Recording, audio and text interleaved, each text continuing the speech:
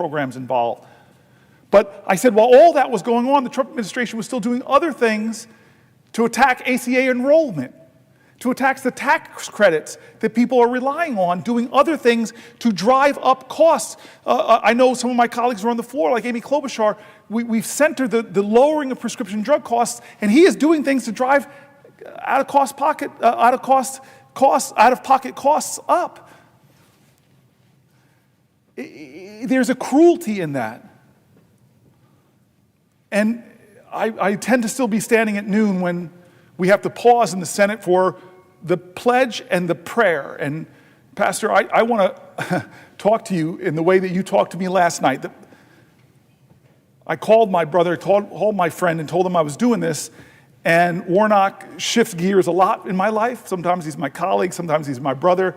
Sometimes we talk about the state of two unmarried guys in the Senate. I don't mean to put you on blast, sir. But the bald-headed caucus. But the one time you shift those gears into being my pastor and my friend, we prayed together last night. And most Americans identify in our faith, Christian faith. And you and I know, I would yield for you to ask a question, but I'm yielding just to have you talk about Matthew 25. Right. I'm a Matthew 25 Christian. You and I both, that's what we hold in common. And it's a long chapter, but the section we're talking about, yes, in Matthew 25, Jesus says, I was hungry and you fed me. I was thirsty and you gave me something to drink. I was sick. What were you? I was in prison and you came to visit me and someone asked, Lord, when were you sick? When were you in prison? When were you an undocumented immigrant? Yes, yes. And the answer comes, inasmuch as you've done it to the least of these, you've done it also unto me. Another part of that text says, and when you don't do it for the least of these, you don't do it for me. The scripture says that the one who gives to the poor lendeth to the Lord. This is holy work. Sir, my friend, I don't understand how a nation could allow a president to be so cruel that he would take away health care from people struggling with children that are facing the worst of health challenges, people who have a spouse, like the person who wrote me. No, it wasn't the spouse. She wrote me herself. She had Parkinson's. I got upset because that's how my father died. And I watched for year after year after year how it affected my family, how it demanded from my mother, how it cost thousands of dollars for his care. And thank God we had the privilege, but this person was writing because they were afraid and they didn't of what the costs would be. How can our country say that kind of cruelty? How can a nation with a majority of its people are people of faith, be they Muslims or Jain or Baha'i or Hindu or Jewish, how can the central precept of our country, founded on principles that are reflected in the good book, how could we say that we should cut health care from the sick and the needy to give bigger tax cuts to Elon Musk? Well, the senator from New Jersey. I will yield to you, my brother, while retaining the floor. You know, this is the reason why every Sunday and every weekend when I leave here, I return not only to Georgia, but I return to my pulpit. And some folk ask, well, why do you continue to lead Ebenezer Church? I return to my pulpit every Sunday because, notwithstanding wonderful people like you, I don't want to spend all my time talking to politicians. I'm afraid I might accidentally become one. And so I want to connect and check in with ordinary folks because I was focused on this healthcare issue long before I came to the Congress. Dr. King said that of all the injustices, inequality in healthcare, he said, is the most shocking and the most inhumane.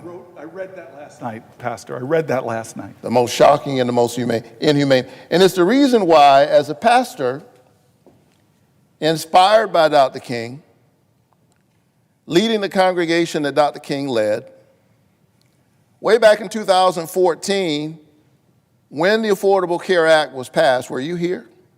You came after. I came after. You came right after that. I got arrested in the governor's office in Georgia fighting for health care. I didn't know you were a two-time arrestee, man. I got a long record, brother. But all for good trouble. All for good trouble. Good trouble. Good trouble. And we had a 1960 sit-in in the governor's office. Waves of us got arrested. They arrested one wave, and then another wave came, and another wave came. And we were trying to get Georgia to expand Medicaid. Yes, I remember that. We had passed the Affordable Care Act here, but Georgia was digging in its heels and saying, no, we're not going to expand Medicaid. And so when I got here, Senator Klobuchar, I made it a priority of mine to get incentives for Georgia to expand Medicaid. And you remember, I went to our caucus. Yes. And I said, look, Georgia and about 9, then 10 other states have not expanded. They should have done it a long time ago. Let's see if we can make it even easier for them. And as a freshman senator, I was able to convince our caucus to give $14.5 billion for non-expansion states, which includes $2 billion just for Georgia, to incentivize Medicaid expansion. Why? So that working people in the gap, people who literally go to work every day, can get health care. Georgia has left that $2 billion sitting on the table and almost 600,000 Georgians in the gap. The governor's plan has literally enrolled a whopping 6,500 people in health care. But we've got nearly 600,000 people in the gap. And this is not theoretical stuff. Every time I talk about this, I have to talk about Heather Payne. Because Heather Payne is a resident of Dalton, Georgia. She spent her career taking care of others. She's a traveling nurse.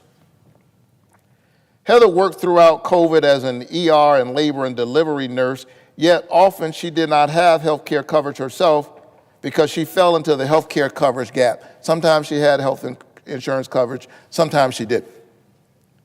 She made too much money to qualify for Medicaid, but the only coverage options available to her were unaffordable, costing anywhere between $500 and $1,000 a month. And so about 2.5 years ago, Heather Payne, a traveling nurse, noticed that something was wrong in her body. And even though she noticed that something was wrong, Senator Klobuchar, she literally had to wait for months before she could see a doctor to save up the money. And then she finally went and saw a neurologist who said, you know what, you've actually had a series of small strokes. And even after getting that diagnosis, she had to put off serious medical procedures because she cannot work as an ER nurse anymore and is still waiting to get approved for disability so she can get Medicaid coverage. And so this nurse who has spent her whole life healing other people can't get health care. I think it's wrong that in the richest country on earth, we don't want to lower the cost of health care for people who are working hard in our communities every day, literally keeping us healthy. I'm going to ask you another softball question, Senator Booker. Should people like my friend Heather Payne have access to affordable health care? Yes. In the first few months of the Trump administration, it's been clear that this administration is not working for ordinary people. Just to try to stay in the parliamentary zone, I yield for a question while retaining the floor. I yield for another question while retaining the floor. The administration is working for billionaires. They're working for people like Elon Musk. Healthcare is a human right. Healthcare is basic. And while we're speaking about health, we've got to cheer on our federal workers who are keeping us healthy. And there are folks in this administration who say that they want to make them the villains. That's what Russell Vogt said, that when they wake up in the morning, we want them to not go to work, our federal workers, because they are increasingly viewed, he said, as villains. I got news for Russell Vogt. The people who staff our VA hospitals are not villains. The people who keep our food safe and our water clean are not villains. The people who keep our military bases operating are not villains. And so we stand with them in this moment because they are indeed keeping all of us healthy. And so in closing, and nobody believes a Baptist preacher when he says in closing, let me say that, again, you're doing holy work here, brother, by holding this floor. You are literally holding vigil for our nation. We are beset by the politics of fear. The scripture tells us that perfect love casts out all fear. We are witnessing again this ugly game, the politics of us and them. And there are a lot of folk who, because so much of what has been going on in our nation across Republican and Democratic administrations, let's be honest, has not been working for ordinary people. And the gap between the haves and the have-nots has gotten larger and larger. And when people are vulnerable, sometimes they give in to the politics of fear, somebody telling them that they've got all the answers. And so we saw this in this last cycle. We're seeing it in this moment in our country, the politics of us and them. And sadly, hardworking, working-class people are waking up this morning and they're discovering that they thought they were in the us. And they're discovering that they're in the them, that the them is larger than they thought. And so we've got to hold vigil for each other, for workers, for women, for immigrants, for immigrant families, for our sisters and our brothers, red, yellow, brown, black, and white, for the aging who need Social Security, for the working poor who need Medicaid, for those who are seeking asylum and they just need a dignified path, for those who've been working here for years and they need a dignified path to citizenship. We've got to hold vigil for each other. And so thank you for this work. This is not the end, but the beginning. The struggle continues. Dr. King said that the true measure of a person is not where he stands in moments of comfort and convenience, but where he stands in moments of challenge and controversy. So thank you for praying for this nation with your lips and with your legs. And I'm going to ask you one last question. Do you intend to keep praying? Amen. Hallelujah. Yes, I do. Thank you for that question. I know there's going to be a question coming to me. I just want to say, pray Isaiah 40:31 for me. I think you know what that is. Got it. I'm going to ordain this man. All right.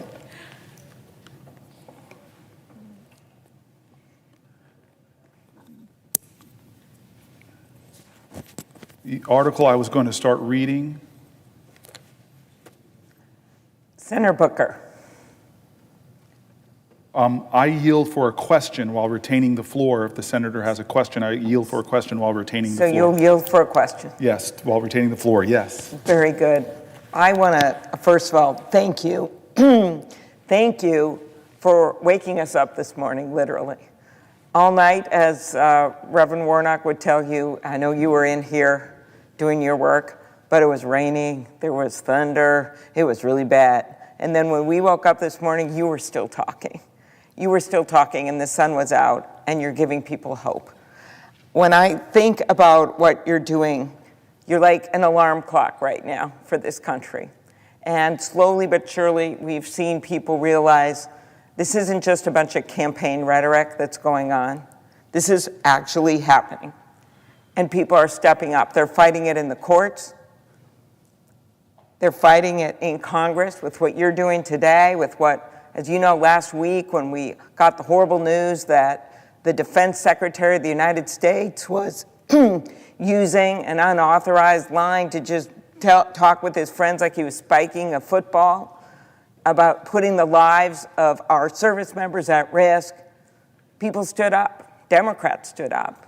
They asked the tough questions. And one of the things that bothers me is that it is so hard to see your way out of it. A lot of people feel like we're just wallowing right now. But what you're telling us today is there is another way.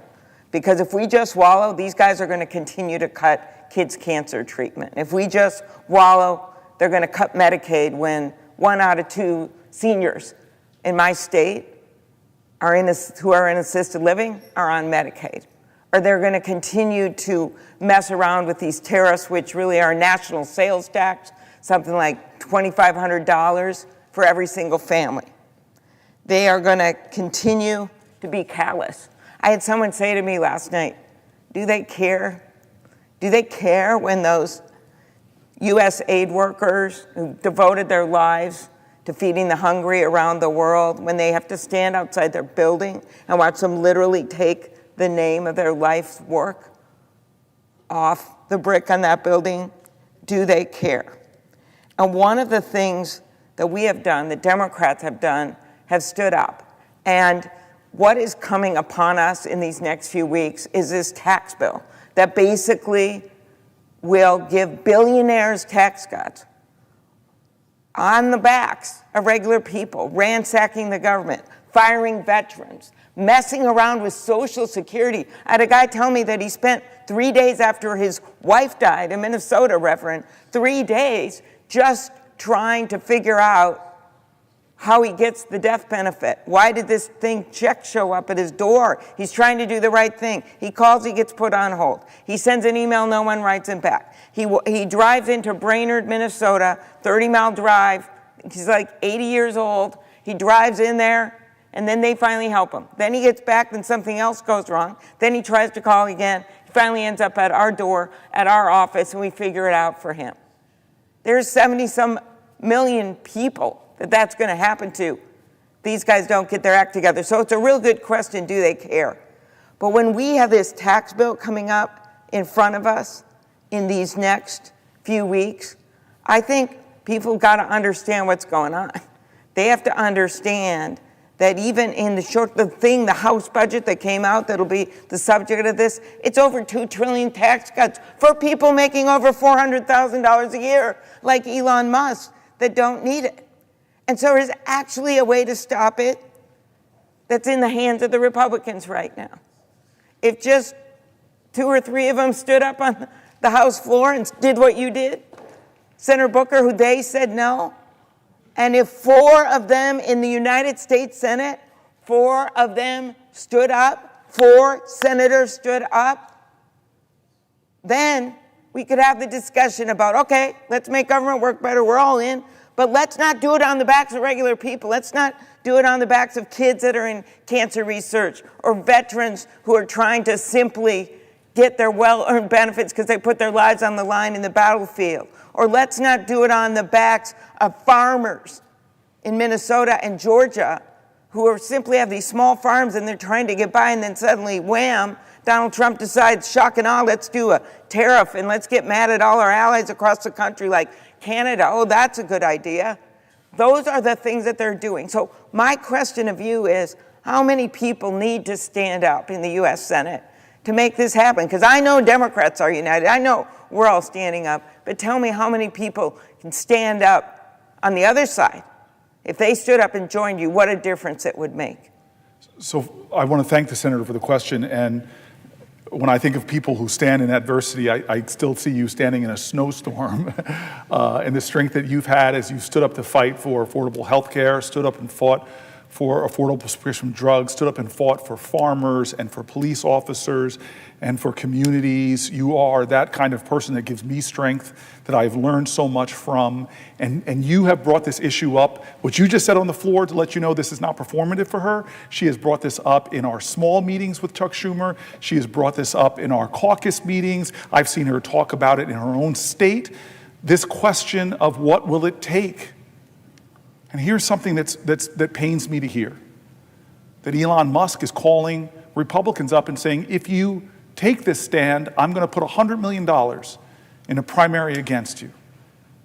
That they are bullying people who dare to stand up and say, maybe this appointee is not the most qualified person you could find to lead this cabinet position, or maybe it's wrong to cut this agency that we together created in Congress.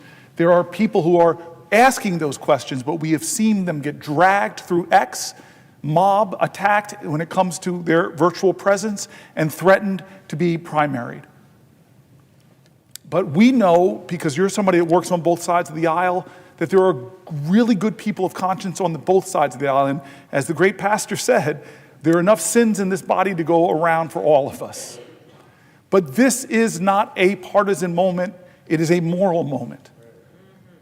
This is not a left or right moment, it is a right or wrong moment.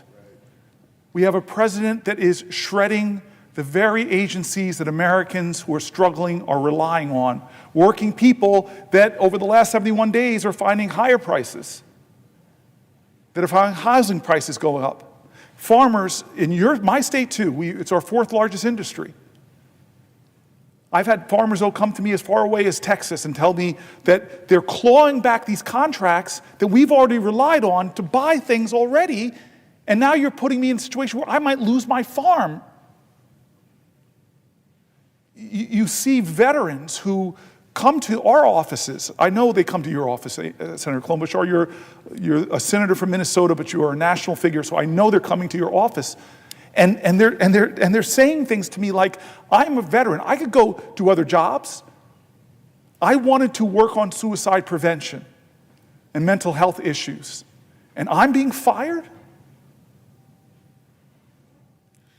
And you said it right. I've heard you say it in private. I've heard you say it in public. I know it irks you because you're one of these sort of balanced people. Okay, we have a big deficit that is a real problem. Maybe they're trying to lower the deficit. But they're not. That's the irony. They're not. They're about to explode trillions of dollars, most of which disproportionately will go to the wealthiest people, as you've been pointing out in our private phone calls over and over again, Senator Klobuchar. And so your question to me is spot on. It's spot on. And it's why I am standing here right now at the top of another hour, because of what you are saying relentlessly, persistently, and unyieldingly. Why are we hurting Americans from our farmers? We just talked about rural hospitals here for about 20, 30 minutes and what the threats are to them. We talked about rural social security centers and the threats that are to them. We talked about communities all over our country who are being hurt. And your question, why? To give tax breaks that will disproportionately go to the wealthiest Americans who you and I are not those people that demonize wealth. We don't demonize success. I want more people to start businesses. I want more people to dream of moving on up like the Jeffersons. I want more people to have that vision. I am not one of those people that are going to be mad at you because you're very successful. I'm going to be one of those people that says, you don't need more tax cuts. And we as a society have an obligation to each other, to those farmers, to those rural folks, to the cops I stood with at the funeral of one of their colleagues in Newark 2 weeks ago. We have an obligation to them to help them get equipment, to protect themselves. This country cannot do something that is so monumentally, fiscally irresponsible. Who was the one person in the House that voted, a Republican that voted against it, a guy named Massey? And I watched it. I had to smile and laugh because he said the quiet part out loud. He's sitting there looking at something. I saw him in an interview, and he says, by their own numbers, this doesn't add up. They're adding to our deficit by the trillions. He stayed true to his principles. What happened to all those mighty deficit hawks in the House of Representatives on the Republican side that caved to the pressure of a president? I'm so happy you asked it in the right fashion, as I yield for a question while retaining the floor. Very good. That was perfect. So I think one of the things you talked about was just this deficit and what's happening and what we're seeing with their proposal right now that's going to come right before us. By some estimates, it's going to add $37 trillion, $37 trillion in 30 years as we go ahead. I mean, I literally cannot believe that, when in fact we could step back now and we could say, what things can we do? What things can we do on the tax code? Because there's a whole lot of things we can do to strengthen Social Security, strengthen what we have in our government. And what really, when you step back and look at the economy, and I heard this the other day on a business channel, just about a month or two ago, man, we were coming out strong. We are a country that came out of the pandemic in a stronger way than so many other countries did around the world. We're ready. Inflation was at least steady, and it was starting to come down here. And now all of a sudden, we see chaos is up, corruption is up, and yes, costs are up. Ask anyone at the grocery store. And one of the problems when you look at what we could be doing to address the debt is that the proposals out there are just going to make it worse. That means more interest payments. That means more interest payments on the backs of regular people, and that means less we can do to help them as we look at what's happening right now. And one of the things you raised, Senator Booker, which I appreciate how much you know about this, is just this prescription drug negotiation and Medicare. So what do we finally do? So decades before you or Senator Murphy or Senator Warnock got here, before I got to this place, they made a sweetheart deal with the pharmaceutical companies, and they actually baked in so that they didn't have to negotiate prices for 73 million people, and anything. They could just charge whatever they wanted for these prescription drugs. What happens? Well, guess what happens? Suddenly, the drugs for our seniors are 2-to-1 what they are in places like Canada, our neighbor, our friend. 2-to-1 what they are over there. You got people driving up to Canada from Minnesota because we can see Canada from our porch. And they are like going up there trying to get less expensive drugs. And then they figured, what's going on? So a whole bunch of people started to say, let's look at this. It took years to get this done. Finally, we passed a bill it said they've got to negotiate. And we took the first 10 drugs. And the last administration got to pick those drugs, and they picked blockbuster drugs. Drugs like Eliquis, drugs like Xarelto, drugs like Januvia, Jardiance. I memorize them because I can always find people that take them. I don't make them raise their hand, say they take them. But these are blockbuster drugs. And they reduced the price by like 70% for our seniors. That's going to kick in soon, but not if this administration messes it up.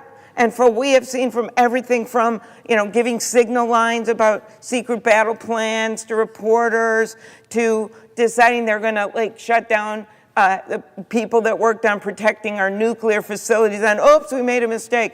Or how about when they said, okay, we want to do something about avian flu, but we're going to fire all the people that work at, oh, no, we're going to fire them back. We're going to hire them back. That's what's been going on right now. So when I look at this really complicated prescription drug negotiation where you're taking on some of the biggest companies in the world, I say to myself, okay, so our Secretary of Health, Kennedy, he won't even agree, and when he's asked under oath if he's going to keep this up. They fired a bunch of people that would work on it. They haven't shown they're going to keep this negotiation going. Meanwhile, we've got put in place a $2,000 cap for our seniors out of pocket on drug costs under Medicare. That's really good. We put in place that insulin limit on $35 a month, and we thank Reverend Warnock, and we thank you, Senator Booker, Senator Murphy, everyone that worked on that. We got that in place.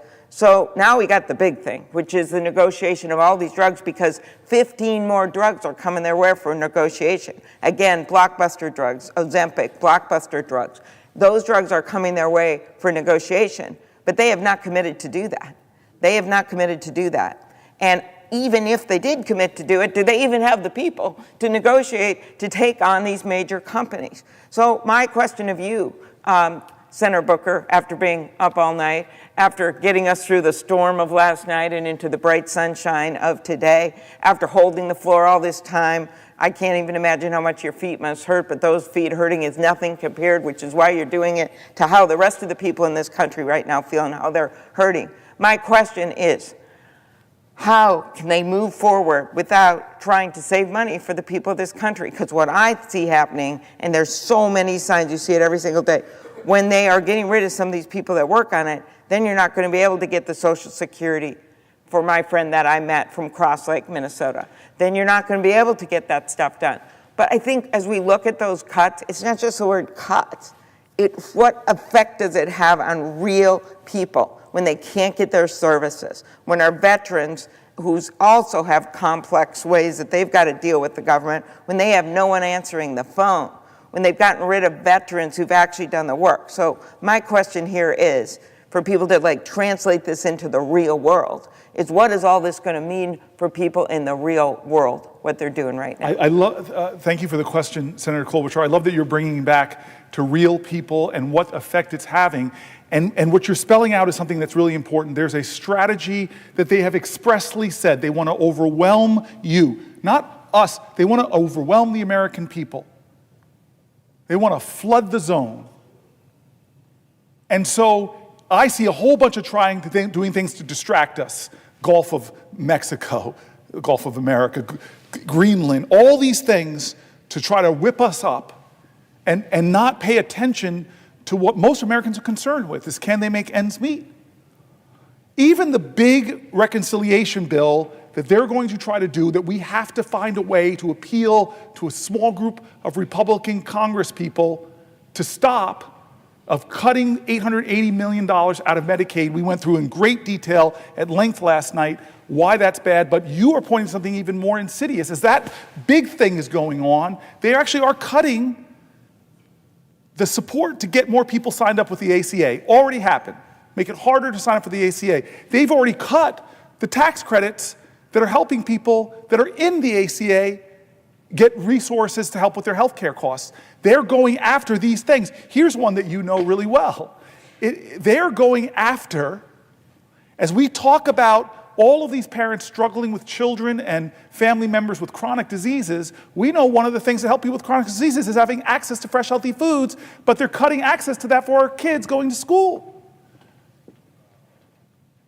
This administration has not only overseen in 71 days a rise in inflation, a rise in the cost of groceries, a lowering of people's 401ks with the stock market going down. It's not only bringing economic chaos, but they are already hurting people on their basic delivery of their services, from taking thousands of jobs out of Social Security, making it harder for people who have some problem to get it solved, to the VA, to the ACA. Will the Senator yield for a question? I will definitely yield for a question while retaining the floor.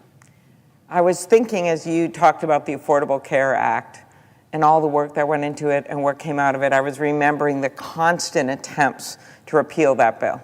I was remembering when Senator John McCain, I think you were here for this, came in and kind of did the unexpected, right? He went in here, he bucked his party, and he said no. He didn't agree with Donald Trump about this. He didn't agree with his leaders on this. He did what he thought was right. And my issue is that we all have those moments where we have to make decisions about what we think is right. And I think about Donald Trump, and that's just this week, he said he wanted to violate the Constitution, which he says practically every single hour, but he said that he would try to serve another term, that he would do this, he would do that. He is literally treating this presidency like he's the king, and I guess Elon Musk is thus the court jester at his side, or the White House IT guy. But the point is that he's treating this like a king, and you serve on the Judiciary Committee. You are a student of history. You're also a scholar in terms of understanding this government and how it works. And I think one of the things that's most unsettling for people that they just don't understand is how you could have a president in place that doesn't respect that democracy. I remember when we all gathered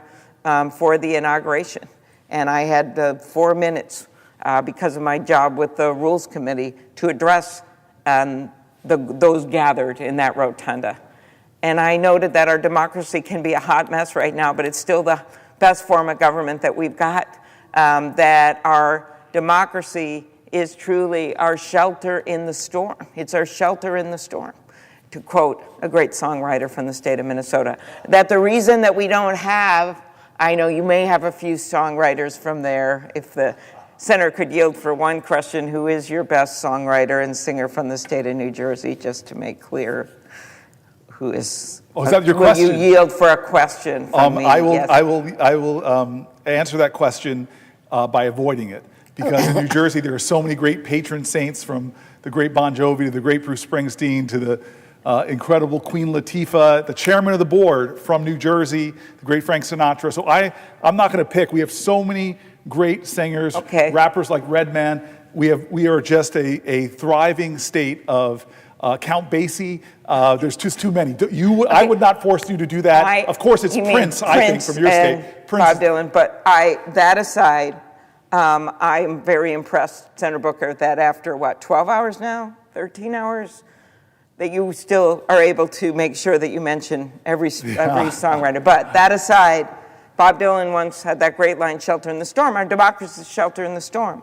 And then I noted that day that in some countries, presidential inaugurations, they're held in gilded palaces, not in the United States of America. In the United States of America, it's held in the People's House. That's what you're doing right now, Senator Booker, because the People's House is where the action should be. That's Article 1. And the Constitution specifically says here, we have equal branches of government.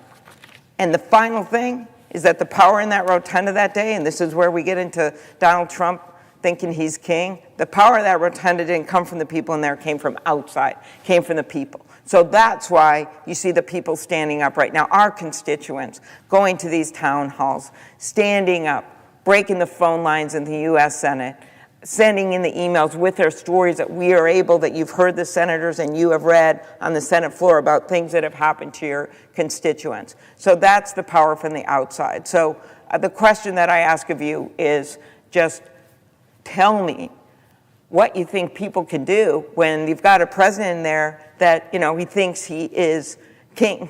And he thinks that a democracy is just something that he can just shove aside and say whatever he wants and break whatever rule that people depend on, that they depend on to be able to vote, to be able to participate and have their case made. Tell me what you think. What's the answer to that? Thank you, Senator. I'll answer that. And I see Ron Wyden has come to the floor, who's, for both Amy and I, one of the chair people or at this point ranking members of one of the great committees. To Amy Klobuchar's question, I read a lot of angry letters.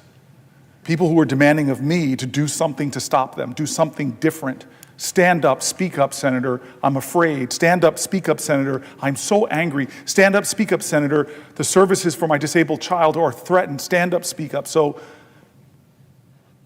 it's one of the reasons why I'm doing this, why my staff and I talked about this for so many days, to do something to let our constituents know, to elevate their voices on the floor, to read their letters, to read their statements, not just New Jerseyans, but like you, the hundreds and hundreds of people that are calling us from other states.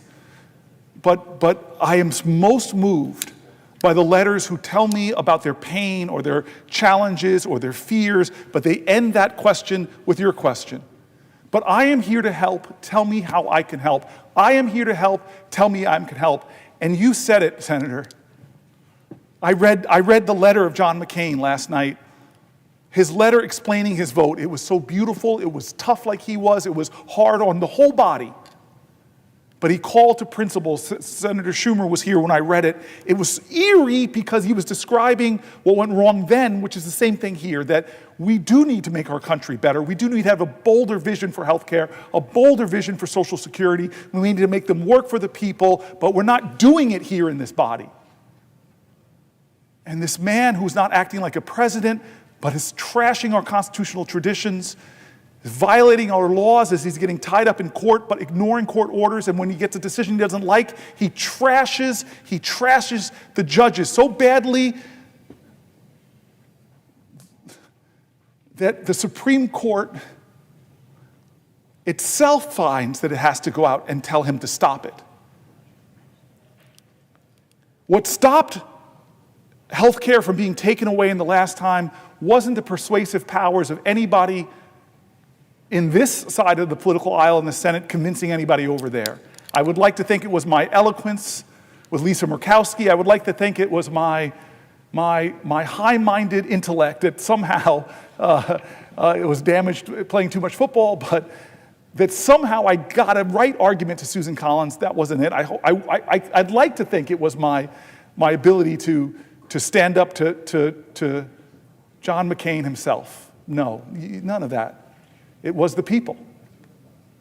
It was the people. You remember the little lobbyists in their wheelchairs rolling up to senators and speaking their heart, telling them of their pain and their fear. It was people coming here and marching, people coming and flooding the calls like they're doing now, people writing letters, people marching, people in their states from all political spectrums coming in and saying, this is wrong, this is wrong, this is wrong.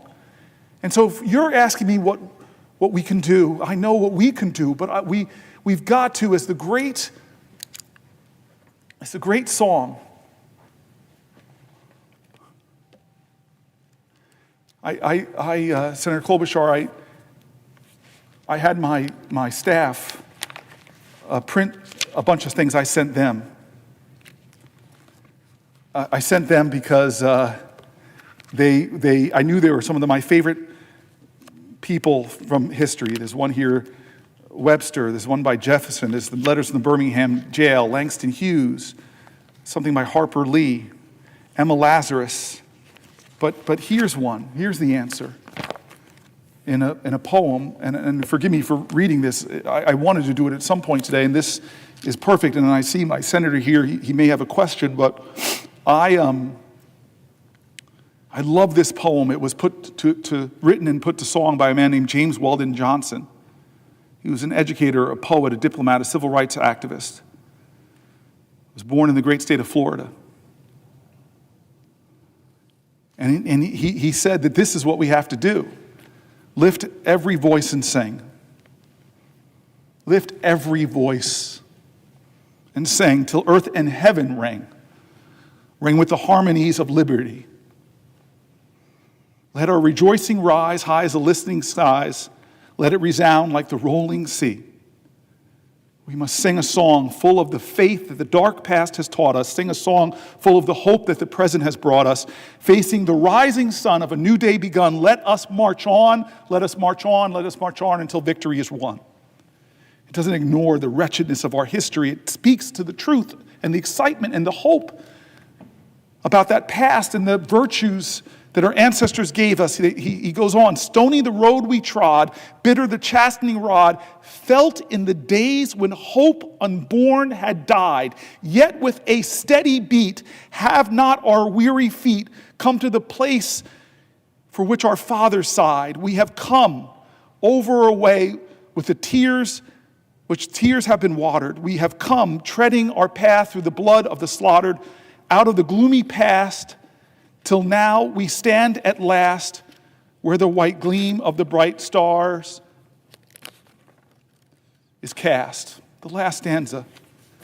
God of our weary years, God of our silent tears, thou who hast brought us thus far on the way, thou who hast by thy might led us into the night, keep us forever in the path we pray, lest our feet stray from the places, our God, where we met thee, lest our hearts, drunk with the wine of the world, we forget thee.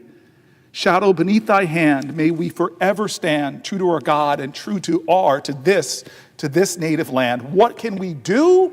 Is do like our ancestors did. What can we do? Do like the people who never gave up, who, even when this country that they loved didn't love them back, they kept fighting and kept pushing. And we know that, Senator Klobuchar, because we've witnessed that. In my time in the Senate with you, we've seen the most amazing, shocking moments with an Obergefell case at the Supreme Court, recognizing the humanity, the dignity, and the equal rights of LGBTQ Americans to have love and marry. We've seen fights in this time that we've been here, where we've seen victories on health care that made such a difference in people's lives. We've seen the fights while we've been here, some of the most painful moments where we've seen the arc of the moral universe bent, not by the people here, not by the people in this body.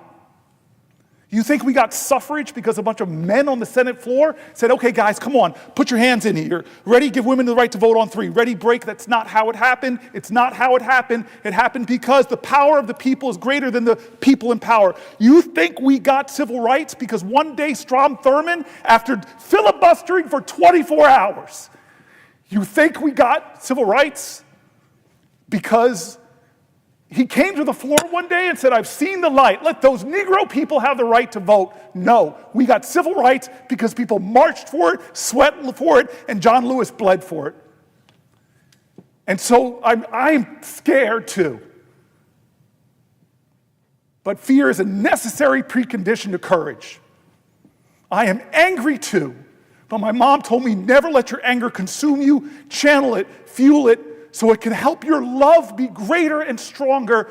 Amy Klobuchar, that's what this moment needs. And our job in this body is to be truth tellers. Our job, just as you said so brilliantly, is to elevate the voices of the people of the country, because you're right, Amy Klobuchar, this is the people's house. It's Article 1 of the Constitution, and it's under assault. Article 1 is under assault. Our spending powers, or budgetary powers, the power to establish agencies like the Department of Education and USAID. It's under assault by a president that doesn't respect this document. And how do we stop them? I'm sorry to say we hold powerful positions. We are elected by great states, but we're in the minority right now, and you spelled it out at the beginning of your questions to me. It will take 3 people of conscience on that side. It will take 4 here. I'm going back to my book because there's somebody that you know. I don't know if my staff put it in at the last moment. Yes, they did. Margaret Chase Stevens, who you know. Margaret Chase Smith, excuse me. A U.S. Senator from Maine, a Republican. When a demagogue had rose in the land exploiting people's fear, deporting Jews who were not citizens of this country because they were accusing them of being communists, at a time that this body was being twisted and contorted to the will of a demagogue, where nobody had the courage to stand up. It was a woman from the Republican Party that stood, I don't know, somewhere in this body. Her feet might have been tired, her heart might have been hurt, she might have been afraid of the consequences to stand up to people preaching the Red Scare.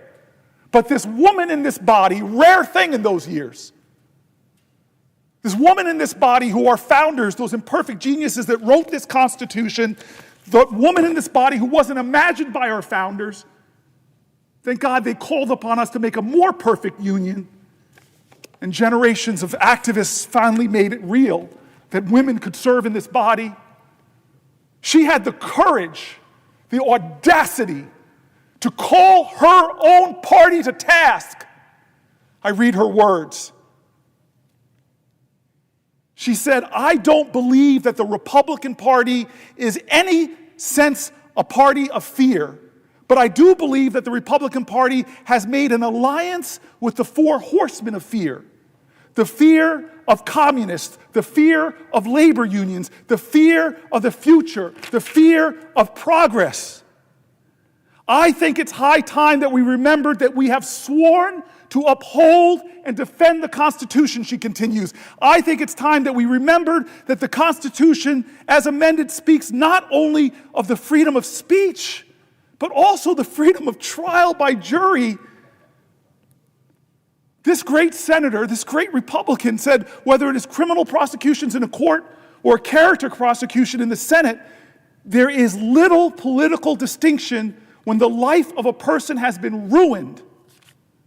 Those of us who shout the loudest about Americanism in making character assassinations all too frequently, those who, by our own words and acts, ignore some of the basic principles of what it means to be an American.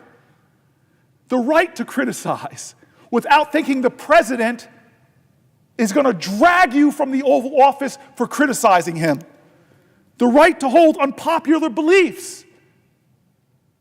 That if you have beliefs that I find contemptible, it doesn't mean that I can disappear you from a city street.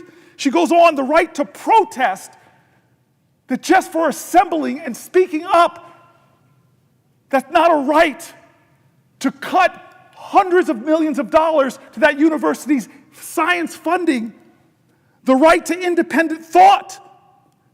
The exercise of these rights should not cost one single American citizen his reputation or his right to a livelihood, nor should he be in danger of losing his reputation or livelihood merely because he happens to know someone who holds unpopular beliefs, like a law firm that represents suing the president and now has their very firm, their very livelihoods, the legal secretaries and others, come after them. Margaret Chase Smith goes on to call her party to be a woman of conscience, to stand up and say, I quote, "The American people are sick and tired of being afraid to speak their minds, lest they be politically smeared as communists or fascists by their opponents. Freedom of speech," she says, "is not what it used to be in America. It has been so abused by some that it is not exercised by others. So dear God, if I stand up in this body and say it is wrong to put Pete Hegseth in the cabinet as Secretary of Defense because he's unqualified, look at a Signal chat to see how unqualified he is." Margaret Chase Smith continues, "As a Republican, I say to my colleagues on this side of the aisle that the Republican Party faces challenges today that is not unlike the challenges it faced by Lincoln back in the day. The Republican Party so successfully met that challenge that it emerged from the Civil War as the champion of a united nation. In addition to being the party which unrelentingly fought loose spending and loose programs. I doubt if the Republican Party could do so simply because I do not believe the American people will uphold any political party that puts political exploitation above the national interests. Surely we Republicans are not so desperate for victory. I do not want to see the Republican Party win that way. While it might be a fleeting victory for the Republican Party, it would be a more lasting defeat for the American people," she says. "Surely it would ultimately be suicide for the Republican Party and the two-party system itself that has protected American leaders' liberties from the dictatorship of a one-party system."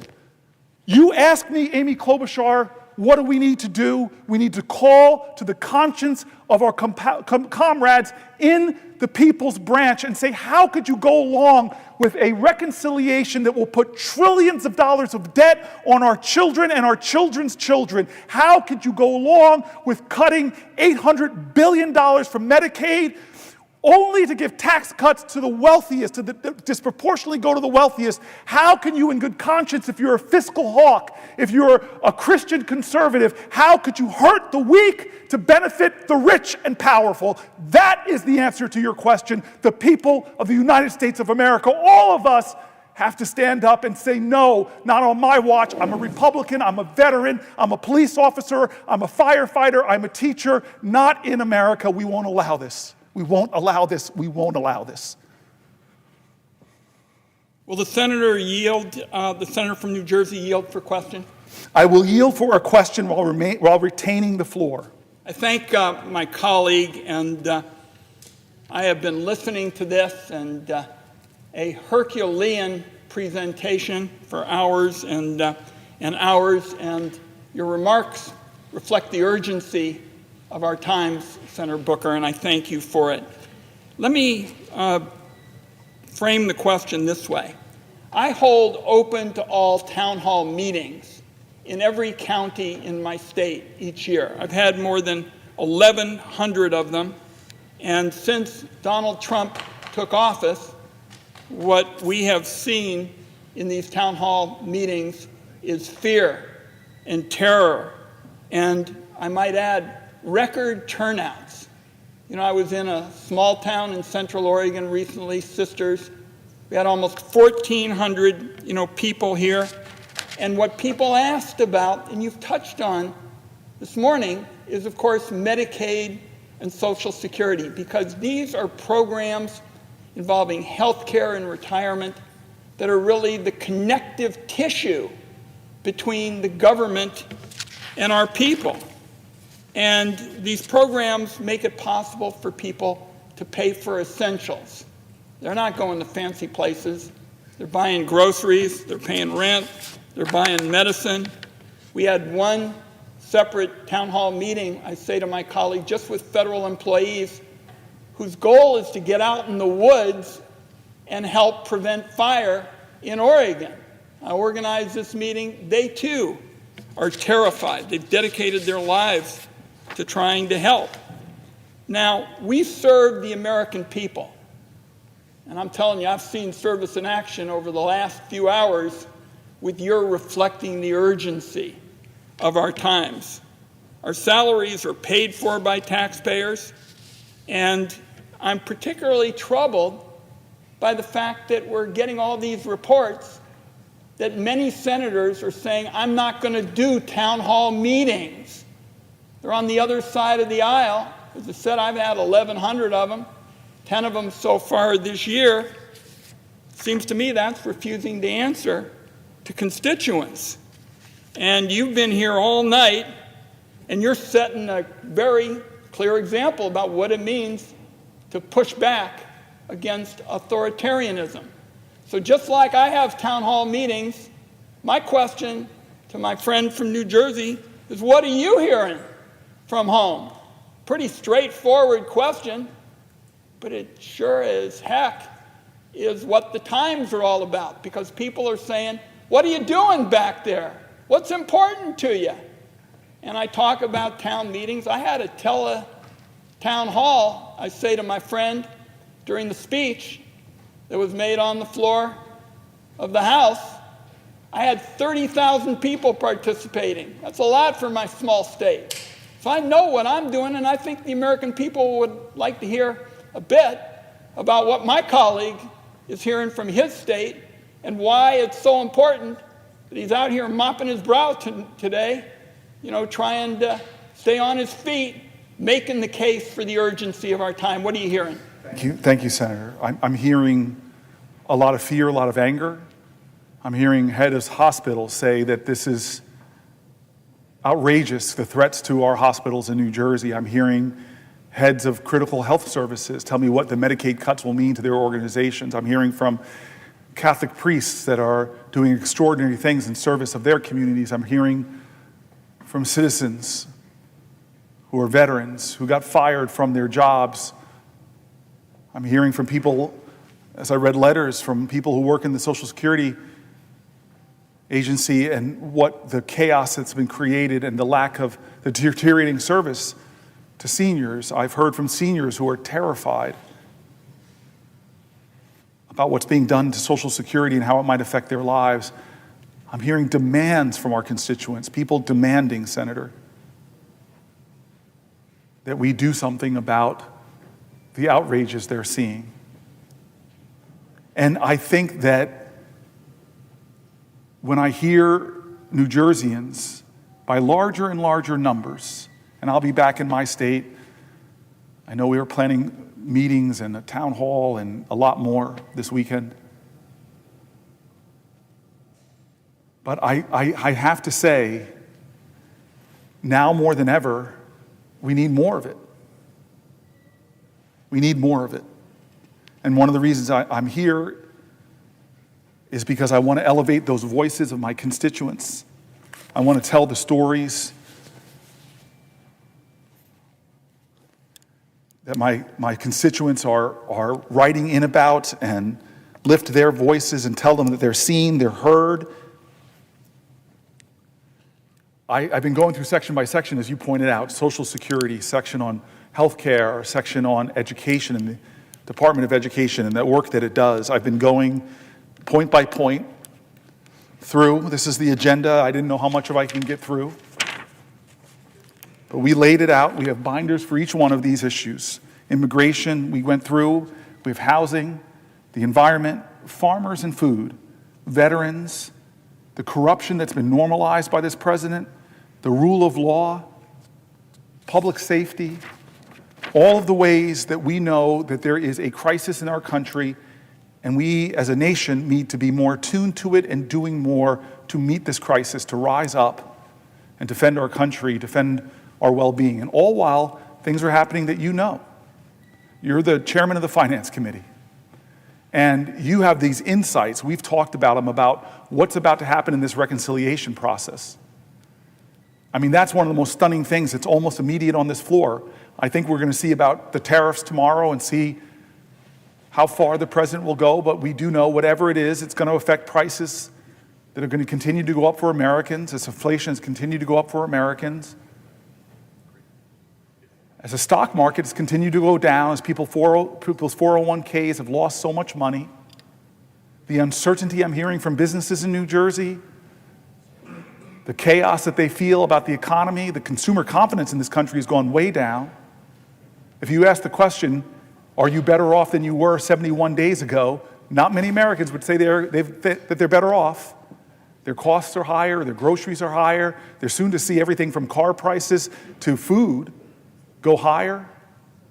Their retirement security is under attack. Their health care is under attack. They're losing their Department of Education. They're less safe from infectious diseases abroad. There's so many things that we have to talk to and try to stop. And you're our leader on the Finance Committee, and you know that the tax thing they're trying to run through this now, I'm trying to get my head wrapped around these wacky parliamentary things that even the podcasts I listen to in the morning to inform me say they even spoke about this years and years ago, but they said, oh, this is too crazy, we can't do this. To try to tell the American people somehow that the trillions of dollars of tax cuts that we're going to give disproportionately to the wealthiest people of all, oh, there's nothing to see here that has a zero impact on the budget, so we can do it through reconciliation. That is the biggest hocus pocus, manufactured artifice that I've ever seen to obscure the truth in America. That what the Republicans are trying to do is cut massively into health care for Americans in order to give tax cuts to the wealthiest, disproportionately to the wealthiest who don't need it, and to drive up the deficits, making our children and our children's children have a more dangerous economy and higher debt payments to make, debt payments that will skyrocket higher than any expense the government makes. We are literally about to see something go through reconciliation that threatens to sacrifice our children's future so the richest of the rich can get richer. And so I know there's a lot of people who are angry, who are worried, who are feeling overwhelmed, who are struggling to make ends meet, but I know of only one way to do this, and I'm trying to do it myself, is to do things differently, to stand up, to speak up, to not act like this is just normal in our country. There's not a president from Eisenhower to Reagan to Bush on the Republican side that could ever imagine a day where in a UN vote we side with Russia and China against the Western democracies that we saved in World War II, that we stormed beaches of Normandy for, that we did the Berlin airlift for, that we did the Marshall Plan for. We designed the world order, and now we're turning our back on it. We designed the rules-based world order, and we're turning our back on those organizations. From trashing NATO to getting out of the World Health Organization to getting out of the group of countries coming together to deal with climate change. We're not leading the planet Earth anymore. Our allies are saying openly they can't trust us. The quotes are unbelievable by our allies.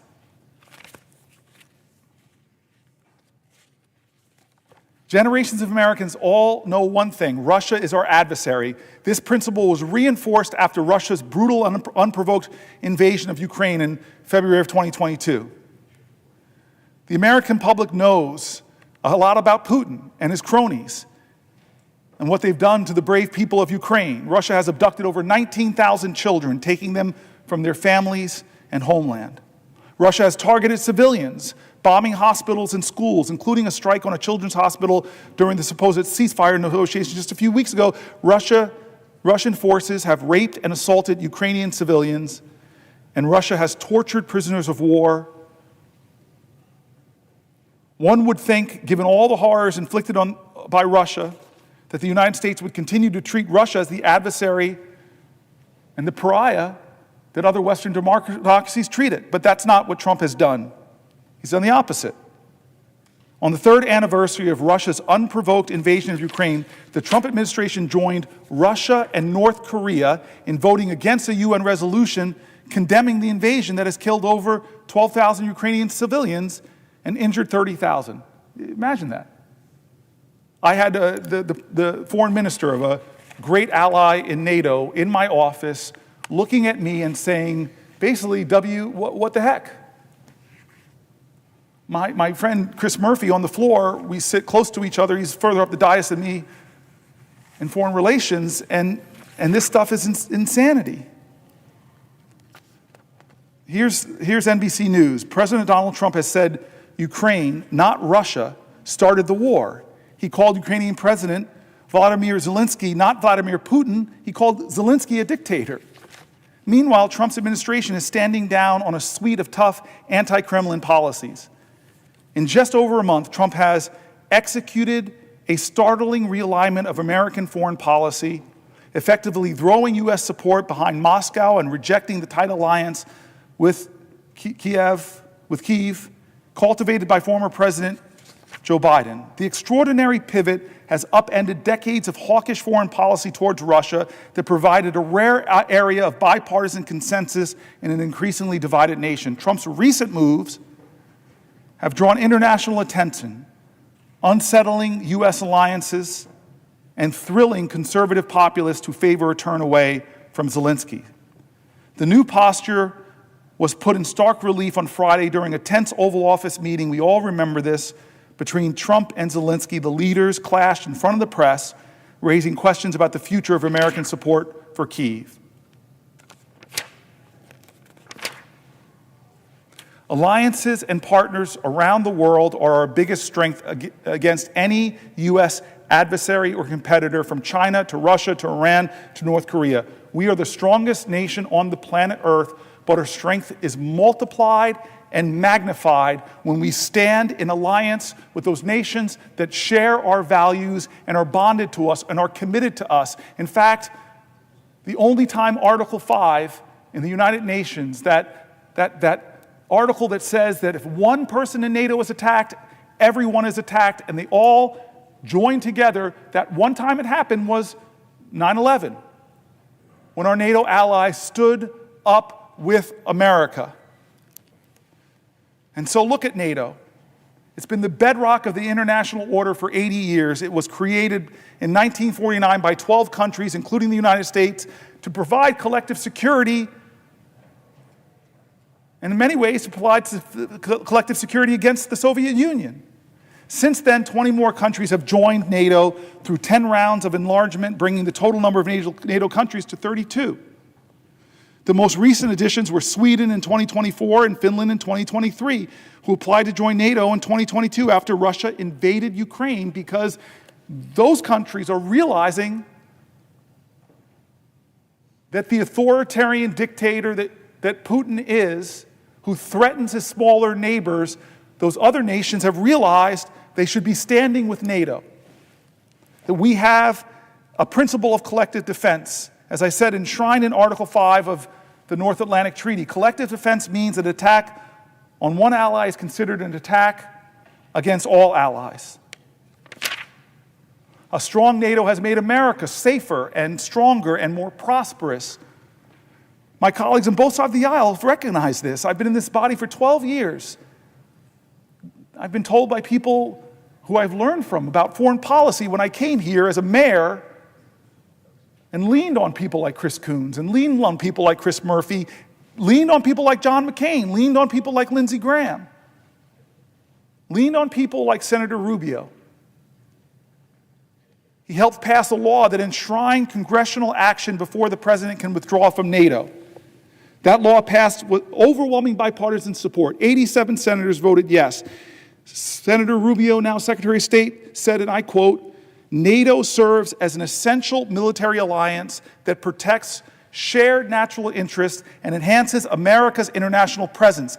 Any decision to leave the alliance should be rigorously debated and considered by the U.S. Congress with the input of the American people." 2 weeks ago, though, on March 19th in 2025, in response to news that the Pentagon may give up the role of supreme allied commander in Europe, a position held by an American general since the NATO alliance was formed in 1949, Republican Senator Wicker and Representative Rogers signaled their oppositions in an extraordinarily joint statement warning to Donald Trump that change would, quote, risk undermining American deterrence around the globe.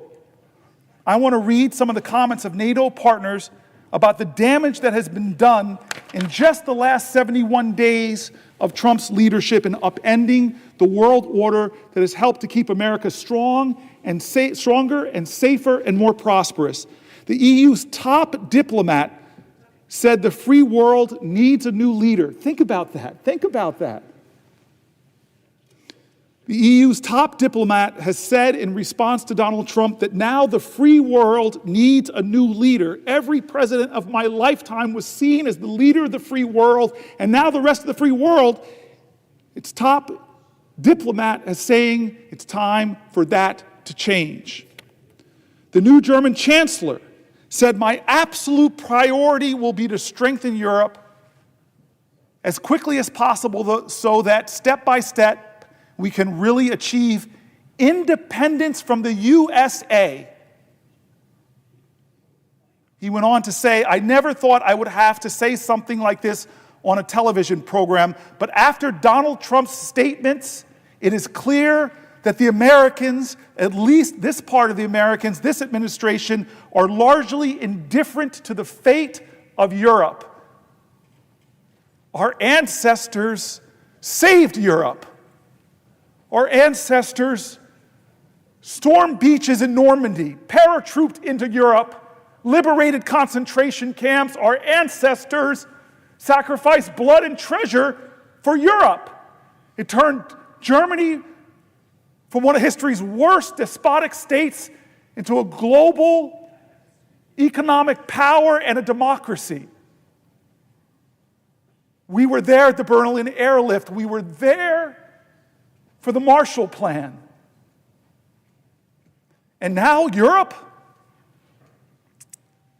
is saying it is clear that the Americas, at least that part of the Americas, this administration, are largely indifferent to the fate of Europe. That is not true. That is not true. And as long as I have breath in my body and blood in my veins, I will join with the other people on both sides of the aisle. God bless you, Roger Wicker, for standing with the understanding that America is the strongest nation in the world, but our strength is multiplied and magnified when we stand with our allies from Germany to Japan, from Australia to Iceland, that when our country stands up, we don't bully our neighbors like Canada, we don't threaten our allies like Iceland, like Greenland, we don't threaten smaller, weaker nations like Panama, we don't upend the world order.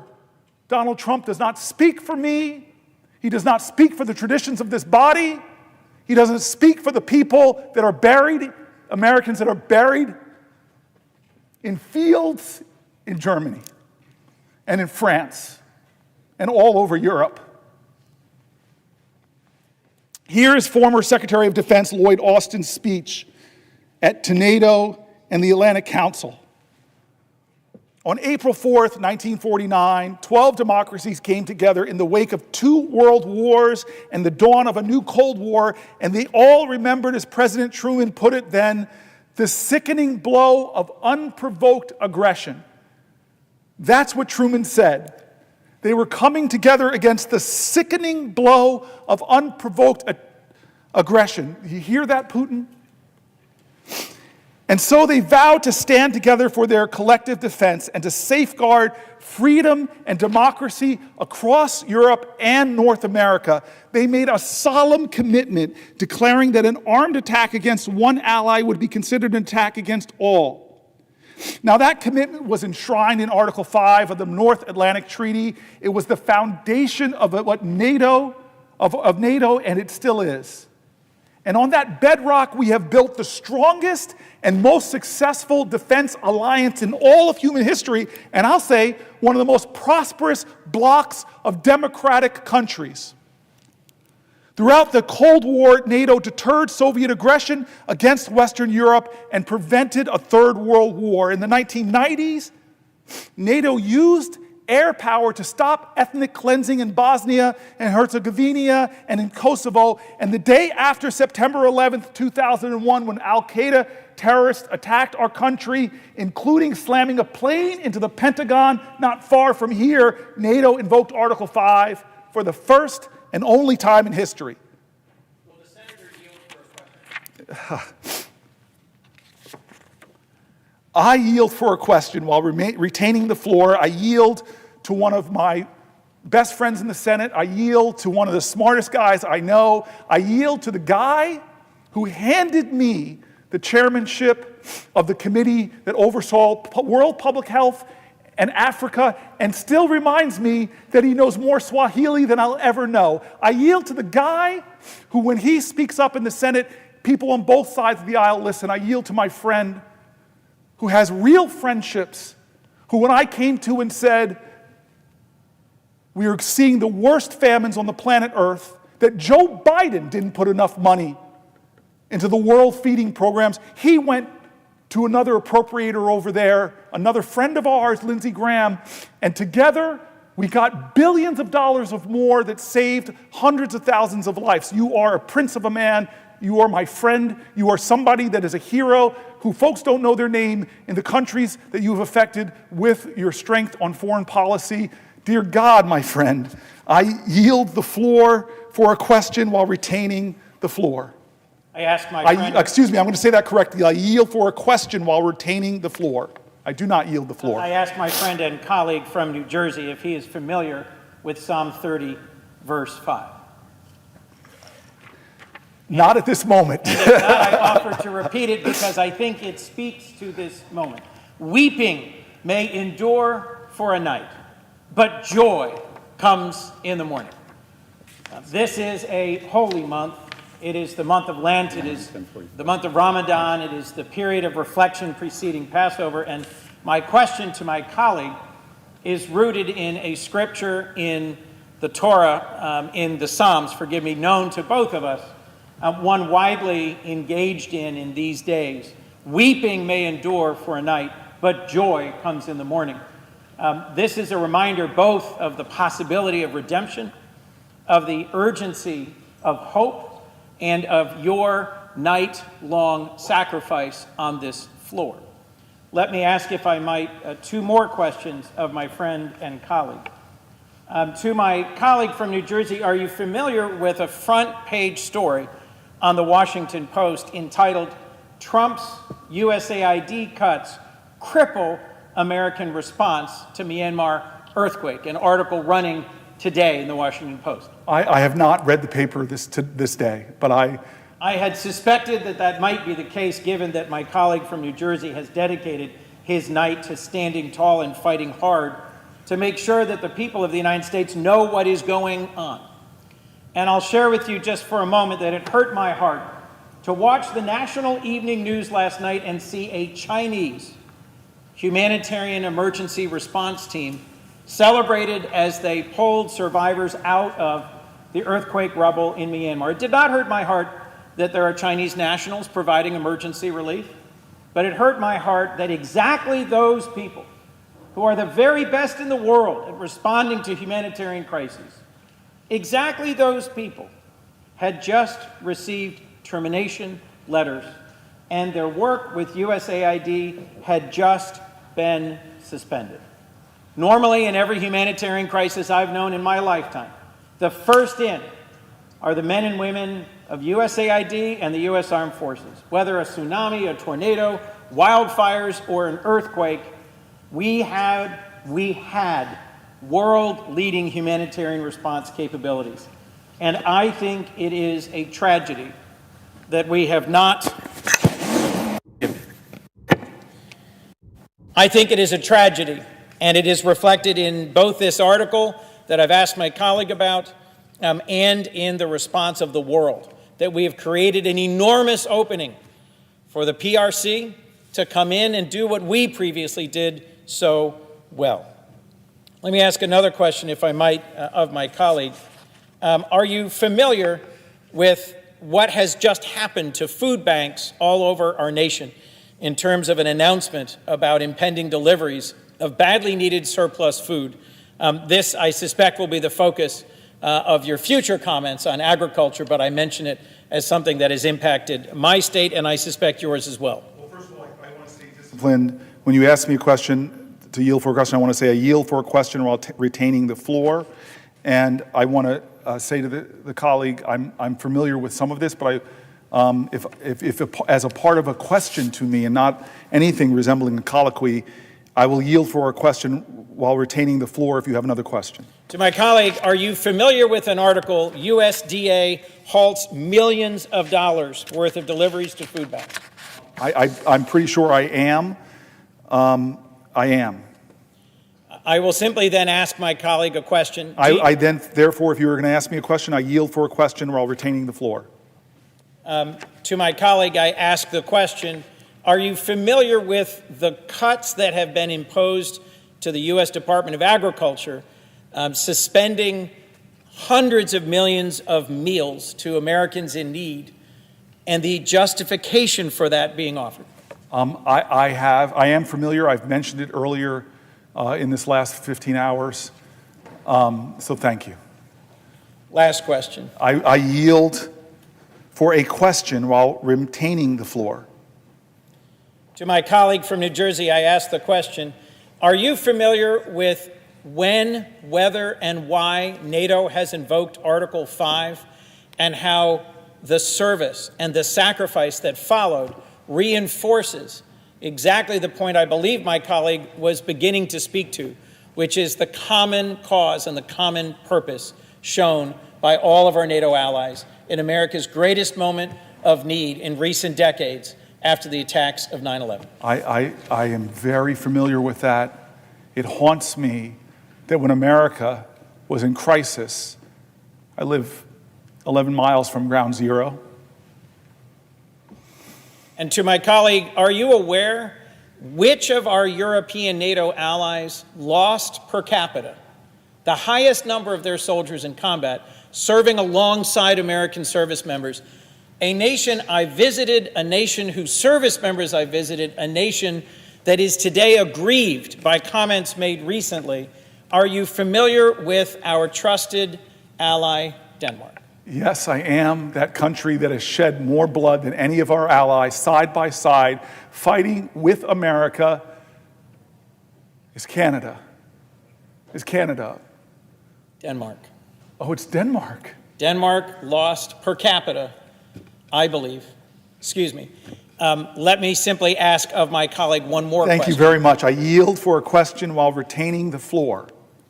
Is my colleague aware that broadly distributed across our NATO allies is service and sacrifice, including the loss of their troops in combat, and that every single loss in combat was a loss of great service and sacrifice by our NATO allies?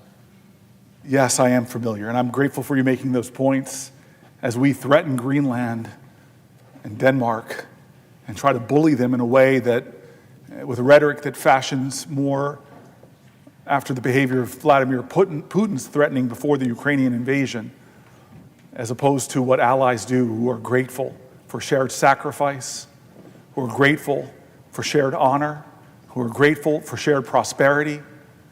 What is happening right now to me is shameful. How we're treating our allies is unacceptable, and the tariffs that will be imposed will indeed hurt Canada and other NATO allies. But they will hurt us in the long run more, not only in the immediacy of the driving up of prices for Americans. What the president is doing as he turns his back on Republican traditions and American and Democratic traditions, it's going to hurt us more as a nation in the long run, as other countries look to other places for leadership of the free world. Will my colleague yield for another question? I yield for a question while retaining the floor. Is my colleague familiar with the testimony of General Jim Mattis, a decorated 4-star Marine Corps general who served as Secretary of Defense in the previous Trump administration, who testified about what the consequences would be if we were to defund development and diplomacy? I hope that the colleague of mine, who again has been a mentor or friend on all things foreign policy, my belief is that he's referring to when General Mattis sat before the United States Senate and said very pointedly, if you cut the foreign aid, if you cut organizations like USAID, if you cut the programs of the State Department, then buy me more bullets. Will my colleague yield for a final question? I yield for a question while retaining the floor. Does my colleague have an opinion about whether it strengthens or harms America in our national security to have an earned reputation as a nation of compassion, a nation that comes to the aid of those suffering through humanitarian disasters, a nation of compassion that provides health care and access for retirement in decency, a nation that cares for the least of these on the margins of the world and that has a just and inclusive society at home? Does my colleague have an opinion about whether it strengthens or weakens our nation at home and abroad to earn a reputation for compassion and reliability, or instead to deserve a reputation for unreliability and cruelty?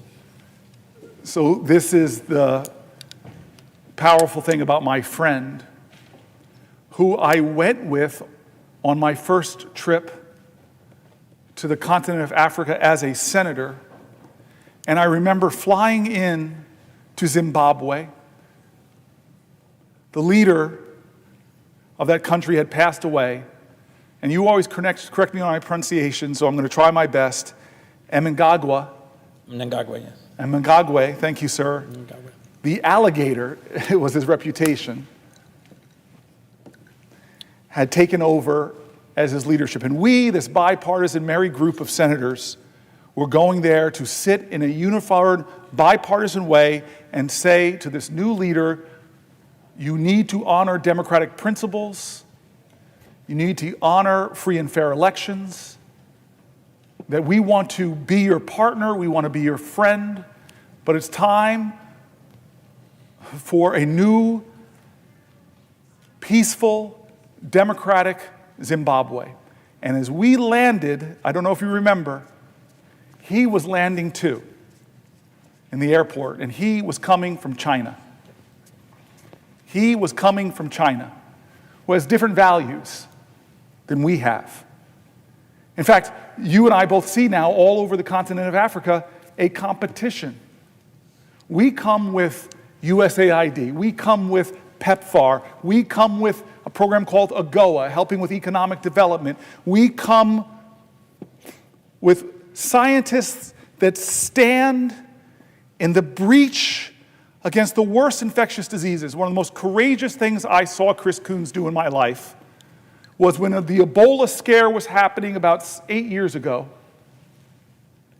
and was starting to show up on our shores. You did something that people were afraid to do. You went to Africa to visit with the people from our country that are there fighting Ebola.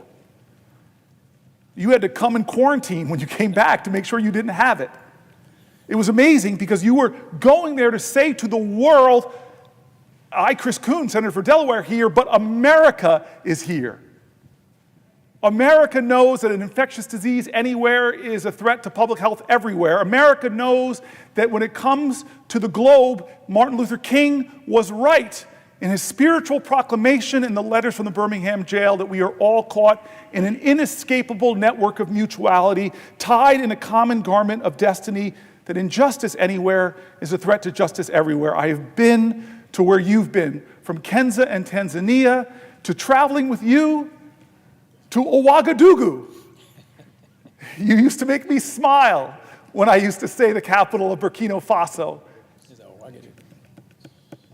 Ouagadougou, my friend. There's a word I learned from a language, the Bantu language. It basically roughly translates into this: I am because we are. I am because we are. America has learned the power of soft power. General Mattis knew much cheaper investment, much more success. String of successes that we've had in the last 25 years have been with our soft power, not with our 20-year wars in places like Iraq and Afghanistan. General Mattis knew that. He gave wisdom. He said, do not cut the State Department. Do not cut USAID. They are making an invaluable contribution to fighting terrorism, to fighting instability, to spreading democracy, to fighting infectious diseases, where we go and stand. But now we're shrinking, we're retreating, we're pulling back, we're cutting aid. And when crises are happening like we're seeing in Myanmar right now, we don't even have the personnel to be there to help people. But you know who does? China. And they show up and they leverage influence. You and I know this in the continent of Africa. They're here, take our money, be in debt to us now, and we have control. By the way, we want a military port here, like they have right next to us in Djibouti. The Chinese are playing a long game, and Trump is playing into their hands and weakening our nation, not just against infectious diseases, not just against the global fight against climate change, not just against the economic opportunities that we're missing out on in the continent of Africa. And guess what? If you don't know this, by 2050, 1 out of every 4 people on the planet Earth will live on the continent of Africa. 1 of every 3 working-age people on the planet Earth will be on the continent of Africa. China's playing the long game.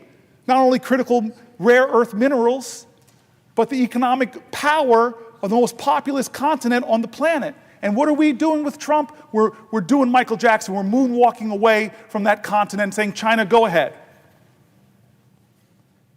I love you, Chris Coons. I am the ranking member of this subcommittee inspired by you, Chris Coons.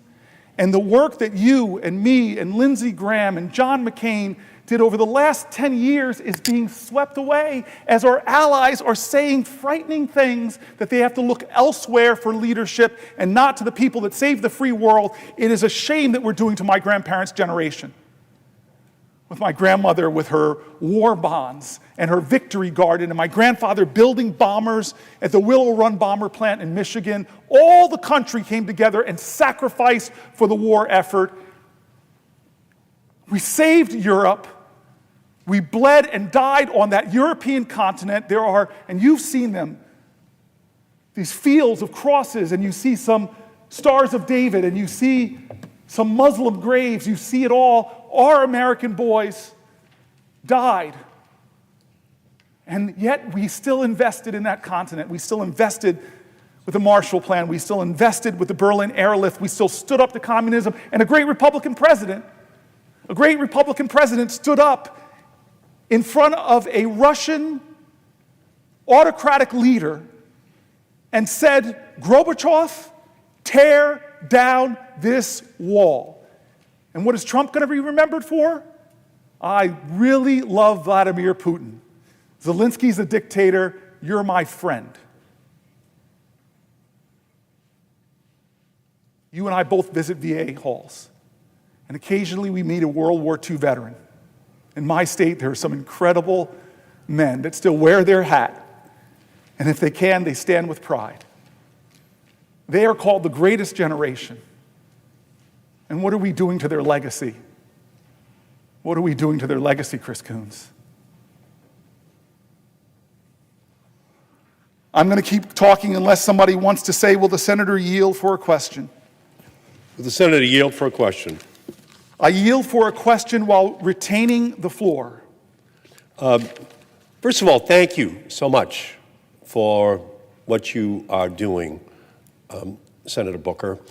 You are drawing our nation's attention to what Donald Trump and Elon Musk and Doge are seeking to do to our country, especially the most vulnerable in our society. And you, Senator Booker, you have been a champion for the poor, for the sick, for the disabled, for those most in need throughout your entire life. That is who you are. You are absolutely a champion for those who need help the most. So as we look at what Donald Trump is proposing, to destroy the Department of Education, just to level it, knowing that Title I money goes to the poorest children in Newark, in Boston, so that they can have as close to an equal footing as is possible so that they too can compete to ensure they enjoy the American dream. To gut Medicaid, knowing that there's 338,000 people just in Massachusetts alone who are on disabilities, who need Medicaid in order to deal with those afflictions which their families need a little bit of help to deal with.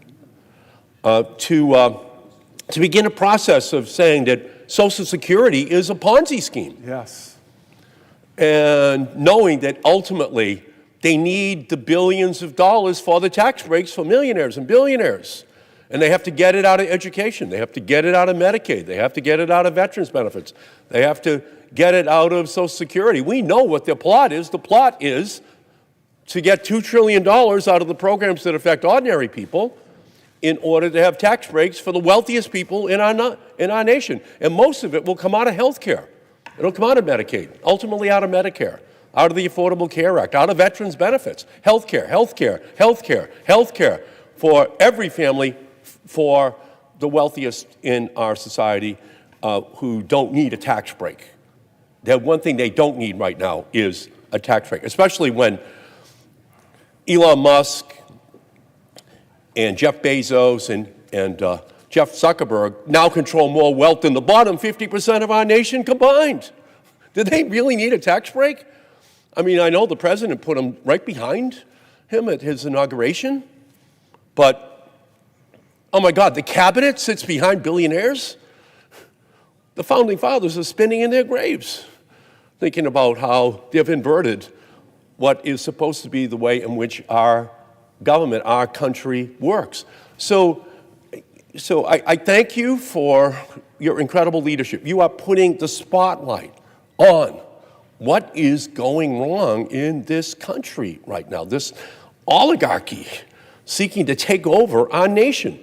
So I thank the senator for what he is doing. It is just so consistent with his whole life, what he stands for on the floor of the Senate today, a conscience for the nation. So can the senator tell the Senate today, the nation, what this could mean if we continue down this path of Donald Trump and Elon Musk and Doge for those families who need help the most in our society? I so appreciate the senator, and I want to tell folks, when I wrote my book, I thought I knew this man here, but I did a lot about environmental justice in my book. I did about a lot of these toxic chemicals out there that are threatening our people.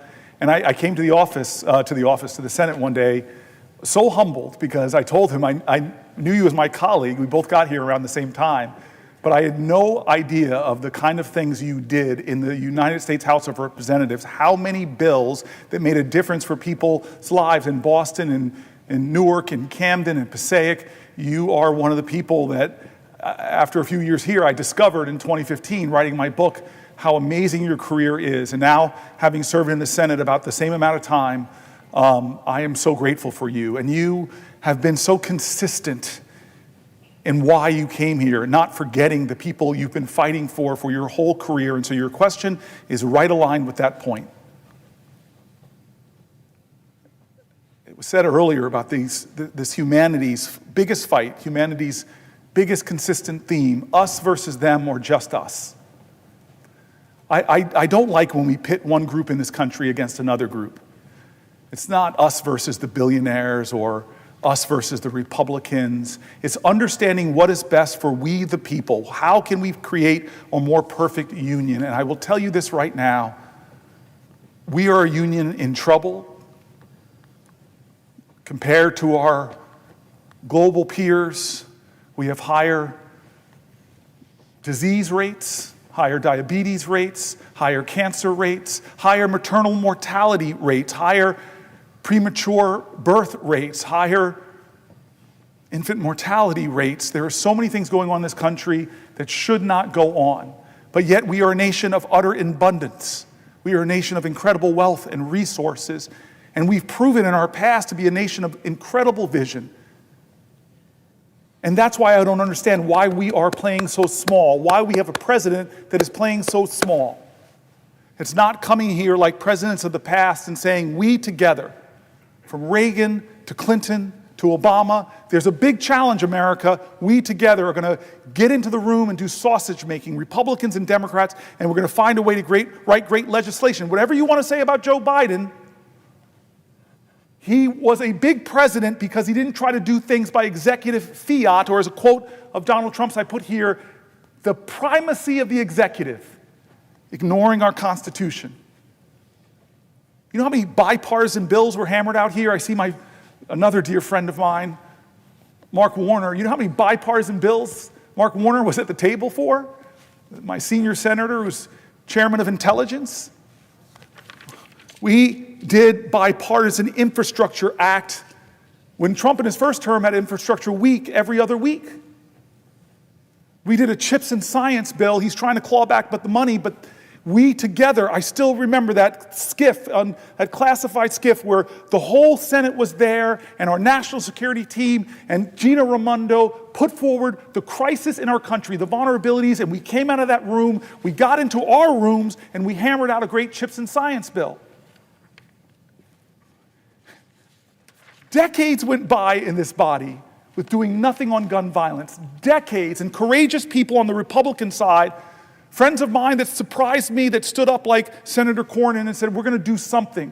I've got my lines, you've got your lines, but let's find the space in the middle. And we did programs, and if you come to New Jersey, the community violence intervention money is lowering murder rates in places like Newark by over 50%, helping to get it done along with our great law enforcement officers. And the incredible thing about that now is Trump is trying to claw back that money, violating the separation of powers, because we decide how we're spending money in America, not the executive. Read the Constitution.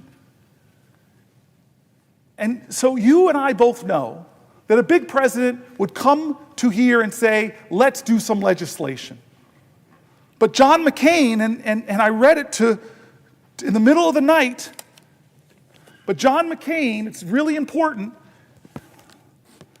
John McCain, I won't read it, but I will tell it, voted against the health care last time, the taking away of health care for millions of Americans, and said that's because of the dysfunction of this body that we don't come together and do something bigger and bolder to provide better health care, to bring the ideas from both sides and expand the opportunities for Americans and replace the imperfections of the Affordable Care Act with smarter and better things. Not Donald Trump. He's repeating why the mistakes,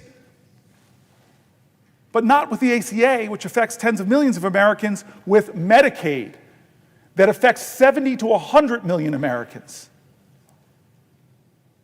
Why? You ask why? Well, we know why. There's two things that this will achieve. Two things. One, as you said it, it is because he wants to not just renew the Trump tax cuts, but expand them that have disproportionate benefits to the wealthiest. And I wish the wealthiest in the country, names that we know, people like Elon Musk would say, I don't want a tax cut. I wish he would say the truth. I don't need a tax cut. But no, that's one of the reasons. He wants to renew a program that gave disproportionate money, but that's not the only reason. There's a cruelty in what he's doing. It's so offensive. He seems to have no respect for people with disabilities. He made fun of a journalist with a disability once. He seems to have no respect for people who are working hard and struggling but still can't make ends meet. no respect for people that are afraid of his language, of his threats. They think that what he's doing to Social Security might mean they don't have it, that what he's saying to Medicare and Medicaid are lies because he's got more registered lies than any president of my lifetime. They don't think they can trust this president not to hurt them because he already is. And so I was told by my parents what defines you as a person is not what happens to you, but how you choose to respond. What happens to us as a nation is not what happens to us. They can bomb us from Pearl Harbor to attack us at 9/11. The American character was defined by how we responded to those crises. And yes, there have been major political crises before, but we responded by bending the arc of our nation more towards justice, taking care of more and more people, saying that we belong to each other in America. It is we the people. It is we the people. I see the standing of my friend, Mark Warner. I don't know if he has a question, but I know what I'm told to say if he asks me to yield for a question. Will the senator yield for a question? I yield for a question while retaining the floor. Well, Mr. President, let me join my friend and colleague from Massachusetts. One, to celebrate the senator from New Jersey's endurance, his willingness to continue to make this case in as clear terms as possible. Not having been here last night at 6:30, I do wonder when he started this speechathon at 6:30 whether the bob and the weave and the move was quite as strong, or was he firmly attached to the podium. The fact that you are going on more than 12 hours now and look like you've got hours ahead and hours before you sleep, and knowing that there are other members who've got a question, including the majority leader. I just want to be brief with mine. You've talked a lot with great passion about the damage done domestically. As chairman of the Intelligence Committee, now vice chairman, I have been aghast at the sloppiness of this administration time after time after time in terms of their treatment of classified information. First 2 weeks of the administration, strangely, a couple hundred CIA agents' identities were revealed on a non-classified chain. These probationary employees, means new employees, the American government had spent a couple $100,000 on each of them. You got to get a security clearance, you got to get them trained. Unfortunately, these folks can't deploy abroad. They can't deploy undercover because their names were carelessly put on an unsecured channel. If you say, well, that was just a one-off. Well, what about a week or so later, the Doge boys, they print a whole list of federal properties that should be for sale. They quickly take it down a few hours later, realizing they once again have screwed up. But in putting up that list, they put on classified dark sites that the American government, again, spends millions of dollars to protect. Or more recently as well, the Doge boys, either ignorantly or maliciously, either one just plain stupid, put out the list of a classified agency, its budget, total head count, again, all classified information. And Senator, one thing I can tell you, and I know you know this as well, if this had happened to a line intelligence officer or a line military officer, there'd be no question. Your butt would be fired. Matter of fact, we got information yesterday there had been a DHS employee who had inadvertently put a journalist on a chat line. Guess what happened? The guy's fired. So when it came to this incident, now called Signalgate, or Signalgate fiasco, where you've got the leading members of this administration debating where and how we should bomb the Houthis, including specific information of who will be hit and when. Senator Booker, I was down in Hampton Roads this week, and these were the communities that surround the Norfolk Naval Station. Norfolk Naval Station is where the Truman, the aircraft carrier, has been deployed from. It is the aircraft carrier that the flights that attacked the Houthis flew off of. I can tell you one thing, Senator Booker, these people were pissed off that there'd been this level of carelessness about their loved ones that if it had gotten in the wrong hands would have cost American lives.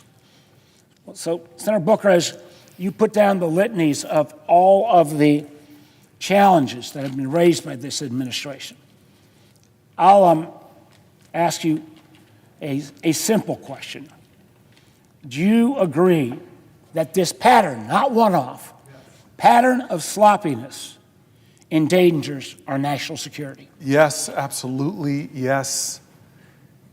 I love that you gave that litany, Senator. I have benefited from your leadership on the Intel Committee. You are one of the people that when things go down on the planet Earth, you're one of the small handful of people with the highest security clearance here, before rank and file senators do. And we've had so many conversations about threat matrices and what our enemies are doing. You've sent me to the SCIF and say, I can't talk to you about this.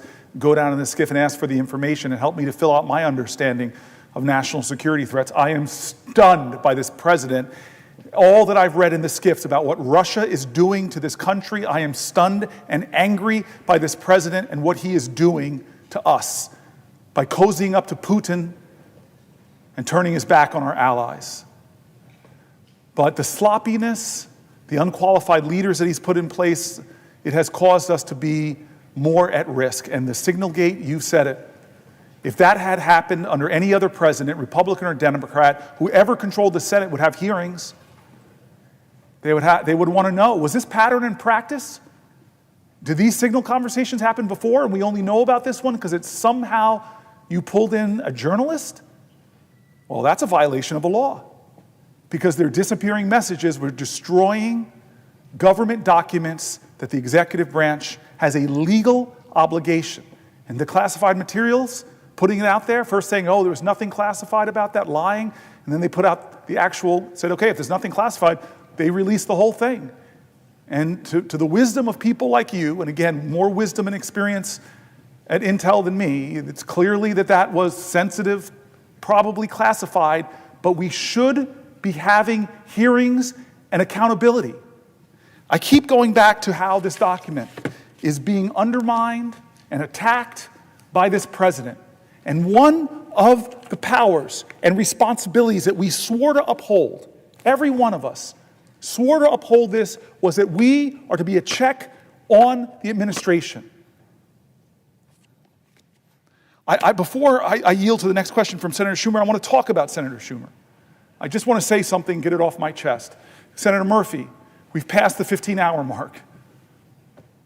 I want to thank Senator Murphy in particular because he's been with me the whole night. He hasn't left my side. And in some ways, the debt's repaid. We passed 15 hours because we called Chuck Schumer 9 years ago. 9 years ago. I remember exactly where I was standing when three of us were on the phone and we asked Chuck to help us for you to take the floor right down there and do a filibuster. We didn't know how long it was going to last, but I committed to you that I would be your aide de camp. 15 hours you stood, Chris Murphy, saying that this nation shouldn't do business as usual for the Pulse massacre. And the leader of the Senate 9 years ago said, I support you guys, go ahead. And so one of the first people I called, Senator Schumer, and talked to about this actually was Murphy. And he did full circle for me and has been with me the whole 15 hours. His debt is paid, but I got fuel in the tank, man. And the only reason you stopped wasn't because you couldn't go on anymore. It was because we got a concession from Mitch McConnell. We got a concession to get 2 votes on common sense gun safety that Republicans had put forward, like universal background checks in the past, but we lost that vote. But in both occasions, 9 years apart, once where Murphy was the principal, and now here, we had a leader that said, yeah, how can I help? And so I want to thank Senator Schumer before I suspect he might ask me to yield for a question for being a friend, a partner, and one of the first people I turned to with this idea and that encouraged me to go for it, Cory. And so thank you, Chuck Schumer. Would the senator yield for a question? I yield for a question while retaining the floor. And I have two questions, frankly, one on Medicaid cuts, which we talked about last night, and one on tariffs. But first, let me say before I get to this question, your strength, your fortitude, your clarity has just been nothing short of amazing. And all of America is paying attention to what you're saying. All of America needs to know there's so many problems, the disastrous actions of this administration in terms of how they're helping only the billionaires and hurting average families. You have brought that forth with such clarity. People from one end of America to the other admire you. Our whole caucus is behind you, and we admire your stamina, your strength, your passion, your intelligence. The list of adjectives could go on. My question first relates to the Medicaid cuts. As we talked about last night, I visited three Republican districts, one in Staten Island, one right on the border of two Republican districts in Long Island yesterday, to talk about Medicaid cuts. I went to nursing homes, and it was clear that the Medicaid cuts that are proposed in this proposal, $880 billion in the House, would be devastating. On Staten Island, the nursing home we visited, they love it, Silver Lake Nursing Home, would close. 300 people would lose their jobs, hundreds would be thrown out, and most of them said their children can't take care of them. It's their needs are more advanced. And even some who said their children might be able to take care of them didn't have room in the house, etc. So it's affecting, Staten Island's a middle class, voted for Trump. But we made a plea to their congresswoman to not vote for any bill that had these Medicaid cuts and the tax breaks for billionaires. And a lot of the people there were, it was bipartisan, there were both parties there. We estimated that about 18,000 people total would lose their jobs with these Medicaid cuts, creating a recession on Staten Island. We estimated the harm that would have caused. And so this was devastating. Same thing on Long Island. Again, Republican areas with Republican congresspeople who hold the balance. If those three congresspeople alone would say, I'm not voting for a bill that cuts Medicaid to give tax breaks for the billionaires, the bill would fail. So, and I know that you in New Jersey and my colleagues in Massachusetts, Connecticut, and elsewhere are doing the same thing, congressmen and senators, and I've talked to Leader Jeffries, and he's doing the same with his folks. So my question to you is very simple. If these people in New Jersey, in New York, across America, are kicked out of nursing homes, of assisted living facilities, of healthcare facilities, what would they do? How could they, and how does the senator, with his passion and everything else, feel when the only reason they're doing this is give tax breaks to the wealthiest of Americans? Would you please answer my question, sir? Yes, I will, Leader Schumer. I earlier, or late last night rather, I read dozens and dozens and dozens of letters from terrified people. The stories were heartbreaking as people rendered their pride and gave us insights into the more painful aspects of their lives. I got emotional over one about a person talking about being diagnosed with Parkinson's and know that the disease was more and more debilitating, like I saw with my father, and demand more and more help, and she was paranoid that the burden on her family, that they couldn't afford it. I had this one amazing letter about a person that said they were the sandwich generation, two 90-something-year-old parents they were taking care of, and two adult men, children with disabilities. And for all of these people, like you saw in the nursing homes, Medicaid wasn't a plus or some kind of abundance heaped upon their lives. It helped them keep the fragile financial world they were living in stable. And then not just an $880 billion cut, Senator Schumer, but even just a half of that or a quarter of that would cut services that would pull apart their whole lives, their ability to care for their loved ones, their ability to still work. One person just said, just the transportation we get through Medicaid for my disabled child is the link that holds it all together. And callously and cruelly, they're talking about this, not in any kind of insightful way, not any kind of, well, here's we can make it more efficient and actually help to keep, none of that kind of thought or logic of bringing in experts, because we read page after page after page of rural hospital leaders, of urban hospital leaders, and more and more and more. So your question is clearly that it is this crazy scheme right now to expand the Trump tax cuts that overwhelmingly, disproportionately go to the wealthiest of us in America who need not our help,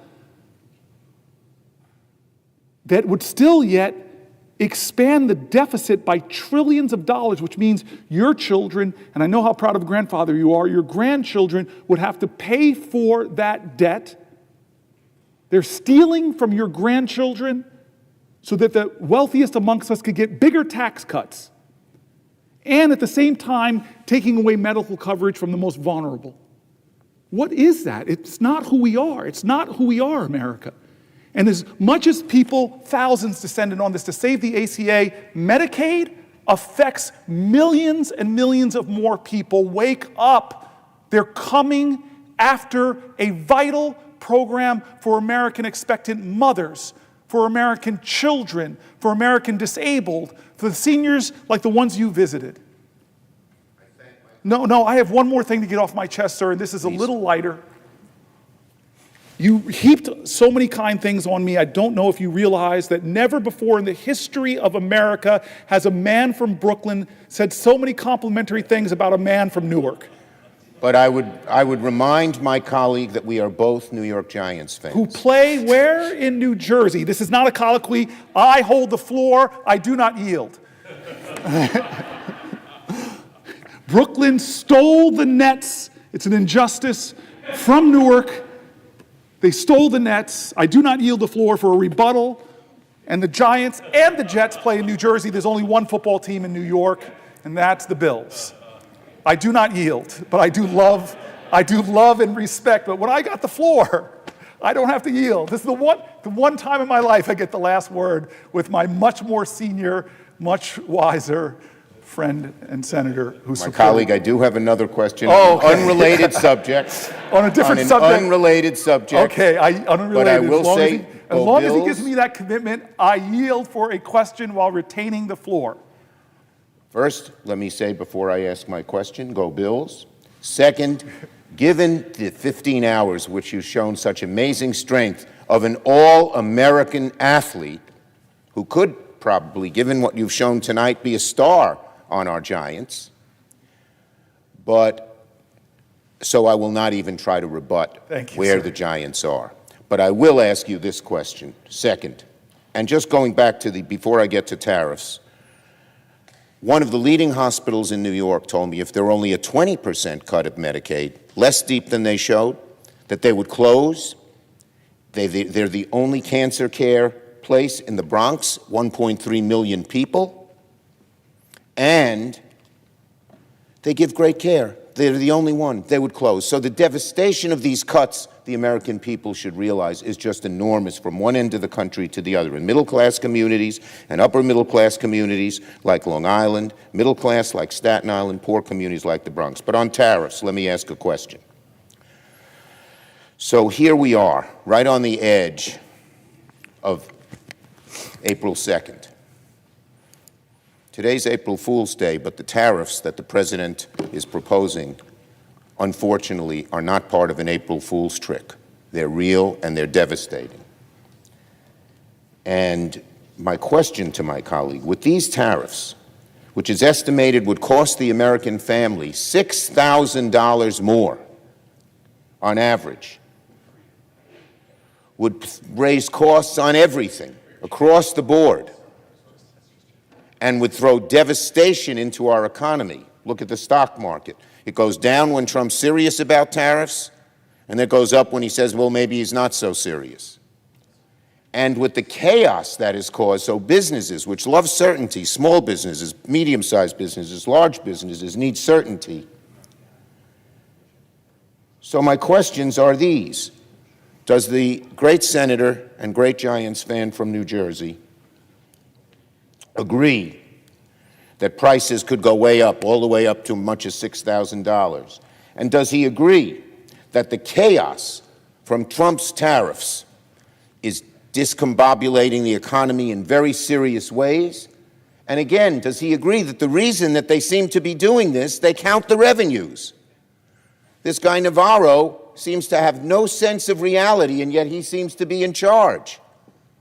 And they count the revenues to help them get more tax cuts for the wealthy. Almost everything they do, including tariffs, it seems to me, is aimed at getting those tax cuts for the wealthy, which, God bless the wealthy, as I've heard you say last night when we spoke.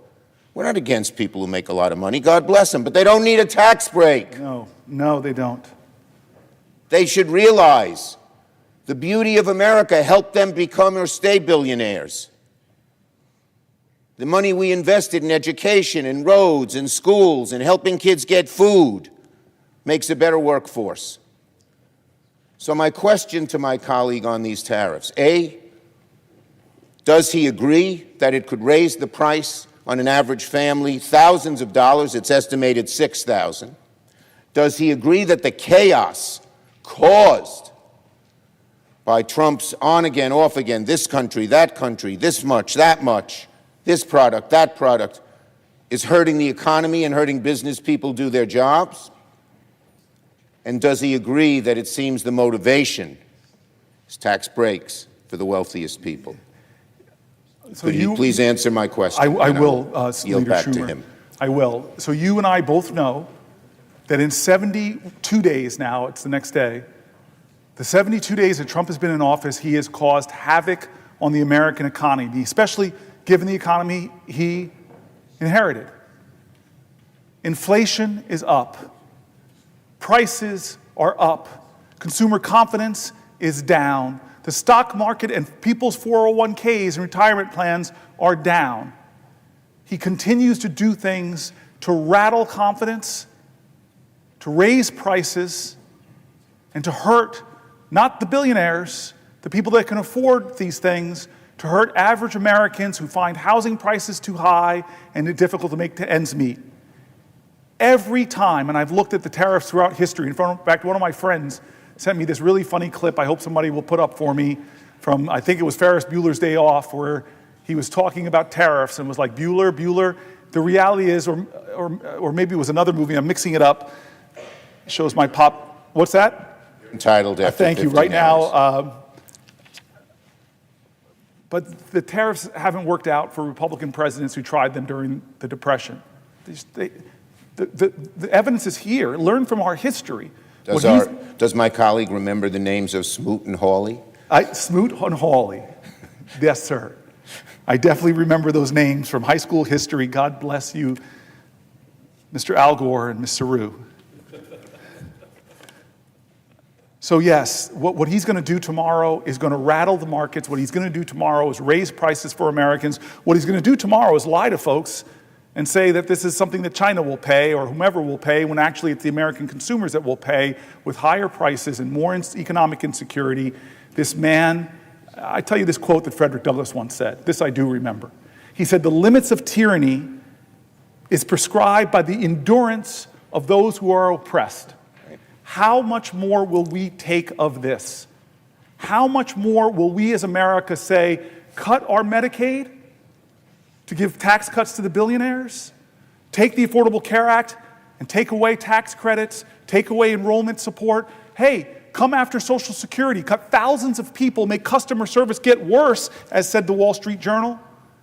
How much more of these indignities will we take as he turns our back on our allies? How much more of a person that is doing tyrannical things as he takes our Constitution and continues to trash it, as he's running into judge after judge after judge that's trying to stop him, but we've already seen that he wants to ignore judges, or if he gets real rulings he doesn't like, he trashes the judges, and even the Chief Justice appointed by a Republican says to him, no, this is not right, this is not who we are, this is not how we do things in America. How much more can we endure before we, in a collective chorus of conviction in our country, say enough is enough? Enough is enough. You're not going to get away with this. I thank the gentleman for his fortitude, his strength, and the crystalline brilliance by which he has shown the American people the huge dangers that face them with this Trump, Doge, Musk administration. I yield the floor back to my colleague in New Jersey. Thank you. Thank you. Mr. President, I recognize the senator from Massachusetts, but I think you have to ask him for a question. Mr. President, will the senator yield for a question? I yield for a question while retaining the floor. Thank you. I am very grateful to the senator from New Jersey for coming to the floor for such an extended period of time to give voice to all of those around this country whose voices evidently are not heard by the Republicans in the United States Congress. And I wanted to ask a question for the 73 million people who are beneficiaries of the Social Security system and for their families, for the people whose grandma is getting Social Security, for the people whose cousin, whose dad died, who is getting Social Security benefits, about what's happening right now between Donald Trump and Elon Musk, our current co-presidents, and what they're trying to do to the Social Security system. So I start this question with just a basic observation. Social Security is not charity. It is not something we give away to those who are less fortunate, and we do this out of the goodness of our hearts. Social Security is a contract that people who work in America pay into the system for all of their working lives, and when the time comes that they retire or something happens to them and they are not able to do that work, that they can count on the Social Security system and the payments that they are legally entitled to. I want to underscore here, legally. Now, if America wanted to change that contract, the place they have to go is right here, to Congress. Yes. They have to come to the United States Senate, or they have to go to the House of Representatives, and they have to say, we actually want to change benefits for Social Security recipients. And by the way, that has happened dozens and dozens of times in our history, up through the late 1980s, where we made adjustments in the Social Security benefits. For example, for the fact that people lived longer, for the fact that people worked longer. And so we made minor adjustments in the system. We also made adjustments to make sure that there were cost of living changes in how much Social Security would pay out.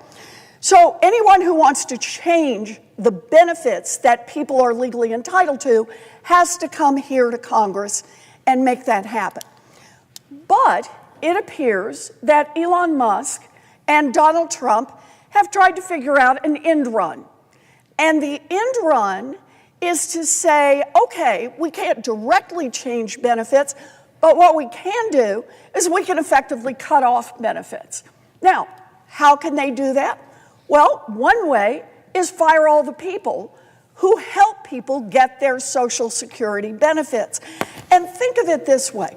Someone who wants to collect Social Security, let's just say at age 66, they decide, okay, I'm ready. It's time for me to retire. I can't do this anymore. I want to collect my Social Security benefits. And they try to fill out the form. Turns out it gets rejected. There's a number off somewhere in the system. Somebody's got a confusion over what the name is or where somebody worked, or an employer from decades back failed to fill out the right form. So now there's a problem in the system. So what does the person do? Well, first they might try calling. But if you fired the people who answered the phones, that's not going to work. Okay, so what's the next thing you do? You go to your local Social Security office. Oh, but if they've closed the Social Security office near you, that's not going to work. So what do? You go to the Social Security office that you can find. 2 hours away, 3 hours away, 4 hours away. Finally, get to that Social Security office, and when you get there, if they fired most of the people, you may encounter, 2 people working the desk to help straighten out problems, and a line that's 50 people long. By the way, these come from real stories. People are telling what's happening out there. So, by the time the day is over, our example here hasn't even made it to the front of the line. So, doesn't get the question answered, doesn't get the problem resolved. Has to go back home again, has to find somebody who can maybe take him to the Social Security office that's hours away and start this process over and over and over. If this person, let's just say, for example, takes 3 months to get this problem ultimately resolved by the Social Security Administration, they don't get the money. That money is lost. It just simply is gone. They do not get the money they are legally entitled to, and they have no right to go back and collect it, even pointing out that it was Social Security's error. So failure to correct these errors or to give people an opportunity to correct these errors is effectively the same as having cut their benefits. And you do that for 1% of the people, drive up your error rate. You do that for 5% of the people. You do that for 10% of the folks who are getting Social Security. And man, those cuts really start to add up. They really start to add up for the people whose benefits are cut.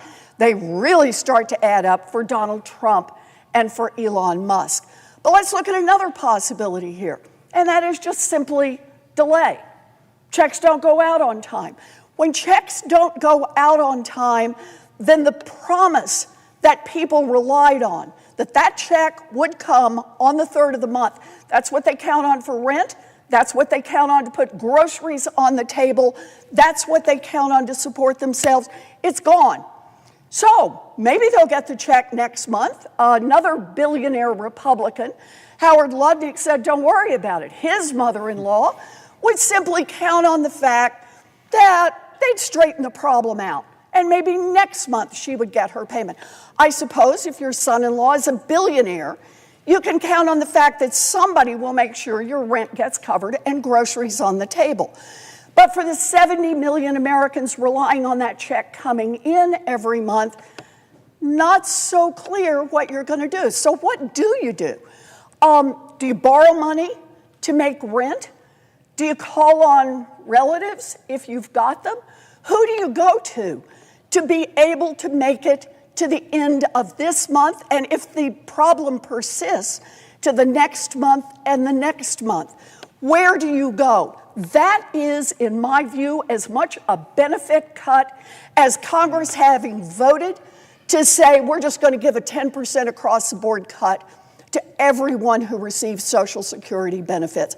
There are a lot of ways to cut benefits, and breaking your promise to 73 million Americans is a benefit cut. It is not a legal benefit cut, but it is an effective benefit cut. And I admire the senator from New Jersey for being here today to speak out for those Americans who face these kinds of cuts and have no recourse. I admire him for standing up and saying to the Republicans who won't go do town halls, who won't go out and meet with these people and listen to them, listen to their concerns, listen to their fears, listen to their stories about what happens as thousands and thousands more Social Security employees are fired, and correcting problems, straightening out your benefits gets harder and more out of reach for more and more Americans. That is what we face right now. So the question that I want to pose to the senator from New Jersey is this. At a time when Donald Trump and Elon Musk are looking for an indirect way to cut Social Security benefits. And let's just pause here, if I can, to say, why? Yes. Why go out of your way to cut Social Security benefits. Come on now. 73 million Americans rely on this. This has been the backbone of America's promise to its own people that you did the work, you put in the money, and now you're entitled to the benefit on the other side. Why are they doing this? Because they want to reduce the amount of money that is available for Social Security and instead take that money over so that they can advance tax cuts for billionaires and billionaire corporations. They're just trying to grease the skids here for the billionaires to get even richer and ask the 73 million Americans who rely on Social Security to pay for it out of their own hides. So the question I have for the senator from New Jersey is, when Elon Musk and Donald Trump are determined to try to use a backdoor way to cut Social Security benefits, A, are they acting legally? And B, how do we put a stop to this? Yeah, amen, amen. You know, Reverend Warnock was here earlier and was preaching and quoting scripture, but you are preaching a gospel of truth, my friend, from a civic gospel that speaks to the cares and the concerns of the American hope and the American dream and the American Constitution, because you and I both know the answer to the question.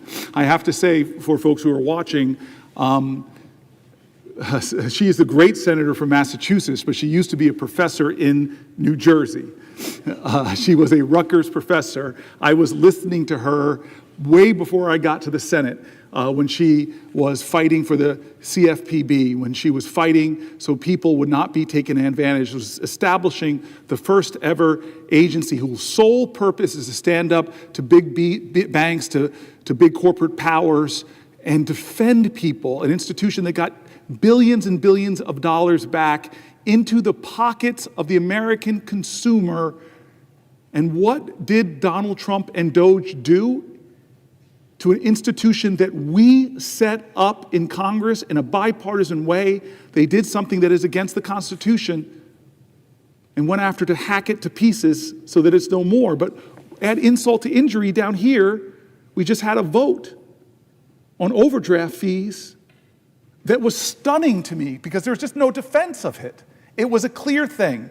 Some of the big banks said, you know what, we don't need those usury fees, it's actually wrong. Some of the big banks just stood up and said, did the right thing, but a handful of others were still taking advantage of people, and this Senate got to vote, which side are you on? And we failed. So your question is right. You detail what is right, how people are getting hurt already, how the benefits of Social Security are already being affected, how rural places, Social Security offices are being closed already. And the question of why, under the guise of efficiency, but you're hurting our elders who deserve dignity in their retirement. It's stunning to me, Senator Warren, stunning to me that we're actually even having this discussion and having this debate when there's been not one congressional hearing about what Elon Musk is doing. The letters I read earlier about Social Security were painful because people wanted to know what was being done with their most confidential and private information. I want to continue because we were working through national security, and given the time, I want to rush to just read some stories of voices. I wanted to come to the floor and read people's voices, elevate voices. And so here's a voice, a statement from Julia Hurley from Bergen County, New Jersey. Thank you, Julia, I see you. My family's roots are deep in New Jersey, all the way back to my great-grandparents, with my mom's side from Bogota, Fairlawn, and Upper Saddle River, and my dad's side from Spring Lake and Wall Township. I have north and south roots. My grandfather started a manufacturing company that my cousin still runs, and my other grandfather ran a trucking company based in New Jersey. I was born and raised in Park Ridge, and learned from a very young age about the importance of serving and community. Both of my grandfathers served in World War II. What a family. My family was always involved in charity and our churches, and ever since I can remember, I wanted to help people, doing my first fundraiser for homeless people in Bergen County when I was maybe 8 or 9. The passion for service took an international bent after I went abroad for the first time during an exchange trip to Germany with Park Ridge Junior Senior High School in 2001 and fell in love with travel. Shortly after that, September 11th happened. 7 people from my little town were killed in the towers, and we could see the smoke from ground zero from a hill in the next town over. For those of you who don't know, Park Ridge is very close to where I grew up, and my childhood best friend died in the towers. This was when I learned how my little suburban bubble could be impacted by things worlds away. I became obsessed with trying to help and wanting to drive a career that would be in service to my country and people elsewhere so that those people would be more inclined to work with us than against us. I went on to study diplomacy and international relations at Seton Hall University, graduating magna cum laude and determined to work for the State Department at some point.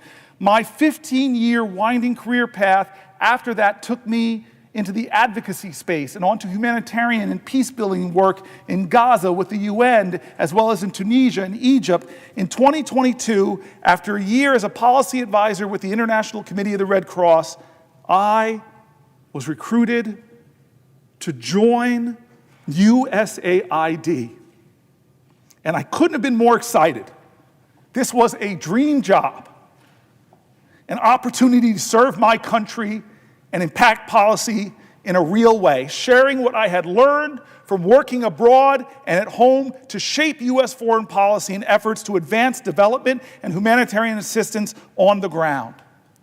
I was eventually promoted to a senior policy advisor role in USAID's Office of Policy, where I was developing policy that was shaping the way USAID worked, trying to break down silos across the agency to be more effective and efficient in our response to some of the toughest crises in the world.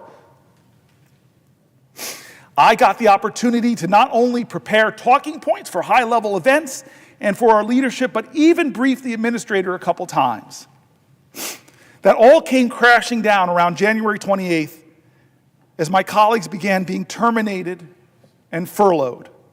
I went into the Trump administration like any other bureaucrat, ready to engage and help because I want every administration to succeed and lean on us as experts to help advance American policy. I worked with our team, and I briefed our political appointee director, who started on Inauguration Day, and hoped to see what I could do to continue building on the reform work I had been doing for a year at that point. Instead, everything quickly unraveled. Elon Musk called USAID a criminal organization that should die, he said.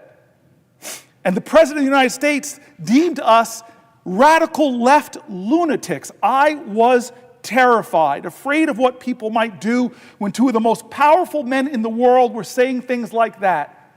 Our jobs were then in question, and the USAID offices were quickly closed, with our belongings still in them. We were left not knowing what our fate would be for weeks. As DOGE dismantled USAID, I watched in horror as the programs shut down. The people we served suffered. And friends and colleagues from the agency and our partner organizations lost their livelihoods and their mission-driven careers. On March 14th, I was finally terminated. I've been heartbroken since, shifting between deep depressions and rage. Because of the sledgehammer approach that DOGE took, the entire foreign assistance architecture was broken. Organizations I would have gone on to work for are going bankrupt, cutting staff, and definitely not hiring. I spent 15 years building up this career that I loved beyond words. Every time I would leave my late father while he was dying in a hospital in 2012, he would tell me to go save the world. This wasn't just a career. It was a calling to serve. I have no idea what I will do next. In some ways, I feel lucky because I got married last May, God bless you, and am on my husband's health insurance, thank God. But he also works for the government, and he could be riffed with a moment's notice. I also have a supportive family who will help me if it really gets bad. But the uncertainty has probably been one of the most painful parts of all of this. Not knowing what will come next and just fearing it will be worse than the day before. All we wanted to do was serve. I want to say thank you to Julia Hurley from Bergen County, my home county in New Jersey. Thank you for your voice. Thank you for laying your pain plain and your anger, making it real in my heart as I know it's in yours. I stand for you today. Personal statement from Catherine Baker from Neptune, New Jersey. I have been furloughed from my job at USAID implementing partner since February 14th, 2025. I have 13 years experience supporting USAID contractors in business development and recruitment efforts, mostly in conflict and post-conflict settings. The following is how I got here today. I was born in Neptune and raised there until I went to college. My father is a lifelong Neptune resident whose Jersey roots date all the way back to the early 1700s. Wow. When my Scottish ancestors came here in search of religious freedom and economic opportunity to help build much of what is Gloucester and Mercer counties. My mother is an immigrant born in Coro, Venezuela, to refugees escaping fascism bombs and economic ruin in Spain and Sicily.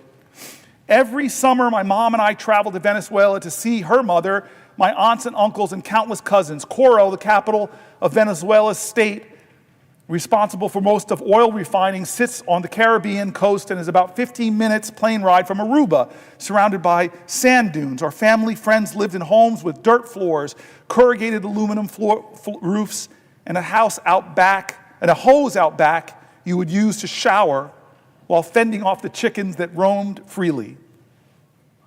Coro is a city in constant drought. We would get water every other day, and you'd use a trash bin filled with water and a ladle to shower on your non-water days. Coro, as you could imagine, couldn't be more different from Neptune, New Jersey. I went to St. James Elementary and Red Bank Catholic High School in Red Bank from kindergarten through 12th grade. If 13 years of Catholic school teaches you anything, it's the importance of taking care of one another, especially those that are suffering from poverty, famine, and disease. I remember being given small cartons when we were tasked with filling with spare change so that we could ship them off to some faraway place where we were told stories of children just like us who were facing unimaginable hardships. I was so moved by the notion that a child, not so different from myself, didn't have enough to eat or had lost their parents in a conflict I couldn't begin to understand. My senior year at RBC, I took a class called Globalization and Social Justice. The class was taught by a longtime family friend, Mary Logan, herself a former nun. Miss Logan taught us about the Rwandan genocide and had us watch Hotel Rwanda as a class. She made sure we knew the reasons why this happened, understood how dehumanization and hatred can lead to mass torture and executions, and critiqued the international response to the genocide that led to nearly 1 million deaths in 100 days. That year, Miss Logan took us to Keene University to see Nick Kristof speak about Darfur and made sure we knew the signs of genocide when we saw it. How can we let this happen again, we asked her. I wore my Save Darfur green rubber bracelet and t-shirt everywhere I went. What could I, a kid living at the Jersey Shore, do to help?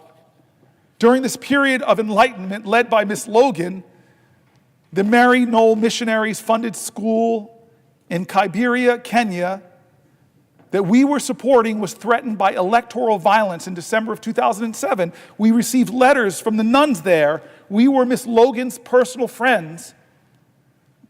We received letters from nuns there who were Miss Logan's personal friends about how the fires nearly reached the school and the children who were already living in Africa's largest slum stood poised to lose the little they had, including their lives. Upon returning from Christmas break, Mary Knoll Affiliates Club sprang into action. We raised awareness and funds and proudly sent money from bake sales and door knocking to our friends in Kenya. We received media attention from WCBS in New York, and our story got picked up by other channels and newspapers. I was amazed that my efforts in Monmouth County were having such meaningful and real impact on a crisis happening thousands of miles away. I was passionate about this work. I was seemingly good at it, or as good as an 18-year-old could be. Could I actually turn this into a career? Could I help even more people across the world? I'd like to think I did that.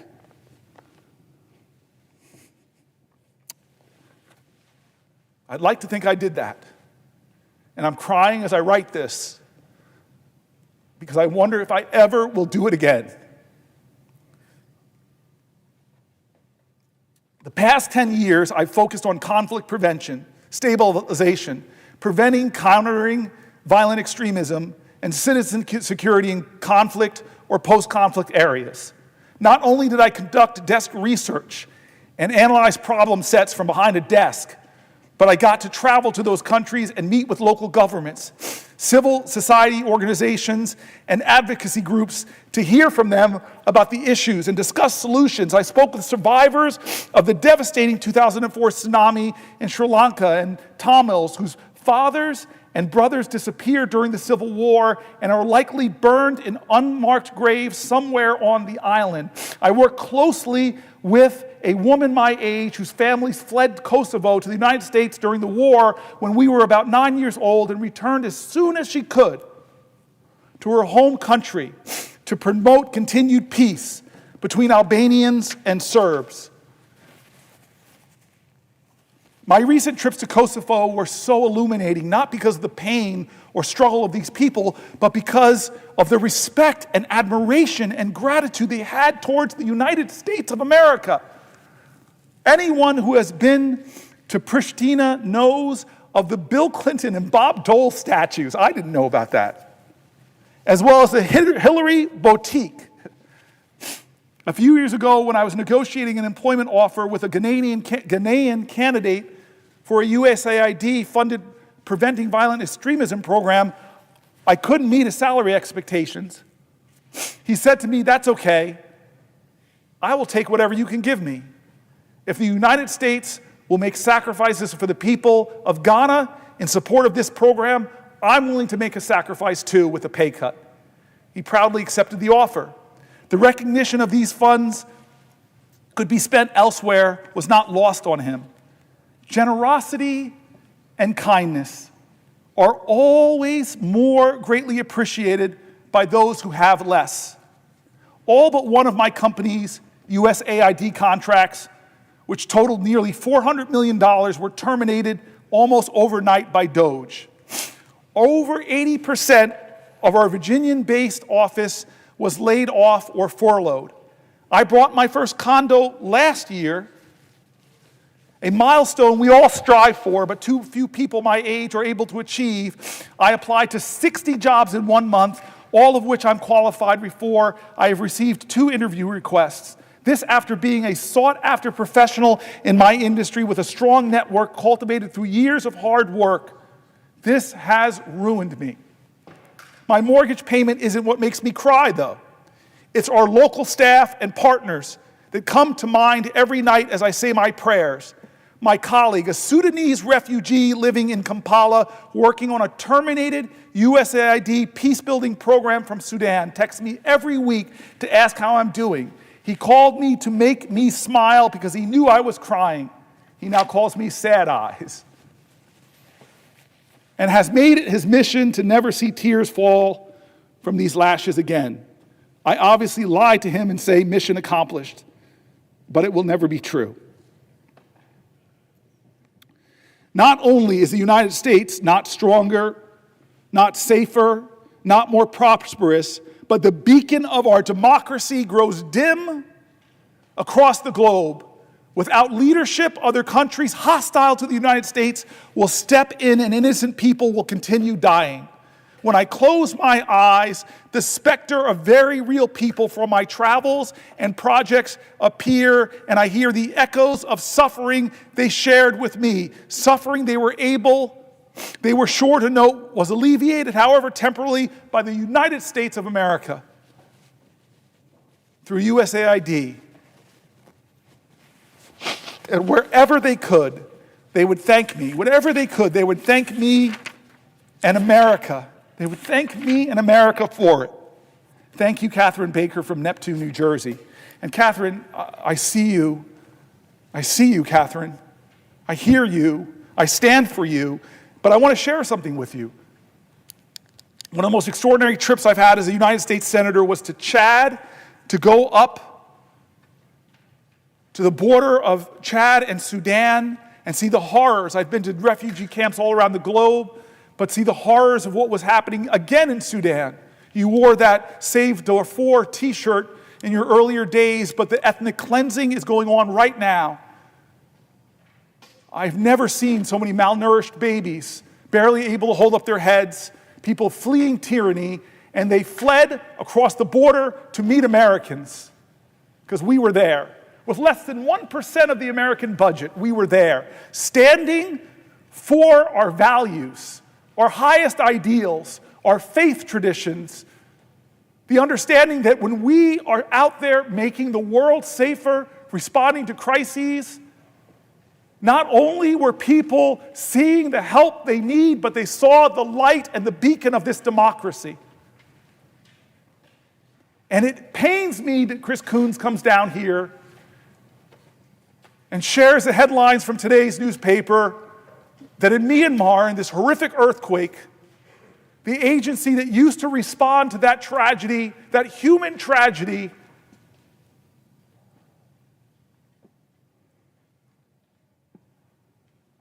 doesn't have the resources. America's not there. It's a void. And then Chris Coons says in the article I'm surely to read today or tomorrow, whenever I can't stand anymore, he says, who fills that vacuum? Who showed up? But the PRC, China showed up. Less than 1% of our budget, less than 1% of our budget, and people like the folks I read whose whole life, all they wanted to do was to be the light of the American torch of freedom and hope to the world, and they had the rug pulled out from under them. But here's what's worse, because we've had, Chris Murphy, we've had meetings with some of the people behind the scenes that are savagely cutting. And the stories are horrible. People in dangerous places that we sent there having their emails cut, having their phones turned off, pregnant women who don't know how they're going to get out of those areas. And James Mattis, as we discussed, said if you cut these kind of programs, buy me more bullets, because there'll be more instability. There'll be more political democracies being overthrown. There'll be more terrorism. There'll be more violence. And we are old enough as a nation in 250 years to know that if we don't meet these terrors abroad, they will visit us at home. As Chuck Schumer said, I was there watching the towers come down. And in the Sahel, before I do this in Africa, that's the threat. In Togo, in Ghana, in Benin, the northern parts of the country, they're fighting terrorism. Oh, God, yes, I will. I yield for a question while retaining the floor. Chris Murphy. We have a few more colleagues who are going to join us before the top of the hour. But I just wanted you to round this out and ask you the question this way. Often when we talk about the withdrawal of USAID from the world, the withdrawal of the United States from international bodies like the WHO.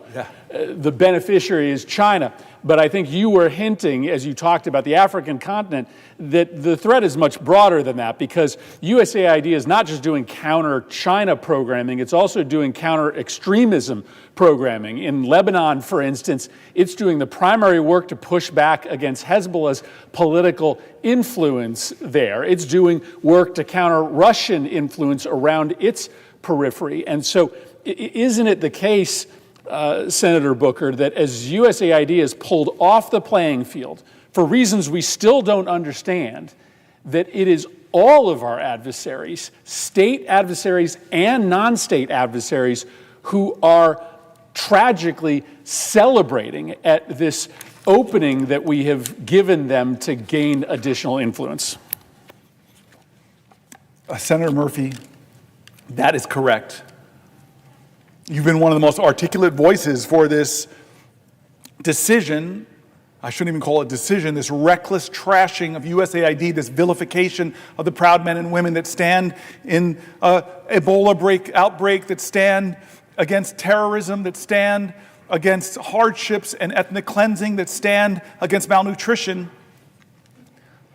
You're so good at pointing out that those are American interests, and that not to do that makes this a more dangerous and unsafe world. A world where countries like ours want to lob missiles into Yemen post facto of crises.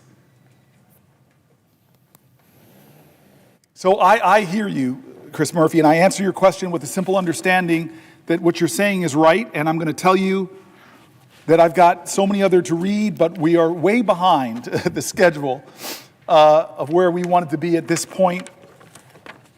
We're way behind at about 16 hours and 24 minutes. And so to obey my staff, as senators are told to do, I want to move quickly to just the housing issues. Oh, I'm sorry, unless, of course. So I want to move quickly to housing and start really with the theme of affordable housing. Again, we keep returning to the economy and how the Trump administration is making things worse in every area, especially for people struggling.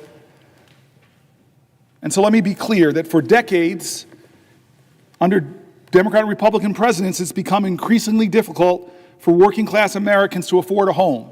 In recent years, this nationwide housing affordability crisis for so many Americans has nearly reached a breaking point. The crisis now impacts nearly all Americans, shared across all demographics, regardless of partisan identification, race, age, gender, education, or whether you own or rent your home. We in America are in a housing crisis. According to the Center for American Progress, 80% of Americans living in rural communities believe housing affordability is getting worse, while 72% of residents in urban areas feel the same way. In October 2024, the Center for American Progress found no matter your zip code, the goal of home ownership in America is drifting further out of reach all across the country.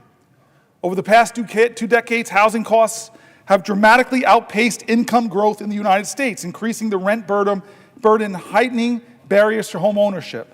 The Housing Price Index, a gauge of how selling prices for single-family homes have changed over time, was more than 50% higher in July 2024 than it was in July 2019. According to the Brookings Institution, the U.S. housing market was short 4.9 million housing units in 2023 relative to the mid-2000s. Decades of policy at the federal, state, and local level have all contributed to this reality. Let's not blame some rank partisanship. It's been decades in the making. There are far too homes in the United States, and there are far too homes being built in the United States. The cost of housing keeps rising. Rents continue to skyrocket. Median home prices are on the rise, which makes it harder and harder for families to make ends meet. The vast majority of young Americans are hard-pressed to save for the chance of one day having enough for a down payment to buy a home. Almost half of all renters in America struggle to pay their rent. Almost half of all renters are struggling to pay the rent, devoting more than 1/3 of their income to housing costs. Since the pandemic, rents have jumped more than 12% year over year. Hidden rental fees and other expenses on already cost-burdened tenants continue to mount as landlords assume more and more power and leverage, leaving tenants and prospective homebuyers with nowhere to turn. Last year, NPR methodically walked through the supply shortage that's impacting our country. But before I read this article, I see that my colleague, my friend, extraordinary leader from Maryland is here, and I think he has a question for me first. Will the senator yield for a question? I will yield for a question while retaining the floor. Well, I want to thank my friend, and I want to start by thanking the senator from New Jersey, the senior senator of New Jersey, for shining a spotlight on what is happening in our country at this moment, and specifically what is going to be happening here in the United States Senate later this week or next. And I have a question for the senator, but I want to take some of the threads of what you've been saying as I put this to you, because you are shining a light on the great betrayal. And that is candidate Trump went all over the country saying that he was going to be a president for the forgotten Americans, that he was going to be a president that looked out for working people. And he said he was going to focus on bringing costs down and prices down in the United States of America. And yet, ever since he was sworn in, he has done just the opposite. Prices are going up, including, as the senator was talking about, housing prices. Affordable housing is a crisis in this country. And yet we see Elon Musk and his Doge cronies cutting deeply into affordable housing programs over at the Department of Housing and Urban Development. We see also, and tomorrow he calls it Liberation Day, it's actually going to be sales tax increase day.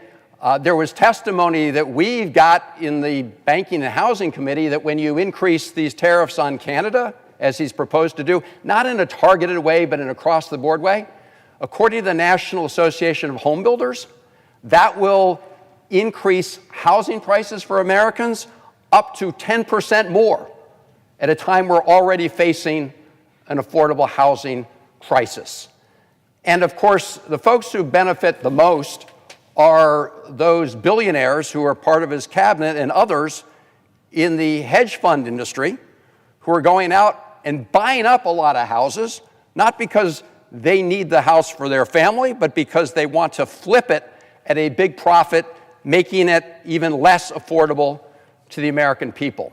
So the housing crisis is one part of what is getting even worse because of the actions of Donald Trump and Elon Musk.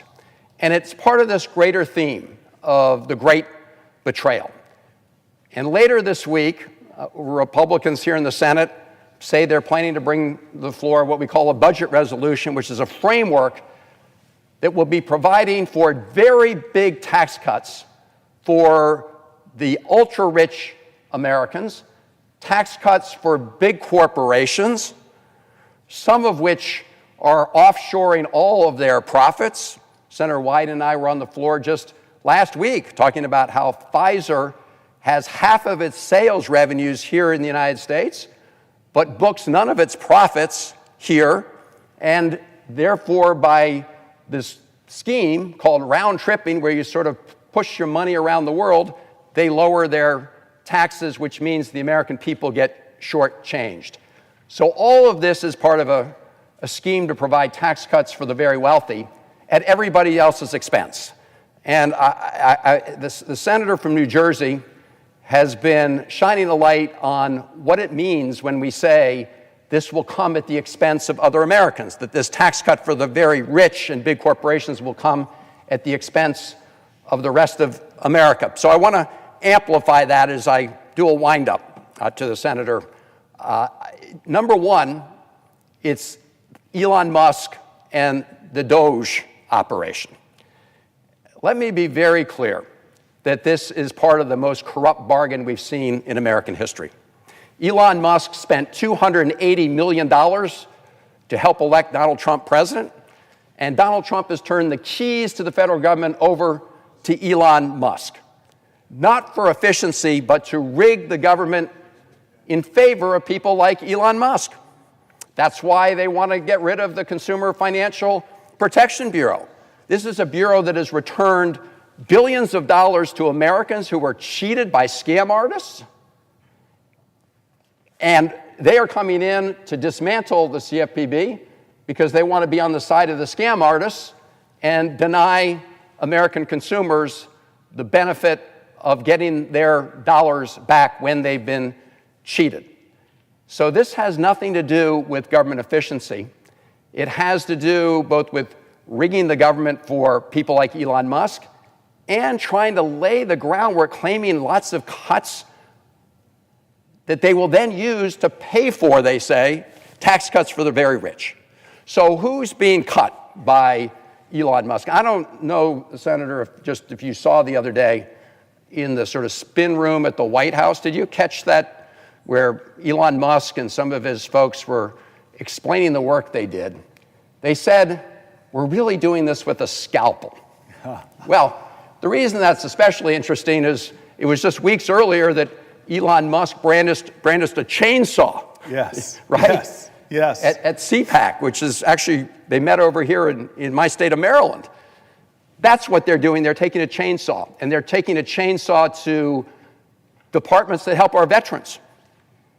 These are people who care for our veterans, and our veterans are being especially hard hit, including when they did these firings, arbitrary firings, right, of probationary employees. And veterans were saying, why are we being hit so hard? And the White House spokesperson said, and I'm quoting, perhaps they're not fit to have a job at the moment. That was the response from one of the White House spokespersons, as if individuals who'd served our country in the military were not fit to serve our government as civilians. That's the kind of attitude we've got. We just learned today that the RIFs, the reductions in force letters, were received by folks in the Department of Health and Human Services. So these are people who help with the public health of all Americans. And they do important work at FDA, the Food and Drug Administration, right? They make sure that the foods that we eat and the medicines we take are safe, and that they do what they say they're going to do in the case of medicines. They do work at NIH, the National Institutes of Health, to develop cures and treatments for diseases that hit every American family, and they're cutting there. They're cutting in these places not for government efficiency, but to create what they believe is the space for tax cuts for the very rich. We talked about what they're doing over the Department of Health, the Department of Housing and Urban Development. At the Social Security Administration, which, by the way, has its headquarters in my state of Maryland, we have thousands of workers who are there to deliver hard-earned benefits to the American people. And the reality is that the Social Security Administration operates incredibly efficiently. You know, the former Commissioner for Social Security, Martin O'Malley, reminds us that Allstate Insurance Company operates at an 11% overhead. Liberty Mutual operates at a 23% overhead. The Social Security Administration, 0.5% overhead. The Social Security Administration workforce is now at a very low level in terms of personnel compared to what it was years ago, and yet they're serving a record number of Americans, 73 million Americans, and they've never missed a payment. Never missed a payment. So this talk about going after Social Security and they're going to somehow make it more efficient, and of course Elon Musk called it a Ponzi scheme, when the senator and I know it's not a Ponzi scheme, it's a promise to the American people. So first they discontinued telephone service, as if all the seniors could somehow just connect, with by Wi-Fi or whatever it may be. A lot of people, of course, rely on telephones, so they cut that. They said, well, if you have trouble, go to one of the local regional Social Security offices. Well, they're cutting regional Social Security offices, lots of them. And then when you go there and you don't find many people there, well, whoops, we just cut 7,000 people from Social Security. So a benefit isn't meaningless if you can't actually access the benefit. And what they're doing is making it harder for Americans to get those benefits. So when we hear about the Musk Doge operation, make no mistake, not about efficiency. It's about trying to put together some kind of savings that they then want to use to at least partially pay for tax cuts for the very rich. Another way they're doing that, we've heard a lot about that, and the senator's spoken about it, is cutting Medicaid and food nutrition programs. In fact, I think we recall a number of weeks ago, we had a couple of amendments here on the floor of the Senate saying, okay, if you're going to do these tax cuts, at least don't cut Medicaid or Medicare or food and nutrition programs. Every Republican senator voted against those amendments. In other words, not to protect those programs, meaning they're fair game for big cuts to pay for tax cuts for the very wealthy.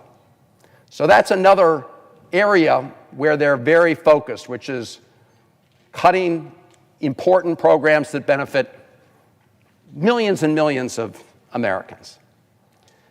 There's another way they're doing it, and Senator from New Jersey, and again, thank you for shining a light on all this, has talked about it, which is these across-the-board tariffs, right? So I think all of us know that strategically targeted tariffs, they can be useful at certain points in time to protect strategic American industries. I'm for those. But across-the-board tariffs, and across-the-board tariffs on a friend and ally like Canada or Mexico, all that is a tax increase on the American people. Let's be clear.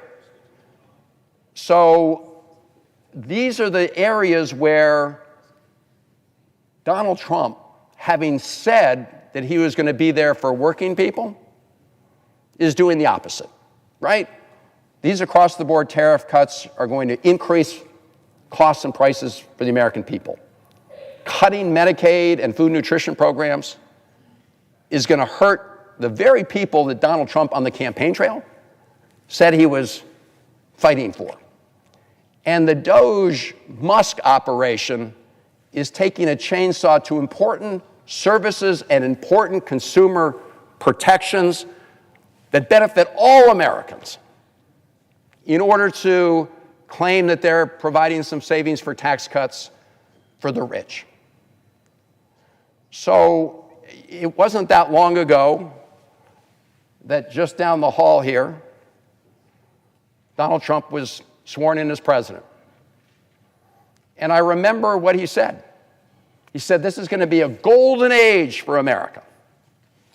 And who was sitting right behind him? Elon Musk, the richest person in the world, and other billionaires in the Trump cabinet, including one who just said not that long ago that Americans on Social Security wouldn't miss one of their Social Security checks. Only the fraudsters would notice that. Say that to the 73 million people who get Social Security. But that's the attitude of the billionaires in this Trump cabinet, the people he's really looking out for. And so when he says a golden age for America, that's who he means. He means Elon Musk and the billionaires, Elon Musk who's rigging the government for the billionaires, and all the others in the cabinet who don't think Americans would miss a Social Security payment that they earned. So my question to you And I want to, again, thank the senator from New Jersey. I know it's been a long day's journey into the night. But it's important that we address these issues in the courts, and the courts are upholding the rule of law, that we address these issues and fight them in Congress, and that we do so in communities across the country, and people need to understand what's happening. So the core issue here, is it not, my friend, that Donald Trump really is betraying the people he said he was going to fight for. And at the end of the day, and we're going to see that later this week in the Senate, the goal is to provide these big tax breaks to wealthy people at the expense of everybody else in America. That is the big betrayal. So if you could just zero in once again on the central narrative that we're seeing play out during the Trump administration. Well, you're putting it right. Donald Trump made commitments to America. We have quotes of him at rally after rally. I'm going to bring your, he said, oh, grocery, that's a really great word, I think he said. I'm going to bring down grocery prices. Well, grocery prices are up dramatically. The American dream, and many of us see that as owning a home. Well, you said it. Home prices are already up, but with these tariffs, they could go upwards of 10% more. You can be sure that Canadian lumber coming down here is going to be expensive. You can see Donald Trump making it more difficult to access health care, and this massive reconciliation is going to be a direct attack on working class health care, on health care of expectant mothers, on health care of Americans with disabilities, on health care of the majority of seniors in nursing homes. I'm about to go, my next chapter is all going to be about how Trump is rolling back common sense protections for clean air and water. And Elizabeth Warren said it very powerfully. He's reducing services, which is a service cut to people with Social Security. In so many ways, Americans should see these crises looming, these attacks, but ask yourself one economic question. With the stock market, who just had its worst quarter in years, and people's retirement savings, if they have it in 401ks, is going down. Ask yourself this question. I ask America to please ask yourself this financial question. Am I better off than I was 71 days ago? Am I better off or worse off? And this is before he's even gotten going, because we see what's about to happen. With this whole sham reconciliation process, they're already trying to change the rules to obscure what they're doing. This is what they're doing. 3 things you should take home. Are we going to let them again, like they did with the ACA, with the Affordable Care Act, come after health care for 70+ million Americans by doing their proposed $880 billion cuts? Or are we going to allow them to blow a hole so big in the trillions of dollars, they're going to push it out for over 10 years? Are they going to create such a deficit in our country that our children's children, they're stealing from our children's children and putting on a deficit that they're going to have to pay for? And number 3, are they going to let them do all of that to renew tax cuts that the Congressional Budget Office at every independent agency says very clearly would add trillions, would give trillions of dollars of tax cuts that go disproportionately to the wealthiest in our nation? That's the addition. That's what we know. And it doesn't account for the things that he's doing to our allies. It doesn't account for how he's turning his back on NATO. It doesn't account for how he's praising Putin and calling Zelensky a dictator. It doesn't account for how he's giving advantage to China around the world, from the region in Southeast Asia all the way to Africa. It doesn't account for how he's already made it harder to enroll for the Affordable Care Act. It doesn't account for all the other things he's doing that we wake up and hear every day, not to mention trying to threaten Greenland, trying to threaten Panama, trying to change the name of the Gulf of Mexico. All these things he didn't tell us he was going to do, didn't promise. He promised to lower your grocery prices, they're higher. He promised, I'll be a better steward of the economy. It's worse than we inherited. Over and over, he's breaking promises and doing outrageous things like disappearing people off of American streets, violating fundamental principles of this document, invoking the Alien Enemies Act from the 1700s that was last used to put Japanese Americans in internment camps? Do we see what's happening? How much is enough? that we have to stand and do something different, not just in this body, in America, because you know this. How we stopped him in his last term was the American people rose up, spoke up, stood up, rose up in the most extraordinary nonviolent demonstrations and demands. So thank you. Yield for another question. Yes, I will yield for a question while retaining the floor. And I see that my friend and colleague, Senator Alsterbrooks from the great state of Maryland, is on the floor. So I'm going to be very brief with this question. And I want to thank you for reminding us, of course, of the other great betrayal that's been going on over the last 70-plus days. There's the betrayal against the American people and working people here at home, but then there's the betrayal of our allies, like the Ukrainians, who Donald Trump is throwing under the bus as we speak, and other close partners and allies around the world. And I have to depart here for a moment because we have a hearing in the Senate Foreign Relations Committee, and I'm privileged to serve on that committee with the gentleman from New Jersey. And one of the people before the committee is their nominee to be our ambassador to Turkey. Now, of course, Erdogan just locked up his major opponent, the popular mayor of Istanbul. We've not heard a peep from the Trump administration about the question of how this undermines democracy. But I want to close on the point that you just raised. It's kind of hard for Donald Trump to complain about Erdogan disappearing people when right here in the United States of America, you had a Turkish student at Tufts disappeared by people who showed up without any identification, some with hoods on, and sent her apparently to Louisiana because she spoke out on an important issue of national concern. And the First Amendment is pretty clear. You can engage in controversial speech that someone may like or dislike, but you're protected, and that includes everybody here in America, because that's an important value to us. Apparently, it's not an important value to Donald Trump, who, like Erdogan, essentially wants to whisk away anybody who disagrees with him. I thank, again, the senator from New Jersey and just ask him to elaborate on that. But I also see my friend and colleague, the senator from Maryland. Answer to your question, then, which is the irony that this president is remaining quiet about folks that are violating international law in many ways. So I think it's absurd, and you're right, it's another betrayal. Will the senator yield for a question? I yield for a question while retaining the floor. First, I'd like to commend my colleague. I want to thank you, first of all, for your spiritual obedience. I want to thank you so much as well for your commitment and your dedication. And want to thank you as well for your courageous leadership.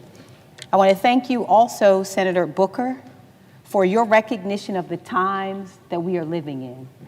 These are times that we will recount, our children will recount, and I think all of those of good conscience who watch during this time and say nothing will also be held to account. As the senator has eloquently remarked, these are not normal times. We're watching an administration that is drunk with vengeance, hatred, and surrounded by incompetent people who are taking callous actions, who are inhumane, and because of their incompetence are making costly mistakes that will harm the American people and denigrate the hardworking people of this country by proposing tax cuts. And these tax cuts are not designed to help the average American person. They are designed to help billionaires. And they're doing so by firing thousands of middle-class workers and more.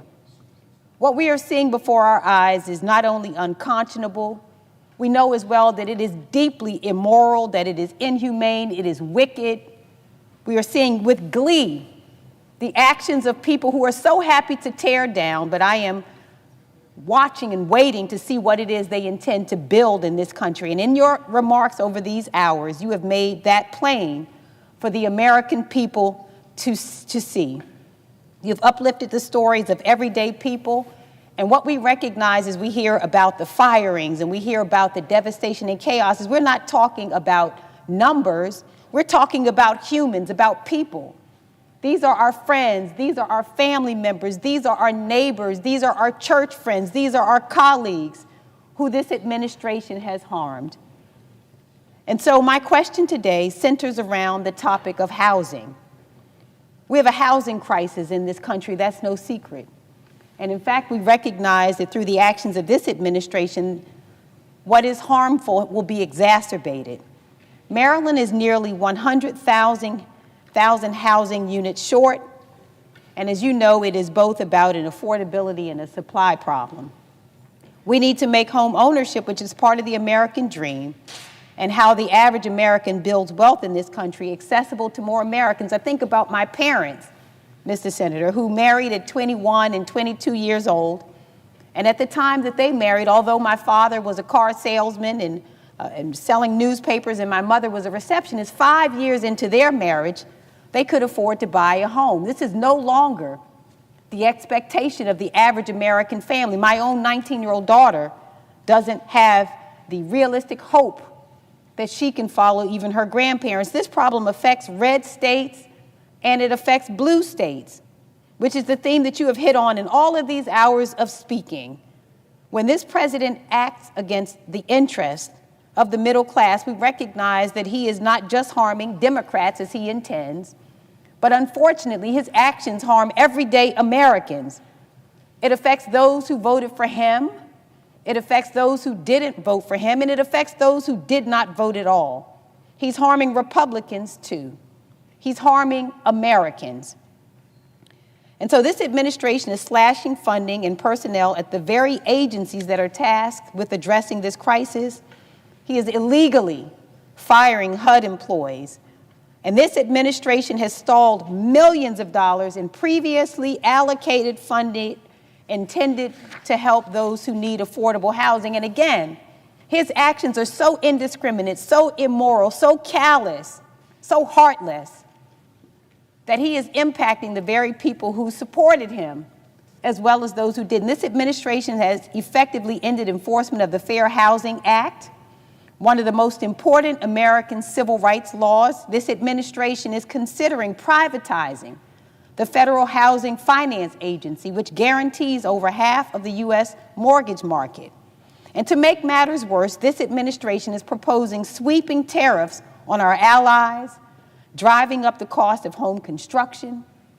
And let's be clear, absolutely none of this will help to build homes. None of this will make home ownership more accessible to Marylanders or Americans. And in fact, we understand that it is not the intention of this administration to do so. It's for the billionaires to be able to afford their tax cuts. And so I've heard from people all across my state, blue areas, red areas, purple areas, every area, who are concerned about this. And so I have a question for you, and I want to thank you as I ask the question for sacrificing your own body today to bring attention to this. What are you seeing in the state of New Jersey about how this administration's unconscionable actions are making housing less affordable and home ownership less accessible? The Senator, I want to thank her for the question. I want to thank her for being my colleague, but more important than even being my friend, she is a spiritual sister of mine and was very kind to me when I was telling her that I was going to do this, and gave me so much encouragement and prayer, and I just love you and I'm grateful. And you read the litany of things. I had a whole section, a whole binder that my staff told me to skip and go to this one, about all the things, going in deep and depth to all the things the Trump administration is doing to make housing more unaffordable, more inaccessible, more expensive, more discrimination in housing, which we know is still a problem, more challenges, more pain heaped upon rural areas, and more complications and problems for building affordable housing in all areas. It is so frustrating to me that this is a problem. We cannot lay the crisis of housing at one administration in the United States. We need to have bold visions and ideas to address this. I am so excited about this next generation of Americans that are rising up with bold visions. I'm I want to give a shout out to Ezra Klein. His book is a must-read abundance.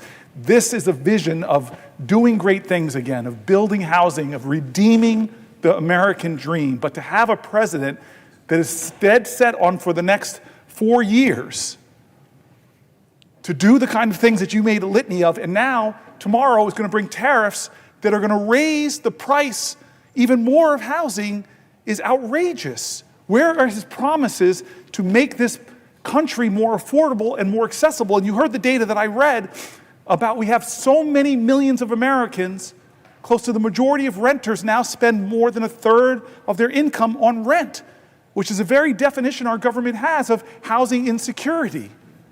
So it should anger people in this country. Even if you own your home, have paid off your mortgage, you should be angry about what they're doing to the American dream, and that there's no bold ideas coming from this administration to help. In fact, they're hurting. They're hurting. So thank you very much to my colleague. Thank you for giving me strength as you did in prayer. And I just thank you for the question that should anger people, that should inspire people, that should activate people, that should engage people, that should demand from us that we take our country away from those who want to do so much harm. I want to start by reading until someone, I know the prayer. I'm going to keep going. I want to talk about environmental protections and how this country is becoming less safe for people with emphysema or with asthma, because Donald Trump is rolling back common sense environmental protections, threatening our children's future and hurting our nation's economy. Energy costs in America are continuing to rise, making it harder and harder for working families to pay their bills. And at a time that we should be investing in clean energy, this administration is canceling projects that would create more jobs for Americans and lower energy prices. He claims he supports an all-of-the-above strategy, but that's clearly not what we're seeing, and there's too much silence about it. All Americans, regardless of where you're born, we deserve safe drinking water, clean air, and an equal opportunity for a healthy and fulfilling life. President Trump promised America the cleanest air and the cleanest water, but on entering office, he immediately instructed the EPA, the Environmental Protection Agency, to cut a long list of common sense environmental protections. This administration is rolling back efforts to reduce emissions from power plants. He's letting polluters pollute our air more. That affects the health of Americans. It drives up aggravating the rates of asthma and emphysema, weakening rules that keep our rivers and our water systems clean as well. Pursuant to the order of February 29, 1960, the hour of 12 noon having arrived, the Senate having been in continuous session since yesterday, the Senate will suspend for a prayer by the Senate chaplain.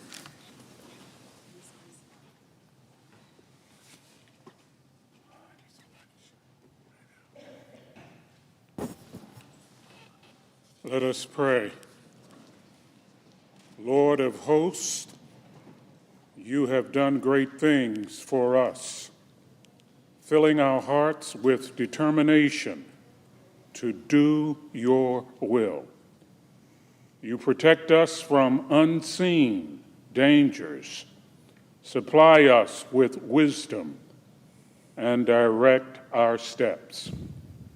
Today we are grateful for the efforts of the floor staff, the Capitol Police, the stenographers, the pages, and all those who have worked through the night.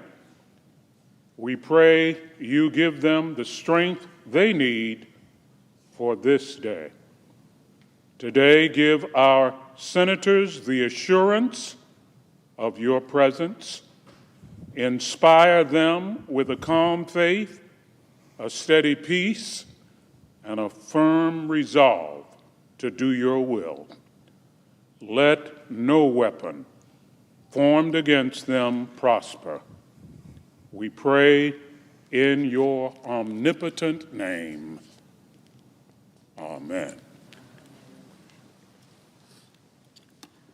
I'm going to continue. The senator from New Jersey is recognized. Thank you.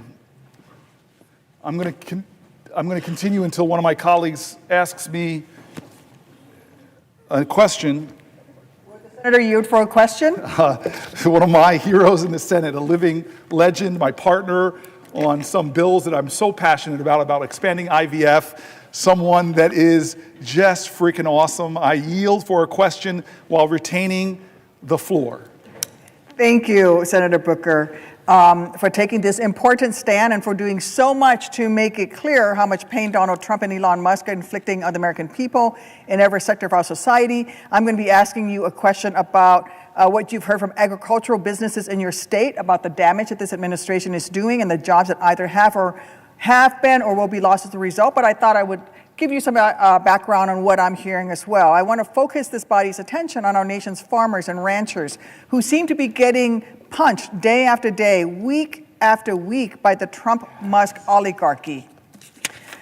Whether it's their harmful tariffs that hurt our soy and corn farmers, canceling and freezing more than $1 billion in funding for schools and food banks to purchase food from local farmers, or halting reimbursement and contract payments that our farmers are already owed, the senator from New Jersey and I are both working together to undo some of the most harmful impacts of these disastrous decisions, including joining forces to push his Honor Farmer Contracts Act forward.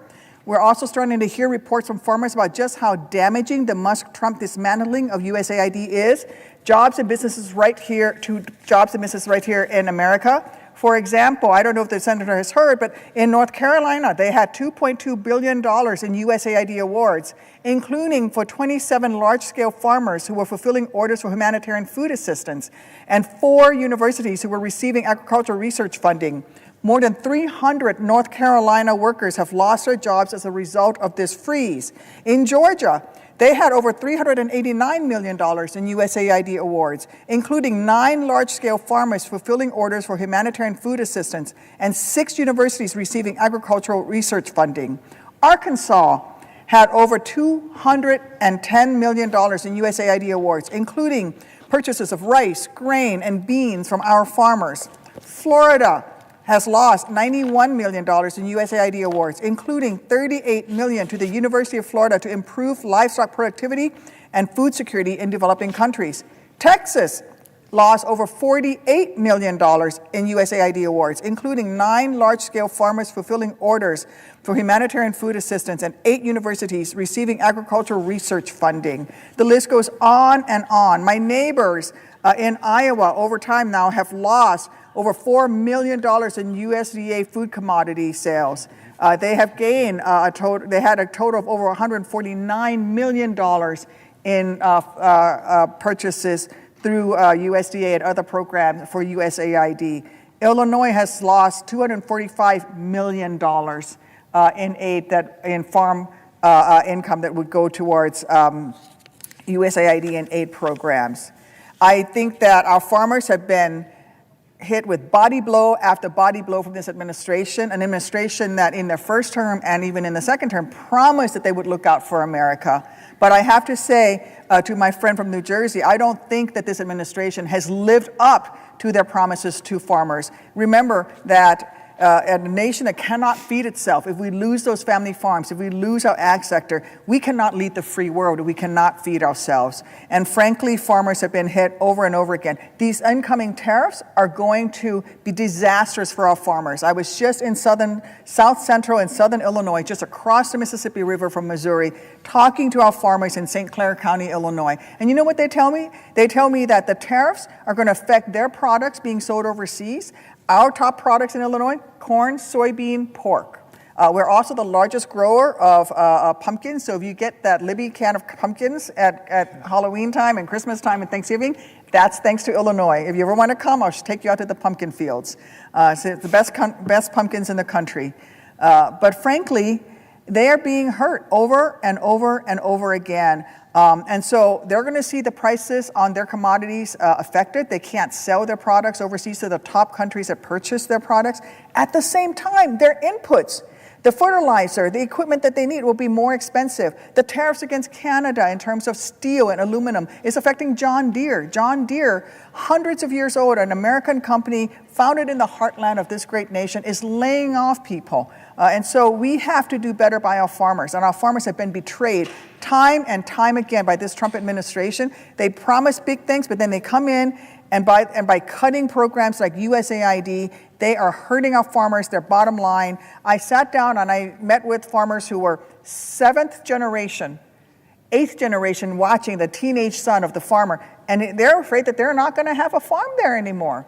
Their products, their margins are so tiny that they don't think they're going to make it. So my question to my colleague from New Jersey is, what are you hearing from farmers, and why do you think this administration is taking so many actions that hurt them and hurt American jobs? I love my colleague. I love my colleague. I love how she's been standing up quite figuratively time and time again on issues. She's really inspired me. I've told folks that on social media I have been celebrating, elevating, liking her content. Thank you. She is truly fierce and is a voice that gives me strength. And today she's asking me about one of my favorite subjects. A lot of people were surprised. My staff knows this story well, that I'm on the Ag Committee. And when one of my staffers, a guy sitting over here, Adam Zipkin, who's been with me since 1998, came to me and said, you should go on the Farm Committee, this is going to get me in trouble, I laughed at him. I had committees I loved. And what's that old saying? At first they laugh at you, then they fight you, and then they finally accept it. He told me all the issues I care about intersect with our farm and food system, that our farmers are such vital parts of America. They need more people standing up and fighting for them, because the American farmers are getting screwed. We're losing thousands of farms in this country. Family farmers are going belly up. The math doesn't work for them. And this president, as you've pointed out, oh gosh, President Trump is causing an unprecedented amount of chaos, instability, and harm for farmers. Farmers already deal with so much uncertainty from prices, weather, pests, and more. They should not have to deal with uncertainty that our government won't follow through, as you said, on contracts. On contracts. I've had farmers from New Jersey to Texas coming to my office about this president freezing contracts that we approved in a bipartisan manner, putting them in financial crisis. One of the first things that Trump and Musk did is freeze thousands of contracts and agreements that have been already made with our farmers. Farmers applied to grant programs and were selected on their merits. They made legally binding contracts, yet starting in late January, farmers found themselves not getting reimbursed, sometimes reading in the news that a particular grant was frozen, or sometimes no information at all, other than that they were not getting their payments processed. I yield for a question while retaining the floor. Thank you. I think the issue of contracts is especially important because so much of these cuts are claimed to be to cut waste in government spending. But we have a law in the books that says that if we don't make payments according to existing contracts, then we have to pay the interest on those payments that we are late in providing. And so if we, for example, cut $2 billion in or freeze funding payment on $2 billion in contracts as we did with USAID, that means that we're going to have to pay, say, 2% interest rate, $60 million in interest. I don't see where that is a savings for taxpayers. That is a waste of taxpayer dollars. I think that is something that we should be talking about. And I also think that, as you were mentioning, the issue with our farmers, they are important to our national security. The SNAP program is a good example of it. That program was instituted after World War II. We had the very famous example of Audie Murphy, who was the most highly decorated soldier coming out of World War II. He could not pass the initial test to enlist into the Army during World War II because he didn't weigh enough due to malnutrition post the Great Depression. And so we created the SNAP program to make sure that America's young people were fed, were no longer malnourished, so that they could get food in our schools while they were going to school. Because it was good for the United States military to have a workforce that could enlist in the military and meet the standards. That is the origin of the SNAP program, and that has been a program that has sustained our farmers over time. And I think that we are losing sight of that. And so my question to the senator from New Jersey is to hear a little bit more. Have you heard about the SNAP program and also the work that the farmers in New Jersey have been doing in terms of organic and sustainable farming, which is really where the beginning of the organic and sustainable farming movement has begun in this country? Yeah, I'm aware of another one of my colleagues. I just want to say, yes, I'm aware of that. The way that Trump, I'm just going to summarize, contract freezes, this is one of the ways Trump and Musk are causing havoc. Program cuts. They've eliminated programs, as you said, that support local food systems, including those that connect farmers with food banks and schools and promote regenerative practices. It's stunning. The USDA destabilization, Trump and Musk have laid off USDA employees, closed USDA offices, hindering the agency's ability to provide essential services to farmers. Tariff policies. Trump's tariff policies implemented without consultation with or support from farmers will increase farmer costs and consumer food prices. And finally, general chaos, which seems to be something, as you're pointing out, that they're very good at. Farmers already deal with so much uncertainty from prices, weather, pests, and more. They should not have to deal with uncertainty from Donald Trump's administration that will undermine everything that they do. The question for the senator from New Jersey. I will yield for a question while retaining the floor. I would like to ask the senator from New Jersey a question pertaining to the Farm Bill. You speak to uncertainty. One of the things that I've heard from my agricultural sector and my farmers, Farm Bureau in Illinois, is the desperate need for this body to pass a Farm Bill, especially when it comes to crop insurance, the crop insurance program, as well as, again, retaining SNAP benefits. I do think that crop insurance is something that our farmers care deeply about. It is a tool that they use to make sure that they are able to survive when there are bad crop years, whether that is through disease, whether that is through drought or floods. Our farmers certainly, this is a program for them to sustain themselves and be able to look out for themselves. So it is a personal responsibility on the part of farmers. It is especially important for young farmers who are just starting out. Those margins are so tiny. And when you take away the commodity program and the USAID, when you take away SNAP program, and then you don't provide them with crop insurance, you're going to lose those family farms. And what's going to happen? Large agribusinesses are going to take over, and they don't have the well-being of the American people at their heart.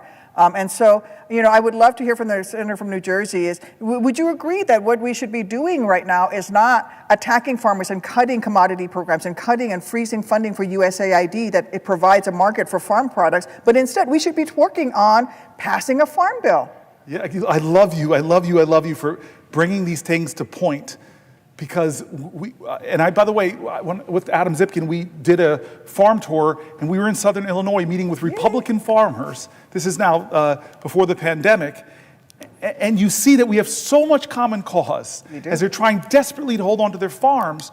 And so the crop insurance program, we need to reimagine it so it's more accessible to independent family farmers, not just big agribusinesses. We need to be visionary about our farm bill to create a food system that the farmers want, that help them to be better stewards of the land. The oversubscribed programs for regenerative farming and cover crops and environmental practices, they want those things to preserve their soil, reduce their dependence on chemicals. They want those things. They want a farm bill that works for them, and we should be delivering that in a bipartisan way. So you are right on point. But do you hear that from the White House? Not at all. Not at all.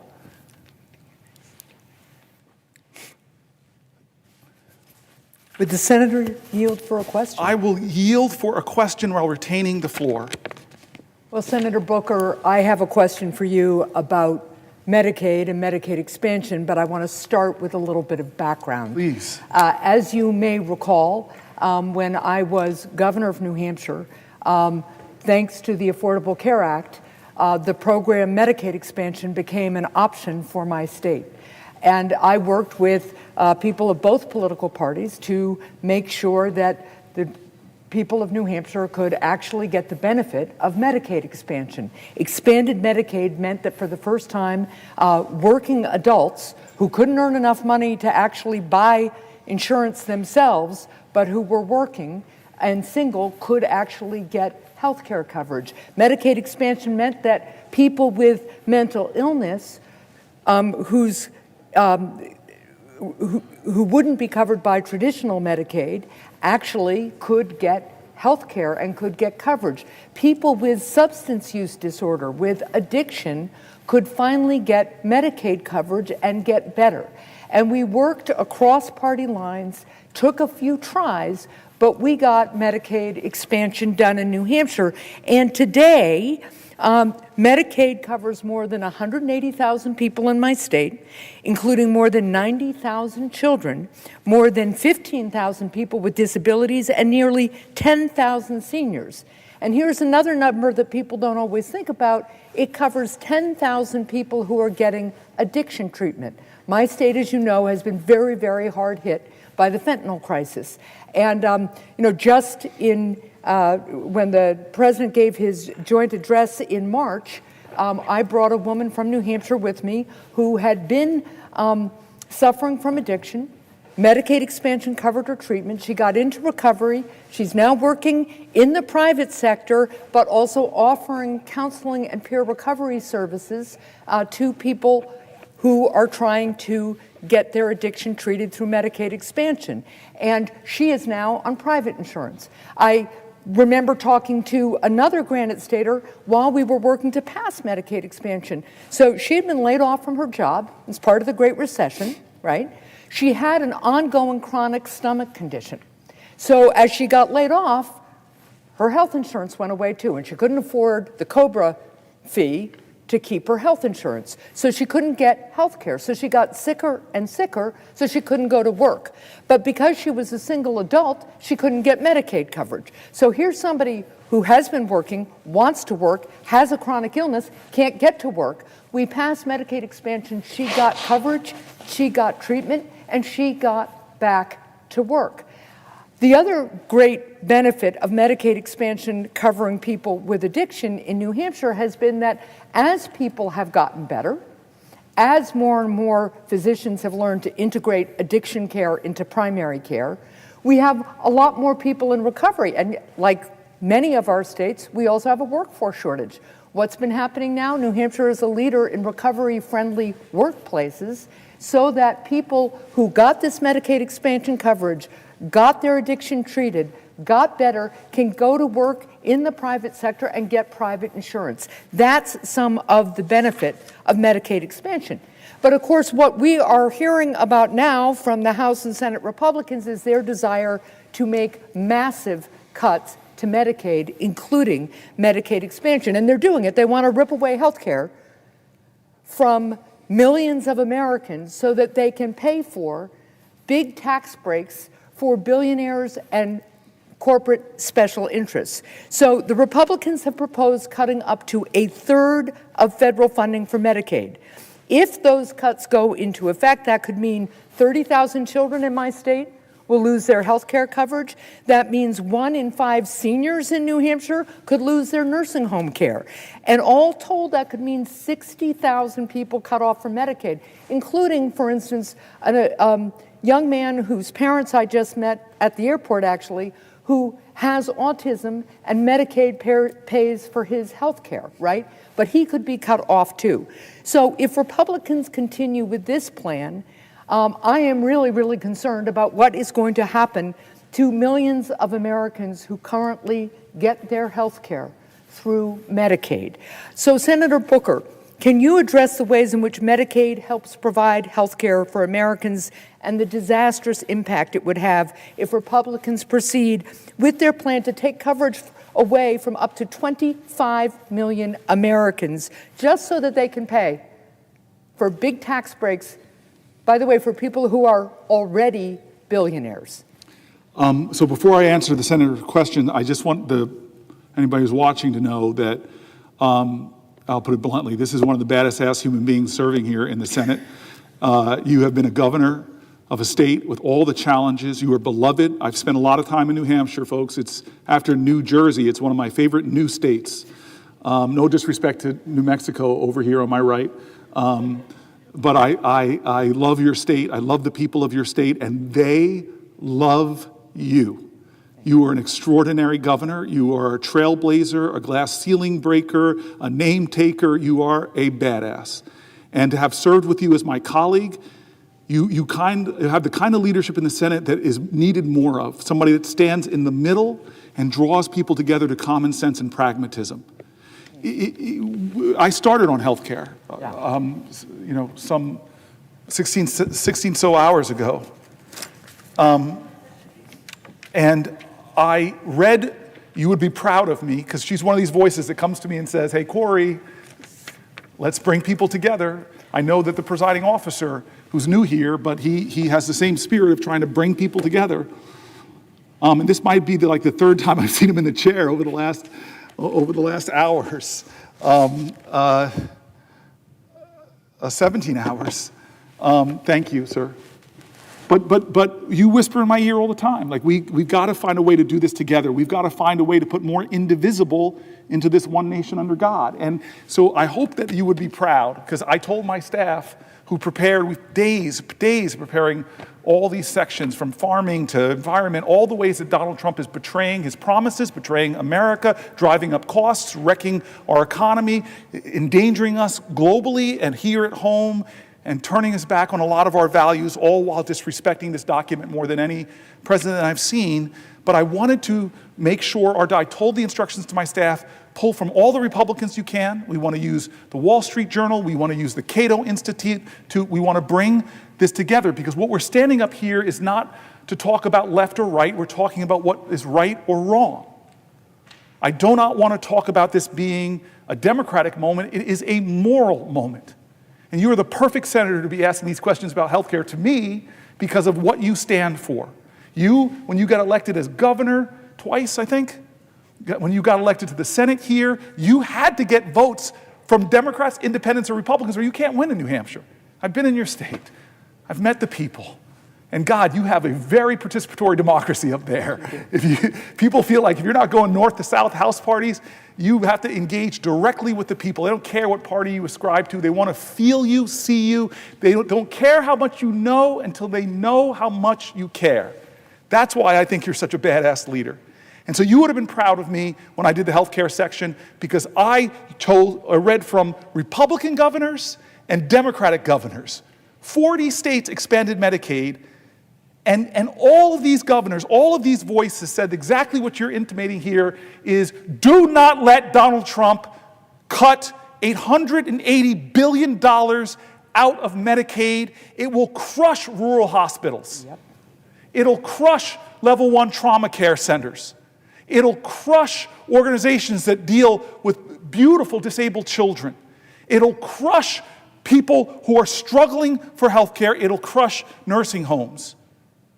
It'll hurt red counties and blue counties. It will hurt America. Republican voices were saying that. And to have a bipartisan senator who embodies the spirit this place should ascribe to more, to say these things is affirming the truth. Why? Why are they rushing to cut $880 billion, which voice after voice that I read said it would do so much damage to people's lives, so much damage to healthcare providers, so much damage to hospitals? Why? The only two things that will result from that is that they'll extend the Trump tax cuts, where the disproportionate benefits went to the wealthiest among us, who are doing better than they've ever done in this country. They don't need it. Taking money from struggling folks and giving it to them is not the answer.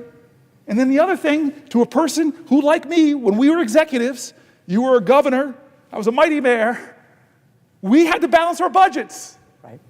But they're not balancing the budget. They're not lowering the deficit. They're increasing it by trillions of dollars.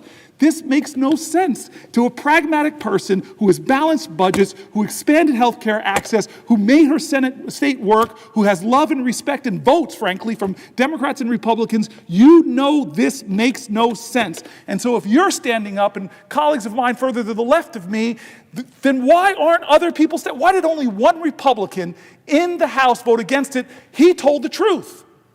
Massey, I see some of my Republican colleagues here. He's a fiscal hawk.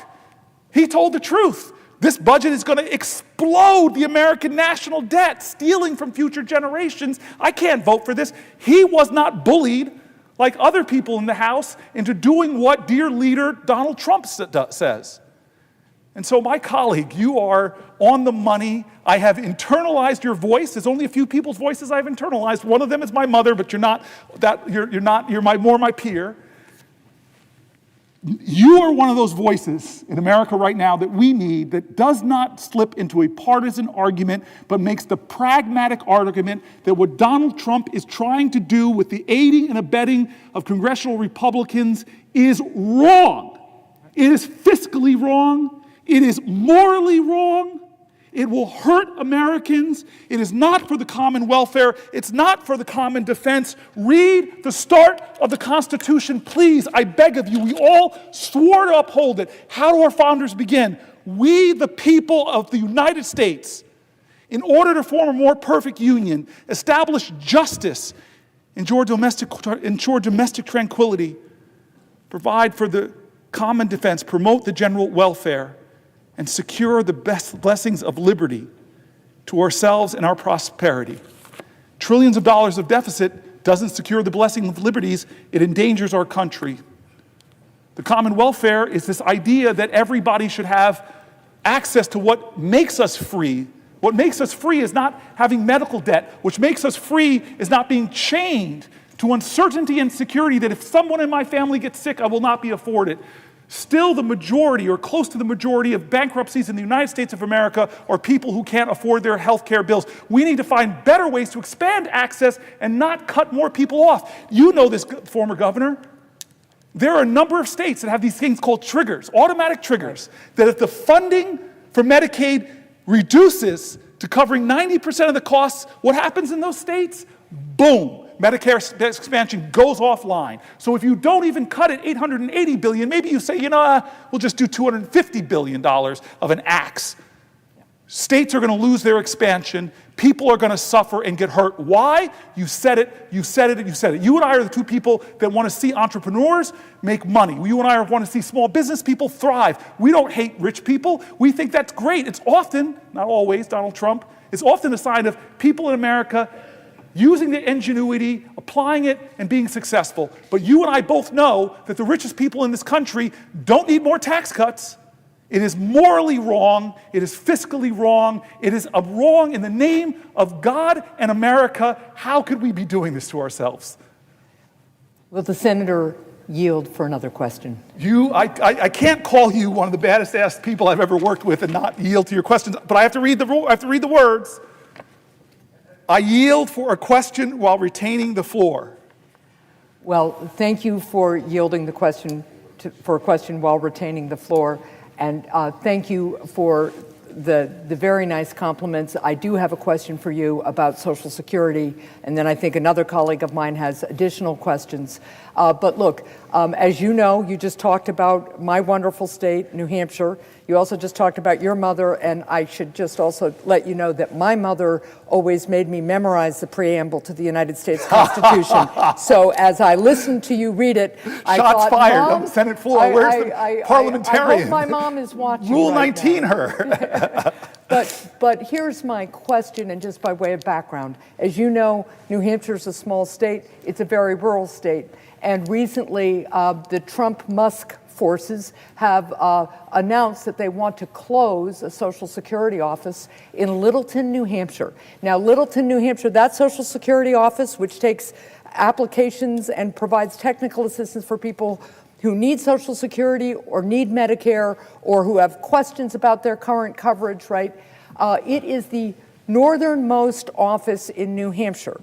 So they closed that office, and now my folks in the North Country, and there are about 334,000 people in New Hampshire with Social Security, right? My people in the North Country will have to drive as far as 100 miles to go to another New Hampshire Social Security office. And meanwhile, of course, they're laying off people from Social Security offices, and they're making it harder to get assistance via the telephone, which, as you know, many people who are on Social Security find the telephone the easiest way to make a connection, get technical assistance. So Elon Musk has called Social Security a Ponzi scheme. He says he wants to cut $700 billion from Social Security and Medicare. So my question to you, as we're looking at a administration that says that it wants to make things more efficient, but is actually laying people off, closing offices, making it harder for people to actually connect with the Social Security office. My concerns, of course, are that this is just going to delay claims, delay coverage, make it harder for people to get on Social Security, because actually Trump and Musk want to cut Social Security. Trump said, of course, that he was going to protect it when he was running for office. But now he's letting Musk do his cuts. So, Senator Booker, can you speak to the ways in which seniors across the country count on Social Security benefits that they have paid into? Right? This is not charity. People pay into the Social Security system. They earn the benefit. And can you talk about the disastrous impacts if this administration takes benefits, Social Security, Medicare, away from our seniors? Earlier, or last night, I had a whole chapter on Social Security outlining not just what you said, my colleague, my friend, but stories from seniors. And some of them really got to me. They were hard to read through. I have to say, I had prepped this by reading a lot of them, but somehow on the floor, when I read about the woman who had Parkinson's, care of their elderly parents, a spouse with dementia, children with special needs, and Social Security, it helps a lot of folks, but here's the craziness of the Trump attacks on the Social Security Administration. First, he makes people insecure about it. My mom lives in this amazing senior home, Las Ventanas, in Las Vegas, Nevada. Most of the people there, first of all, I love them all for who they are, not their party affiliation, but it's more Republicans than Democrats. And the stories my mom tells me about just the worry that they or other people in their family have because of Elon Musk calling it a Ponzi scheme, of Donald Trump talking about utter lies from the highest post in the land during a joint address, savaging Social Security with lies that everybody from conservative papers to Democratic papers to left-leaning papers have all called out lie, lie, lie, lie, lie. There are not millions of people receiving false payments. They've insinuated so much insecurity that people were writing me letters talking about they're losing sleep. They have so much anxiety because they only live on their Social Security check. And Brother Howard Luckman, who I know, and I don't know what he was thinking when he said it, a billionaire talking about his mother-in-law. I don't know what you were thinking, Howard. I just don't understand it, how you're saying if she misses a payment, she's okay, but if people complain, they're probably fraudsters. Do you understand how many millions of Americans only have that as their only protection between poverty and destitution? That if they miss a payment, they can't make their rent, they can't buy food? And so they've created so much insecurity, so much fear, and I compared it, Governor, I compared it to the difference between an FDR and a Donald Trump. FDR knew people were suffering. They knew people were afraid, and he stood before the American public and didn't lie to them, didn't attack people, didn't demean people, didn't degrade people. He comforted people. He allayed their fears. He inspired them. You have nothing to fear but fear itself. What an opposite in leadership. And so, yeah, there are a lot of people who right now don't know, but then my colleague from Massachusetts comes in and makes the very clear point, the professor we have in our caucus, she makes a clear point. They've already done benefit cuts because when you close offices in rural areas that that person who is missing a check or has an issue, now they have to drive, how many miles? 100 miles. Now, what is that hardship to a senior? I got heard from people in their 90s. They already are having benefit cuts. The Wall Street Journal, I told you, I was trying to make you proud. I wanted to get as many sources from anybody that was more center to right. And I read from the Wall Street Journal and said the customer service in Social Security is going from bad to worse. That was the title of the article. So they're already doing cuts. They're already launching, heaping insecurity on our seniors, heaping inconvenience on our seniors, heaping fear upon our seniors, heaping insecurity, making people lose sleep. This is wrong, wrong, wrong, wrong, wrong. This is not a model of leadership. It's a model of cruelty and mean-spiritedness and hurting people. When is it enough, America? When is it enough that we say it may not be my grandmother that depends on that Social Security check, but I love America, and you cannot love Americans. You cannot love America. You cannot call yourself a patriot. Please listen to me. You cannot say you love this country and you're a patriot, because patriotism is love of country, but you can't love your country unless you love your countrymen and women. And love means that if somebody, some mother or grandmother is hurting, is afraid, that I'm going to stand up and do what I can to comfort them and fight for them. Because today it might be your grandmother, it might be your family with a disabled child. This is not right or left, it is right or wrong. This is not a partisan moment, it is a moral moment. Where do you stand? We started this by talking about John Lewis. It is time for good trouble, necessary trouble. Thank you, my friend. Even though you made fun of me for, in my tired state, not remembering the very important preamble to the Constitution. Very well. Thank you very much. That actually means I take your compliments because you don't give them abundantly or overly well, so thank you very much. Senator yield for a question. Heck no, not to you, not to you, not to you. Let me tell you, I have something to get off my chest about you. I woke up I woke up yesterday morning, and the first thing I did, now this shirt's all wrinkled and a little ripe, but the first thing I did is grab a gift from you. People don't get upset ethics-wise. We're allowed to give each other's gifts. This was like, I don't know how much it cost, but you gave me, I was talking to you about traveling and how we have to pack bags and go all the time. And he said, you told me I travel with a steamer. And I pulled out this little steamer for this shirt that I'm wearing right now. You were one of the kindest, sweetest people I know. You're one of my closest friends here in the United States Senate. And I want to say something about you, because in this moment, if people are watching, I want people to go there. We had a conversation. You came to my office. It's always a sign of respect when you come to the senator's office. And you came to my office and we were talking about social media, and I was encouraging you, you were a little resistant, if you don't mind me outing you, to open up and get more on the platform. We were talking about ideas and talking about Social Security, talking about Medicare, Medicaid. You opened up to me, and I hope I'm not betraying confidences.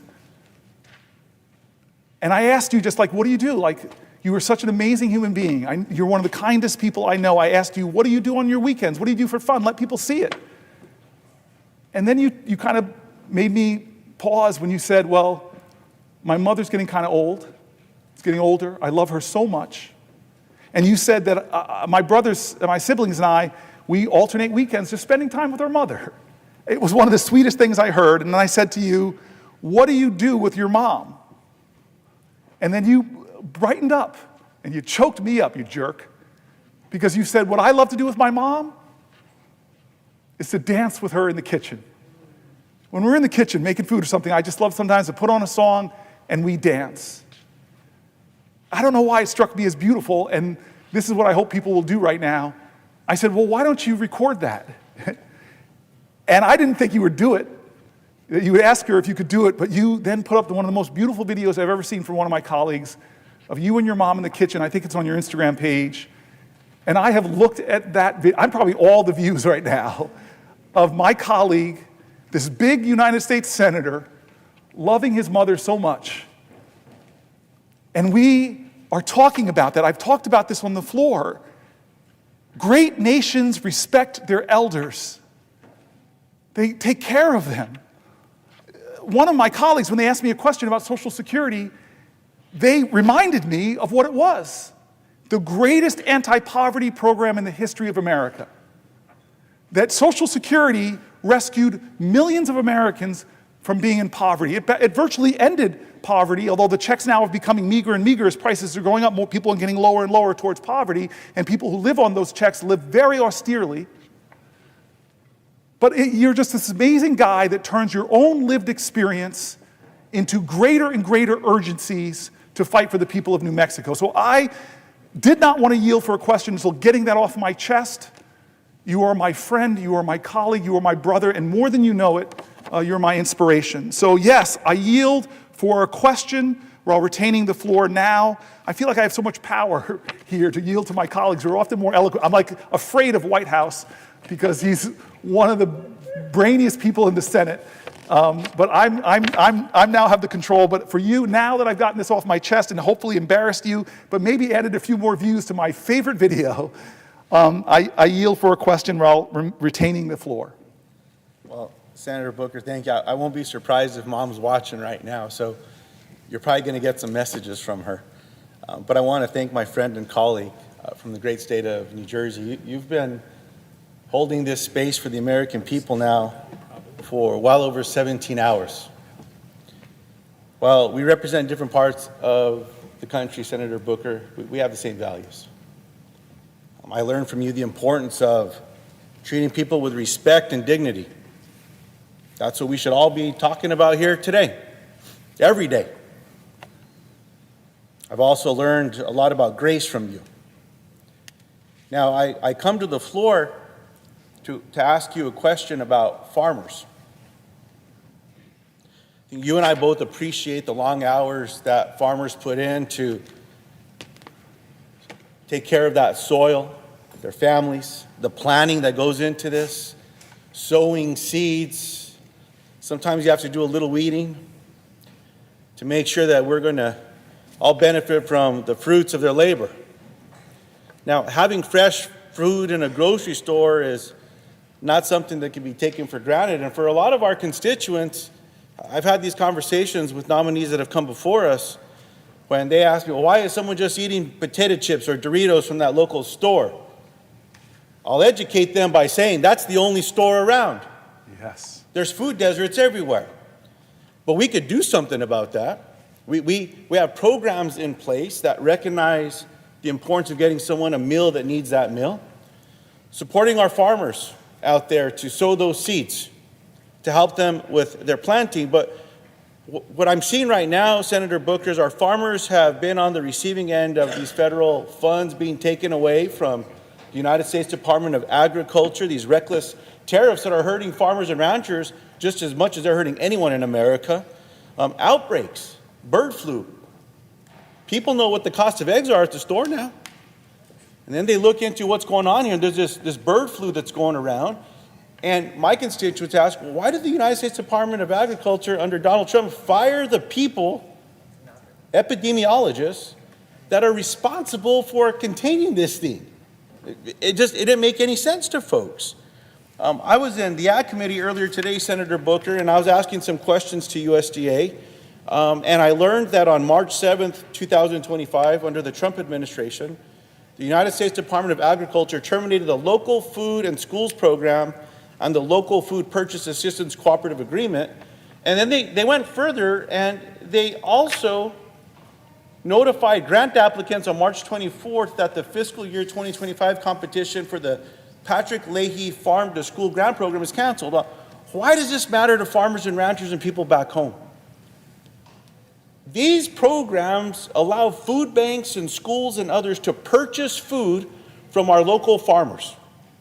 Now, our local farmers aren't just making a decision on what seed's going to be planted so they can sell the lettuce next week. They start this a year going back. So when the United States Department of Agriculture a year ago started talking to these farmers and ranchers about what programs were going to be in place, and then these farmers responsibly went and found customers to sell their food, food banks, different groups around the country, they planned the rest of the year to be able to get that nutritious food into the bellies of people that need it most. That sounds like respect and dignity. Yep. What's not respectful is when the Trump administration gives them a few days' notice and pulls the rug from under them and cancels the program that's going to allow the food bank, their customer, to buy their food. What do the farmers have to do now across America? Now, it gets worse and worse. I won't go into all of it, Senator Booker, but here's one of the dirty little secrets. All of these programs that are being taken away from the American people, it's to find an extra dollar for this tax policy under Donald Trump that my constituents started calling back in 2017, the Trump tax scam. Wow. Right? Well, why are you calling it that? And they said, well, everyone promised me, I'm making less than the median income, making less than $80,000, which is a lot of money in New Mexico. Across America, median income there is a little lower. I was told that we were going to get the brunt of this tax cut, recognizing that we're hardworking and how hard it is to make ends meet. But that's not what happened. Most of this went to families and folks making over $2.8 million. I don't have anything against those families. I wish them well. I want them to make more, $10 million next year. But they don't need a tax cut. That should be one of those hardworking families that were told that they were being prioritized, but they're the ones that told me anyway, that this was a Trump tax scam. That's the secret. That's where all this money's going. So, Senator Booker, whether I'm in a grocery store and I'm chatting with constituents, or we're out there looking at egg prices or whatever it may be, they're concerned about what's going on here, and all they're asking for me to share with my colleagues here is just tell them to tell us the truth. Yes. If they're going to vote to take these programs away, they have the votes by Republican colleagues. Just be honest. Treat my constituents with the respect and dignity so that they can plan. So that a single mom that has a child whose Medicaid may get ripped away, but that child has cancer, how are they going to plan for care in 6 months? So that farmer who started planting seeds recently but was planning over a year on what to do so they could find another customer so that they're not going to lose that farm as well. Now, before I ask you this question, sir, I want to end with this.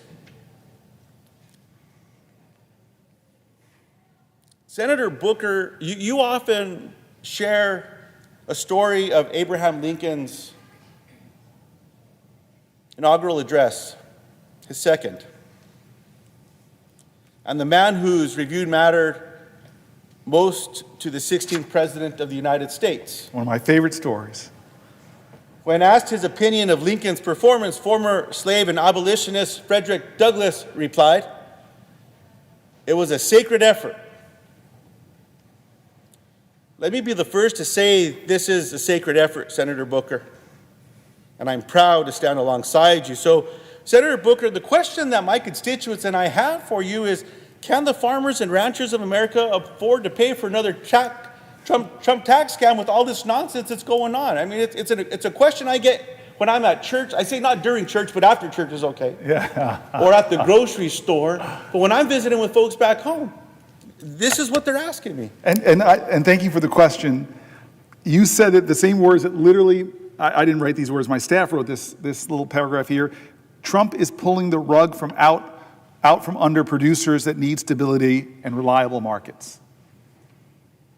Because you and I sit, right by each other in the Ag Committee, and we see this connection that you so beautifully say, this idea that we are separate from each other, the invisible lines that divide us in this country are bunk compared to the strong ties that bind us. That farmer producer in a rural neighborhood is deeply connected to the person in my community. And I live in an inner city, Newark, New Jersey. There is a powerful spiritual connection. And you talk to that farmer, and they've got pride that they're feeding America. And they have pride in the ground. You described it so beautifully. They have pride in their soil. They want to be stewards of the land, and they want to create a vibrant American food system. And they rely on people that empower them in that process and don't pull the rug out from under them, drag back contracts, cut programming, especially not those programs that help them get fresh fruits and vegetables, healthy foods to food banks. You talk to the food banks. They'll attest that families, how grateful they are for that fresh fruits and vegetables. You said it right. Parents want the best quality food for their kids.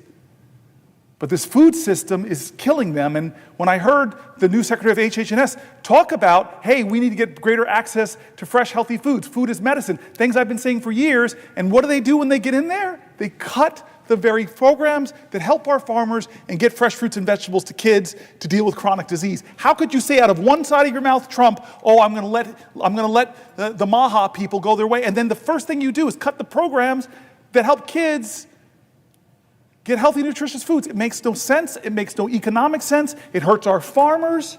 It hurts our farm workers. It hurts our end users.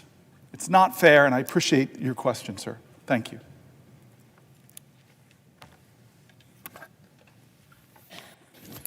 Would the senator from New Jersey yield for a question? Let me think about this for a second.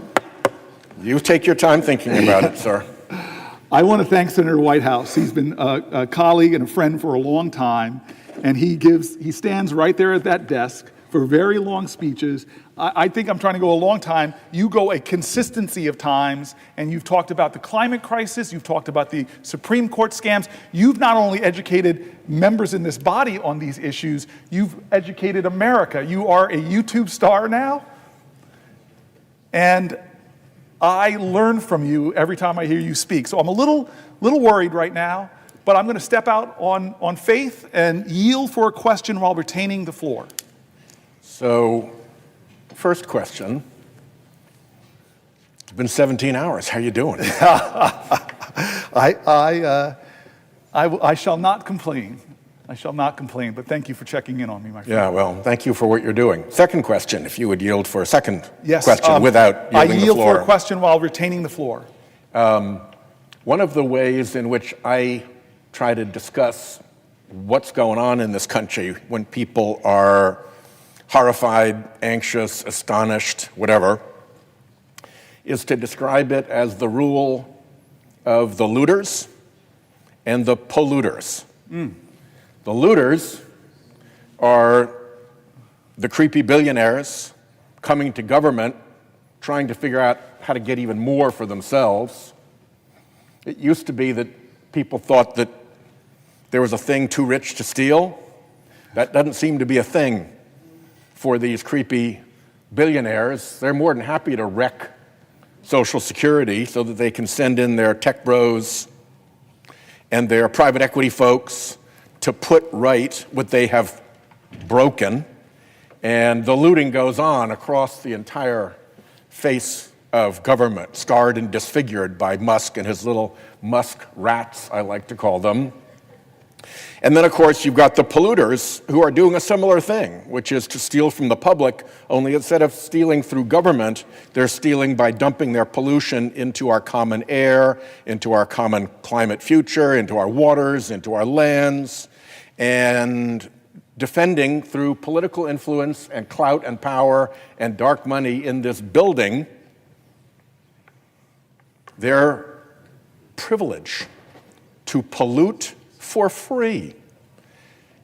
And the end point of both of those is regular Americans who are getting, to put it bluntly, pretty hosed, so that people on the other side of that, the creepy billionaires who are behind the climate denial scheme, who are out to wreck the American government so that it can't regulate their conduct or make them behave like honest bankers and investors or insurers or whatever, react for a moment, if you would, to that framing of our beautiful country now being subject to the really malevolent whims of the big looters and the big polluters.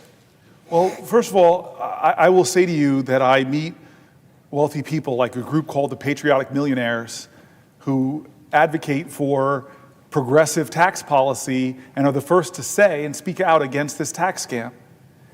I don't, again, it's, to me, what does patriotism mean to you? Patriotism, by definition, means love of country. If you don't love your fellow countrymen and women, how do you love your country? And so what would you do I actually know what you would do. I don't even have to answer this question. If somehow you came into $1 billion or more dollars, you would not be asking for more. You would literally say, wait a minute, Republican Congress, wait a minute, Donald Trump, what you're trying to do is take away health care from expectant mothers, from disabled children, from seniors, in order to give me more tax credit. I would think that the patriotic thing to do, that the thing in love, you would say, Donald Trump, go screw yourself. If the senator would yield for another question while retaining the floor. I yield for a question while retaining the floor. I would add to your comment and request your response to the observation that not only is this an appalling manifestation of greed by people who already have more money than they're able to spend in their entire lifetimes, but the manner in which they are accomplishing their purpose is pretty loathsome in and of itself. Because the manner in which they are accomplishing their selfish purposes is to corrupt and degrade this great American democracy that we are all here to defend. Yes. And they do it by taking their billions and running it through phony front groups, so it pops up as dark money in elections. And of course, the beneficiary of the dark money, the candidate, figures out exactly who's behind the big dark money contribution that ends up in the super PAC that is supporting them.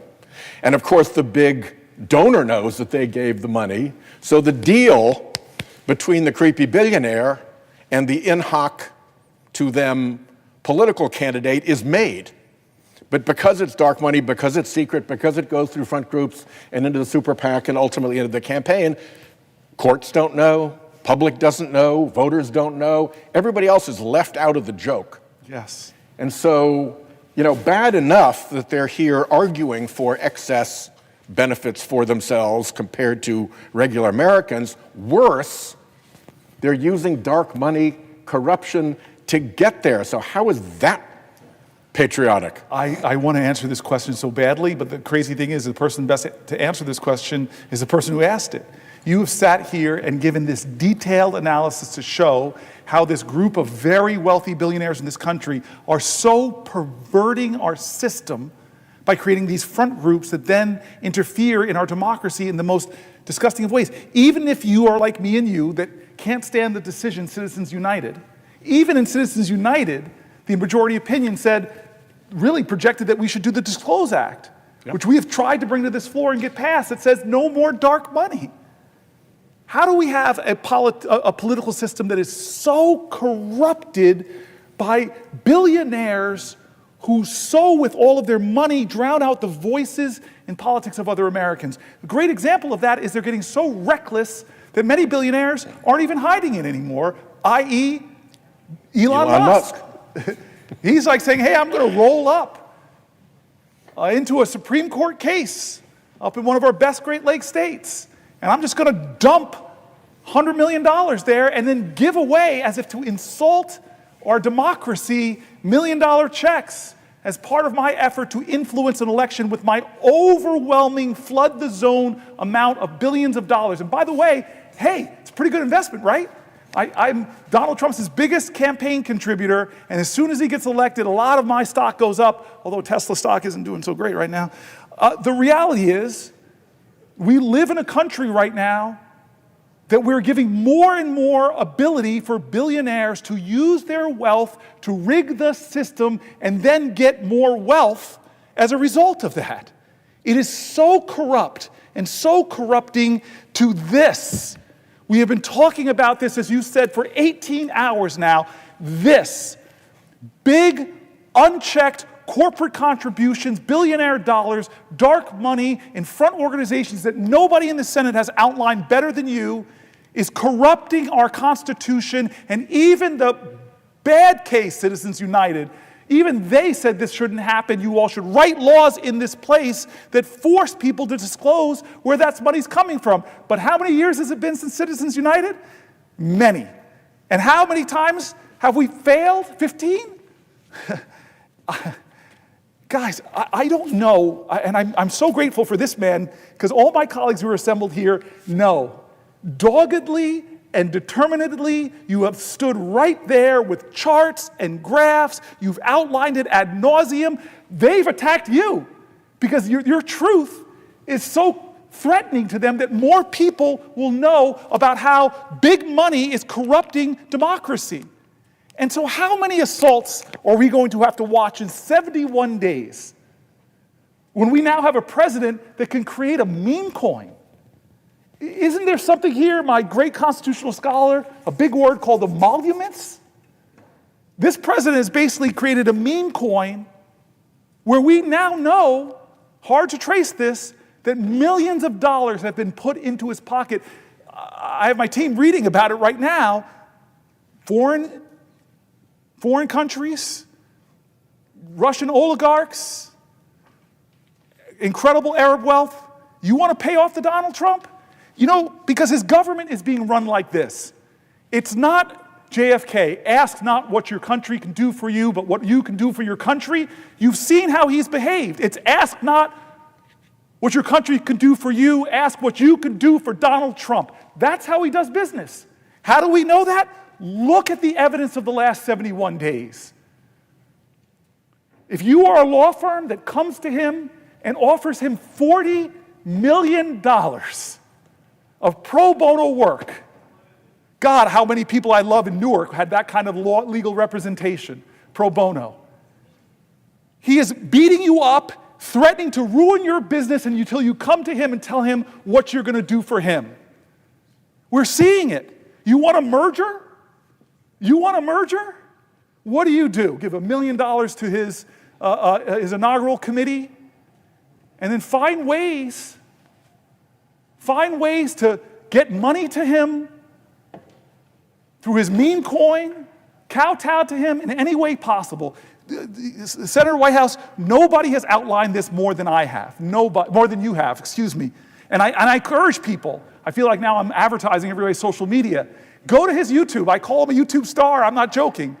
You have on YouTube, I know, just great details and outline about how the corruption of money in politics is getting worse and worse and worse in this era of billionaires like Elon Musk who have no shame anymore. And I'm going to say it on the Senate floor. There are so many reports and stories of him threatening elected leaders, threatening to put $100 million in a primary challenge if they don't kowtow to what the great leader is telling them to do. You use the word all the time, and I'm going to say it over and over. This is corrupting to our democracy and amounts to another assault on our Constitution. How much will we take, America, until we say enough, until we say no more, until we say pass the Disclose Act? Bring back the dark money, put light on it, shine the light of truth on this web of dark money lies. How long will we endure this? I hope that you and I are in the Senate when you no longer have to give that speech because we took action on the Senate floor to end this nightmare of billionaires trying to outsize influence in our democracy. Will the senator yield for a question? Not immediately. I just want to say to Patty Murray, thank you. You were a co-conspirator in my life of trying to cause good trouble. You are one of the most powerful people in the United States Senate, yet you have never lost your compassion and your care for people. You're like somebody else I talked about in the Senate, two of my favorite people who lives this ideal that I may be a United States Senator, I may be head of appropriations, I may be President pro tem of the Senate, but I will never lose my connection to the people I represent and to the convictions that brought me to this place. You are such an honorable soul, you're such a great American, and you've been such a dear friend to me, this Congress. I savor the times where you let me come to you're a lot more seniority than me. You've got a great hideaway with a view. One day maybe. But I just want to say thank you, Patty Murray, for being so kind to me. And you're showing up right now gives me a lot of strength, puts more fuel in my tank. And so now I feel all this power. Now you will outrank me in every imaginable way here, and you're the head of our Democrat appropriations, so I'm obligated by the state of New Jersey to be very obsequious to you. I yield for a question while retaining the floor.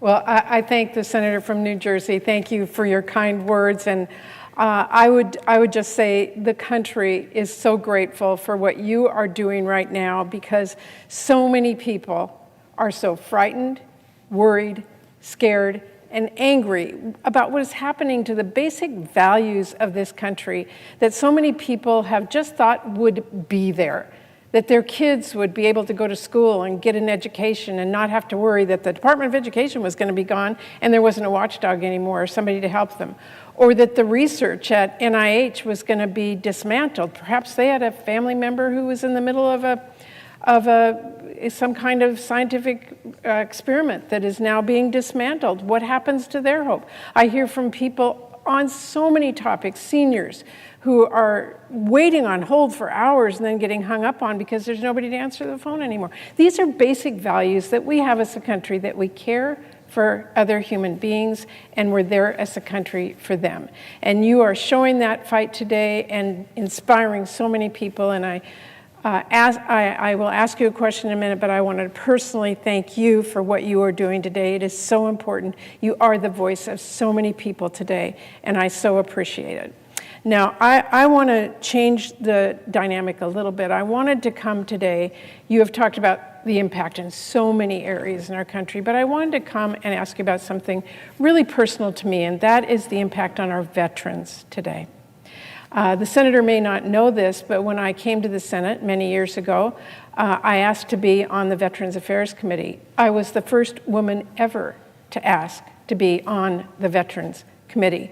And the reason for me was very personal. As you may know, my dad was a World War II veteran, and my family relied on his VA care when he was diagnosed with multiple sclerosis. But I also, when I was in college during the Vietnam War, many of my friends and colleagues were on the streets demonstrating, and my heart was out to them, but I was thinking about those men and women my age who were going over to Vietnam and coming back and injured in many different ways. So I actually did my college internship. I asked to be at the Seattle VA.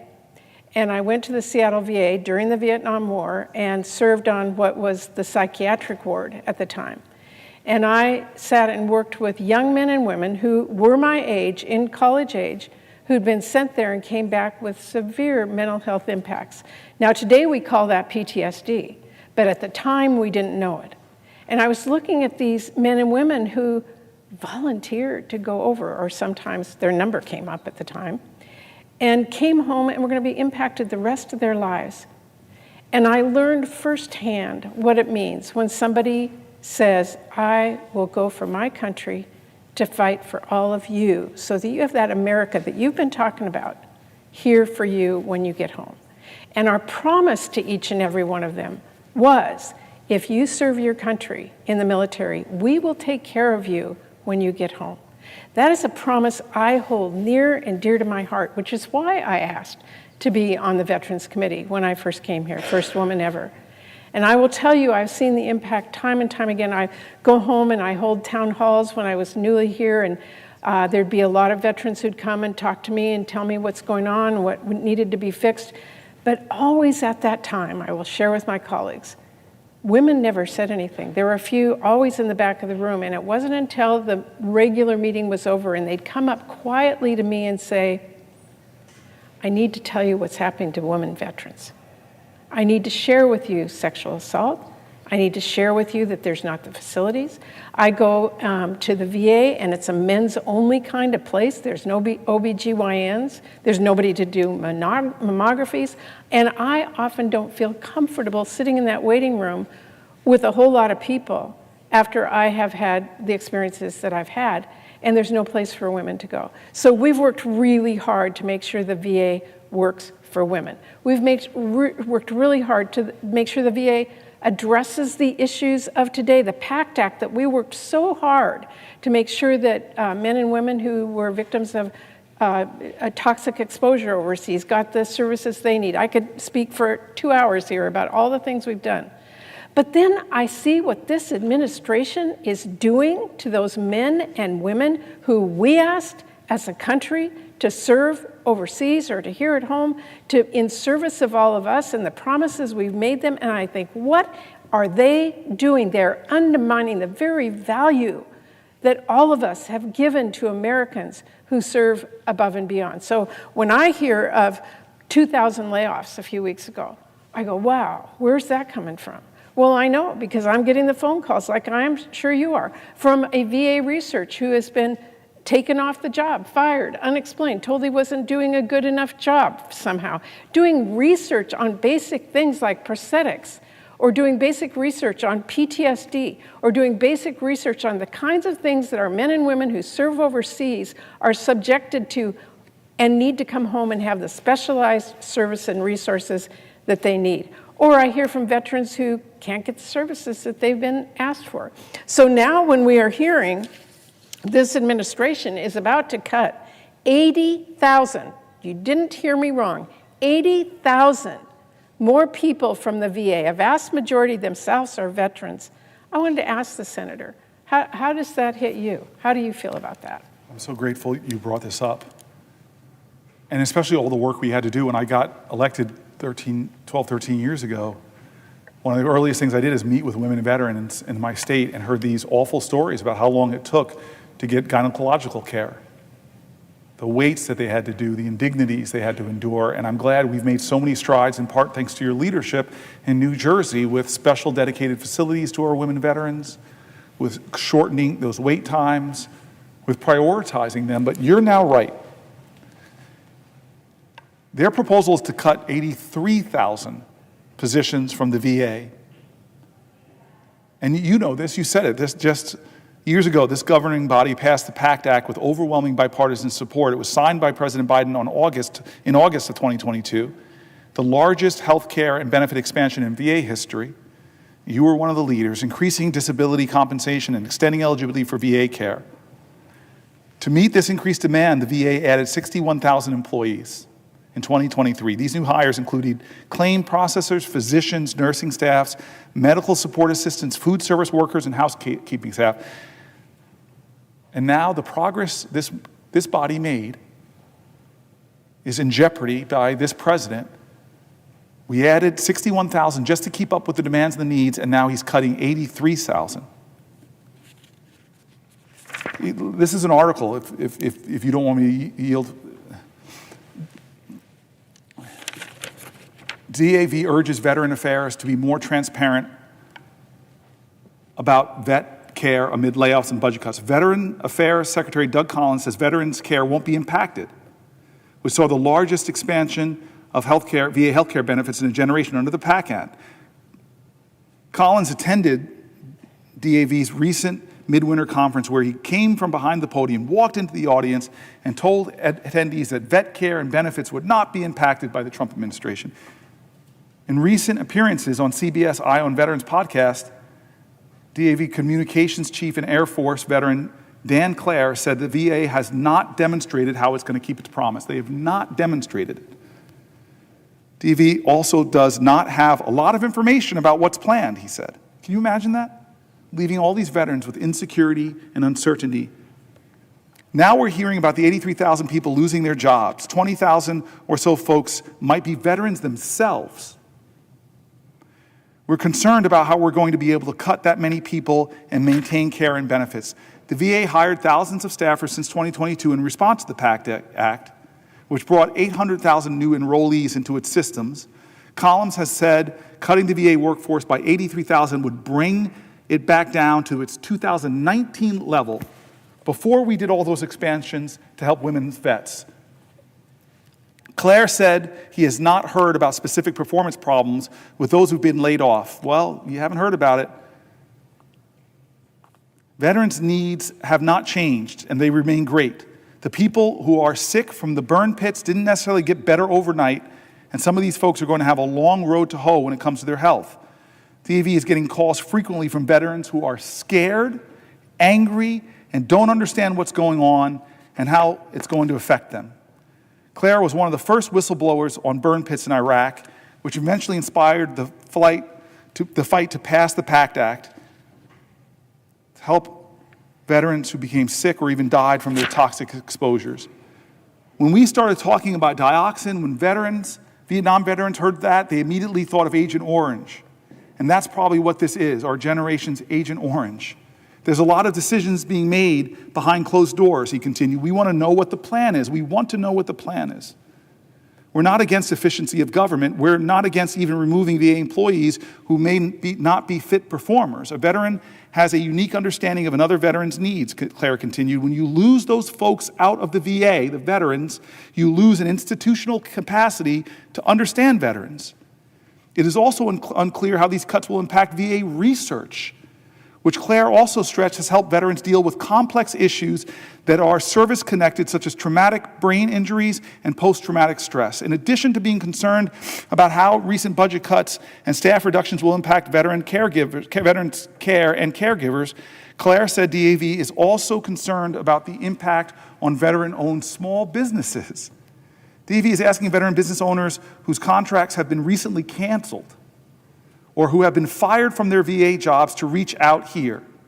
DAV is actively keeping a list of veterans negatively affected by the Trump administration's cuts and plans on fighting for them in the weeks and months to come. And those lists that they're keeping are getting longer and longer and longer of people affected by this. So to answer your question, it's absurd, it is offensive, it's ready, fire, aim. Tens of thousands of veterans laid off, veterans who do business and work in contracts ended. Why is this another group that the President of the United States is scaring? Frightened veterans, angry veterans. I'm hearing from them in my state. You know you're hearing them from yours. What's the plan? What's the plan? What's the plan? They have no answer for us. All they're doing is cutting Social Security staff, undermining the delivery of those services, the cutting the VA services. And why, by the way? Is it creating efficiency or effectiveness? No. Is it to create savings? Because we got to create savings to give more of those tax cuts to billionaires like Elon Musk. It is not fair. It is not right. When we send people off into the most dangerous environments on the planet Earth and ask them to put their lives on the lines for us, the least we can do as a nation is not penny pinch on their backs of the service that they deserve. For one additional question. I yield for a question while retaining the floor. The senator's right. And so many veterans are afraid right now. And I had a veteran tell me that he was one of those people that got the letter, you haven't performed well. He worked for the National Park Service, actually. And he said, I've been saving lives. I've been cleaning trails. I've been making sure that the national parks are safe for all of you. And then he said to me, I'm a veteran. I served in the war, and I served my country there because I wanted to serve my country and my fellow Americans, and I came home and worked for the National Park Service to do the same. And now, as a veteran, my country's not there for me. And I would just say to my colleague and to everyone who's listening, to these men and women that we make a promise to, that we say we will be there for you when you come home, that does not mean slamming a door in your face. It doesn't mean that you have to wait for hours to get the services that you earned. It doesn't mean that you will be mistreated. It means that we will honor you. And I would thank the senator for his response and just say to him again, do you think we're treating men and women in this country as great Americans by the actions that are being taken by this administration? Thank you for the question. No, and I'm just going to read another article that's going to make even clearer the point you just laid that's so strong and so important. This is from Axios, How White House Firings Are Hurting Veterans. The Trump administration's big cuts to the federal government are hitting one group particularly hard, the country's veterans. Why it matters? Many of those who served in the military derive a sense of purpose and belonging from their government work, viewing it as a way to serve their country and help their peers outside of active duty. The big picture. It's not clear yet how many vets have been fired or will be. Last year, veterans made up 28% of the federal workforce, 28%. Per federal data, a far bigger share than the 5% in the private sector. About 36% of the vets working in civil service, more than 200,000 in total, are disabled or have serious health conditions per federal data. 36% of the vets working in civil service are disabled vets. This is the largest attacks on veteran employment in our lifetime, says William Attig, Executive Director of the Union Veterans Council, a large group that represents many of these workers. Attig, who was deployed in Iraq from 2003 to 2009, has been talking to newly unemployed members trying to get a tally of everyone whose job was lost. Zoom in now. Some veterans still holding on to their jobs for now are waiting for the hammer to drop.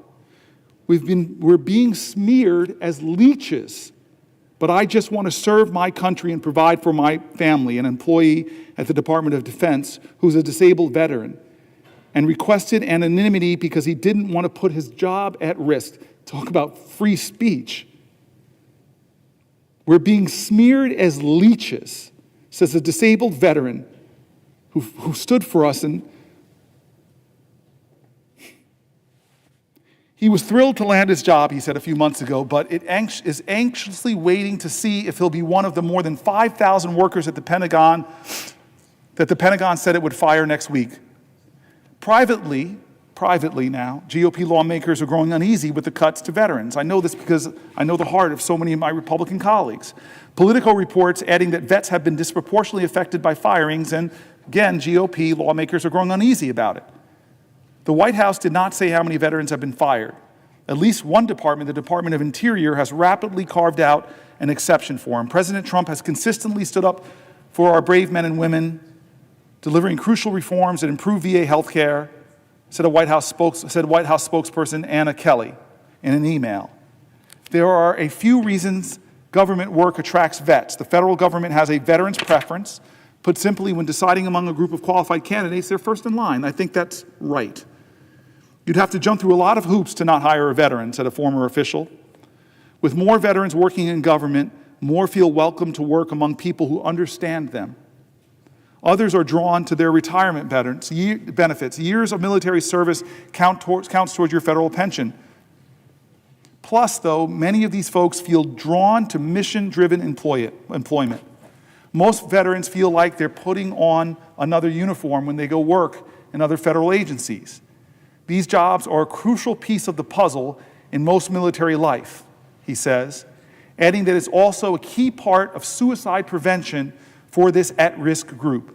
One of the most important things you can do for a veteran is help them with a job.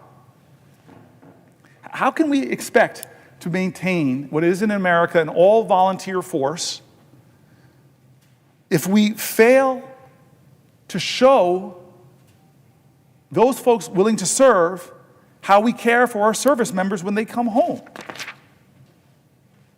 Slashing more than 83,000 jobs from the VA alone, it's clear that these cuts are going to have a disproportionate impact on veterans, veteran contractors, and the services they receive. I'm angry about these cuts, but most of all, it should make all Americans feel a sense of sadness. We ask our veterans to sacrifice so much, and we all know, who know veterans, it's not just the veterans, it's also veteran families that make that sacrifice, that share in that service, that share in that commitment. And these veterans, and some of the more talented, dedicated leaders I know, they're not doing it for the money. They're doing it because they're called to serve.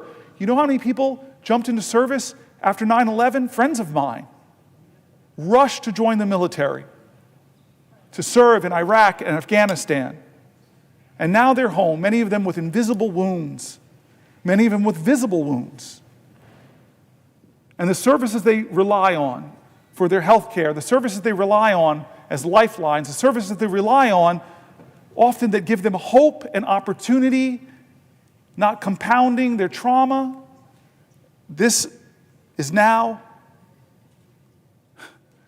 being attacked by a president who's not keeping his promises. He says he values veterans, but the facts are different. She devoted her life to serving the U.S., then DOJ targeted her.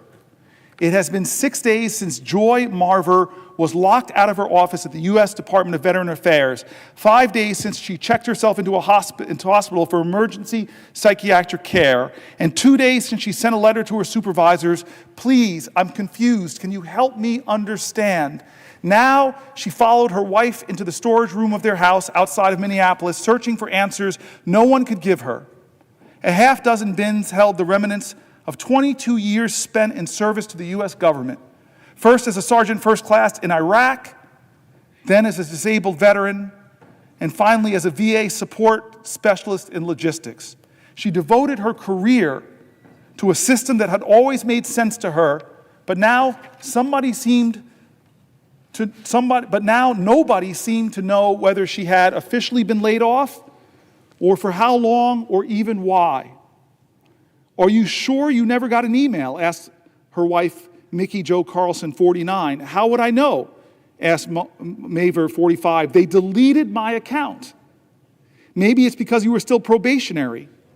"My boss said I was exempt," Marver said. "I was supposed to be essential."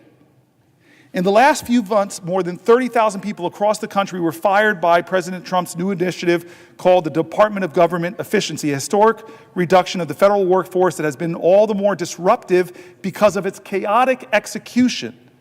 Entire agency divisions have been cut without explanation or mistakenly fired and then rapidly rehired, resulting in several lawsuits and mass confusion among civil workers.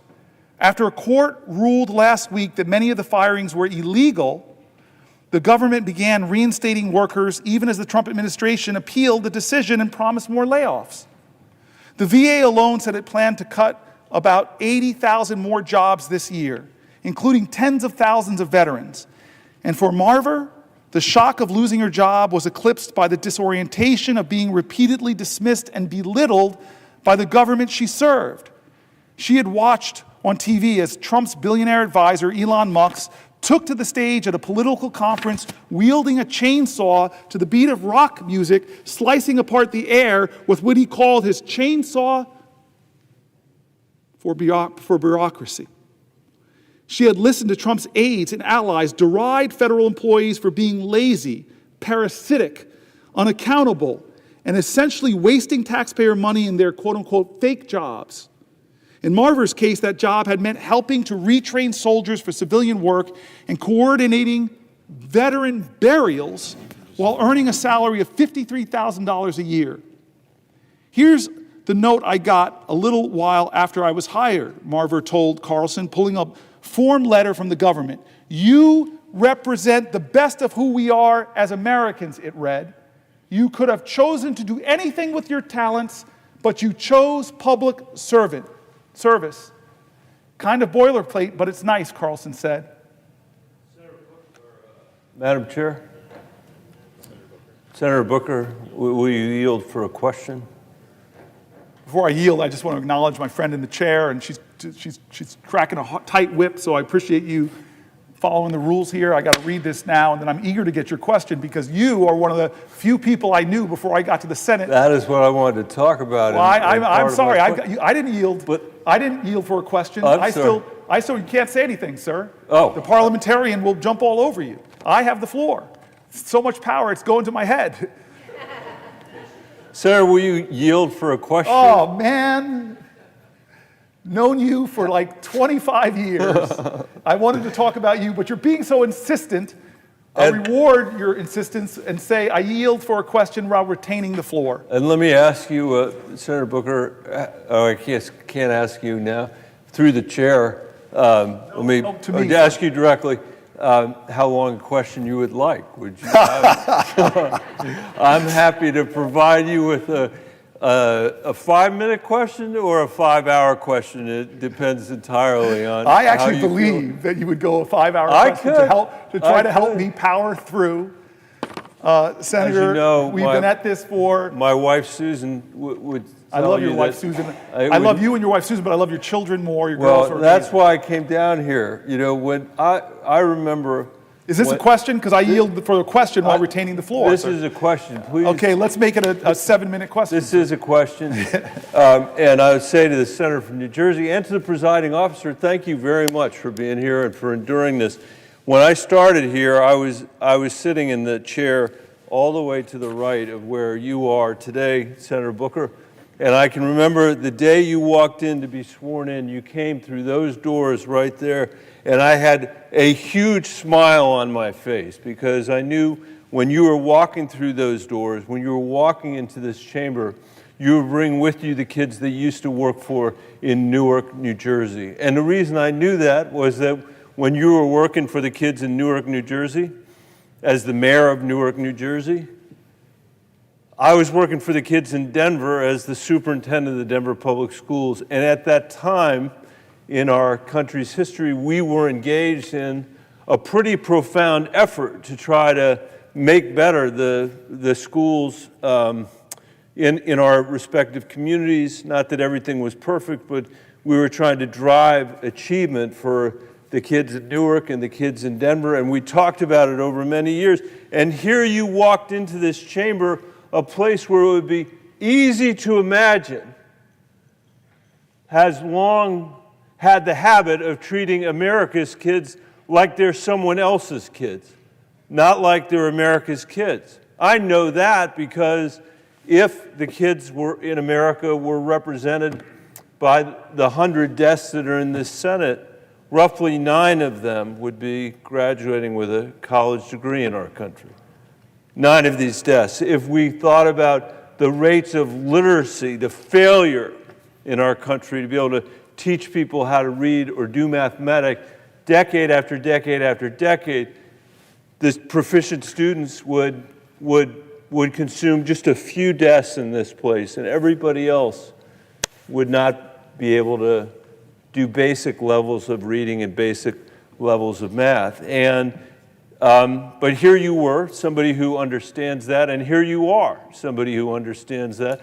And one of the very first projects you and I worked on, and this is coming to my question, was the child tax credit. This was an effort to turn back 30 or 40 years of trickle-down economics that said that what we're going to do is cut taxes for the richest people in the country and just have it trickle down to everybody else. Some people don't know what that means, and if I could, let me just say what that actually means. For you to understand what that tax policy is, that tax policy that Donald Trump has pursued now twice, once when he was president before, and now again, you have to imagine that there is a mayor in Newark, or there is a mayor in Denver, or a mayor in San Diego, or in Miami, who is saying to the people that live in his community, I have an idea. I'm going to go out and borrow more money than we have ever borrowed before as a community. I'm going to go out and borrow a ton of money. And your constituent, my constituents, would say, wait a minute, Mayor, wait a minute, that makes me nervous. What are you borrowing all that money for? Because I'm worried about the fiscal condition of my city and my town. This conversation would happen in every city and every town in Colorado or New Jersey, whether they're Democratic or Republican mayors. You'd have to answer the question, what are you spending the money on? What are you going to borrow all this money for? Is it for our parks? No. Is it for our schools? No. Is it to give mental health services to kids who desperately need it? No. Is it for our roads and bridges, our infrastructure? No. Are you going to do something important for our water systems? No. What is the answer? What are you going to do with that money that you are borrowing, that you are mortgaging our kids' future? What is this important thing that you're going to do with it? The answer is we're going to give it to the 2 richest neighborhoods in New Jersey or Newark or Denver, and we're going to expect that it's going to trickle down to everybody else. That is the theory. That is what trickle-down economics is. That is what the Trump tax plan is, and there's a reason why no mayor in America has ever done it because you would be run out on a rail. Because you couldn't explain it. You're going to borrow money from the kids of our police officers, our firefighters, our teachers, in order to cut taxes for the richest people in the community in the hope that they'll buy a little bit of an extra, I don't know, luxury, and that's going to somehow generate economic activity for everybody else. It is demonstrably true that that has never worked. And by the way, these tax cuts, I say the presiding officer and everybody else within the sound of my voice, have literally never, ever come close to paying for themselves. That is a complete lie. That's why the Congressional Budget Office says this is going to blow a $4.6 trillion hole in our deficit. And for what? To give tax cuts to the richest people in America when they need them least? And when the income inequality is as great as it has been in our country since the 1920s, which brings me to my question. My cherished colleague from New Jersey, what was it we were trying to do with the child tax credit? There were a lot of people who believed that we couldn't even get it passed, that we couldn't even get the IRS to administer it. And then we did get it passed during part of the Biden administration, and lo and behold, more than 90% of the families in New Jersey got a tax cut. Lo and behold, more than 90% of the families in Colorado got a tax cut, not waiting for a trickle down from the wealthiest people, but they got a tax cut directly that did what? Cut in half the childhood poverty rate in America. In the richest country in the world, for one moment, we said, we don't have to accept this level of childhood poverty as a permanent feature of our democracy or a permanent feature of our economy. We can do something different than that. And Senator Booker, that is what you said when you were mayor of Newark. We don't have to accept these generational outcomes of poverty or of poor schools or of lead in the water. We can do something different. And that's what you've brought to the United States Senate as well. The tragedy from my perspective is there are many tragedies about the election of Donald Trump. And by the way, I'll say again on this floor, I don't blame him for getting elected president. You know, he ran and he won. Those of us that were trying to offer a different vision have something to explain about why we were not successful. But one thing I am certain of is that the kids in Newark and the kids in Denver are completely invisible to our current president. That he is not concerned with their welfare or even loses a minute's sleep over the next generation. So I wonder if you could talk a little bit about, this isn't a numbers and cents question, because I know even though you don't look tired, I'm sure you must be tired after all these hours and hours and hours, but can you talk a little bit, Senator, about how a society should be judged with respect to how we treat the next generation of Americans, how a tax bill should be judged by how we treat the next generation of Americans, how almost nothing else matters except what we do with respect to the next generation of Americans. I can tell you that my daughters, Caroline, Helena, and Ann, understand better than most your commitment to them and to your commitment to their generation, because you've been such an inspiration to them, not just today, but thank you for what you're doing, but for basically their entire lifetimes. Well, thank you for the question. My long time friend, one of the folks I've known the longest, who I get to serve with. And what you did for me when I came here is you and Sherrod Brown, who sat right there by the door, you let Bennett and Brown become Bennett Brown Booker, 3 Bs, and joined together with some of the most extraordinary House members and Brother Warnock, and fight for the child tax credit. And it took years, but we found our opening when we called Ron Klain together before the election was even settled and said, please, this is the best thing our country can do is to expand the child tax credit and make it fully refundable.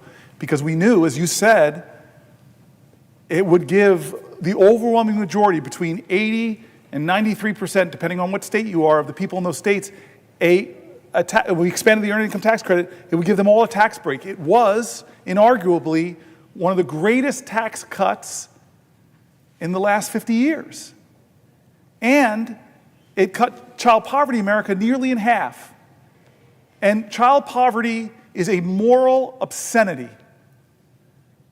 Child poverty is violence against children. Violence. And here's the thing that you and I both know from the research.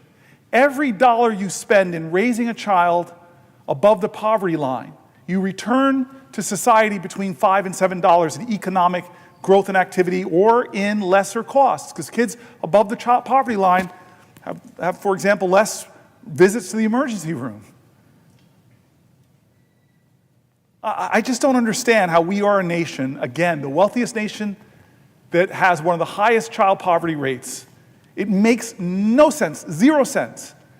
When we proved once and for all with that 1-year effort, because we couldn't make it permanent, we were short 1 vote in this body, we proved forever in America that child poverty is a policy choice, not an inevitable reality. And so you ask the great question, why in a nation that was founded on men that studied virtue, the ideals of virtue, they were imperfect geniuses, but they really struggled with moral philosophy. We have the power, we've proven it, to cut child poverty in half. What's the argument against it? Wasteful spending? Come on. Giving trillions of dollars of tax cuts to the wealthiest in America, I'm sorry, it's wasteful spending, especially if it ends up blowing a hole. Those tax cuts don't pay for themselves. Trump won tax cuts, didn't. Renewing them won't. Doing the same thing over and over again and thinking you're going to get different results is the very definition of insanity. You are one of the most passionate. I remember a stem winder of a speech you gave in this body. You were so angry. I love it when it's Bennett Unchained.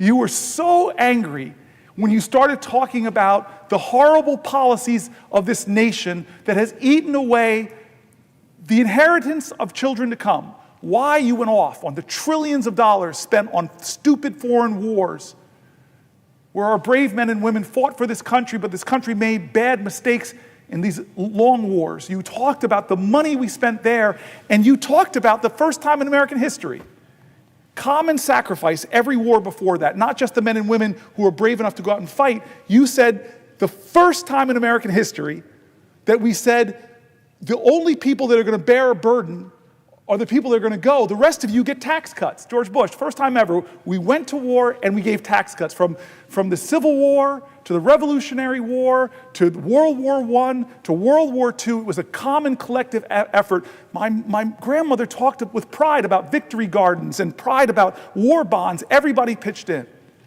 And so here we are at another crossroads. And is America going to tolerate? Is America going to tolerate this idea? That we're going to give extraordinary tax cuts to the overwhelmingly, disproportionately will accrue to the wealthiest amongst us. For what?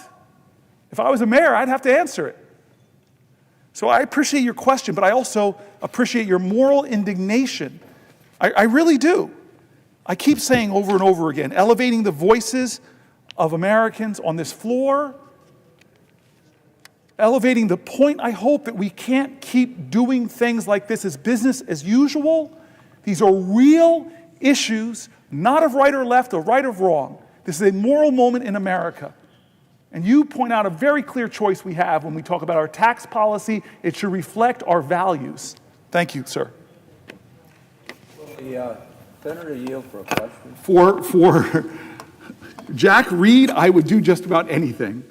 So I yield for a question while retaining the floor. First, thank you for continuing to highlight the harm that's being done by the Trump administration on average Americans, working Americans. Flouting the law, withholding federal funds, illegally shutting federal agencies, ruining long-standing alliances, increasing prices, taxes on American consumers. It goes on and on and on. Last week, the Department of Health and Human Services announced that it would fire 20,000 employees. Those cuts appear to be taking shape right now. Is the senator aware that there are reports that thousands of HHS staff have been locked out of their offices this morning? To answer the senator's question, I've been on the floor since last night. I haven't read any news reports, but when you say that, am I aware of thousands and thousands of HHS employees who've been laid off of their jobs? I'm not aware of it. I'm not surprised. The question isn't, is Donald Trump going to lay more people off? The question isn't, is Donald Trump going to lay more disproportionately veterans off? The question is what are we going to do to stop it when it isn't thoughtful, reasonable cuts, when he talks about the people he's cutting as leeches, demeans and degrades their commitment to service and their noble obligations. We were told that HH&S would be about making America healthy again. And I haven't seen that. I've seen them cut services to give access to children to fresh and healthy foods. I've seen them cut regulations on polluters that make our air quality worse, which hurts people with emphysema, with asthma, with other respiratory diseases. In fact, a lot of the actuarial show more Americans die when polluters are allowed to go back to polluting more. I could go through the things they're doing that are not making our water healthier and safer, not making our air healthier or safer, not making more access to health care that stops and treats chronic disease, not giving access to healthy foods. We're not making America healthy. And so these cuts, they don't surprise me, but they hurt me. They hurt me. These are Americans. These are disproportionately veterans. And I thank you for speaking up for them today. If the senator would yield for another question. I yield for a question while retaining the floor. President Trump and the Secretary of HHS, Secretary Kennedy, are, as I indicated and made you aware, they are firing a host of people today. But the critical staff functions will be undercut. For example, the Low-Income Energy Assistance Program. And the National Institute for Occupational Safety and Health. They will focus on worker safety. LIHEAP, as you know, provides essential support to literally keep people warm in the winter and cool in the summer in our southern states. And with LIHEAP undercut like that, there will be effects. People will become unhealthy, in fact, possibly couldn't even pass away and perish. NIOSH, on the other, is an agency that looks after 164 million people in this country so they're safe.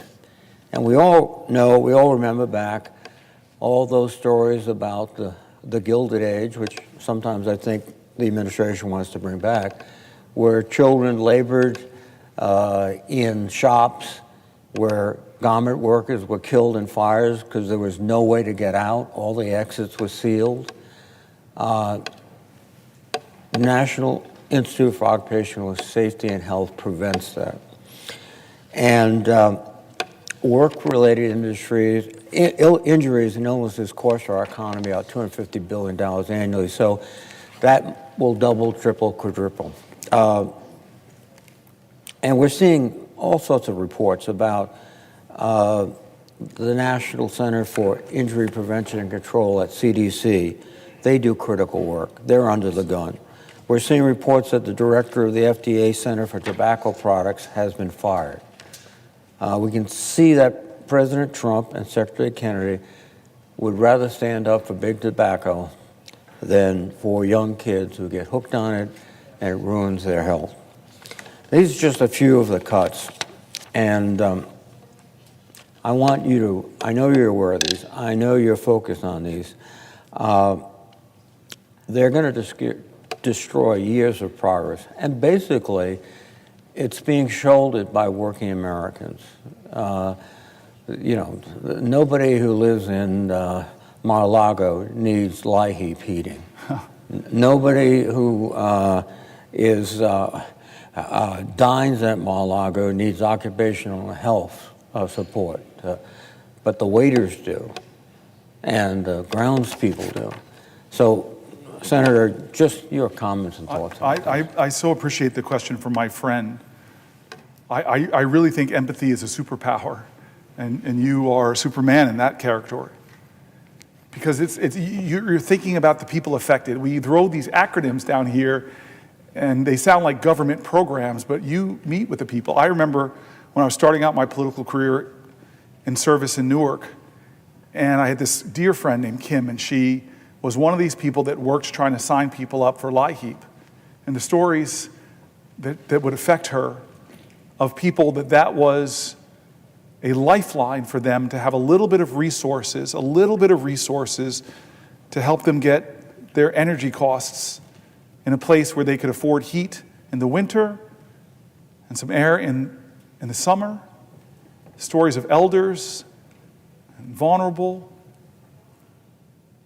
I don't understand how we can be a nation with so much wealth and abundance and we haven't figured out a way to design a system where when you invest in the well-being of people, people thrive. Kids growing up in quality housing with great public schools, with clean air, without lead in their water, above the poverty line.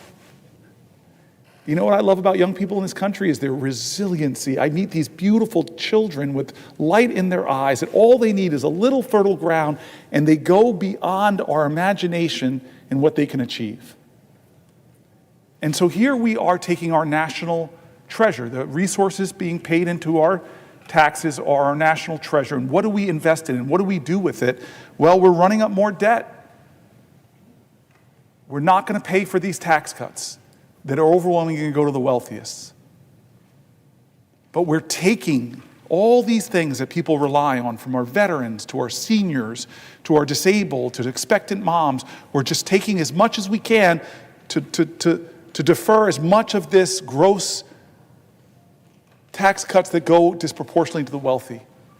And so again, I return to where I've been for closing in on 19 hours. I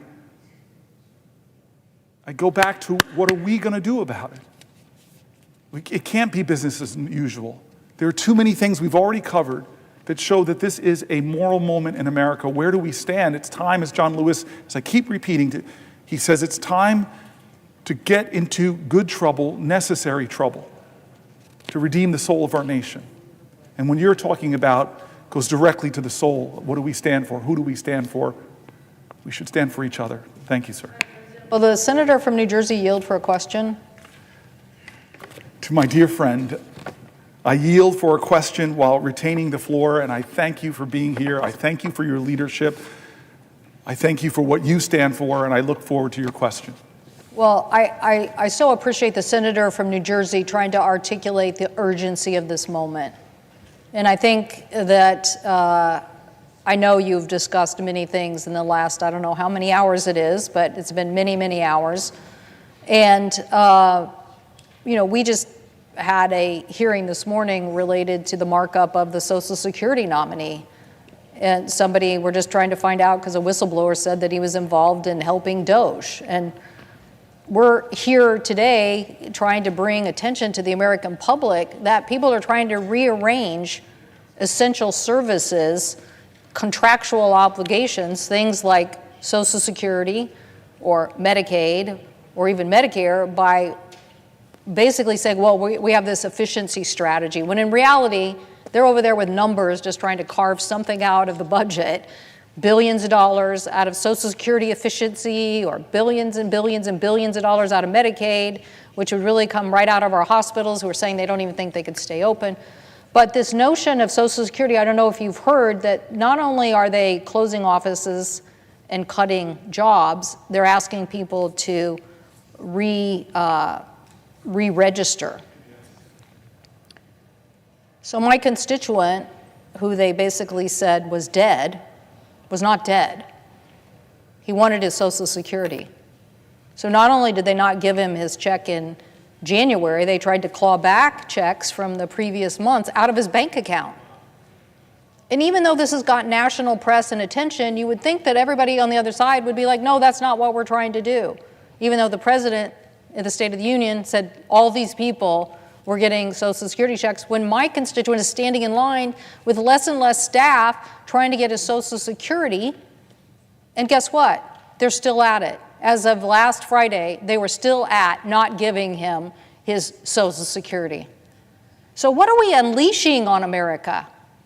What are we unleashing that even, and I don't know whether you address these Social Security issues in your statements. I so appreciate you emphasizing the urgency here, because this is the dismantling of contractual agreements between the American people and the people's body that we're here to represent them and stand up for it, and people are acting like they don't care. So you are here in an extraordinary athletic achievement. Thank you. Makes your Stanford days look like nothing, right? You've achieved this great long effort to bring illumination to the American people that they're getting screwed over the fact that these cuts are not some efficient way to deliver better service, but in Social Security, they're undermining Social Security. So have you heard of these cases, the whistleblower issue and others, and do you believe that that's what we should be paying attention to, that before we get a vote on Mr. Bisignano, that we should be finding out what whistleblowers are saying and his involvement related to DOJ and making sure that Social Security checks are protected? I thank you for the question, my friend and my chairwoman. I did talk about this, but it is so worth repeating. At some point in the night, we covered Social Security, and we read story after story after story of senior citizens that are frightened and afraid that the President of the United States would stand in a joint address and attack Social Security, make fun of it with lie after lie after lie about millions and millions of people getting fraudulent checks, when the people who do the fact-checking and even the Social Security folks themselves say that it's a minuscule amount of people getting checks, and usually it's an overpayment. But that didn't stop there. Elon Trump called it a Ponzi scheme. Elon Musk called it a Ponzi scheme. The richest man in the world and the most powerful man in the world, himself a billionaire, are attacking the program that millions and millions of our senior citizens rely on. I read letters of people that say, don't forget about the people who are disabled who rely on SSI, begging us to remember and speak their names and tell their stories. A lot of fear, a lot of terror, a lot of insecurity. But we spoke about this on the floor, that their benefits are already being cut. What do I mean by that? Well, if you are cutting Social Security offices, as one of our colleagues said from New Hampshire, in a rural area, forcing people to have to drive 100 miles if they have a problem, they can't talk on the phone with the waits on the phones. I read an article from the Wall Street Journal, no left-wing mag, from the Wall Street Journal talking about how the customer service is going downhill because of the cuts that they're making, and now you're forcing seniors. We read letters from 85-year-olds, 90-year-olds, 93-year-old. They're going to drive 100 miles? I read letters from Social Security workers who now work in inadequate spaces with inadequate staff, unable to do their job that they love. They're not leeches. They're not people that should be demeaned or degraded by the most powerful people in our land. They are public servants who love their jobs and want to serve seniors, but now can't do it because they cut before they thought. Question, because I will yield for a question while retaining the floor. I thank the senator from New Jersey. The issue that I think is not being illuminated enough are the sheer numbers here. In my state of Washington, 1.4 million people on Social Security, 1.8 million people on Medicaid. So you're talking about a big federal relationship. Now, I know that some people in the I actually worked in the private sector. I can tell you one thing about the private sector. The bigger it gets, usually the more inefficient it gets. It just happens. Big organizations can be inefficient. So just because the federal government is the government doesn't mean that Social Security and Medicaid are fraught with fraud.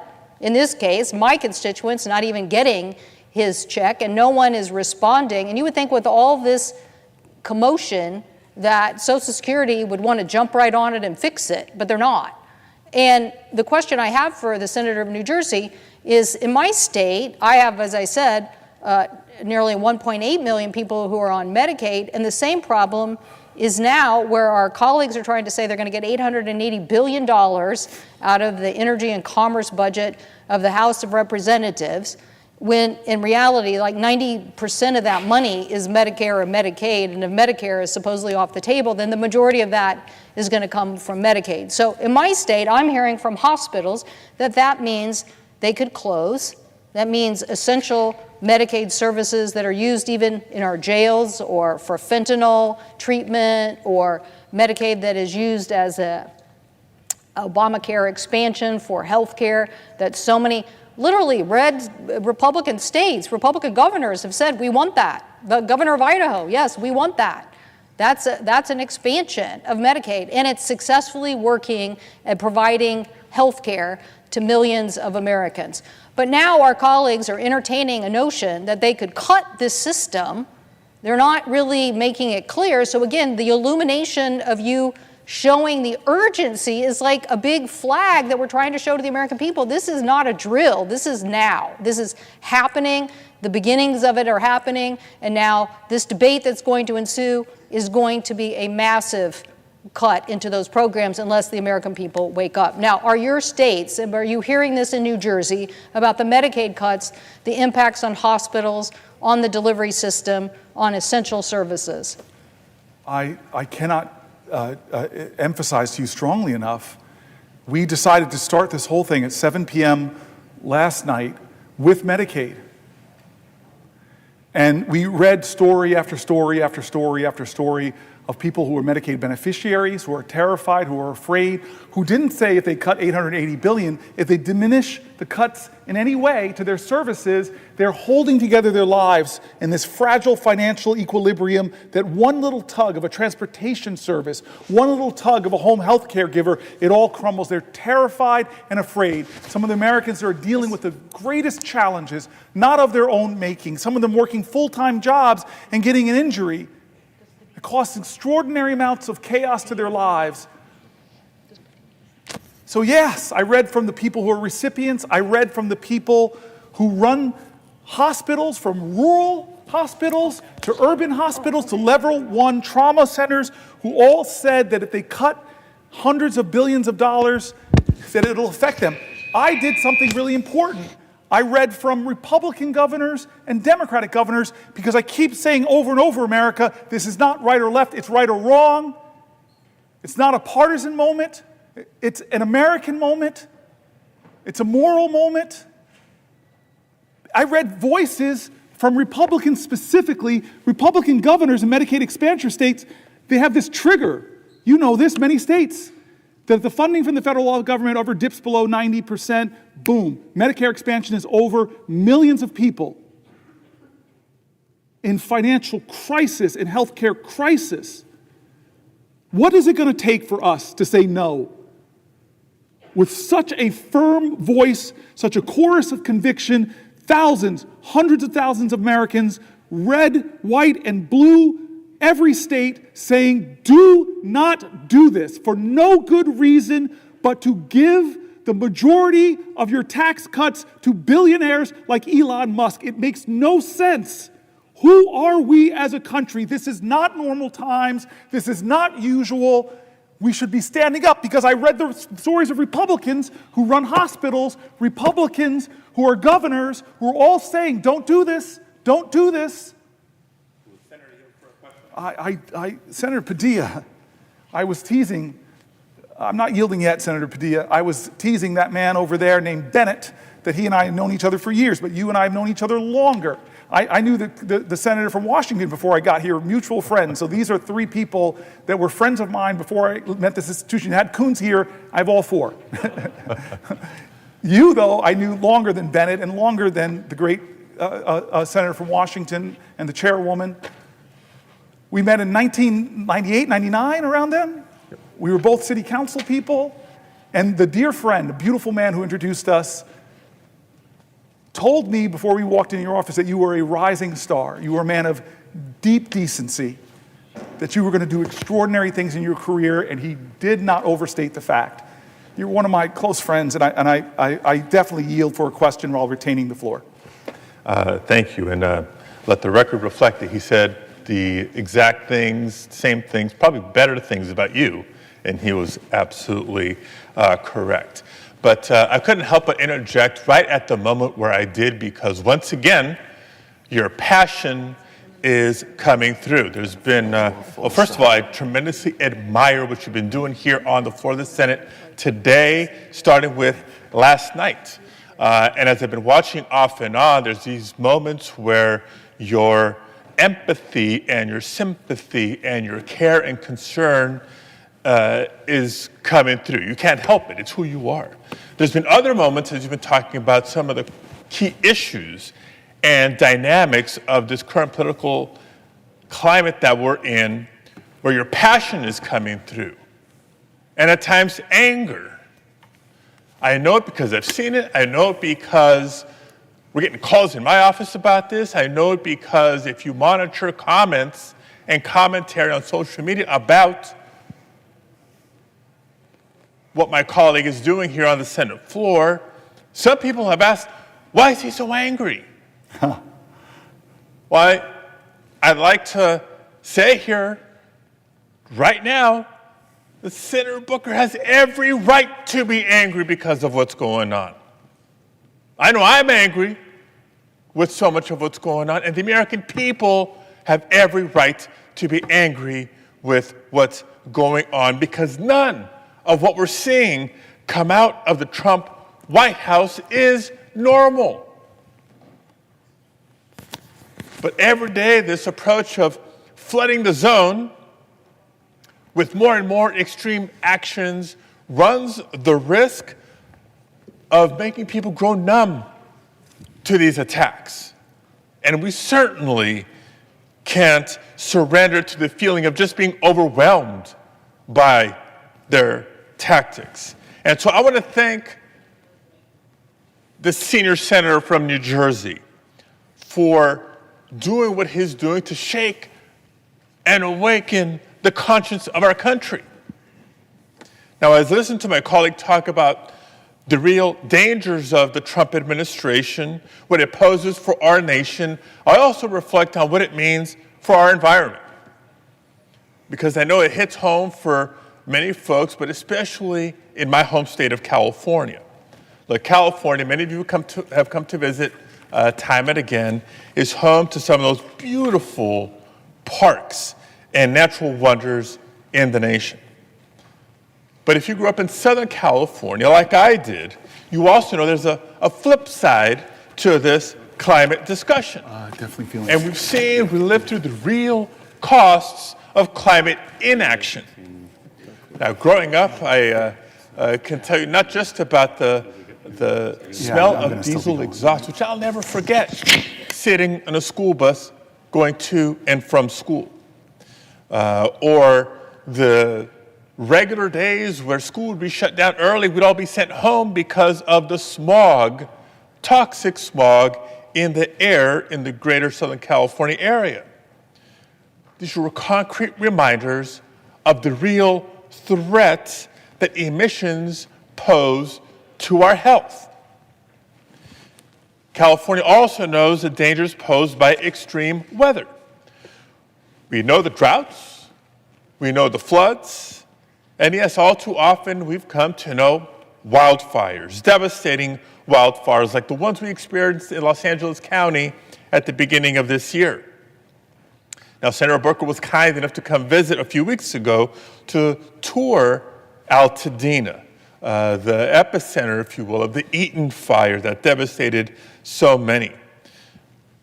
And I think we both agree, and anybody who's visited the area to see for themselves would agree, that you cannot see what happened in and around Altadena and come away unmoved. I go on and on with examples and reasons to say to you that this is exactly why California for decades has worked so hard against pollution and against the impacts of climate change. Everything from being aggressive on tailpipe emission standards to our ambitious conservation goals. The 30 and 30 goals set out by the Biden administration were modeled after the 30 by 30 goals set out by the state of California. California is also home to the very first Earth Day, which is now celebrated nationally each and every year. But today, much of our progress is now at risk, because just in the first 2 months of this second Trump administration, we've seen nothing but attacks on this progress of environmental protection. The Trump administration has sought to reverse the endangerment finding, which is the most basic finding of climate science, that yes, greenhouse gases harm public health. They've taken the steps of illegally freezing funding that this Congress had previously appropriated. I'm talking about the types of investments that keep our kids in our communities healthy. Now, earlier this month, the EPA, Trump's EPA, announced that they would be rolling back more than 30 environmental rules. By doing so, they're not just going to make Americans less healthy, they're also going to hurt our economy. And it's going to clear the way for China to become the world leader in green technology. So much for America first, if they continue down that road. But even while the Trump administration has refused to fight climate change, it's one thing to not be helpful. They've actually taken a number of steps that are actually harmful and hurtful. Make it harder, for example, for states to respond to natural disasters.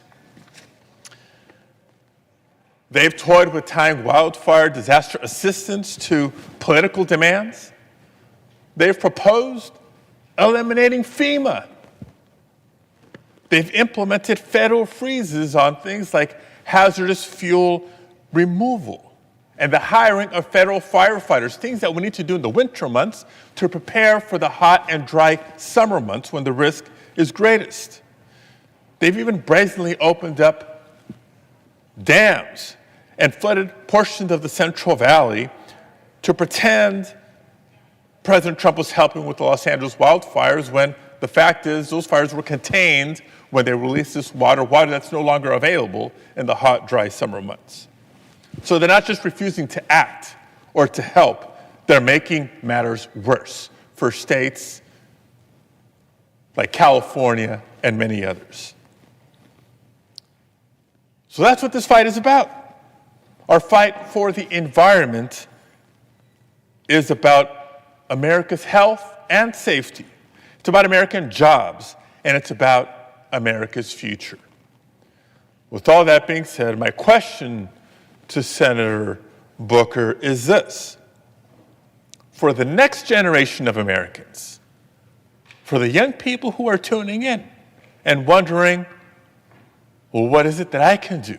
Do I have a voice? Do I have any power? What would you say to them? How can they take action? I love you for that question, my friend. And I just want to talk about anger, because I've been all over the place. I read these letters and they make me sad. I read these letters, they make me angry. I read these letters, they make me embarrassed that we're a country where people have to rend their pride and beg for help because of the little teeny modicum of support they get from a service like Medicaid. But I've been saying over and over again, as I've tried to learn from my elders, if I've tried to learn from the heroes I revere, that I learned from my parents that anger is not a bad emotion. It's what you do with that emotion that's important. Does it consume you? Does it drive you to hate other people, or do you allow it to fuel you? Because it was ferocious love that had ancestors of all of ours in this country make it through the insults, no Irish need apply, the injuries of Japanese internments. It's what do you do with those feelings? You're not defined by what happens to you, you're defined by how you choose to respond. So I tell people, anger, if you're not angry,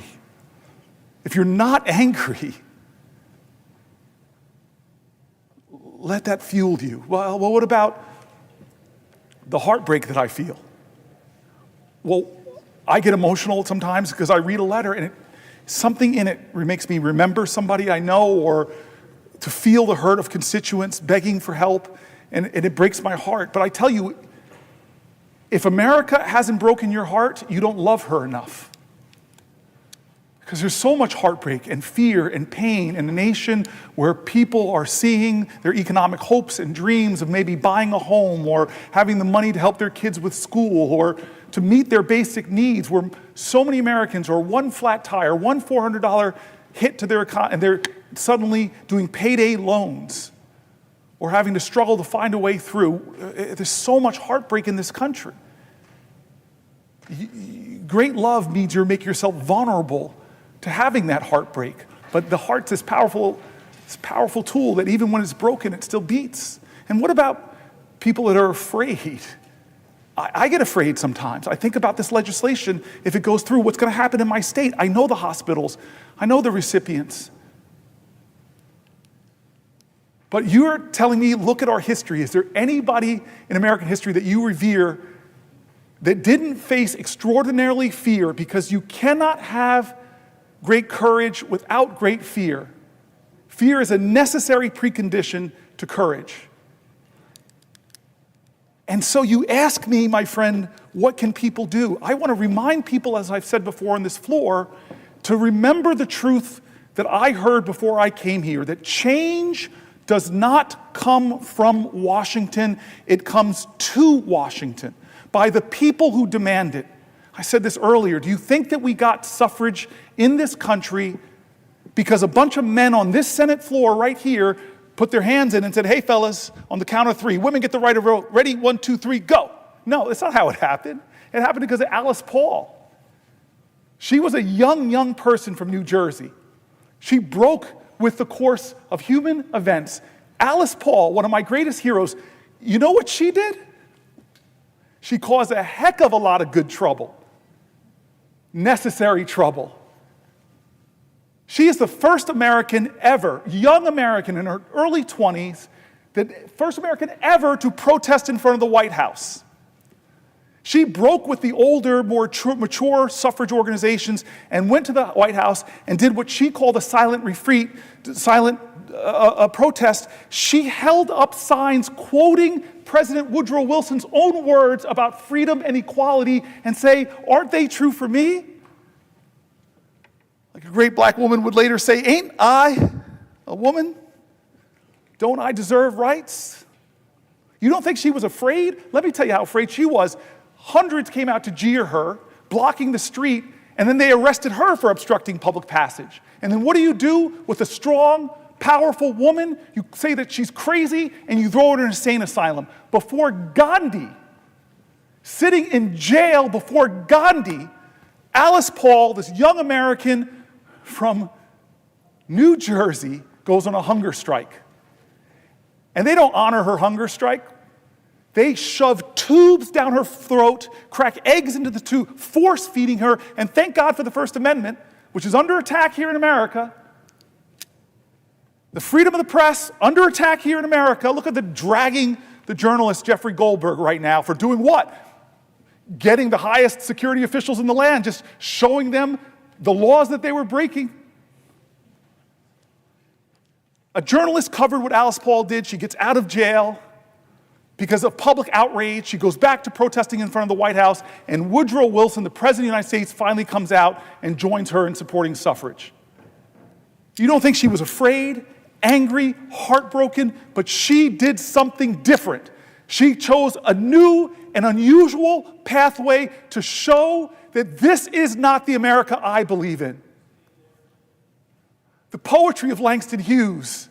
America never was America to me, but I swear this oath, America will be. The poetry of Langston Hughes. There's a dream in this land with its back against the wall. To save a dream for one, we must save the dream for all. It's what you do with those emotions that matters. Does it call you to greater service?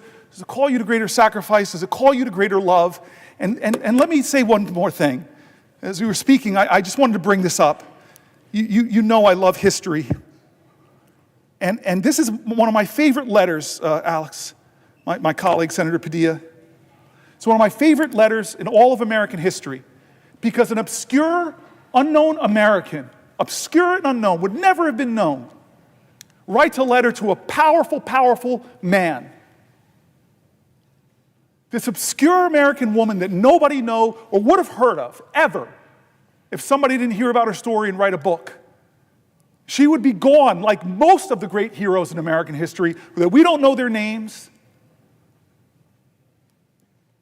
It reminded me of the last healthcare debate when Donald Trump tried to take away the ACA, and how many amazing, heroic people who I don't remember their names, but rose up and say, no, no, no, that got three of my colleagues, McCain, Murkowski, and Collins, to change their vote on this floor and stop healthcare being stripped away from 20 million Americans. Well, here is what I mean. It's not the powerful people with titles and celebrity and offices and billions of dollars that have ever shaped this country. What shapes this nation is hard-working, determined Americans who say, I'm going to redeem the dream of America. I'm going to heal the soul of this country. I'm going to demand that we do better, that we rise higher, that we make change happen. What can you do? That you ask if you're a young person? I love this letter.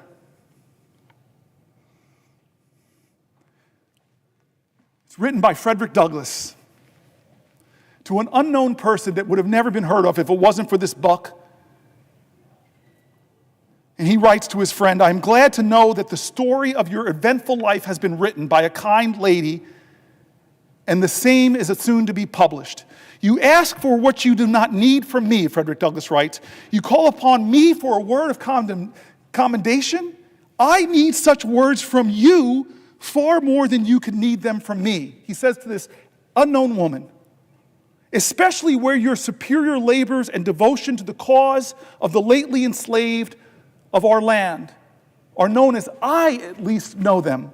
The difference between us is very marked, says the great Frederick Douglass, one of the most known people. He was the most photographed man, period, in the 1800s. The difference between us is very marked, Frederick Douglass says. Most that I have done and suffered in the service of our cause has been in public, and I have received much encouragement at every step of the way. You, on the other hand, he says to this woman, you, on the other hand, have labored in private. I have wrought in the day, you in the night. I have had the applause of the crowd and the satisfaction that comes of being approved by the multitude, while the most you have done has been witnessed by a few trembling, scared, and footsore bondsmen and women whom you have led out of the house of bondage, and whose heartfelt God bless you has been your only reward. The midnight sky and the silent stars have been the witnesses of your devotion to freedom and to heroism, accepting of John Brown of much encouragement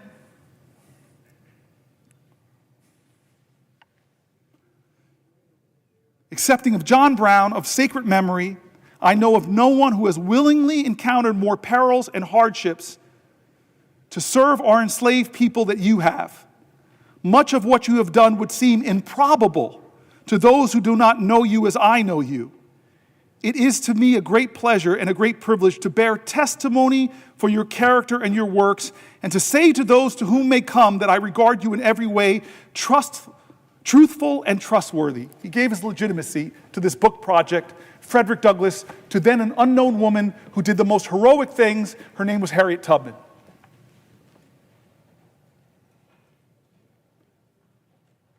How did we get here, America, to this privileged place? Well, we got here because of that incredible infrastructure project that this place didn't fund called the Underground Railroad, where black Americans and white Americans broke laws, Is it civil disobedience to stop slavery? How did we get here? We got here because young 20-somethings got upon a bridge named for a grand wizard of the KKK, named the Edmund Pettus Bridge. We got here because they marched. We got here because they were beaten. We got here because they bled, and I may know one or two of the people on that bridge. I may know one of the two of their names, but I am in this body because of them. How did we get here, America? We got here because of people whose names I don't know, who fought at Seneca Falls. How did we get here? Because of people whose names I don't know, who stood at Stonewall. We got here because of people's names I don't know, who were there at Selma. This is the answer to your question. This is an American moral moment. This is the question of where do we stand for health care? Where do we stand for Social Security? Where do we stand for VA benefits? Where do we stand for our American neighbor when the call and commandment of every faith in our land is to love your neighbor? What is the quality of our love, America? Now is the time to get angry, but let that anger fuel you. Now is your time to get scared for what's happening to your neighbors, and let that fear bring about your courage. Now is your time to stare at despair and say, you will not have the last word, because I'm going to stand up, and at least I can give one person hope in this country. Can I give one person hope in this country? And so what do I want from my fellow Americans? Do better than me. Do better than we in this body. We are flawed and failed people. I see people showing up at our town halls yelling at us, Democrat and Republican, do more. How are you letting this happen? Well, I hate to tell you, we're doing all that I can think of. This is why I'm standing here, to try to give voice to those people. But what is more needed from now is less people sitting on the sidelines. Less people being witnesses of American history, and more people determined to make it, to make history, to call to the conscience of this nation, to say, I will not stand for another American to lose their health care for a billionaire. I will not stand for another veteran who's dedicated to stopping the suicide of other veterans to lose their job. I won't stand for the air quality in my community to be made worse because they're letting polluters pollute more. I won't stand for the collective assaults on the Constitution by a man who even the highest judge in our land, a Republican-appointed judge, said, stop threatening and bullying other branches of government. When is it going to be enough? My voice is inadequate. My efforts today are inadequate to stop what they're trying to do. But we, the people, are powerful. We are strong. We have changed history. We have bent the arc of the moral universe. And now is that moral moment again. It's the moral moment again. God bless America. We need you now. God bless America. If you love her, if you love your neighbor, if you love this country, show your love. Stop them from doing what they're trying to do. For almost 20 hours, we have laid out what they're trying to do. 20 hours. I want to stand more, and I will, but I'm begging people, don't let this be another normal day in America. Please, God, don't let them take Medicaid away from 10, 20, 30, or 40 million Americans who desperately need it. Don't let them do it.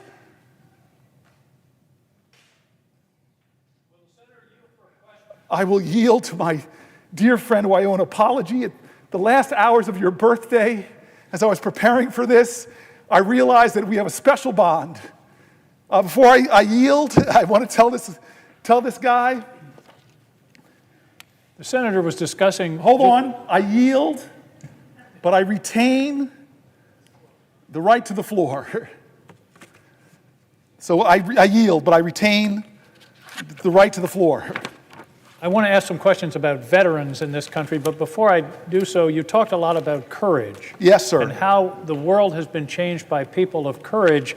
And I look down at my tie that I have on today. Yes. Which has the signers of the Declaration of Independence. And we think of that as a sacred document, an important document in our history, but these people had the courage to put their lives on the line for a radical idea. That people could govern themselves and that we could be independent of a monarch. And they were putting their lives on the line. That's courage. And I'm afraid we have people around here, Senator, who won't put their jobs on the line for the idea of America, for our Constitution, for the guarantees that are provided in the Constitution, for the First Amendment, for the structure of the Constitution, for the independence and separation of powers, which is what provides the protection, the essential protection for our freedoms. But let me ask a question about veterans. We had a hearing this morning in the Veterans Affairs Committee. We were hearing nominees. And I commented that here we are mostly voting on nominees in this extraordinary, historic time as if everything is normal. What I said in the committee this morning was, we're playing Nearer My God to Thee on the deck of the Titanic. And we're talking about all these nominees and all these votes that we're having and not talking about what's happening to our country. And in terms of veterans, here's what's happening. Number one, every time the guy with the chainsaw takes so much pleasure in firing people, if you hear about 1,000 people fired in this government, chances are over 300 of them are veterans. 30% of the federal workforce are veterans. In the VA, I suspect it's even a higher number. So what's happening in the Veterans Administration? The first thing that happened was a hiring freeze. And the hiring freeze affected everybody in the Veterans Administration until somebody said, well, wait a minute, what about doctors and nurses? What about direct care workers? And they said, oh, wait a minute, we didn't mean for that. And that's sort of symbolic of the way this thing is going, because they're not thinking. It's ready, fire, aim, time after time. And so you have a hiring freeze, then they say, oh, well, wait a minute, there's this group we want to do. But then they leave the hiring freeze in place for the people that are working behind the scenes. I think the senator will agree that if nobody's there to answer the phone when a veteran calls to make a claim or make an appointment, that's a denial of benefits, just as if they've cut the benefits. Okay, so 2,400 people fired. And by the way, those people being fired are getting emails that say you're being fired for poor performance. There was no analysis of performance. There was no examination of how they were actually doing or what these people were contributing. It was random. It was people who were on probation. You know why? Because they're easier to fire under our laws. So we've got people being fired ostensibly for poor performance. Think of that as somebody who's put their life on the line for their country because they're a veteran, and then they go to work in public service for the Veterans Administration, and they're being told poor performance, when everybody knows that's a shame. So the next thing that happens is the Veterans Administration announces they're going to fire 83,000 people over the next 6 months. Now, they say, we're going to return to the size of the Veterans Administration it was in 2019. Number one, that's an arbitrary number. Why not 2020 or 2016? It's an arbitrary number. It's not based on any analysis or deep thought. Here's the problem, Senator, and I want you to be ready to respond to this. Here's the problem. There have been 7 major pieces of legislation benefiting veterans since 2019, the biggest of which, of course, is the PACT Act, the largest expansion of veterans benefit program in probably the last 30 or 40 years, and you need people to administer that program. And instead, they're firing people. And the Secretary of the Veterans Administration says, don't worry, it's not going to affect services at all. I don't think that statement passes the straight face test. And then we have a statement from the VA that says, very proudly, we've canceled 600 contracts. But they won't tell us what they are. I'm on the Veterans Affairs Committee. We don't know what they are. We don't know what the plan is for those 83,000 people that are going to be fired. And I guess my question is, what do you think of an organization that says to a veteran, thank you for your service, you're fired? Well, as we were talking earlier, the firings are adding up. It's going to be now about 80,000 people from the VA alone. A disproportionate number of them are veterans. And so that is a rollback in service. We already know that veterans in all of the government agencies represent about 24% of the government workers we're talking about that are getting fired. And these are veterans, as I read their stories, that just want to keep serving their country, from the national parks to serving their fellow veterans and helping them get health care. And we are seeing people that get exemplary reviews, and then they're fired as probationary workers under the only way they can, according to the law, is to say that they're a bad federal worker. And then they get insult on top of it when the highest or the most powerful man in the world and the richest man in the world, Trump and Musk, come together and call the guy making $45,000 serving other veterans, they call him a leech, they call him a parasite. And so I hear what you're saying. Like, these are folks that I read their stories. They did things that few Americans would do. They went overseas and served in combat. We had one of our dear friends here who lost her legs in combat, but she stands taller than most all the people in this body. These are the people that are so ingrained in their bodies and minds and souls to serve America, to love America. This president calls somebody like John McCain a sucker. The guy who drafted dodged the draft. And so I hear what you're saying, and one of the things you're just saying is it makes no sense. Nobody came to the Veterans Committee in the Senate who actually approves the resources, establishes the agencies, and should have the say, according to this document, this vaunted, sacred, civically sacred text, our Constitution. And so, what are you to say to them if you don't even know what the plan is? You can't even explain to us what's your plan to making the VA system more efficient. Now, here's the other thing. We passed in this body some of my favorite senators, like John Tester, who I miss so much. Maybe I even just miss bumping into the guy, because he was the only person in the Senate that let me run from one hallway all the way and hit him. I used to joke that it was this test to see what happens when the unstoppable force meets the immovable object. He is a void in this place, but he stood for that PACT Act, gave some of those fiery speeches, and finally we got that bill passed. And we had to add tens of thousands of jobs because of the increased hundreds of thousands of people that were affected from these burn pits or from other challenges. And now we're cutting back 83,000 employees? Patty Murray came down here and said something that affected me in my first weeks as a senator when I in New Jersey sat down with women veterans, and they told me how long they had to wait for gynecological care. And so what is this administration doing in its 83,000 cuts? They're going to improve services to our female veterans? I don't believe it. I don't believe it. Show me I'm wrong. Because we have an Article I duty, oversight, checks and balances. Are we doing that right now? One of the worst things I've seen happen in national security, and by the way, there are national security screw-ups on both parties. Nobody has a monopoly on this. Let's not be overly partisan here. But weeks ago, who are supposed to be the pros and set the example, our national security leadership was using a commercial app to communicate classified documents, and they had it on disappearing messages, so they're violating a law of the land called the Preserving Public Records Act.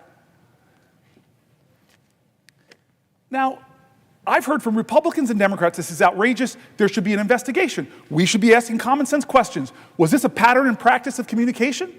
How many other things that are classified have you been communicating about? There's a lot of really important questions that they should have to answer to. But where are the hearings, folks?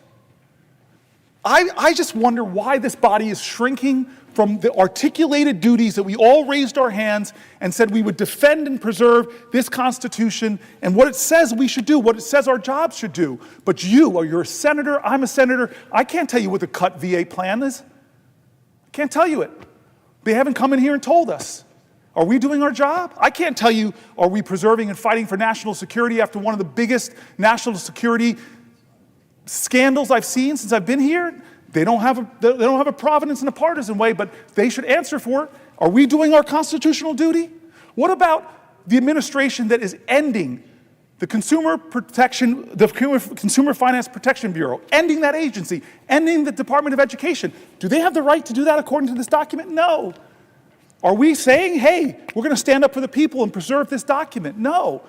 Thank God for the Article 3 branch of government, because they're being dragged into court, and Republican appointed judges and Democratic appointed judges are saying, can't do it. But you know what Trump is doing? He's ignoring the courts, and then he's demonizing the judges.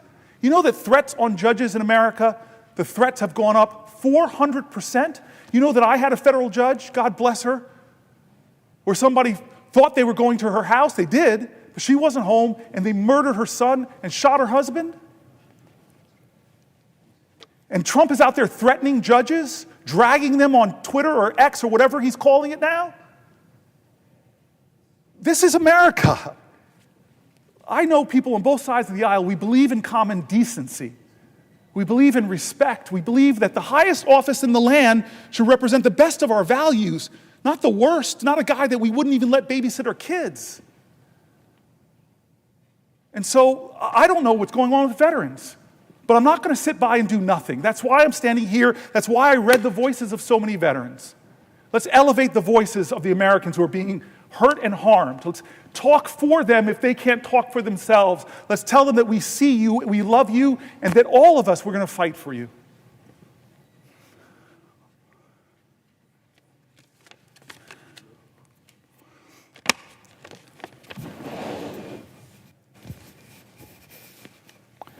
Will the gentleman yield for a question?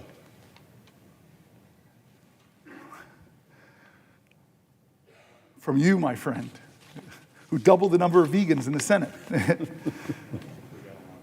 I yield for a question while retaining the floor, and I thank you for being here. I thank you for being here.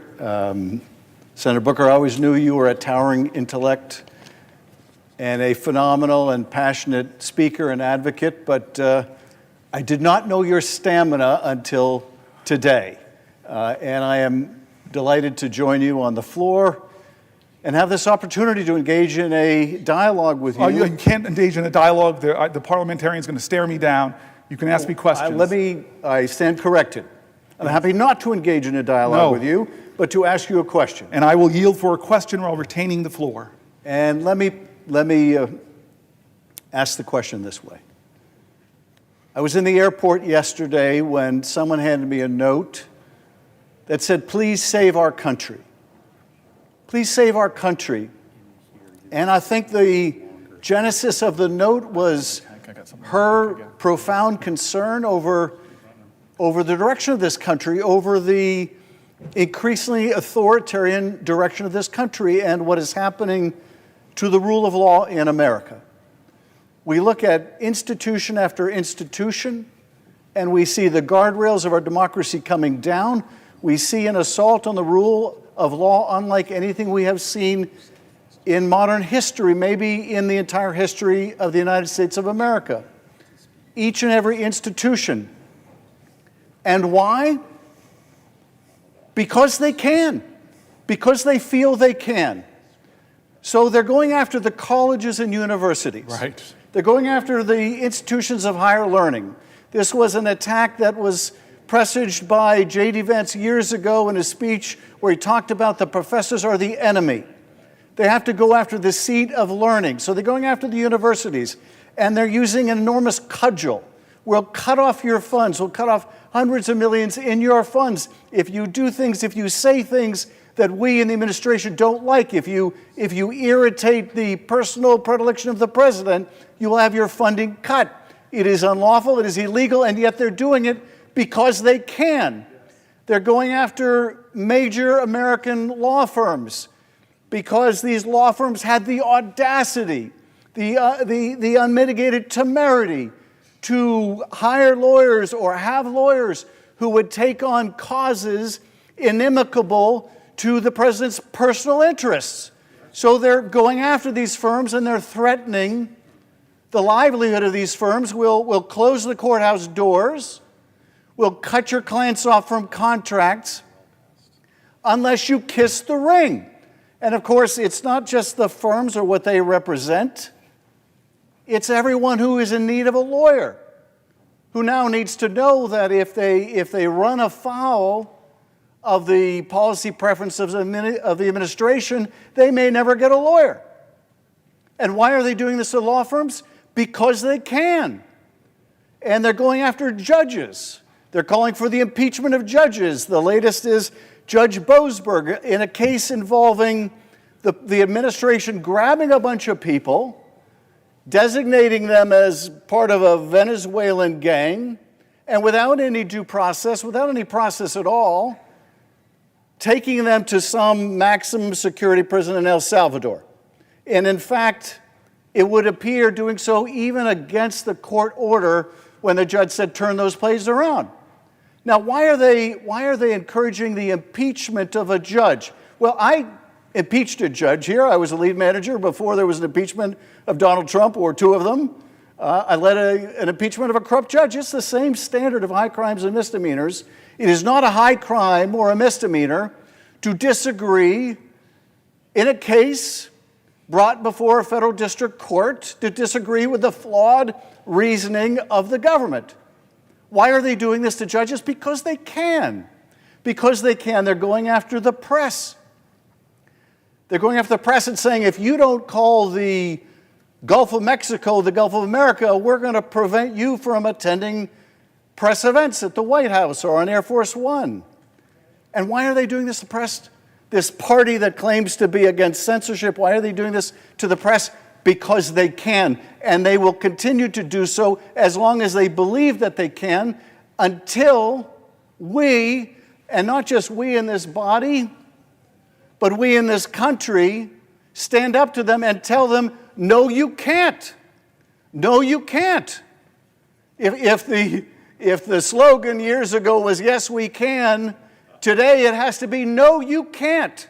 No, you can't. No, you can't trample the rights of the American people. No, you can't censor our speech. No, you can't bring the weight of the Justice Department down on the American people. No, you can't. Because we're going to stand together. We universities are not going to let you pick one of us off. We're going to band together. No, we're not going to let you go after the law firms. We're going to band together. No, we're not going to let you go after the press organizations. We're going to demand free speech. Until we come together, until we mobilize in a massive way together to say, no, you can't, no, you can't, they will continue to believe that, yes, they can violate the law with impunity. So my question, Senator Booker, is how do we tell them, no, you can't, not with our country, no, you can't violate the law, violate our values, violate our interests? No, you can't. How do we tell the administration no? My friend and colleague, I'm hoping that we could figure out thousands of ignition points where Americans can stand up and do that, call to their fellow Americans to do more. I'm not upset at the folks that have been saying to Democratic senators and House members and me and challenging me. I've talked to so many of my constituents who've said, you've got to do more, and all of us have to interrogate ourselves. Because like I said at the very beginning of this, at 7 p.m. on Monday night, I said, we have to say to history where we stood when they were coming after our constitutional principles, where we stood when they were threatening judges to impeach them for making just decisions, where we stood when they were taking law firms and threatening their business unless they came and kowtowed to the big leader, where we stood when they were disappearing people from America with the due process that even Anton Scalia said they should have. Where were you when they came after the health care of the disabled, the health care of the children, the health care of the expectant mothers, the health care of seniors? Where were you when they attacked veterans, laying them off for no justifiable reason and attacking the VA services that they rely on? Where were you when we turned our back on Ukraine? Where were you when we turned our back on our alliances? Where were you when they took the economy down with tariffs? When they took the economy down by threatening it so consumer confidence drops? Where were you? How many things are going on before we answer the question, as it says in Hebrew, he, nay, ni. He, nay, ni. behold, Lord, here I am. And so I confess that I have been imperfect. I confess that I've been inadequate to the moment. I confess that the Democratic Party has made terrible mistakes, that have given lane to this demagogue. I confess we all must look in the mirror and say, we will do better. And it's not just defining ourselves what we're against. We, the next generation, as the baby boomers are leaving the stage, the last baby boomer president, we have to say that we're going to redeem the dream. We're going to dream America anew. We're going to start talking about bold things that don't divide people, that unite people. Bold things that excite the moral imagination of a country to do better, to go higher, that call us together. This is the time where new leaders in our country must emerge. I'm not talking about senators. I'm talking about citizens. This time of despair and darkness doesn't demand more darkness. We don't need to demean and degrade people who disagree with us. This is a time for us to do something bigger than that. Do you think Martin Luther King in Birmingham hated Bull Connor or said, I'm going to defeat this guy by bringing bigger dogs and bigger fire hoses? No. But he did say, we're going to be so creative, we're going to inspire the moral imagination of the nation, we're going to call to the conscience of the country, we're going to excite them about who we could be.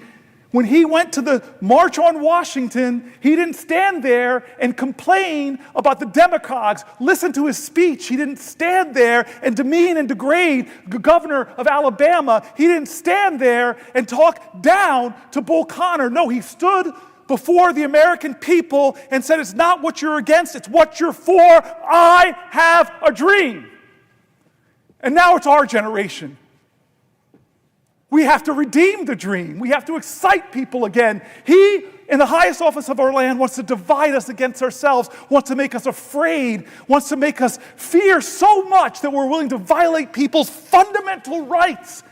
We're willing to go after the speech on college campuses. We're willing to go after law firms, go after the freedom of the press. Don't let him do that. Don't become like him.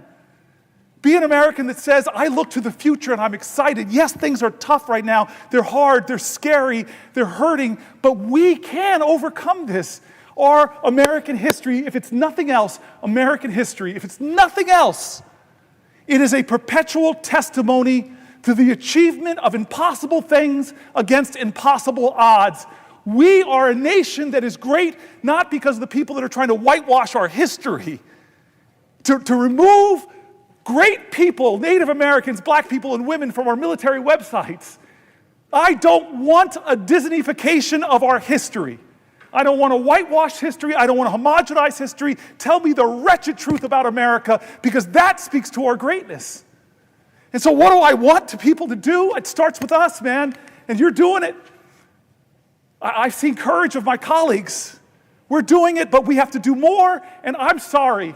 I'm not going to be a politician that's going to say, we are going to do more for you. I'm going to be a politician. I'm going to be a leader that demands more from America. Will the senator yield for one last question? I yield for a question while retaining the floor. Well, this gets to exactly, Senator Booker, your point. I'm optimistic about this country. Notwithstanding this deep, difficult, dark period we are in, I'm optimistic about this country, and I'm optimistic because of something that Alexis de Tocqueville might have said. There is some dispute about whether he actually said this. The mere fact that you can quote Alexis de Tocqueville, you got me, you have me. I would like to believe he said this.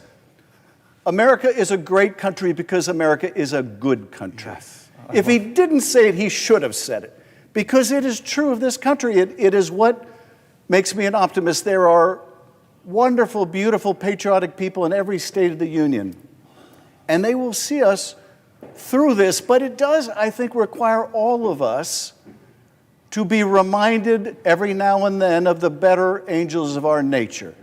Now, I remember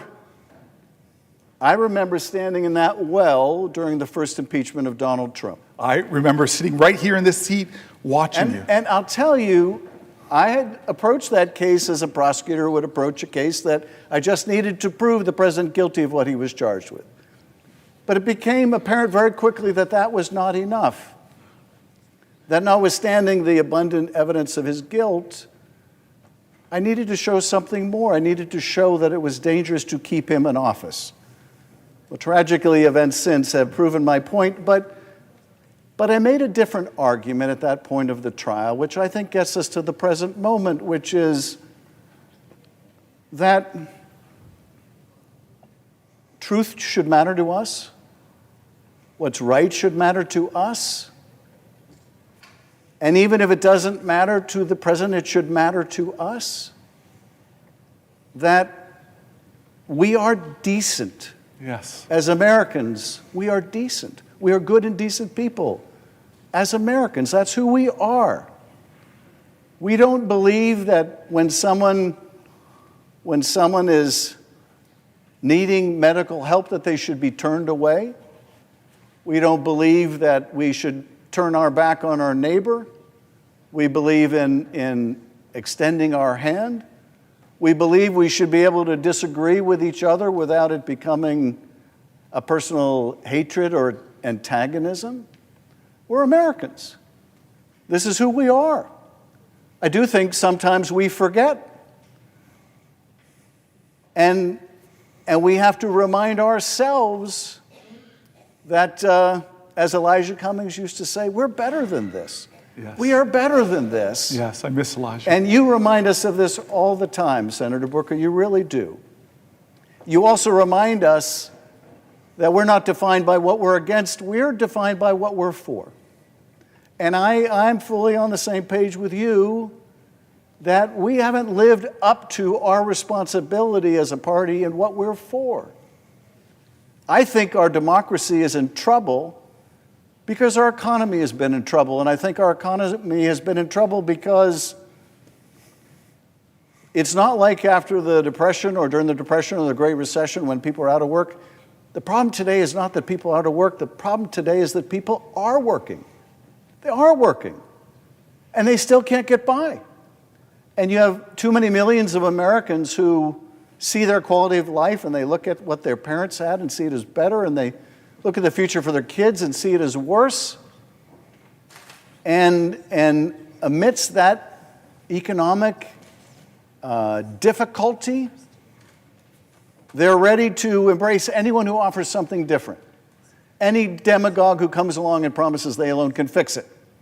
And while this demagogue is not going to fix it, and indeed he's made their lot much worse, it is not going to fix itself. It falls on us to come up with those big ideas. Now, some of those big ideas are not new. Medicare for all, which I support, is a big idea that would expand healthcare access for millions of people and make sure parents can go to work and understand that if they get sick or their kid gets sick, that they will have access to health care.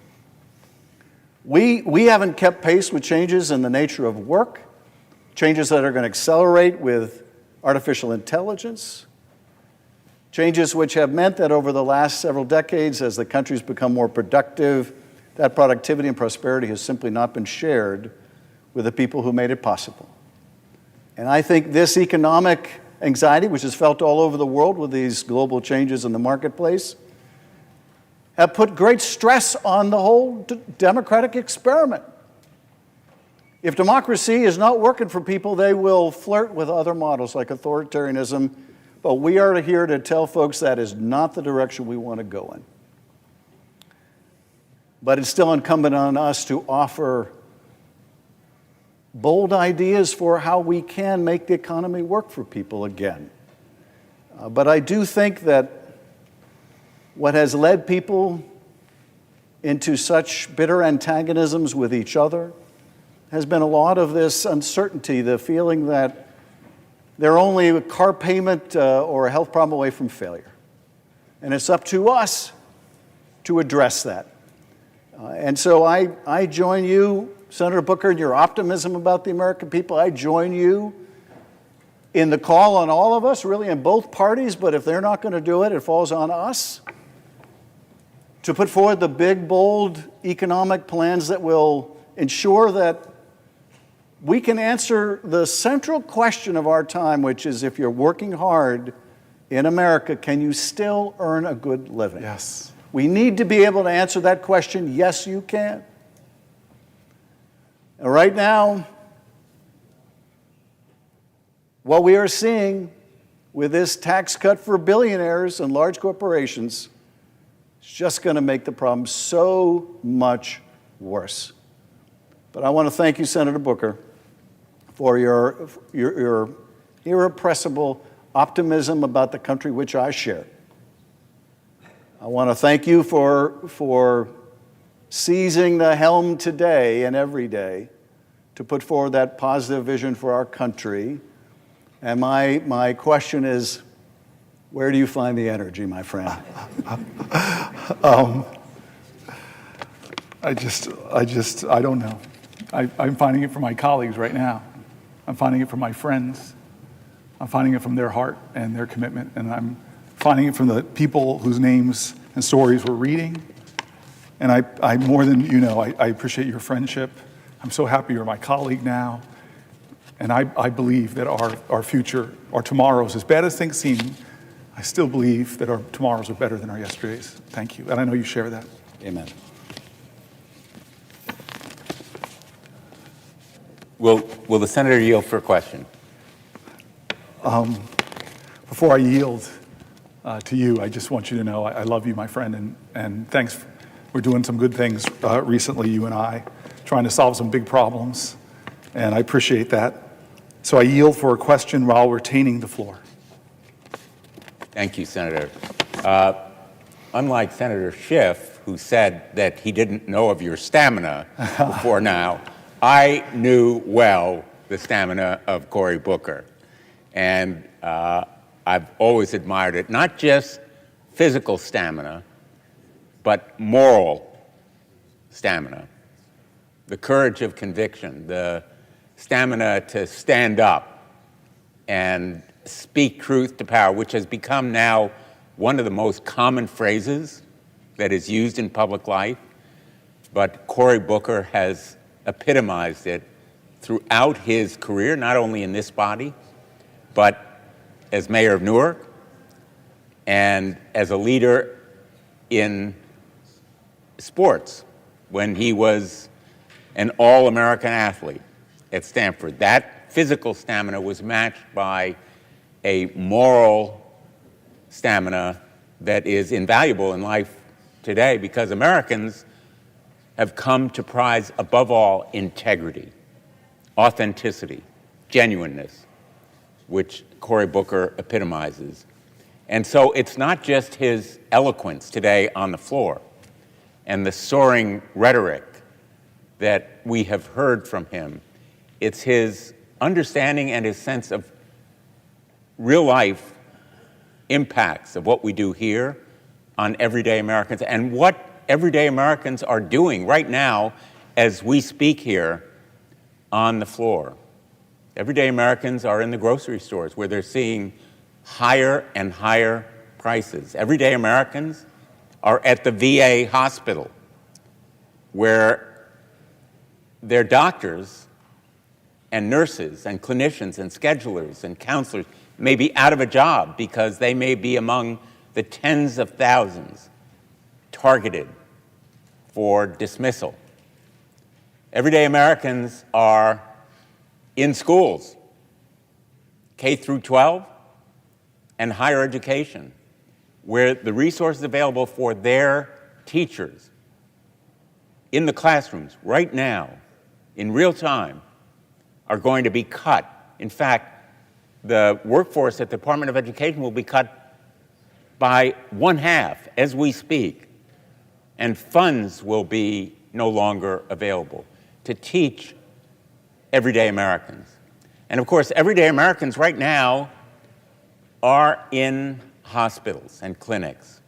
They are undergoing treatment for life-threatening diseases. Right now, they are lying on a hospital bed with needles in their arms or receiving other kinds of treatment that have been made available, life-saving treatments, by the research at NIH that will be crippled because of the cuts that we're seeing. And of course, everyday Americans are receiving Social Security checks. And Social Security will be cut by this administration. Medicaid, that provides for those everyday Americans who are in doctor's offices right now in America, even as we engage in this kind of soaring rhetoric, everyday Americans are contending with the real life problems of living in America. We live in a country that has never been so unequal in terms of wealth and pay. And if we look back to our own history, we see that that inequality is a danger to all of us. The stock market crash and depression occurred after the Gilded Age, when inequality became so drastic that the middle class was in danger. And of course, everyday Americans who are right now in the military are experiencing anger, disgust, fear, because the secrets about what they are doing, even as they engage in operations around the world, like those pilots who were going to bomb the Houthis, engaged in that top secret mission, have learned that the details of that mission, the time of their launch, the targets, the timing of their strikes, the weather, the identity of their targets, all were being discussed over a non-secure channel by a careless, reckless Secretary of Defense. And I don't need to go into the details of what was discussed, except to say our allies are reacting with that same disgust, anger, and fear. And they are having doubts about sharing intelligence with us. The Israelis are outraged by what they've seen. The intel communities of other countries are aghast and appalled. And we have yet to explore fully all of the potential ramifications, like what other conversations may have been on that unsecure kind of platform, who else knew about them, what the motives were. There needs to be a criminal investigation. I've called for it.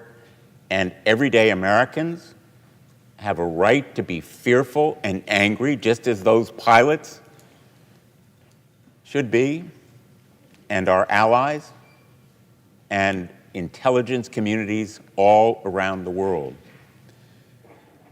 So we need not only an investigation, we need action to hold accountable the individuals, beginning with the Secretary of Defense, who should resign, the National Security Advisor, who should resign, but a criminal investigation launched by the FBI National Security Division to hold accountable anyone responsible for this breakdown of security, to meet the standard of public service that Senator Booker has outlined as what we should demand of ourselves, and the responsibility that the American people have a right to deserve.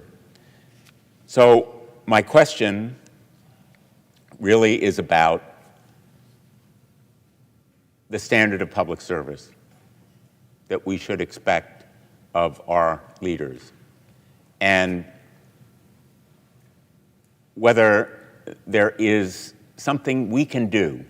I'm asked so often, Senator Booker, as I go back to Connecticut, and I'm sure you are in New Jersey, what can we do? What can we do? You are leading us on the floor of the Senate by showing what we should be doing, fighting back, sounding the alarm. For everyday Americans who are in the grocery store, in their schools, at the VA clinics, Social Security offices, what can we do? I'm going to answer your question. I just first want to say thank you.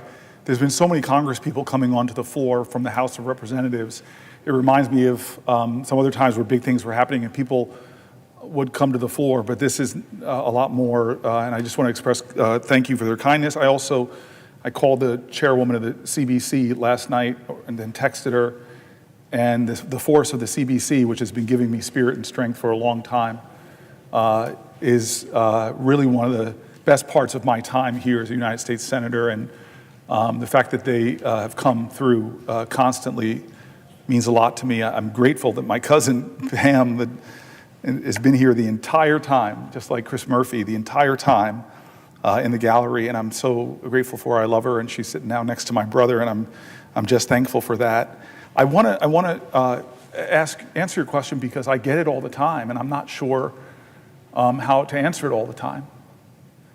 I read letters, and it actually got me emotional in the middle of the night, where somebody would detail all their challenges. They would render personal information to me in letters about their struggles with health care, about their conditions, about their pain, about their hurt, just sending it out to their government official that they've never probably met, hoping that they might just listen to you and be activated by your voice. But then many of them ended the letter with that question: I am here to help you in any way. It really moves me because I believe in the deep decency of our country. And so I just want to try to answer that question more with me trying to think creatively about more that I can do as a leader. Because as I've said before, I think we as Democratic leaders have to start thinking more creatively, because obviously we don't control the Senate, we don't control the House, but we have positions that were given to us in trust by the people we represent.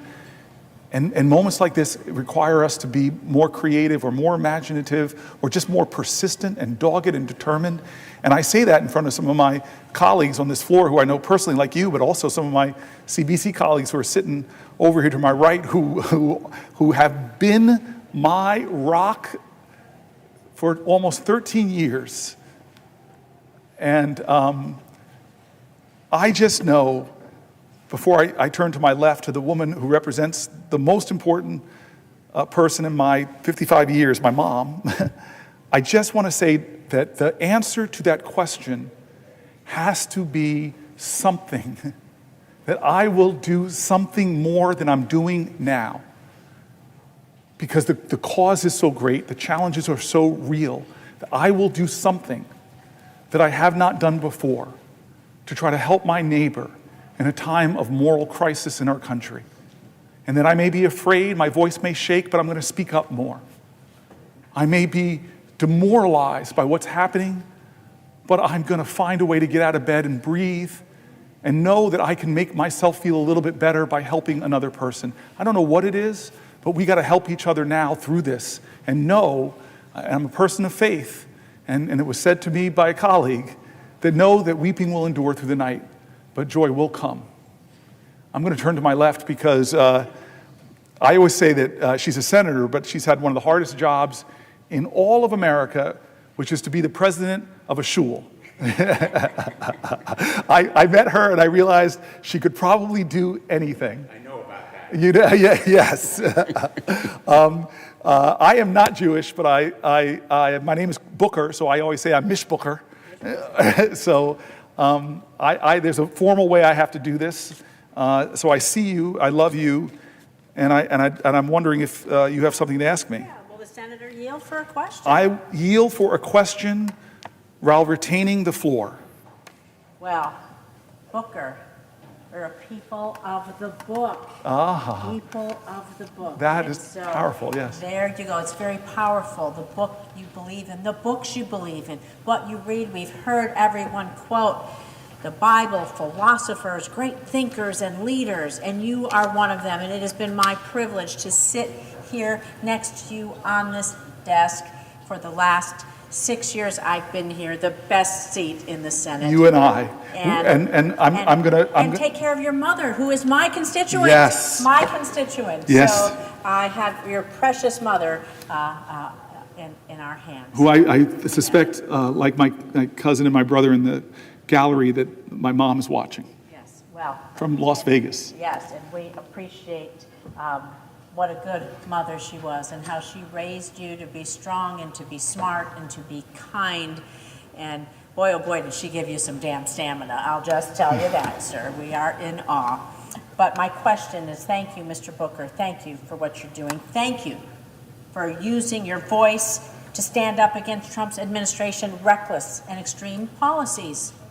We've got a lot to talk about here. So I'm going to bring it back to Nevada. Yes. Because we got a lot of families in my state, and just like you, those letters, they're overwhelming, and they bring me to tears. The stops in the grocery store, and the airport, and the shopping mall, and the gas station, over and over again. People are worried. People are worried, and they want us to help, and they're wondering about this. People have talked to me about... Senator... Oops. Thank you. People have talked to me about how high costs at the grocery store are squeezing their budgets. They're concerned that the Trump tariffs, well, what are they going to do? Prices ain't going down. They are going to make prices go up instead of going down. President Trump declared tomorrow is Liberation Day. Liberation Day. This is what he plans to impose the latest round of across-the-board tariffs for goods on several nations. Tariffs that amount to a national sales tax on every single person that goes to a grocery store. In Nevada, in New Jersey, I see my esteemed colleague, Senator Duckworth, in Illinois, and every state in this nation. Tariffs that amount to a national sales tax. Now, Nevada's economy relies heavily on tourism. I don't have to tell anyone that. And these tariffs don't target tourism specifically, but make no mistake, they will have a profound impact on a city like Las Vegas, the entertainment capital of the world. Because when prices go up across the board, what happens? Families' budgets at the kitchen table, those kitchen table budgets, they are squeezed. It means the number of visitors coming to Las Vegas, the visitors that fuel our economy, go down. It means the price that every single person, every single hotel, every single service we have goes up because of those tariffs. And so it's going to have a devastating impact on Nevada, on our local economy, on our small businesses. 99% of businesses in Nevada are small businesses. Small businesses. It's going to have a devastating impact on them and the good paying jobs it supports. So we see the impact. International travel down in the United States. Down. Well, that's a whole nother discussion. Someone will be asking that question too. It's driving down our visitor numbers. It hurts our economy in Nevada, hurts our economy all across this great nation. In fact, booking for flights in Canada, they're already down by 70% compared to last year. Canada, our great neighbor, partner, and ally to the north, down 70%. And the most troubling part is a recent report estimates that up to 14,000 jobs, hospitality jobs, could be at risk due to decreased international travel as a result of these horrible, misguided tariffs. And I just want to tell you that I'm looking at all of my colleagues and I'm looking at you, and you have given us the inspiration to stand here, to use our voice, to use our power, to show that we are not without a say in this country. We are not without a say, and we cannot go quietly, ever, without that fight. So, Senator Booker, I want to ask you what you think these tariffs are going to do. Well, not to just the place where your mom lives in Las Vegas, but where families live all across this country. And every price at the market, every price at the gas station, the mall, wherever you go, and where people depend, like my Nevadans, on their livelihood for tourism. And so I will repeat what Senator Blumenthal said. Senator Booker, what can we do? That's the question we're asked. What can we do?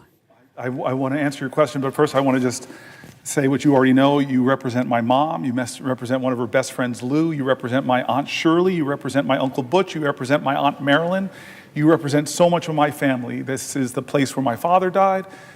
When Harry Reid came to his bedside when he was sick and I was still running for this office and showed me the extraordinary kindness of senators from Nevada. That tradition has continued.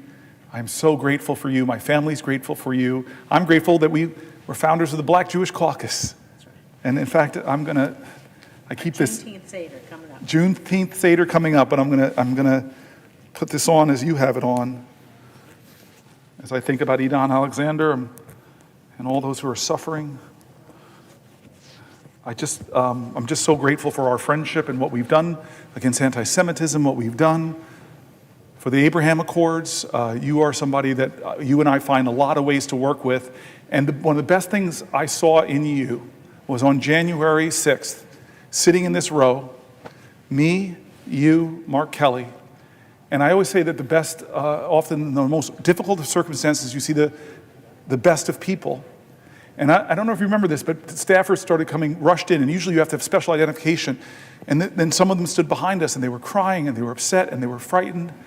And I just watched you go from senator to mother, and I watched you comforting people in their times of fear, when they thought they were going to be killed, literally. And you were this voice of comfort, voice of calm. I saw you in one of our worst countries, worst crisis. I saw your light. I saw your love. I saw the Jewish mom, and I benefited from that. I just feel that Trump mocks us. What does his Liberation Day mean to the people that are shackled to debt? From medical debt, that are shackled with student debt, that can't afford the rising costs of groceries. What's his liberation mean? To people who are chained by fear right now, waiting with bated breath to see if the Medicaid programs they rely on are going to be cut. What does his liberation mean? To people who are literally in jails right now because they were disappeared from our streets. What does his liberation mean to people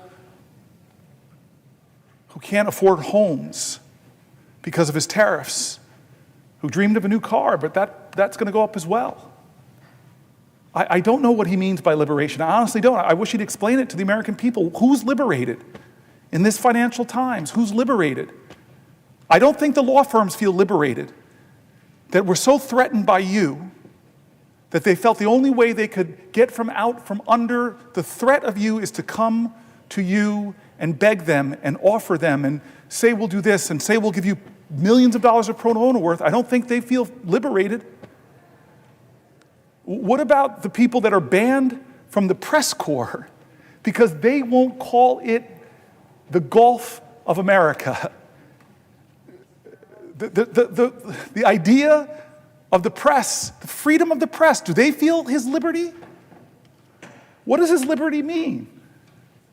What does Donald Trump's Liberty Day tomorrow mean? In a nation where I read letter after letter of people that feel like their liberty is gone, that they're losing sleep at night worried about Social Security. What does liberty mean to the veteran that was laid off, that fought for my liberty? What does Donald Trump's liberty mean? What is he talking about? What does his liberty mean to Canada, who fought next to us, who died next to Americans fighting for our causes? What does his liberty mean to them? I don't understand Donald Trump. I really don't. There are going to be PhD students writing about him for generations. He'll love that in heaven. He'll look down and say, I'm so happy people are talking about me. But I will tell you this. I love great presidents. I love that Lincoln said, with malice towards none, with charity towards all. But I hear Donald Trump say, with malice towards everybody that does not tell me how great I am. And charity, I don't know if he understands that.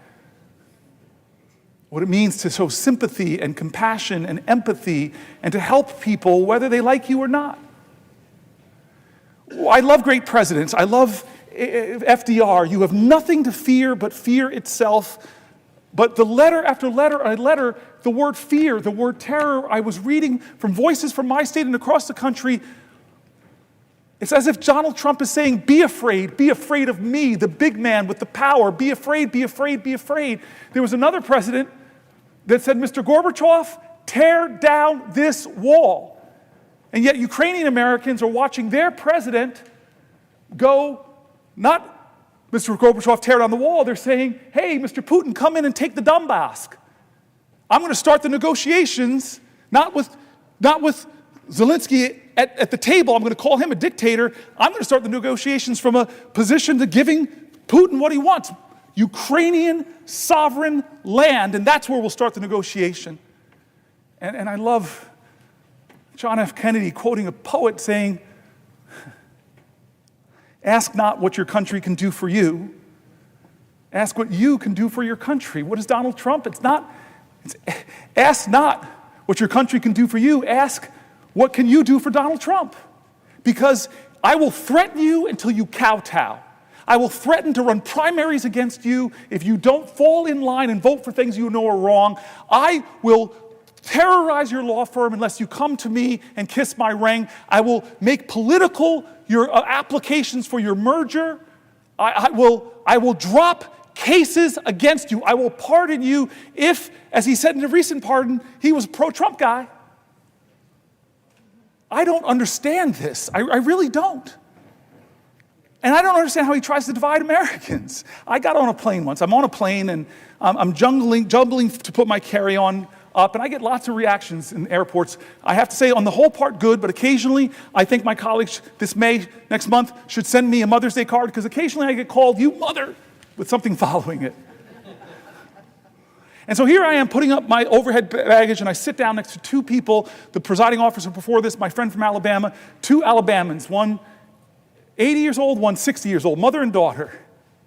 And they see people paying attention to me. They said, "Who are you? Are you a professional athlete?" And as a middle-aged, overweight black guy, my ego wasn't insulted. I wanted to say, well, I could be, but I chose to serve the people. But no, I go, "No, ma'am, I'm not." "Well, who are you then?" I go, "Well, I'm a senator." And we're so conditioned in America, if we meet a congressperson out and about, the first thing we want to know is, whose team are you on? My team or their team? It's us versus them, horrible dynamic of tribalism in our country.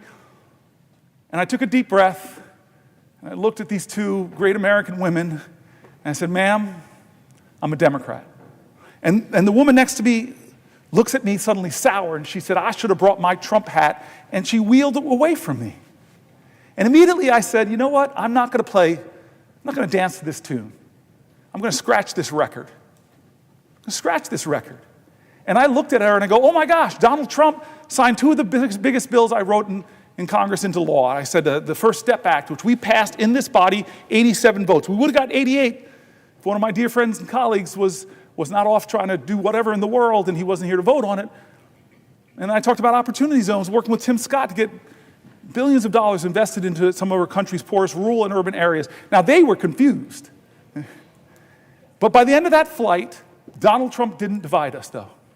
By the end of that flight, I was talking to them like fellow Americans, and we found so many points of connection, so much common humanity, and so much common cause. These outrage machines, TV, and these devices, I want to say to America, their financial interest is to keep your eyes on the screen as much as possibly can. And you know what? Sells division, divide, moral indignation. I will tell you this. I have this great friend, part of the Bold Club, named Van Jones. He told me this story that he was on Crossfire on CNN. And Van Jones got on with Newt Gingrich. Van Jones, a green activist, a guy I met in law school, extraordinary man, speaks like a poet to me, and he worked in the Obama White House. And then Newt Gingrich, very known Republican, the two of them sit down, but Brene Brown writes something extraordinary. She writes, "It's hard to hate up close, so pull people in." And so they get on this show called Crossfire, and they find out, with all the differences they have, they also have commonalities, things they agree on, and they actually kind of like each other. So they go to the producers and they say, "Hey, could you let us do the final segment called Ceasefire? Can you let us do the final segment called Ceasefire?" And the producers say, "Yeah, go ahead. Go ahead." And so they do this last segment talking about the areas they agree, but the producers run in after a few shows and stop them. Can't do it. Why? Ratings are going down.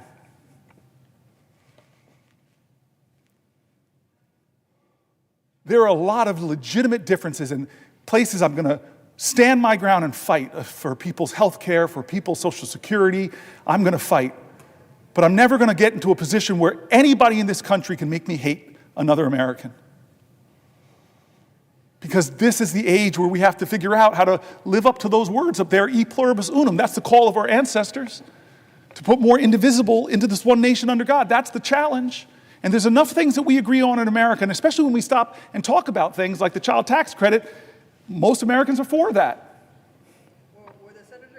Oh, gosh, well, I've been waiting for you, for crying out loud. Why didn't you interrupt me earlier? You were on a roll. Oh, you come were on on. a roll. And Come on, Senator.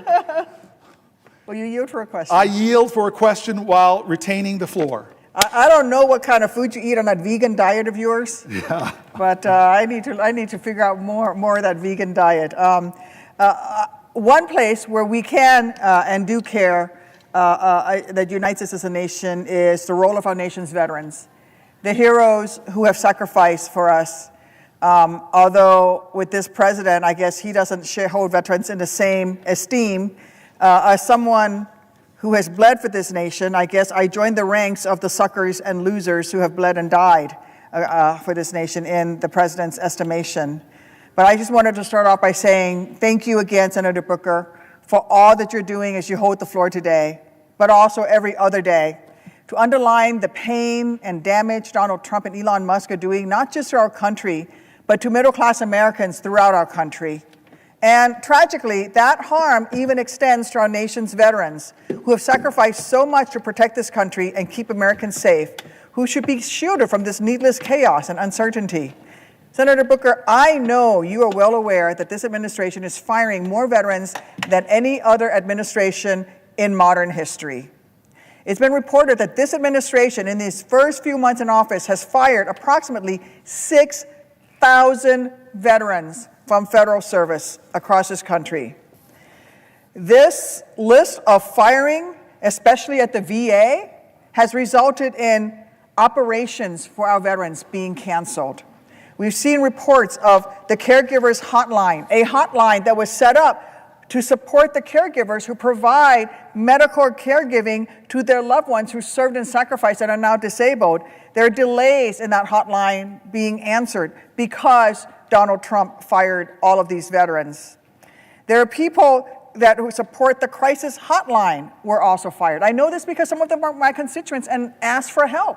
I had one individual who'd served in the military for over 2 decades, did such a good job on the crisis hotline as a frontline person answering the phone, trying to prevent their brothers and sisters from the idea of suicide. They did such a good job that they were promoted to be a trainer. They were promoted to be a supervisor, which then made them probationary, and they were fired. We were able to get some of these people their jobs back. Some of them are still out there without their jobs. This is what Donald Trump and Elon Musk has already done. This does not help our nation's veterans. This does not help our nation's heroes. If anything, it is a betrayal to them. It's a betrayal, a cruel betrayal to the men and women who bravely answered the call to serve our country in uniform. A call that this president dodged 5 different times when he had the opportunity to serve. And our men and women in uniform came home from serving, and many of them chose to continue their service to our country as federal employees. How are Elon and Trump thanking these brave, selfless Americans? They're doing it by showing them the door and leaving them wondering how they'll be able to afford next week's groceries or next month's rent, forcing them to look for a new job. The senator from New Jersey and I are both working together to help our heroes get their jobs back, which is why I've introduced a Protect Veterans Jobs Act to reinstate all veterans who were wrongly fired from their federal jobs by Trump and Musk. It is a critical bill to help those who've already been fired, but according to recent reports, Trump and Musk are just getting started. From everything that we've seen, they are planning on firing another 80,000 VA employees, almost a third of whom are veterans themselves. So that's going to be another 25 veterans on a chopping block on top of the 6,000 who've already been fired. It is a complete betrayal from Trump and from Musk.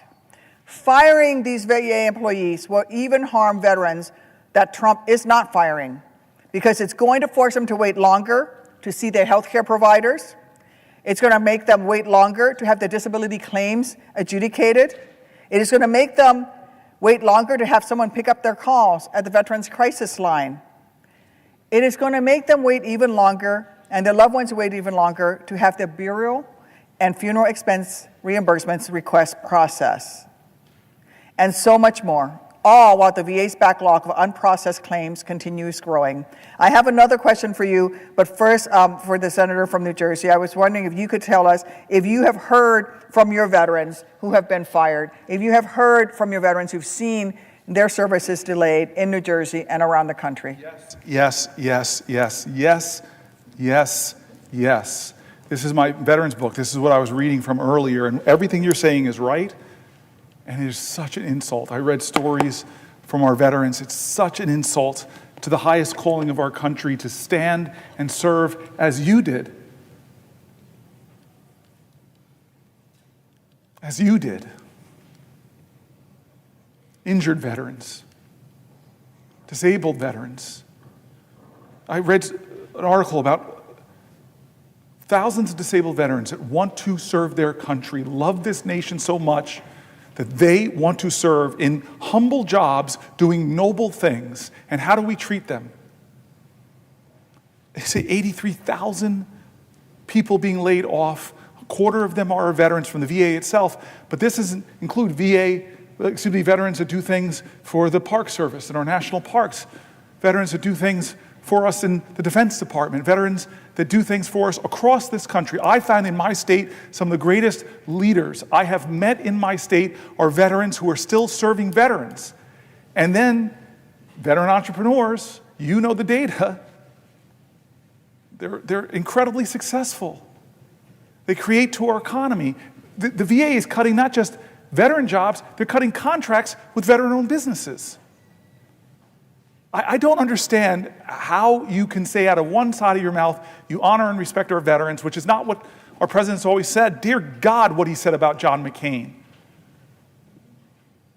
I still remember John McCain is in a town hall with Barack Obama fighting fiercely to be the president of the United States, and somebody gets up and says that Barack Obama, as if it's an insult, it's not, is a Muslim or something, and he grabs the mic back and corrects her. One of his voters, he corrects her on national TV. This is wrong. He's a guy who loves his wife, Christian, loves his family. I mean, that is character and honor. Can you ever see that from our president now? And this is how wrong I was, and I want to admit, I've made mistakes, I've been wrong. I remember where I was when he said in his campaign that he's no hero, that people who are captured are not heroes. I said to the people that were with me, there goes his 15 minutes of fame. I thought that was the end of Trump. But somehow you could become president of the United States when you insult the veterans who serve. I want to read you, and I know you have another question, but can I read you? John Lewis and John McCain, the two Johns are coming up a lot in my 20 hours. But I want to read you this. I want to read this when you were here because I read this. And let me all tell you, this is John McCain writing. Let me all tell you what I think about the Pledge of Allegiance, our flag and our country. I want to tell you a story about when I was a prisoner of war. I spent 5 years in the Hanoi Hilton. In the early years of our imprisonment, the North Vietnamese kept us in solitary confinement, or 2 or 3 to a cell. In 1971, the North Vietnamese moved us from these conditions of isolation into large rooms with as many as 30 to 40 men to a room. This was, as you can imagine, a wonderful change, and was a direct result of the efforts of millions of Americans, led by people like Nancy and Ronald Reagan on behalf of a few hundred POWs 10,000 miles from home. One of the men moved into my cell was Mike Christian. Mike came from a small town near Selma, Alabama. He didn't wear a pair of shoes until he was 13 years old. At 17, he enlisted in the U.S. Navy. He later earned a commission. He became a naval flying officer and was shot down and captured in 1967. Mike had a keen and deep appreciation for the opportunities this country and our military provide for people who want to work and want to succeed. The uniforms we wore in prison consisted of a blue short-sleeved shirt, trousers that looked like pajama trousers, and rubber sandals that were made out of automobile tires. I recommend them highly. My pair lasted my entire stay. As a part of the change in treatment, the Vietnamese allowed some prisoners to receive packages from home. And some of these packages were handkerchiefs, scarves, and other items of clothing. Mike got himself a piece of white cloth and a piece of red cloth and fashioned himself a bamboo needle. Over a period of a couple of months, he sewed the American flag on the inside of his shirt. Every afternoon before we had a bowl of soup, we would hang Mike's shirt on the wall of our cell and say the Pledge of Allegiance. I know that saying the Pledge of Allegiance may not seem the most important and meaningful part of our day now, our day in the Senate, but I can assure you that for those men in that Stark prison cell, it was indeed the most important and meaningful event of our day. One day, the Vietnamese searched our cell and discovered Mike's shirt with the flag sewn inside and removed it. That evening, they returned, opened the door of the cell, called for Mike Christian to come out, closed the door of the cell, and for the benefit of us all, beat Mike Christian severely for the next couple of hours. Then they opened the door of the cell and threw him back inside. He was not in good shape. We tried to comfort and take care of him as well as we could. The cell in which we lived had a concrete slab in the middle of which we slept, 4 naked light bulbs in each corner of the room. After things quieted down, I went to lie down and go to sleep. As I did, I happened to look into the corner of the room. Sitting there beneath that dim light bulb with a piece of white cloth, a piece of red cloth, another shirt, and his bamboo needle was my friend, Mike Christian, sitting there with his eyes almost shut from his beating, making another American flag.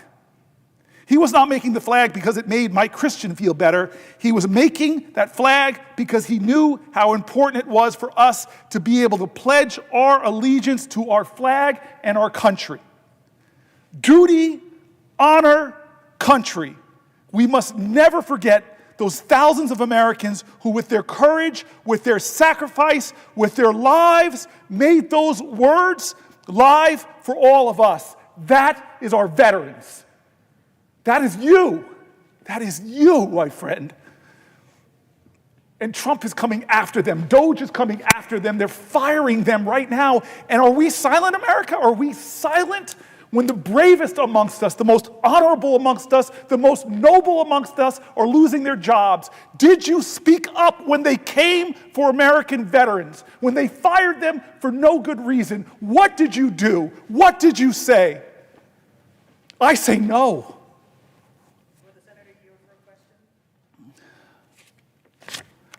I yield for a question while retaining the floor. Thank you for what you've said. John McCain was a true hero. He said the same thing to me when I first met him. I do have a question for you, which will come later, but I thought I would tell you the story of how I met John McCain. I was recently wounded. Within weeks of being able to finally sit up for the first time, I was in physical therapy, and Senator McCain came and visited us. And the nurses and occupational therapists and physical therapists came running in and said, "Senator McCain, this is Captain Duckworth. She's a hero just like you," and said to me, "You're a hero like Senator McCain. You were both shot down." And Senator McCain looked at me and said in that voice of his, "Didn't take no hero to fly into a missile. The good pilots don't get shot down." And I knew then and there that I really liked him, because he was right. The real heroes were the buddies who carried me out of that field in Iraq. The real heroes are the sergeant in the rescue bird that carried me out and has to live with the post-traumatic stress. The real heroes are all the men and women who survived and came home and need the care that they have rightfully earned. The care that we're providing with them with the PACT Act, a bill that you supported, a bill that you spoke up for. Even, members, our colleagues across the aisle, many of them said it was too expensive. And at a time when we should be expanding the PACT Act, when we should be recognizing more of the illnesses and injuries that came out of service around burn pits and toxic substances, you have a president who is cutting the VA, who wants to cut those jobs, who want to go after our veterans' benefits, whom, just like Elon Musk has said, sees veterans as a people with their hands out. We don't have our hands out. We're simply asking for what this country promised us. Where were you, Mr. President? Where were you, Elon, when this country asked for someone to serve? When this country asked, who amongst you will leave your family, leave your friends, leave your neighbors, and put on her colors and defend her? Not for your mom, not for your dad, not for your family members, but for strangers who will never know your name, who will never know your sacrifice. Who among you will do that? Thank God that from Lexington and Concord, from Iwo Jima, from Ia Valley, from Kandahar, from Fallujah, there were Americans who stood up and said, I will. I will defend this great nation. I will wear her colors with pride. And all we have to do as a nation is live up to one tiny little percentage of that sacrifice that they made. Let them have the benefits that they've earned. And yet Donald Trump and Elon Musk are cutting those benefits. The biggest predictor of veterans' homelessness is not post-traumatic stress disorder. It is not a health condition. The biggest predictor of veterans' homelessness is lack of employment, not having a job. That begins the spiral downwards for veterans that ends up with them becoming homeless. And I will tell everyone in these chambers and in this nation, we are all dishonored when a veteran must lay their head down on the very same streets that he or she defended to sleep that night. We are all dishonored. The VA has done tremendous work to fight veterans' homelessness, and that has been a bipartisan effort. And these cuts that are costing veterans their jobs are going to start some of those veterans, unfortunately, on that path to homelessness. These cuts are going to mean those veterans' homelessness programs that will prevent our veterans from becoming unhoused, those programs will not be able to take care of all the veterans of the demand. I'm already seeing it. I spent this past weekend in Missouri at the Cochran VA Medical Center, hearing about the challenges that they're facing. They need to expand. They don't need to shrink. They said there's going to be another 25,000 veterans moving into the area. They actually have to expand their services. And yet Elon Musk, enabled by Donald Trump, is cutting veterans' jobs, veterans' benefits, because according to them, veterans aren't heroes. We are suckers and losers. Well, I beg to differ. I beg to differ. I am sure that my colleague from New Jersey knows that firing 80,000 employees from the Department of Veterans Affairs wouldn't just cause longer delays for veterans. It will doom our VA's ability to process claims, that the influx of claims under the PACT Act, a law that is helping ensure veterans who were exposed to toxins while serving can get the care that they have earned, with more than 1 million claims already approved in a short time since it's become law. I can't think of a single good reason to hurt so many veterans. And I'll just ask the senator from New Jersey, can you think of any reasons? I'm very moved by your comments. I want to say that from John McCormick to Jack Reed, the Senate has a good number of people who serve this nation who answered the call. They should all get our honor and respect. Senator Blumenthal served, and he has a son, Navy SEAL. We should have a reverence for those people because a lot of them didn't make it back. A lot of people didn't make it back, and a lot of people who came home with horrible wounds, visible and invisible. We should all be ashamed of the veterans that are committing suicide. We should all be ashamed of veteran homelessness. We have the capacity. We are a great enough nation to help them. But the ones that didn't come back, they watch over us. They look down upon this nation.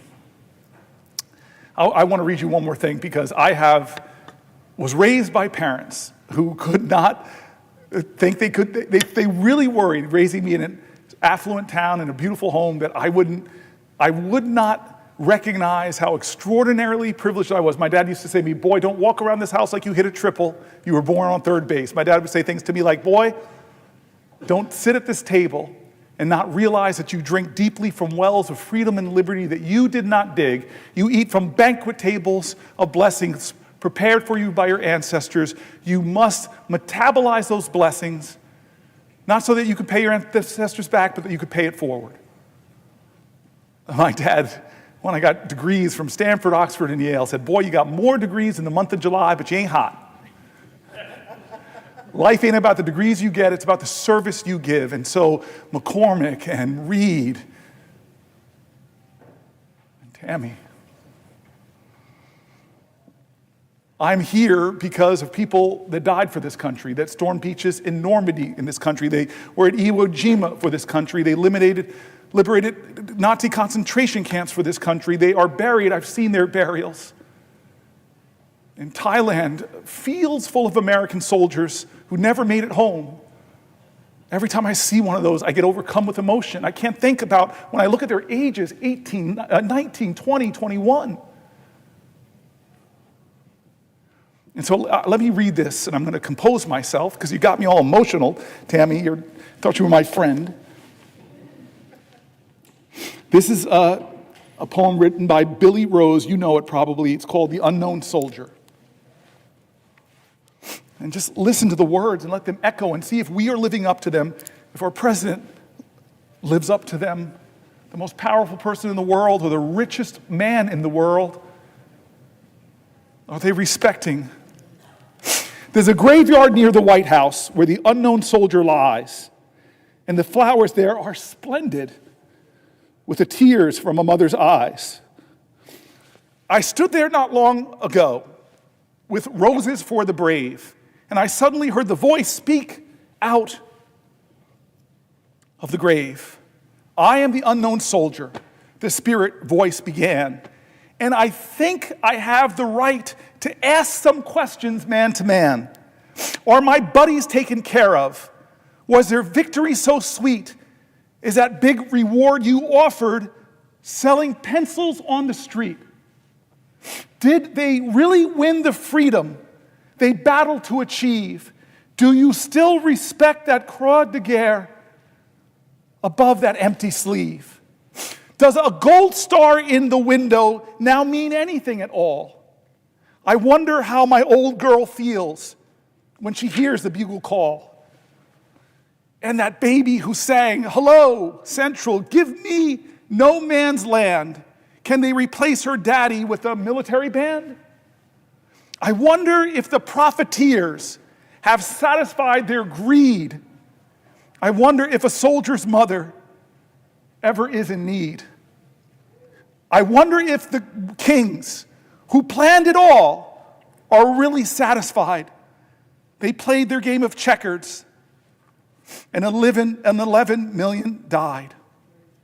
I am the unknown soldier, and maybe I died in vain. But if I were alive and my country called, I'd do it all over again."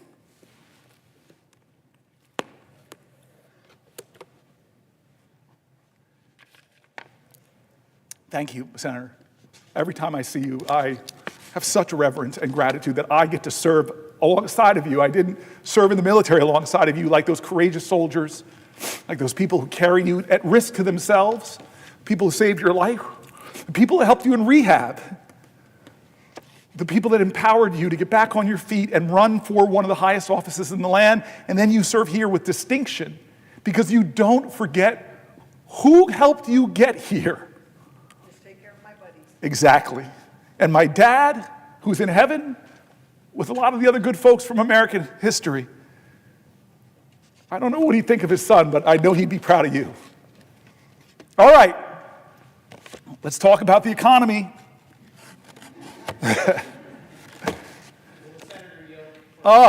Christopher Coons. Will the senator yield for a question?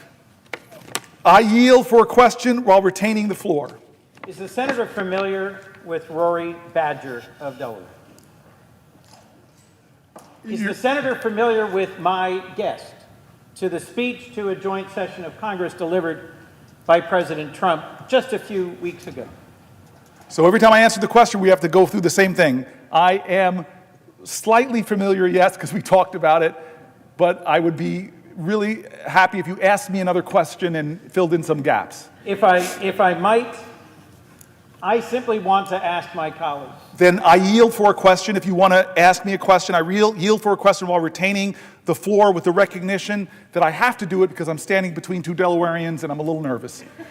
Jersey never wants to be between two Delawareans.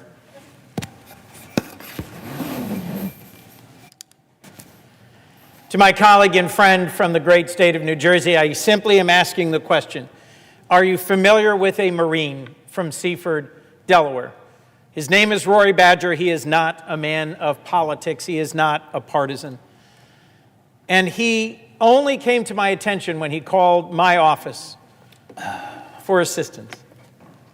Rory Badger volunteered to serve our nation, was deployed to Afghanistan, and is a decorated combat veteran of the United States Marine Corps.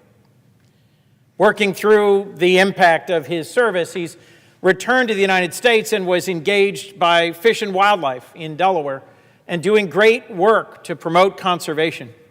With a young wife and a young son, Marine Badger reached for what was his dream job, to work for the U.S. Department of Agriculture Rural Conservation Service.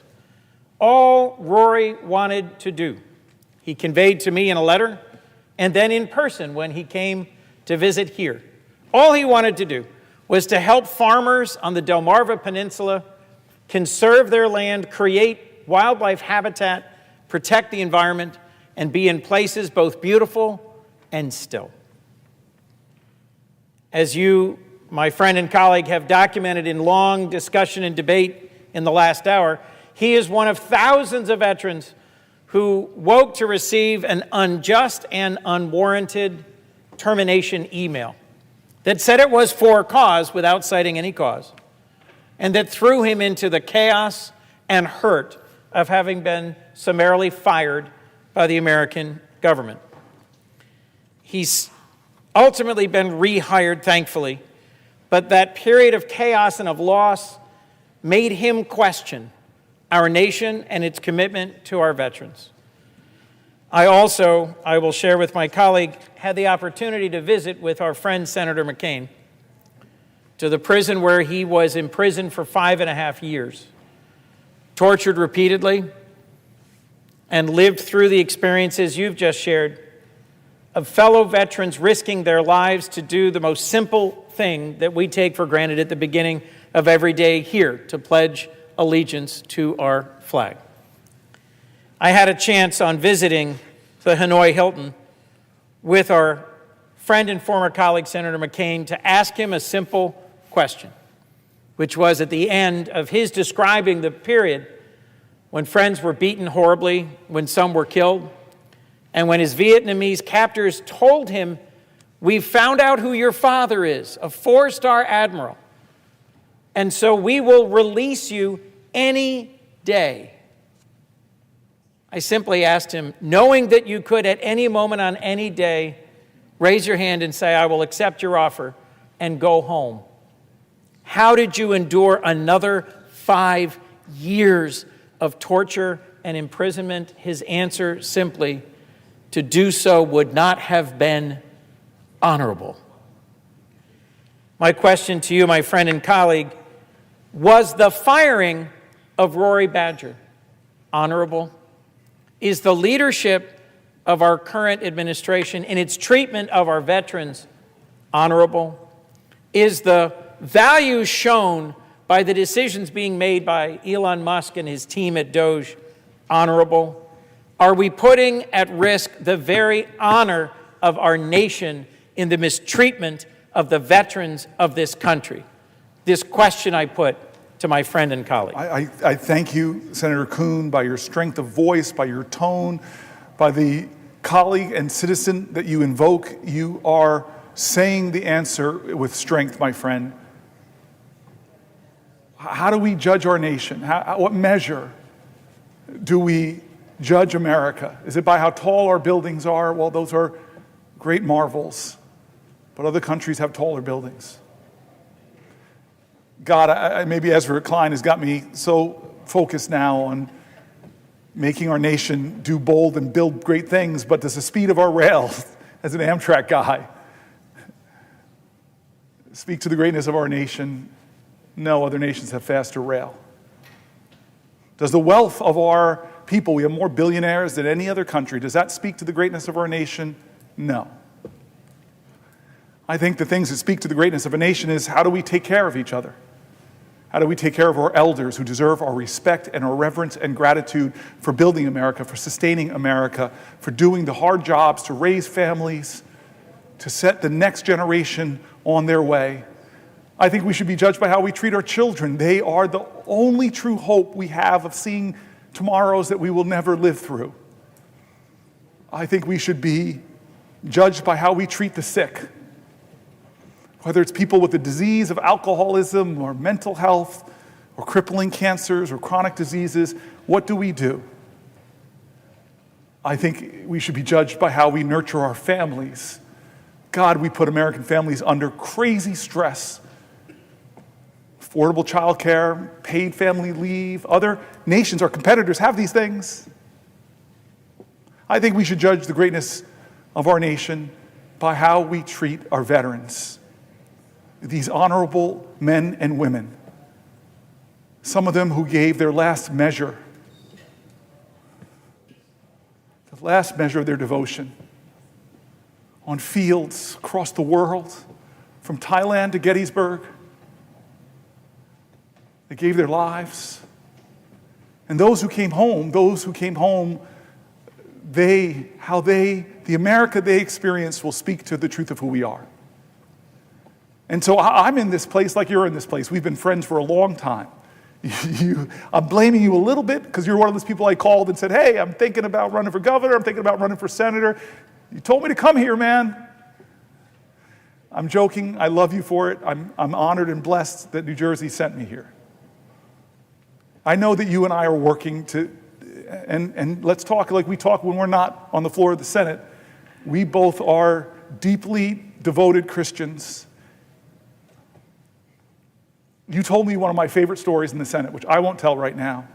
I've been asking you to tell that story. I hope you'll tell it, but it's just about how your parents, James Baldwin said, children are never good at listening to their elders, but they never fail to imitate them. You are a great reflection of the stories of your parents you told me. And you and I grapple with this faith of ours, which demands the most radical love. Radical love. What does the Bible say about immigrants? I mean, come on. What does the Bible say about the poor? What does the Bible say about the hated, the prostitute, the leper, the people who are looked down upon? What's the story of the prodigal son? What's Matthew 25 say about how we should live? Even as to the least of these, you did unto me. How many times does the Bible mention poverty? How many? 2,000. I'm abiding by it. I will not yield to you. But I knew you would know it, and I don't. 2,000 times it mentions poverty. And does it say we should scorn the poor? Does it say we should ignore the poor? No, it calls us to love our neighbor. No exceptions to that. Will the senator yield for a question? Thank you, man. I've been waiting for that question. The prayers of the righteous availeth much. You are a righteous man.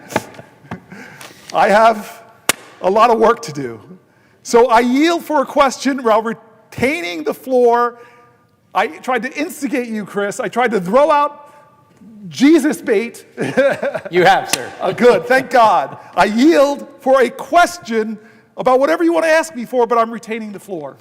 To my good friend and colleague, as we transition to comments about the economy, are you familiar with the very first time that Jesus stood in his home synagogue in Nazareth to preach? He read from the scroll a passage from, I believe, Isaiah 61, verse 1 to 2. This is recorded in Luke chapter 4, and it is a well-known passage, and I rely upon it to understand what was the ministry of Jesus centrally about. He says, "This is fulfilled in your hearing today. The Spirit of the Lord is upon me. He has anointed me to preach good news to the poor." I don't think it is possible to read the Gospels and to read the Torah and to understand righteousness without hearing over and over and over in the course of the Old and New Testaments a call to respect those at the margins of life, a call to be generous and open-hearted and kind to those who suffer and struggle, to be attentive to and present to those who are in prison, who are widows, who are orphans, to allow the gleaning of a field, which means to make sure that out of the abundance of our productivity on our farms, we make sure that we feed those who hunger here at home and abroad. You cannot miss the central message, which is, as you have said, kindness to those on the margins, attentiveness to those in need, good news to the poor. And so in this season of Lent, I ask my friend and colleague whether he's aware of our president's intention to impose significant tariffs sometime today or tomorrow that may raise the costs for working families in our nation, that may make harder the lives of those who struggle to pay for their children's food and medicines and schooling, that instead of meeting his promise to make America affordable again, will almost certainly make America less affordable for those who are exactly those to whom we are called to give attention, kindness, and service. I ask my colleague and my friend, are you aware of President Trump's so-called Liberation Day that will impose, in fact, thousands of dollars of additional costs on the working families of America who struggle so hard to make ends meet, in a direct violation of a call to care for those in need? Yes, I'm aware. I said earlier that he calls it Liberation Day, and I'm not sure what he means by that, because Americans will not, by this move, be liberated from high prices.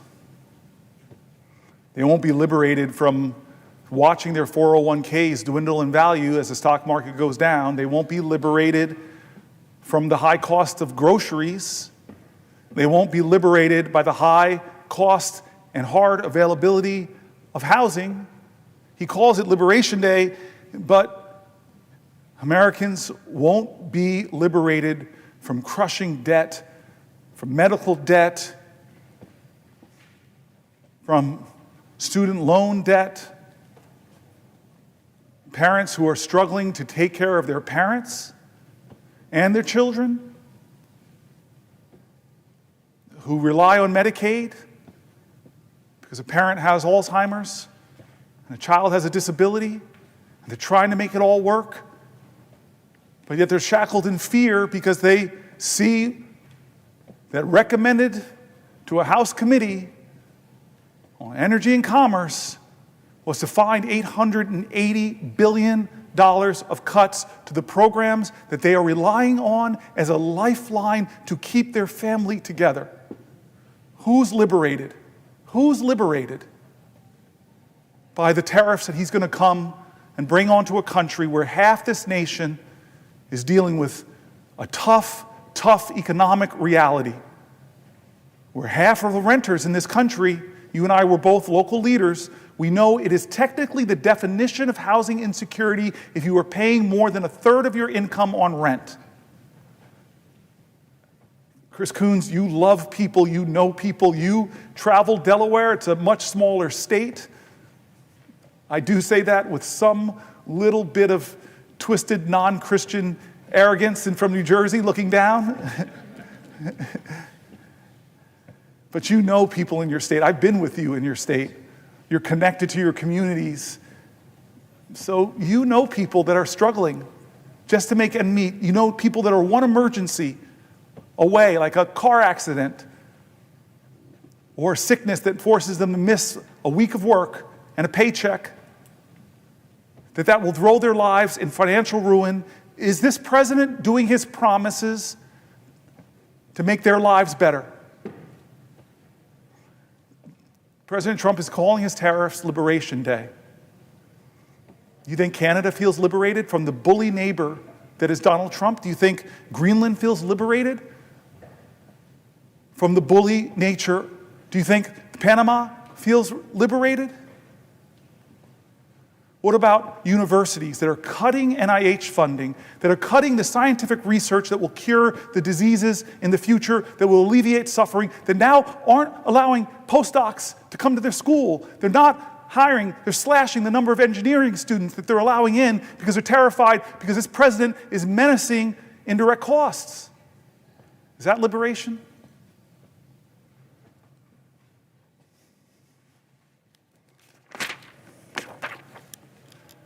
"71 days in, now 72 days,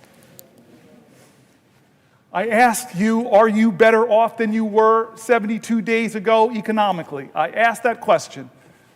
Ask it to your friends. Are they better off economically? Well, I don't see how they could be because prices are up, stock market's down, the risk of recession is climbing, consumer confidence is in the gutter, 401k plans are losing value. Are you better off than you were 72 days ago under this president's leadership on the verge of his so-called Liberation Day that's going to drive prices up even more?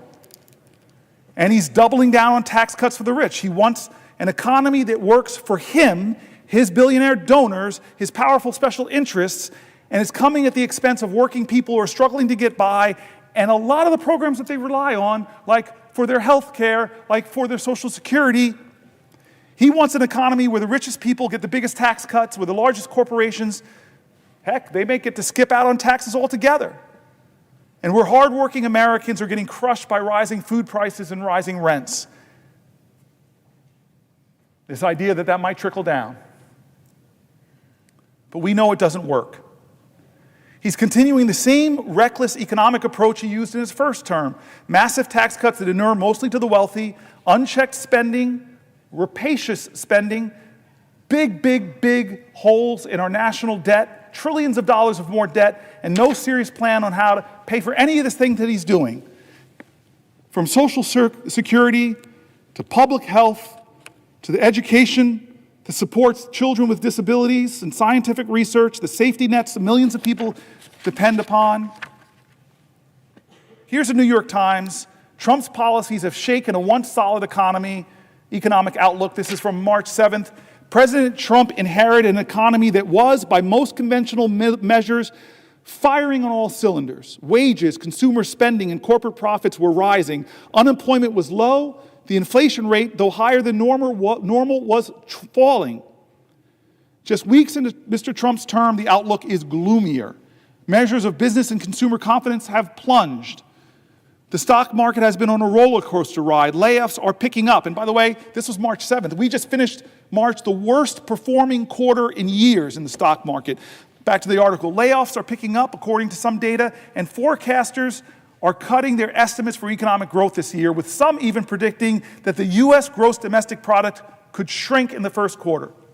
And some commentators have gone further, arguing that the economy could be headed for a recession, a sharp rebound in inflation, or even the dreaded combination of the two, stagflation.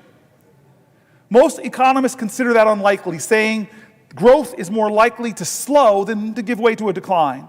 Still, the sudden deterioration in the outlook is striking, especially because it is almost entirely a result of Mr. Trump's policies and the resulting uncertainty.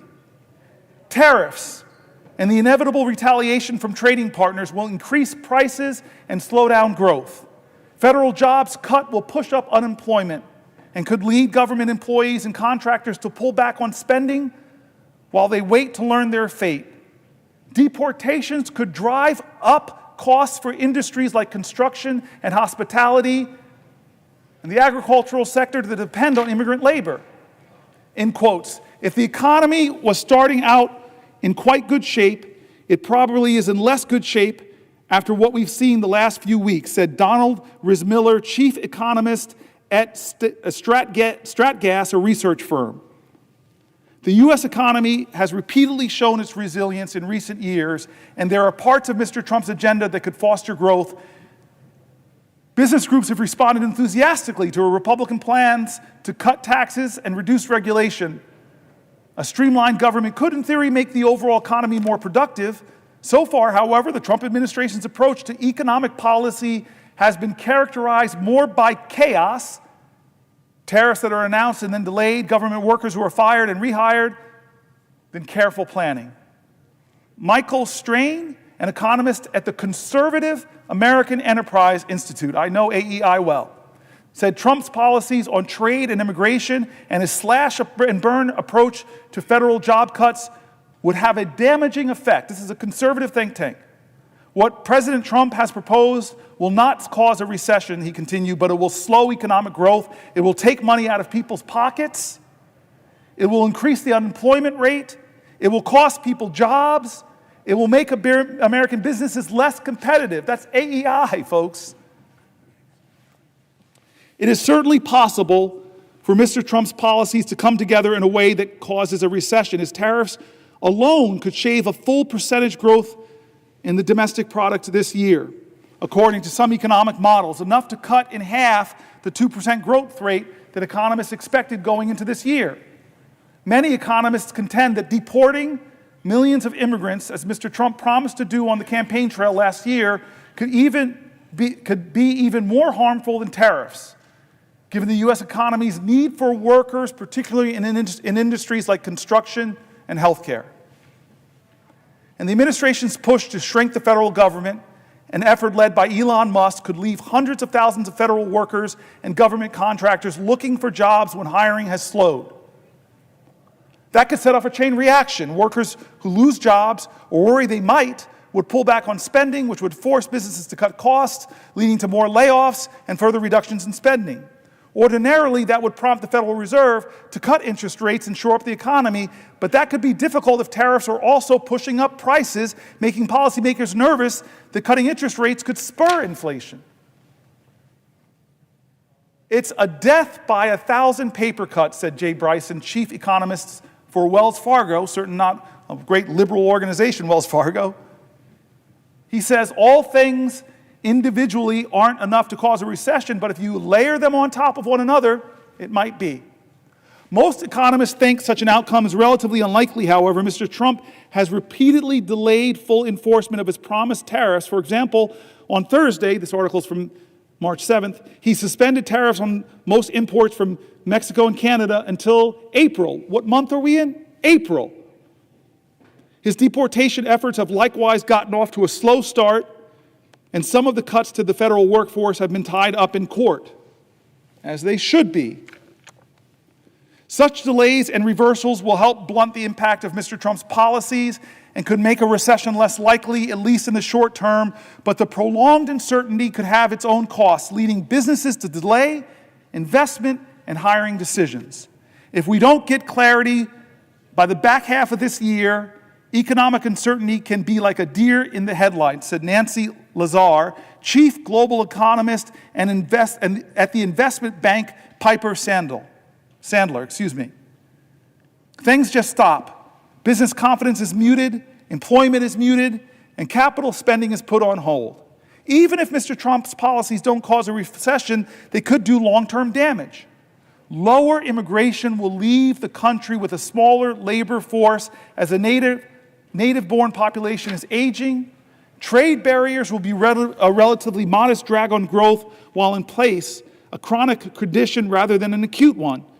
It's less the economy is in a car wreck, and it's more like the economy has decided to start smoking a pack a day, said an economist at the Roosevelt Institute. In certain places and for certain groups, the consequences could be harder to ignore. Veterans, who make up a disproportionate share of federal workers, could be particularly hard hit by government layoffs. So could parts of the countries that depend heavily on federal jobs. Apparently, there are signs that home prices in the Washington metropolitan area are falling. It's going to be substantial for certain communities. When you look at the aggregate, it's going to be challenging. Will the senator yield for a question? I talked or texted with this person who's asking me to yield the floor. I've been letting this power go to my head. I've never in the Senate had the ability to hold the floor and leave a person in a little bit of limbo. I just want to say that Tim Kaine is one of the friends, and honestly, he's like a pastor to me. He's one of the more honorable men I've met in my life, and struggles like me about faith and public service. I read your book. I really hope more people read your book. I didn't think it was going to be as beautiful as it was. I laughed, I wept. When you were attacked by spiders and things like that, I'm sorry I was laughing at your misfortune, sir. It's a book about you going through your whole state. By walking the Appalachian Trail, canoeing. Every story you told moved me. It's a great book. I've read a lot of my colleagues' books, but this one really touched me. You have this beautiful view of America, and I want people to read your book. I really want people to read your book. So if I should yield, I'll yield only if you'll tell people the name of your book and maybe tell something about it. This is extortion on the Senate floor. I'm going to hold on to the floor unless you agree to that. You can shake your head up and down if you agree. All right. Then, of course, to my dear friend and somebody that I probably wouldn't be standing here. We had some discussions about procedural opportunities and things like that. He had to make some concessions to me. I won't give details, but he's an honorable man, and in the crux before I came here, he really helped to clear the pathway for me to stand here now. I owe you a lot of my 12 years. You are like a big brother to me, and I yield for a question while retaining the floor. Well, thank you to my friend, Senator Booker, and to all who are gathered to watch this very, very important vigil. And the question that I'm going to ask in slow motion to give you a chance to think of a response. God bless you. Is a question that was inspired by your colloquy with Senator Coons, where you guys were not a colloquy, that's not allowed. It was a question. Where you were discussion, where you were doing some Bible quoting back and forth. And as you know, I'm a big Bible reader. And the thing I thought about, and actually I've thought about it during your talk since last night, is this part of the Gospel of Matthew where he's challenging people that he thinks are hypocrites. And he says to them, you can discern the faces of the sky, but you can't discern the signs of the times. Wow. That's Matthew 16, 2 and 3. You can discern the faces of the sky, but you cannot discern the signs of the times. The way I view this vigil that you have been powerfully engaged upon is you are attempting to discern and explain the signs of the times to your colleagues and to our country, and that's very important that we do. And I'd like to ask you one question about the signs of the times economically to follow the discussion of what we're seeing, but then I want to ask you a question about the signs of the times more in the nature of our democracy. So to begin on the economy, you walked through how strong the economy was on the day this president was inaugurated. And 2 months later, the challenges of a volatile stock market, the challenges of rising prices, the challenges of declining consumer confidence, the challenges of predictions that there might be slow growth or even a recession. We will have a vote on the Senate floor tomorrow about Canadian tariffs based on a resolution that I've introduced that we will have a vote on. You talked at length about those tariffs and the effect that they have on Americans, as Mr. President and others. As I've traveled around my Commonwealth, my farmers and my small businesses, they've seen it before. They saw it in Trump term 1. They know how dangerous it will be. They don't want to pay more for groceries. They don't want to pay more for building supplies. Farmers don't want to pay more for fertilizer. My shipyards don't want to pay more for aluminum and steel. They were promised that they would pay less, not pay more. They don't want to be part of a campaign to demonize a nation that has been a friend of the United States and stood side by side with us in every war since the War of 1812. They don't want to be part of a juvenile assertion by this president that sovereign nation is the 51st state. They don't want to be part of a name-calling effort to call the prime minister of a sovereign nation governor. They're trying to read the signs of the times. Why is this administration that came in with such a strong economic hand doing so much so quickly to both hurt us economically, but also to tarnish a relationship that has stood the test of time with an ally? The president often says that his goal is America first. We would all agree as members of this body in America first, but we would all passionately disagree with America alone. What is America alone gonna get us? What will we turn to? Who will we turn to when the allies that we've spent decades building relationships with now feel pushed aside? Yesterday, China announced that they were going to be working with Japan and Korea on a free trade zone, possibly to respond to U.S. tariffs. Other nations are having to engage in hedging behaviors because they thought we were friends, and now they doubt that reality anymore. And so as you look at the signs of these economic times, and then I'll get to a second question about the signs of the times in our democracy, how are we to understand this? And more importantly, how are we best to rectify it? How can we stand up for our families and reduce their burdens, not increase them? How can we stand shoulder to shoulder with linked arms with our allies to face off against adversaries? Reflect on the signs of the times and point us in the right direction. Please, question mark. I appreciate that. I'm going to try to keep it short, but I want to reminisce with you about something that, do you remember in Trump's first term that he used a national security waiver to put tariffs on Canada then? Yes. And my citizens really remember it because they suffered. Yes. But do you remember, we had a Foreign Relations Committee meeting, and a leader, I don't want to embarrass the leader, but a leader from Canada came, it was a woman, and she sat there. It was a bipartisan group together. You do remember this? Yes, I do. So she sat there, and then she started very slowly going back to the War of 1812 and marched through Canadian-American history. I confess I have a degree in history, but I didn't know all this history. But these amazing stories of Canadian sacrifice to stand next to Americans, to die next to Americans, to fight for America, to join our artists, our cultural communities, our arts, our agricultural communities, all the things we've done in hand to make both of our nations stronger and more prosperous. And then she looked at us and said, and then your president, in a sense, calls us a national security threat. And you all put tariffs on us. And I remember the silence around that committee table. I felt like, whoa. This is such an ally, such a friend, such a consistent ally of us throughout the hardest, difficult times of history, never left our side. That her litany was so admirable. And then she looks at us, a national security waiver to put hardships on our economy, national security waiver to put tariffs on. And they hurt Americans, and they embarrassingly hurt our northern neighbor.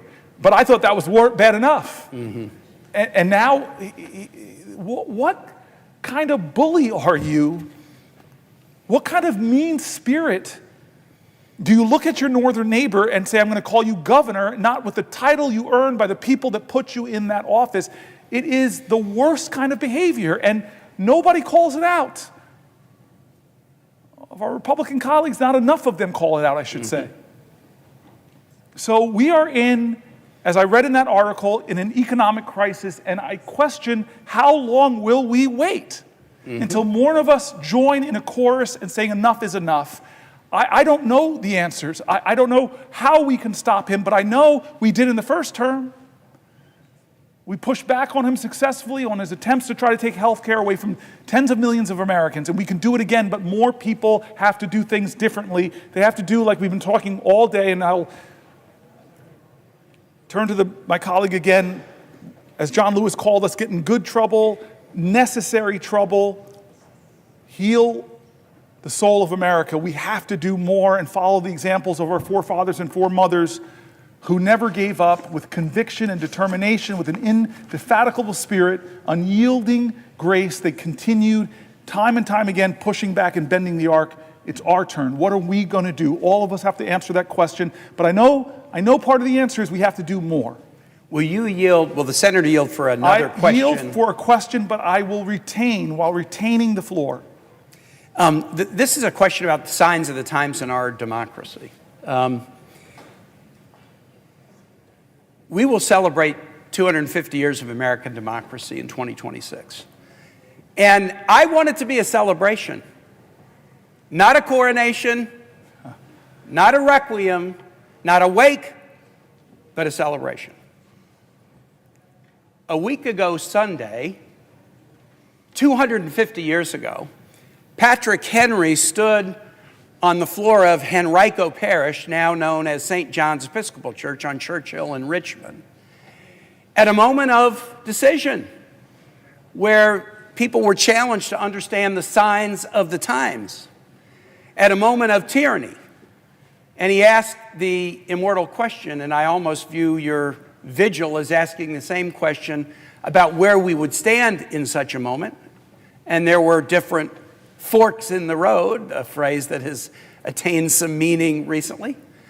And Patrick Henry said, as for me, give me liberty or give me death. You're giving a liberty speech, my colleague. You're giving a liberty speech as the nation begins to think about 250 years of democracy. The opposite of liberty, that which Henry was fighting against, was tyranny. I am one that believes that we should mark anniversaries. We shouldn't just act steady state like this country was ordained and will just go on forever regardless. We're coming up on 250 years of American democracy, and there is a live question about its continued existence that this generation is grappling with. Henry gave that speech at St. John's Church, and a few months later, July 4, 1776, the U.S. declared its independence from England. And our history in this new chapter began. And at various points along the way, during the 1850s, say, or during the 1950s, generations just like ours have had to grapple with the question of whether the experiment will continue or not. Some of our national symbols have some unusual aspects to them that point to this experiment. We have a national anthem that ends with a question, not an assertion, not a declaration, but whether the flag will still stand over the home of the free and the land of the brave, question mark. The state flag that Virginia adopted on July 5, 1776 is a most unusual flag.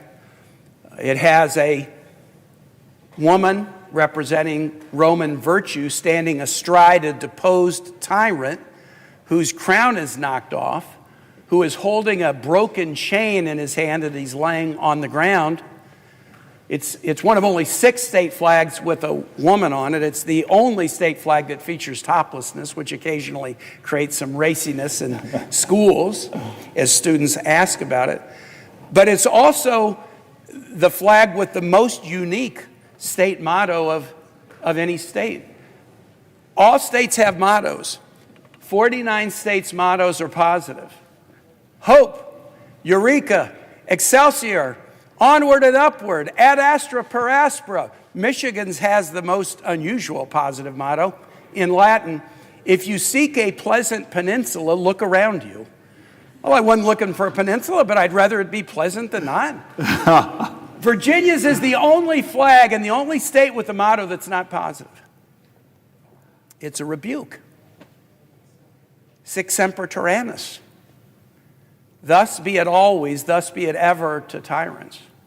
George Wythe, Thomas Jefferson's teacher, was in charge of designing the flag and chose that as the motto. Think about the verb tense, right? It's the only one that's a rebuke. And it has stayed on our state seal and state flag since July 5, 1776. Many state flags have been changed in the last 20 years. Utah's changed, Minnesota's changed, Mississippi's changed, Georgia's changed. Virginia has essentially not changed since 1776. Neither the figure of virtue standing astride a deposed monarch or the motto sic semper tyrannis, again the verb tense, semper, always.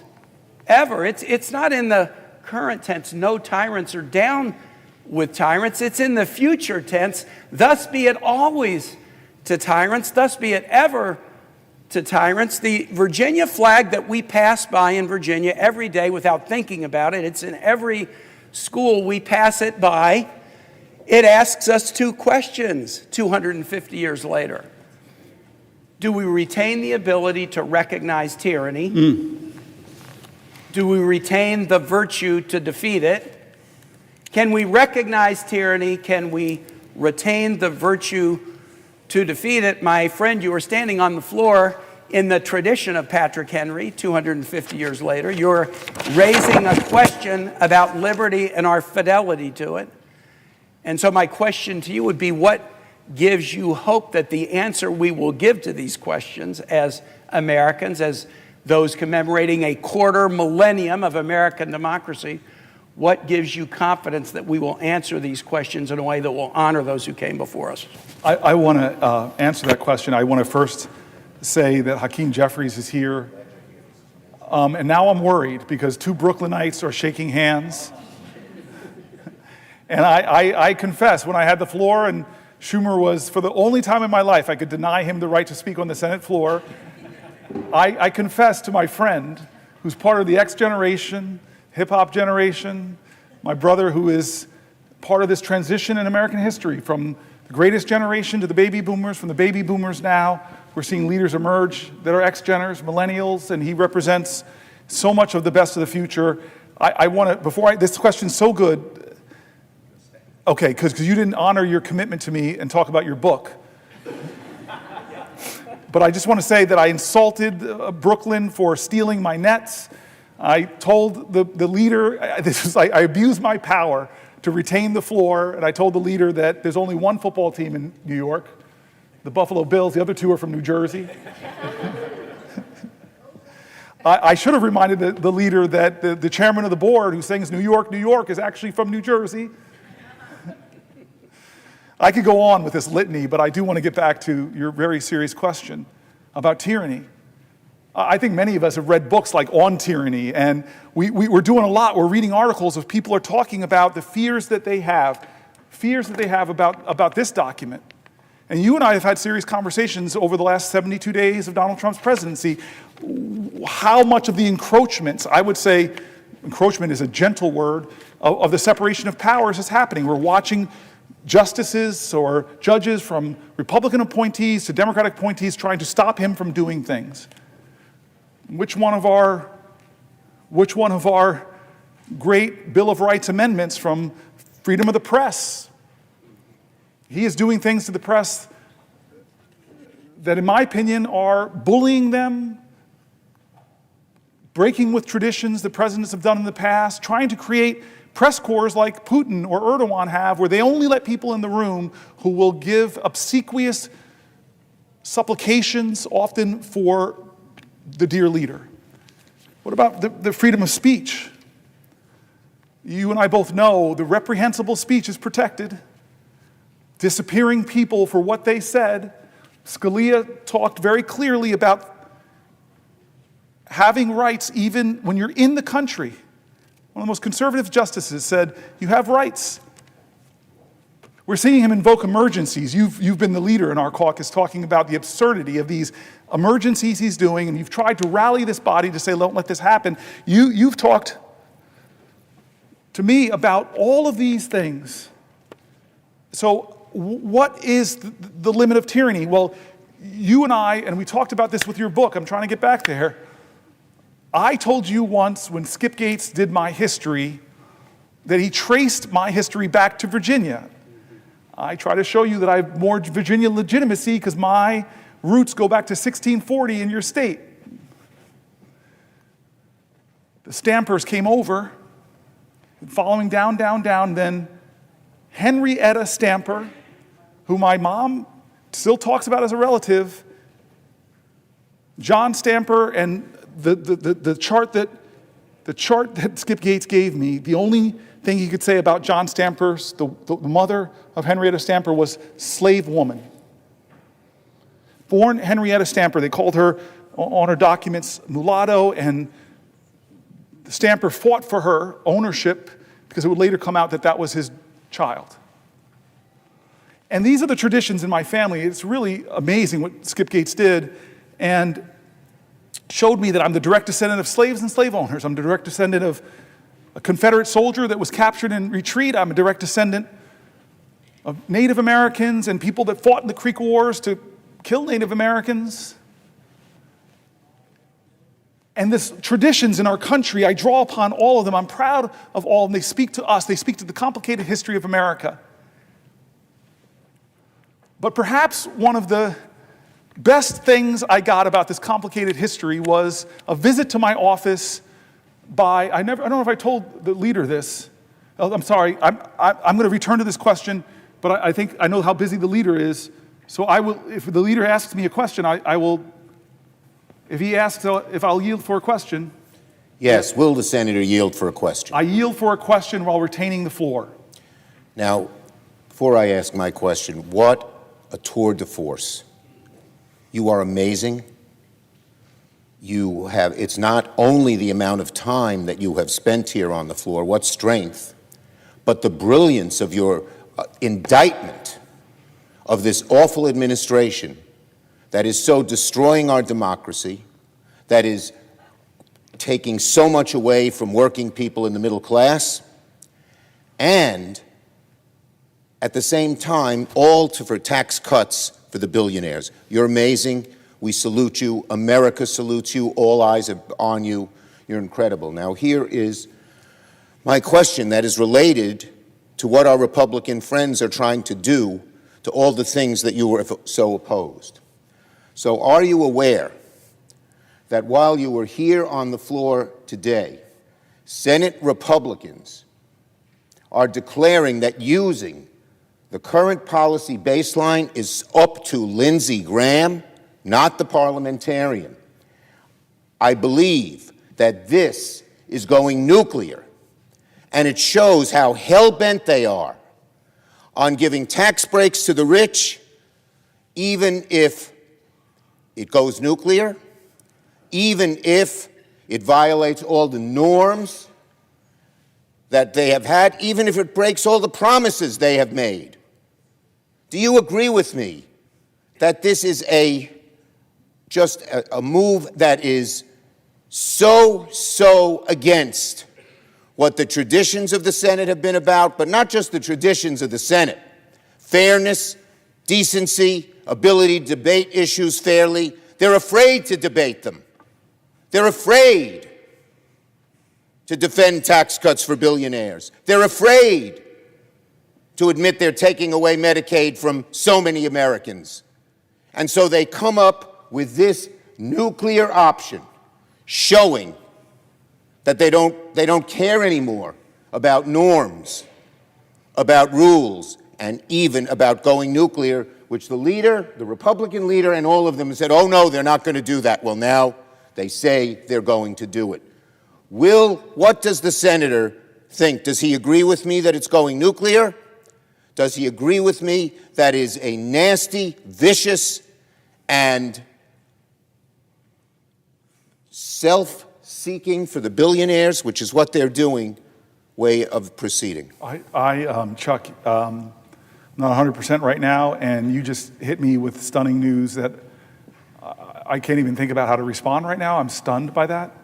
I wish, if you want to ask me a question, it has to be a question. I wish you would explain it a little bit more, because what you're basically saying to me is that we're not going to go through the parliamentarian, that this is a gimmick that is going to be done to try to break really what the Byrd rule requirements of reconciliation. I'm using Senate speak, and I don't think we should use that. So what they're going to try to say is obscure the impact of the reconciliation. They're going to obscure this, the incredible tax cuts, the cost of trillions of dollars to our economy, blowing up our debt. So-called fiscal hawks are going to blow it up. I'm stunned by this news. So if asking the senator, the great Senator Booker, a question. I yield for a question while retaining the floor. Does he agree that this is just a blow to the people of America? And it shows that the folks the people on the other side are only interested not in playing decent, not in playing fair, not in being honest with the American people, but taking money out of the pockets of working people and the middle class and putting it in the hands of billionaires. Is that something that this country should just countenance because it does so much harm to the country and does it not show what our colleagues are really like and what they're after? Yes, the answer to those questions is yes, but I just want to more say it's the further breaking of the Senate in a severe way. It's breaking of the Senate. Every time you break the Senate like that, to do another big nuclear option thing, the next time around, when the pendulum swings, I've been here for 12 years, I've watched it swing back and forth, there's no going back now. Would the senator yield for another question? I yield for a question while retaining the floor. Does the senator remember that when this was done in the past, McConnell said they would regret it and they'll regret it sooner than they think? Does the senator agree that that applies to the Republicans? They will regret it and they will regret it sooner than they think. I hate to answer the question this way, but America will regret this day. American people will regret this day. All of us will regret this. All of us will. I hate to bring the senator bad news, but I'm asking him a question. Yes. And I needed his answer, given how eloquent he has been about what America should be and what America should not be. And so I yield the floor to the senator. You cannot yield the floor because I have the floor, sir. Yes. I retain the floor. This is one of the few times in my life I'll ever get to tell Chuck Schumer what the rules are here.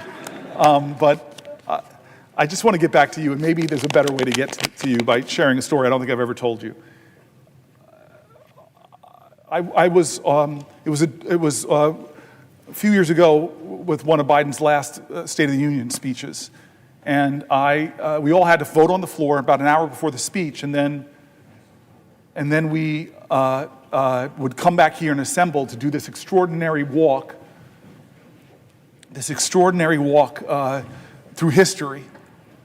And so days before that, I was with the leader, Hakeem, and I was with some other people in the Oval Office with the president, and the president had put his arm around me as we finished the meeting and said, "Hey, Cory." I'm like, "Yes, Mr. President. I got a big speech coming up." And I know, Mr. President.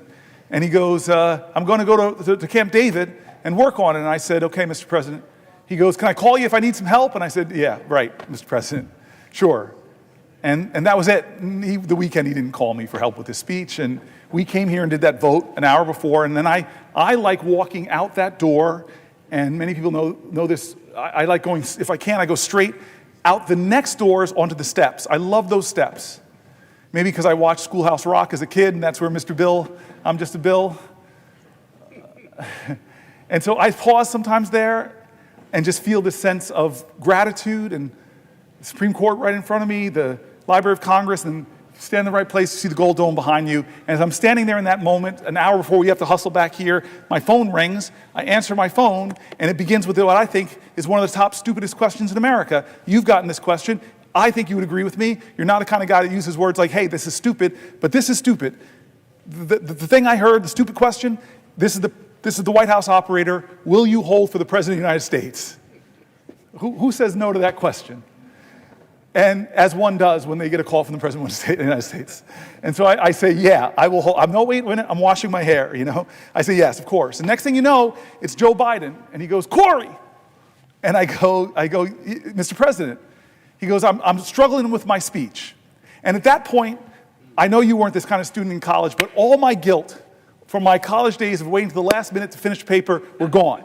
If the President of the United States is waiting to the last minute to finish a speech, heck, I feel good.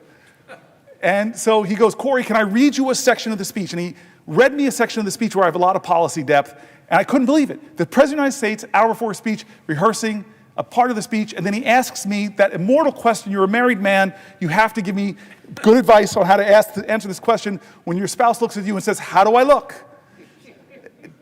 You're torn between two things, right? Maybe to tell the truth or tell your spouse what they want to hear. Tell me what you answer with. You can't do it now because I have the floor. And so I take a moment. Am I going to tell the president what I really think of the section, or am I going to just say, yes, Mr. Leader? So I decided, he called me up hour before speech. He must really want my advice. And I gave some hard input. Turn this dial down more, turn this one to whatever. And he said, okay, Cory. Abruptly, he's gone. I go home to the office, back to the office. I tell my chief of staff, I just got a call from the President of the United States. He asked for help with a speech. What a crazy life moment while I stood on the steps like the bill. I'm just a bill. Anyway, we get back here, and it's a wonderful moment in the Senate. I don't know if anybody has the privilege of seeing what we do. We all gaggle around those doors. We talk to each other. People think we always fight and yell. That's not the case. Democrat, Republican merge into this ball of senatorial humanity, and then those doors open. I love it. Because you walk out. You walk past Thune's office, which used to be the Library of Congress. You walk past the old Senate chamber, where some of the greatest debates in American history and violence on that Senate floor with the caning of Sumner. You walk through the dome, the statue by an 18-year-old woman named Reams of Lincoln, the suffrage leaders, Martin Luther King, presidents, extraordinary presidents. Then you walk past where the old House used to meet, and you love this, I love this, those little gold plates on the floor where presidents had their desks, exactly where the presidents have their desks. Most people go in right under Junipero Serra, California's statue. Under that cross is Lincoln's gold plank, people that were in the House and served in the presidency. That's not my favorite one, though. It's John Quincy Adams. Why? You know this. The only person in American history ever, it'll probably never happen again, where somebody went from the presidency and came back to the House, ran for a House seat, worked at that spot where that desk was till he collapsed, was carried off the floor. He would soon later die. Amazing. Maybe a future president will. Maybe Obama's going to get, and I got to run for House. Then you get into that old chamber. And we sit down, we find our seats. And that great moment, I don't care if you're a Republican or Democrat, when that person walks in and says, the President of the United States of America, I still get that feeling. Joe Biden comes in, and I think he sets a record for the longest it would take to get from those doors all the way down. Everybody he's talking to, Marjorie Taylor Greene, what's up? He's just touching everybody. He gets up there, he gives a speech. Now, you know that this is an aerobic event. You stand up, you sit down, you stand up, you sit down. You got to get your squats in when you're doing it. Get the exercise for a little while. Well, this part of the speech he called me on is, and I'm sitting down, and I hear my input in the speech. I don't know if you all noticed it, my colleagues, but I was the first person to stand up for that section. And I was looking at shots. Get up, man. This is the best speech ever given. It was amazing. I go home, I'm kind of buzzing about the whole experience, and then I'm lying in bed, and I unfortunately have my phone on my nightstand. It goes off, and I see a number I don't recognize. I open it up, and it says, Senator Booker, this is John Meacham, the great historian. Thank you for helping the President of the United States with this speech. You made more of a difference than you'll ever know. And my first thought was, how do I print this out? How do you print out a text?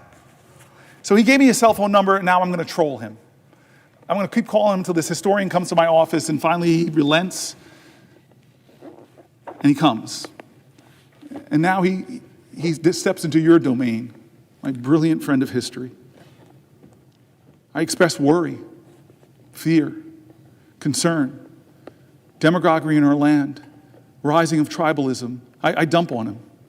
I'm normally a prisoner of hope. I'm normally a purveyor of finding your joy even in the toughest of times.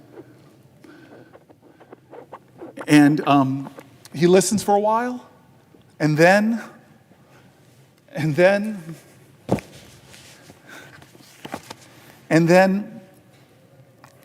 he looks at me and says, Cory, there's nothing about this time that is unprecedented. It's all precedented. You want to talk about demagoguery? And he goes through every generation of Americans having extraordinary demagogues. I read Margaret Chase Smith's incredible speech on this floor against the demagogue and the demagoguery within our own party. He talks about the number one radio show in all of America. The majority of Americans listen to his anti-Semitic screeds. Father Coughlin. He went through them all. And he said, you want to think worry? He said that there was an American general in the Depression. He said his name, I'm forgetting it now, I'm not at my best, and said that this guy was calling for a military takeover of our democracy. You want to talk about authoritarianism? He talked about a senator here on the left, Huey Long, who was calling for the people to storm the Capitol. He went through this all, and he said every single time Nazis in Manhattan at Madison Square Garden, I couldn't believe it. It was unbelievable. I wish people were there listening to this guy as he went through all these times when America was at a crossroads, when we came upon a moral moment. And he said, what happened, how we chose the right path, when people were trashing this document or treading on it or undermining it, when demagogues rose to the highest points of popularity in our land, how did we stop it?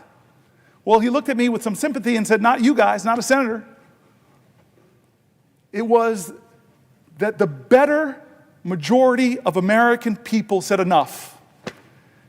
They chose to define the soul of our country. He gave that phraseology to our president.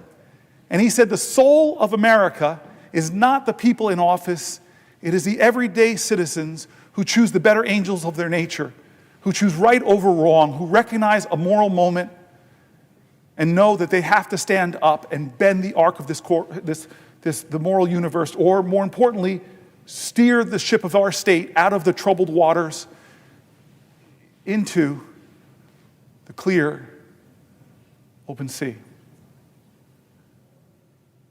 I rose here, and I've gotten into lots of questions with my colleagues, but I rose hoping to read more and more of the stories as many Americans as I could. And during the night, my friend Chris Murphy and I read a lot of them.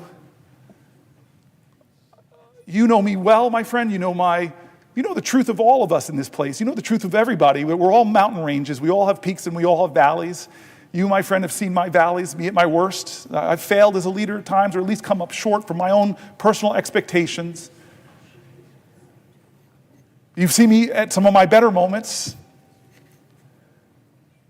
I know we have obligations. I know people are right to be upset or demanding of us right now. Please help us. What are you doing in the face of people that might make it so that that we might not have elections, or might make it so that we do break things in this government that can never be fixed? As one of the speakers that came into our caucus, the people that wrote the book, How Democracies Die. Great nations, great civilizations, forget democracies, don't necessarily die from external threats. They die from internal corruption. Look, think of the Roman Empire. Think of the Soviet Empire, crumbled from its own corruption, failure to live up to its promises and ideals. We are at this moment. I am here to tell you, America, to tell my friends and colleagues and anybody who cares to listen to a senator from New Jersey, that we are at that moment. We're past that moment. Every day things are happening. The 72 days of this administration, God, if there's not enough to upset you, to ignite you, to realize that maybe you and your family are not getting hurt, but other Americans are, our veterans are, our seniors are. We've told their stories here over these last 21 hours, 22 hours. We've told their stories. People are getting hurt. People are afraid. People are worried. And people I don't even agree with are getting disappeared. Law firms that I've known for my entire career, are being forced to kowtow to this president. Universities that should be the bastions of free speech, free thought, free enterprise, intellectual research, academic research, scientific research are getting torn up by cutting indirect costs. I read stories of PhD programs that are virtually being canceled from the best scientific minds not being able to build the state-of-the-art labs. The country that has led humanity in scientific invention is taking a blow. And Fareed Zakaria, I read his article here, and he's saying that China is doubling down on investments on the universities as this president is cutting them, unless, of course, you come to the leader and make all these commitments, meet all of these demands. There should be enough already. It should be enough already. And so this is that moment John Meacham told me about. I want us to try in the Senate. I know my colleagues. I see Tammy Baldwin. I see Chris Murphy. I see Angela Alsbrooks. I love you guys. I've served side by side with you. I know your passion. I've heard your anger. I've heard your fear. I've heard how you want to fight for this country. But we are not enough. We can do demonstrations. We can do demands. We can try to do things differently. In fact, we must. I will definitely yield to Tammy Baldwin, my friend and my colleague. To another question. Thank you very much. I don't have that much gas in the tank, but hold on, let me say it right. I yield for a question while retaining the floor. So noted. Thank you. Senator, since you have taken the floor, which I suppose is nearly a full day now, there have been new breaking news of mass firings. Perhaps others have come to the floor to talk about it, but you were just talking about how great democracies are shredded, sometimes from within. Look, one of the pieces of breaking news today was the mass firing of our nation's public health agency within it. Today it was reported that the Health and Human Services Department began firing up to 10,000 more people. It's more than the previous firings, including researchers, scientists, support staff, and senior leaders. These are people who are doing work to keep our children safe from preventable illnesses, and researchers who are searching for cures and treatments for diseases that plague our families, like cancer and diabetes and Alzheimer's. And look, we can all agree that government could be and should be more efficient. But here is where I disagree with the unelected Elon Musk and people like our president. People stopping the spread of measles. Yes. Researchers finding cures for Alzheimer's disease are not waste, fraud, or abuse. The slash and burn that is being led by Elon Musk's Doge will make Americans less healthy, less safe. And Elon Musk's Doge and Donald Trump are callously ripping away treatments, cures from millions of Americans suffering from Alzheimer's disease, cancer, ALS, and other devastating diseases. Behind these cures are, of course, workers. And they are some of our nation's brightest and best and most devoted. They keep our nation healthy and our economies running. But this administration is not respecting their work, their mission. And I have to point out the why. What is the why to all of their actions? Today announced that they're starting that slashing of 10,000 workers within the Department of Health and Human Services. By the way, with more in store, because last week they announced an reorganization that would result in 20,000 people losing their jobs. But what is the why?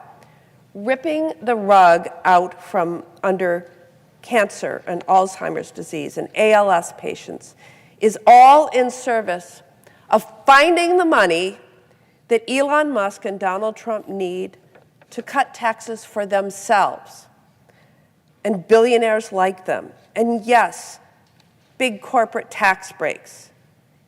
They are cutting cancer cures for corporate tax breaks. Senator Booker, these cuts to health and human services are going to crush families in Wisconsin, whether it be people not having hope for a cure for a disease, or to the workers who are doing this groundbreaking research all across the United States who are going to be fired. In New Jersey, what will these firings mean for the people who you represent? I'm so grateful for the question, because that's what we said we were here about. We're here to try to elevate the voices of people affected by what they're doing to our government. And frankly, as they cut the Department of Education completely, or the Consumer Finance Protection Bureau, they're getting rid of agencies that were created by Congress, and many people are right to believe that can't be eliminated without congressional action. And we were talking before with people here that the majority, the biggest plurality of people being laid off from all of these departments are our veterans. And again, I'm going to be back in New Jersey this weekend. I'm going to try to be at a rally, a town hall. I know everywhere I go in my state, I'm going to hear from people who are rightfully angry, who are rightfully afraid, who are affected by this, who are fearful of what's to come. These are such important human emotions. But the question then is going to be for all of us, and I know people will be questioning me, what are we going to do? What can I do? What are you going to do, Senator? And so I don't have a brilliant response. I don't have some prescient idea that we are going to be able to change the course of this, but I know we're going to fight. And I want to be honest with you, I wasn't sure we could stop Donald Trump when he tried to take down the ACA. I just wasn't sure. I really wasn't. I did not know how that would end. People gasped. Do you remember that in this room? I remember that. People gasped. We did not know. It was really, this room usually has very predictable actions. That's why I'm still standing here, because I didn't want the predictable. I didn't want business as usual to happen. It's rare that we have unpredictability on this floor. It's usually finely orchestrated. You and I both know this, but that day, no one expected that, or at least wasn't sure. It was drama. It was a moment, and we won. And I want to tell you this, I said this earlier, when I say we won, I don't think there's one senator here and the 99 others that convinced John McCain of his vote. I know who did, though, Arizonans who stood up, who spoke up, and demanded more from their leadership, not to hurt people, not to hurt folks who needed that health care, not to hurt folks with pre-existing conditions, not to hurt children. So I am one of these people who wants to learn from our history. I want to stand here today and tell you I'm going to do everything I can. I'm willing to go to some lengths. But I am inadequate. You are inadequate. We're senators with all of this power, but in this democracy, the power of the people is greater than the people in power. This is a moral moment that more Americans need to stand up and say enough is enough. I'm sorry. The civil rights movement wasn't won because of just a few black folks who stood up and were really articulate. No, they called to the conscience of this country, and the country responded. And it was a rainbow coalition that said, this ain't who we are in America.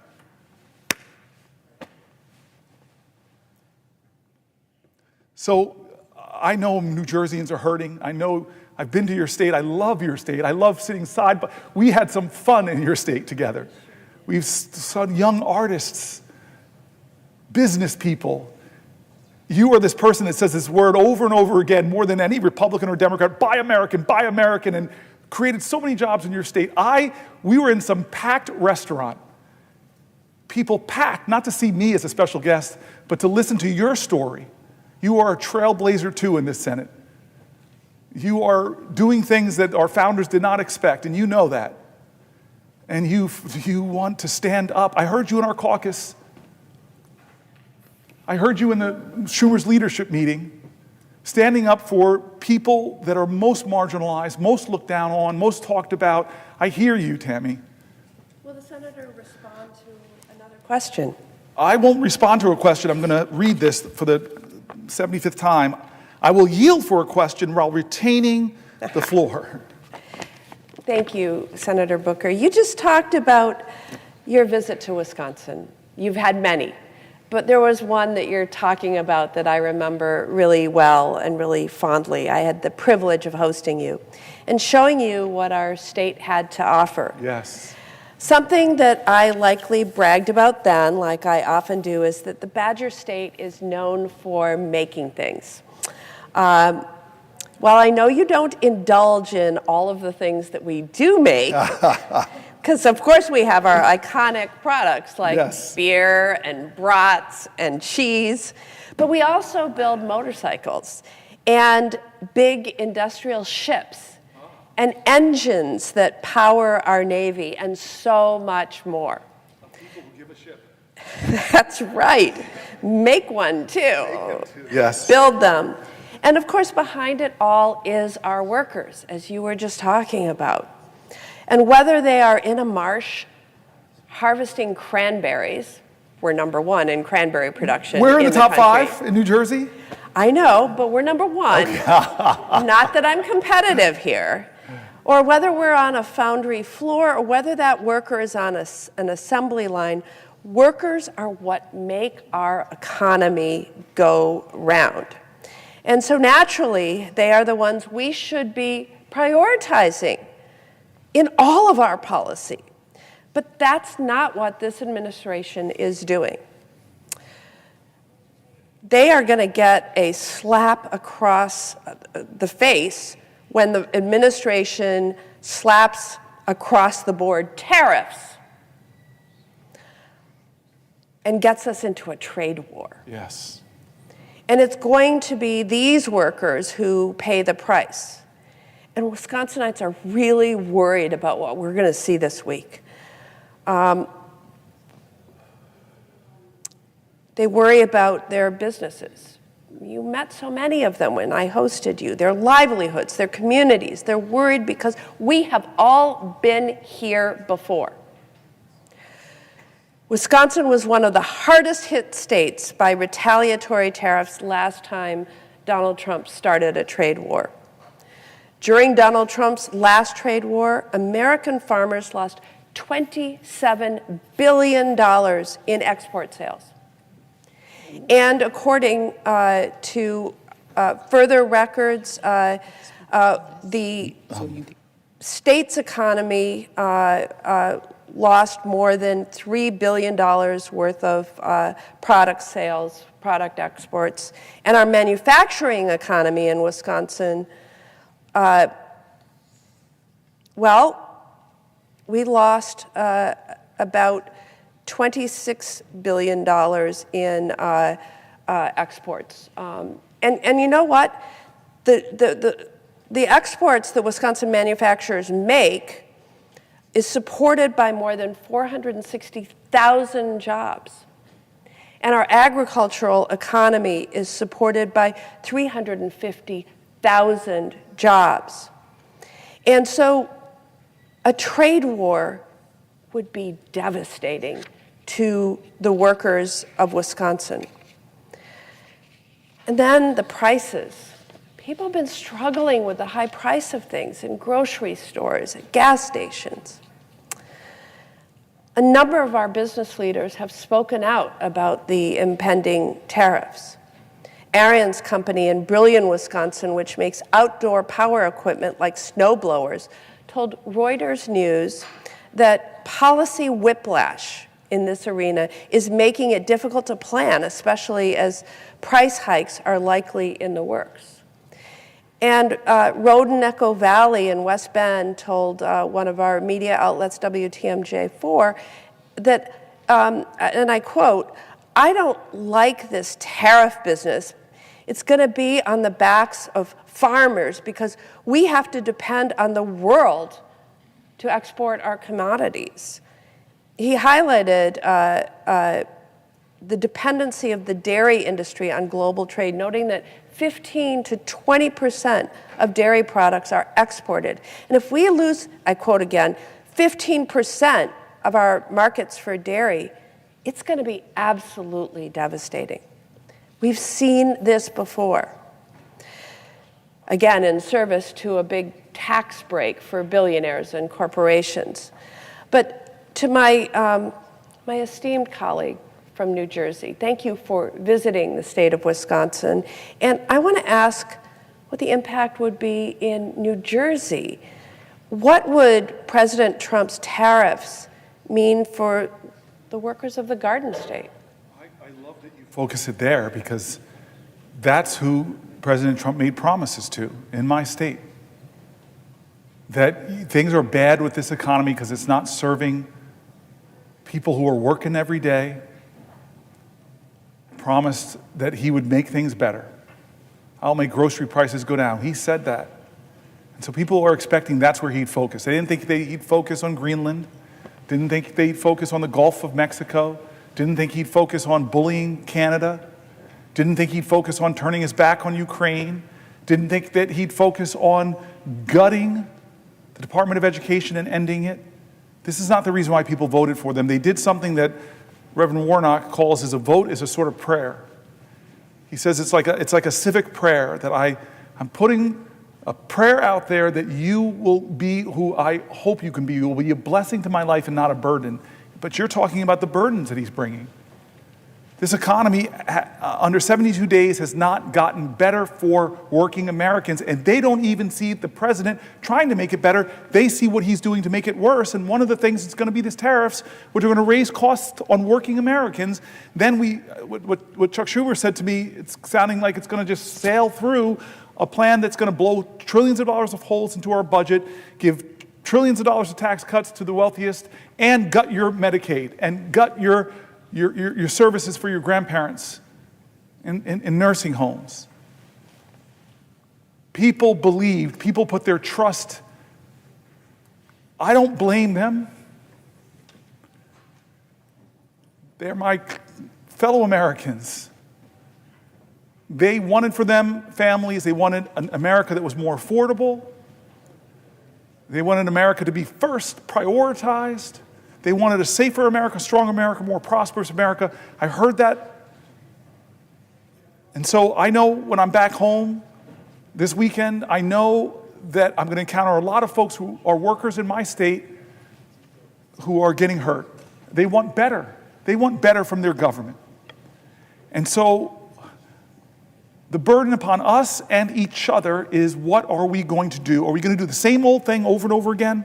Or are we going to try to do things different? Are we going to be willing to, again, get in good trouble, necessary trouble, to try to save the soul of this nation?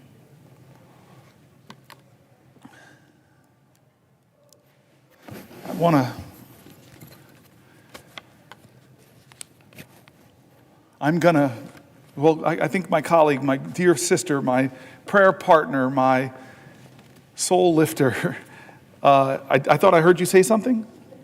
Yes. Will the senator yield for a question? Yes. I yield for a question while retaining the floor. Well, I first of all want to thank you so much again, Senator Booker, for your spiritual obedience. And I think it's necessary for me to say as well today to you, on behalf of so many of us who are watching right now, how extraordinarily proud we are of you. I would dare say that you are, in so many ways, our ancestors' dream. And how powerful it is for all of us who are watching to recognize that in this very chamber you are standing today, 67 years after this podium was used, for the 24 hours that you have used the podium that was used to block the passage of the Civil Rights Act of 1957, and today you have taken over the podium, sacrificed your own comforts. You have suffered over 22 hours to stand here today to talk instead about the greatness of America, and to speak about it in such a way that reveals the love you feel for our country, and we thank you for that. This country needs right now bravery. It needs leaders who are unafraid to stand up and speak truth to power, to not hold back when calling out these callous and inhumane acts that are perpetrated by this president against the American people. And when I talk about the American people, we know who we're talking about, against our veterans, against our seniors, against our children from every corner of our country. And I want to talk specifically today about our children. Mahatma Gandhi noted that the true measure of any society can be found in how it treats its most vulnerable members. This president is failing America's children, and he's doing so by harming our education system. We remember as well very fondly when Nelson Mandela said, "Education is the most powerful weapon which you can use to change the world."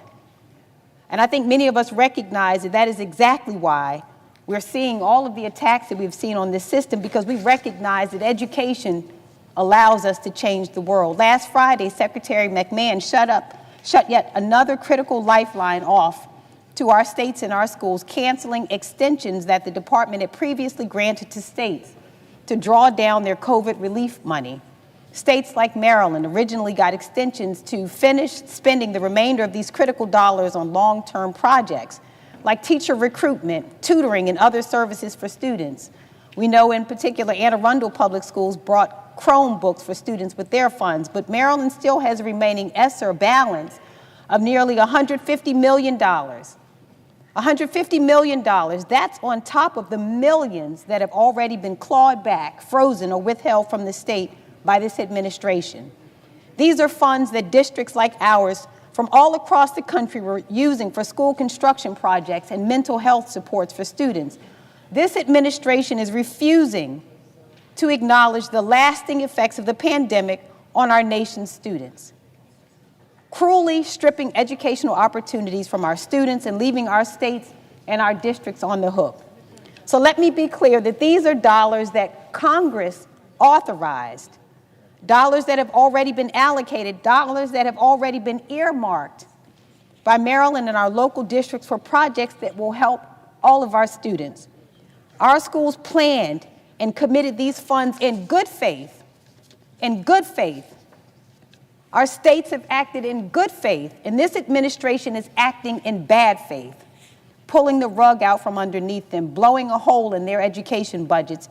Our governor had this to say, and I quote, "The clawback of these previously committed funds would place an undue burden on our school systems and undermine our collective efforts to strengthen education across the state." And this is only the latest attack on public education by this administration, the latest attack on our schools and our students, the latest attack on our teachers. And we saw this administration attack HBCUs by freezing funds for the 1890 School Scholars Program, which provides tuition for students at our land-grant institutions. We saw this administration and Secretary McMahon slash teacher training grants, which help prepare our educators to serve our communities. We saw this administration proposing to move the student loan program to the Small Business Administration, threatening students' access to aid and the promise of higher education. We saw this secretary and this administration lay off half of the staff at the Department of Education several weeks ago, firing over 1,300 staffers. And I want to talk for a minute about who the department fired. And by the way, these are people who are not incompetent. These are people who are not DEI. These are professionals, well-educated. The administration fired civil servants at the department's Office of Civil Rights and shuttered Office of Civil Rights regional offices, including the regional office that handles discrimination cases. And I want to make really clear, and I want the American people to hear this, that what decimating the Department of Education and the Office for Civil Rights means, it means that attorneys who intervene when schools ignore complaints from students who are repeatedly called racial slurs or who are subjected to hateful speech or imagery like swastikas on campus. It provides the technical assistance that schools need to train staff on anti-harassment practices, combat harmful behaviors, and build welcoming environments. And it holds K-12 schools and colleges that fail to keep students safe accountable. It ensures that families have recourse if their child with a disability is not being served appropriately by their district, that if a child is not getting the speech therapy or other services outlined in their individualized education program, that they will have an advocate to help them. And at the time that this administration took over, there were over 270 open Office for Civil Rights cases impacting 1.3 million students in my state alone. Without enough OCR staff to do the job, investigators' caseloads will grow to an untenable level. So we spoke to some of the lawyers that work in the division that serves Maryland schools, and all of these patriotic civil servants, all they want to do is to do their jobs. They want to combat discrimination in our schools. They want to ensure that every child has the opportunity to learn in a safe environment, and these civil servants don't know that that mission is possible, as they and so many of their colleagues are ruthlessly fired by this administration. These cuts are catastrophic. I dare say that they, like so many other decisions by this administration, are wicked. And so, Senator Booker, here is my question. What are you hearing from families in the state of New Jersey as this administration dismantles the Department of Education and slashes opportunities for students and families? I'm so grateful for the question from my friend, and that's the centering that we've been trying to do, which is what are families in New Jersey and around America thinking? As you said, the Department of Education, and we read that earlier today, it doesn't dictate or educational policy to states, but it does do a lot to do funding for special needs kids in the states. And so I'm already hearing from parents of kids with special needs and what the impact it will have if those resources are cut. Everything from the programs that help young people afford college, to programs that I've worked with people that help schools afford advanced scientific equipment so the bright minds, the geniuses of our state and the country can have the equipment they need. This administration is cutting things that are hurting families, and we are hearing from them. We're hearing from veterans, we're hearing from the elderly, we're hearing from people that are taking care of the elderly, we're hearing from people who run our hospitals, we're hearing from people that run our universities and who talk about the science funding and the cutting of PhDs. We're hearing from people who rely on Medicare and Medicaid, who rely on Social Security. We're hearing from people that are appalled that their nation bullies smaller nations like Canada or Greenland. We're hearing from people that are shocked at what they're doing to the most vulnerable people who come to our nation, who have American children, who have American spouse, or being disappeared off of our streets that have no criminal record. We're hearing from people that don't think it's right that a president should have a meme coin that allows him to enrich himself, to hawk his power and position for even greater wealth. And so I've done everything I can, and I'm going to do more. I've still got a little gas in the tank to elevate those voices. Will the senator yield for a question? Before I yield, because I just keep wanting to exercise this power that I might have for a little while longer, and exercise it over a man that I have a real chip on my shoulder. He's a senator from Arizona. Yeah, he's been a military fighter pilot. He's been an astronaut, has been out of this world. But what ticks me off, sir, I've said nice things about everybody else, but I'm not saying them about you, sir.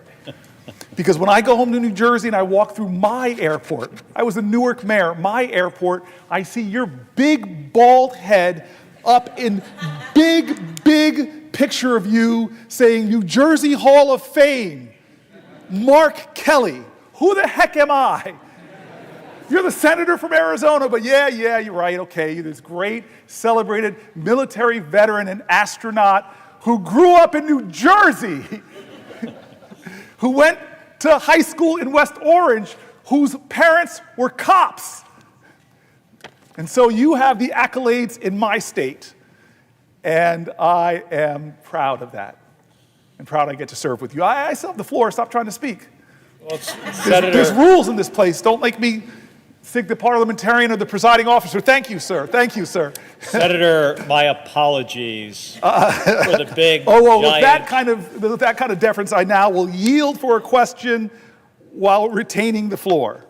My apologies for my giant mug at Newark Airport, where I overshadowed me literally. As Senator Booker knows, I did grow up in the state of New Jersey. And growing up in New Jersey, I came from a very working class family. My family didn't have a lot of money. My dad was a cop. He was a union member. From my earliest days of remembering my mom going to work, she started out as a waitress. And I remember those days after working these night shifts at these banquets, how tired she was. She would work some long hours.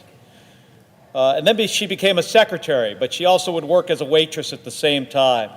And this was just to make ends meet. Eventually, my mother decided that she wanted to become a police officer like my dad. But this was New Jersey in the 1970s. And for a woman to become a cop, it was really, really hard. It was practically unprecedented. And my mom had to take a written test and then a physical fitness test.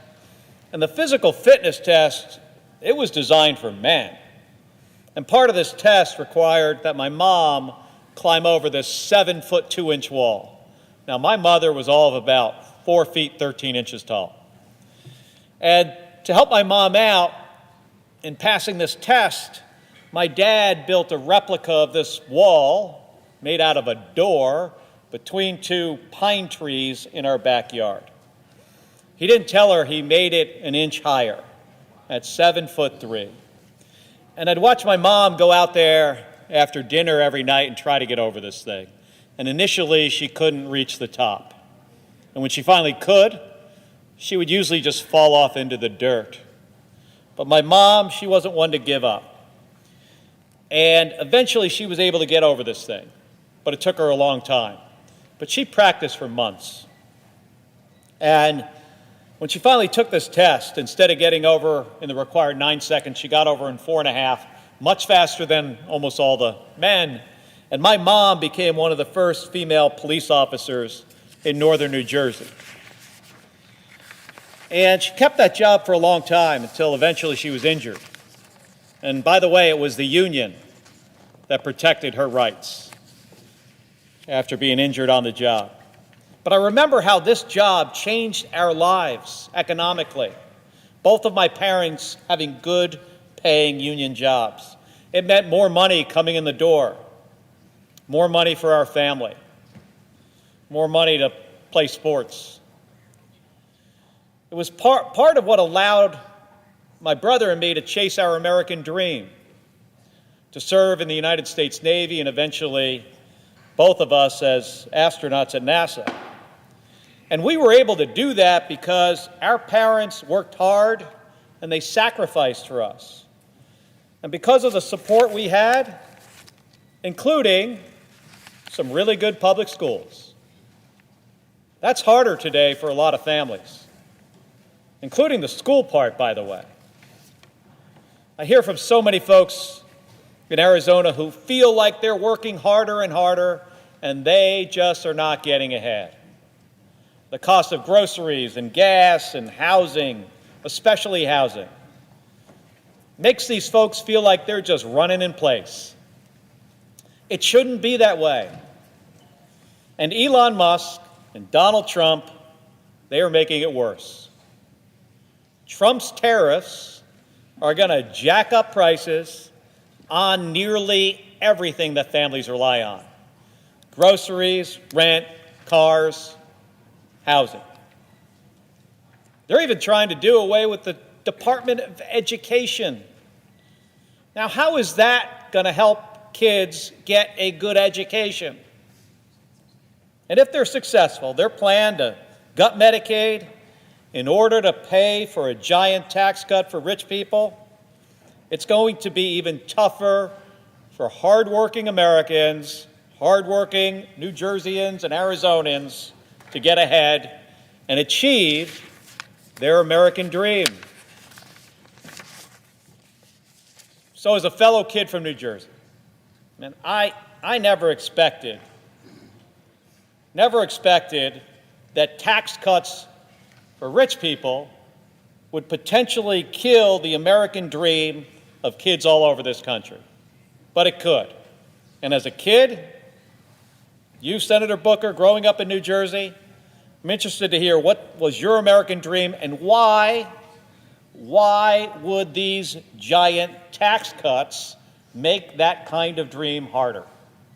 I appreciate the New Jersey Hall of Fame member, the only one in the United States Senate, and I appreciate his question. I appreciate the service of his parents out there every day putting their heart and soul in serving the community in a dangerous job where you often see people at their worst. I said this earlier, James Baldwin said, children are never good at listening to their elders, but they never fail to imitate them. You are living up to the example your parents set in so many ways. And then you go and pull something off that really makes me jealous is you're one of the guys in the Senate that probably most married up. We're both Jersey boys. We both grew up there in grade schools and high schools. We both know those teachers that did so much for us. They coached sports. They taught us. I'm going back for a funeral for a great man in New Jersey named Ed Kohler this weekend, who was one of the greater influences in my life in high school. And you know how much people invested themselves. I remember learning Little League from a guy that would come back from working at a gas station, a parent of another kid. I still remember his big, thick hands teaching us how to hold the bat. And this guy's working a job at a gas station and rushes home to teach his kid Little League, but treated me, only black kid, like one of his own kids. Special communities, special heritage, a special culture that we share, this Jersey culture. We got the chip on our shoulders, we're tough, we're strong, we're proud.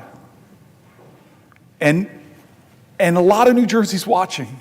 Thousands of letters and emails and phone calls from all over New Jersey. Andy, Kim, and I are hearing from so many people. And they're afraid, they're angry, they're worried. They don't understand why they're going after our Social Security programs, cutting benefits by cutting so many employees and cutting the service people get. They don't understand why they're seeing veterans being laid off from their government jobs. They don't understand why Social Security is being called a Ponzi scheme. The President of the United States is making up lies.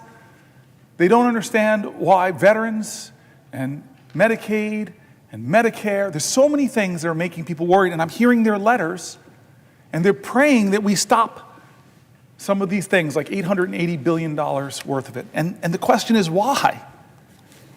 Why are we doing this?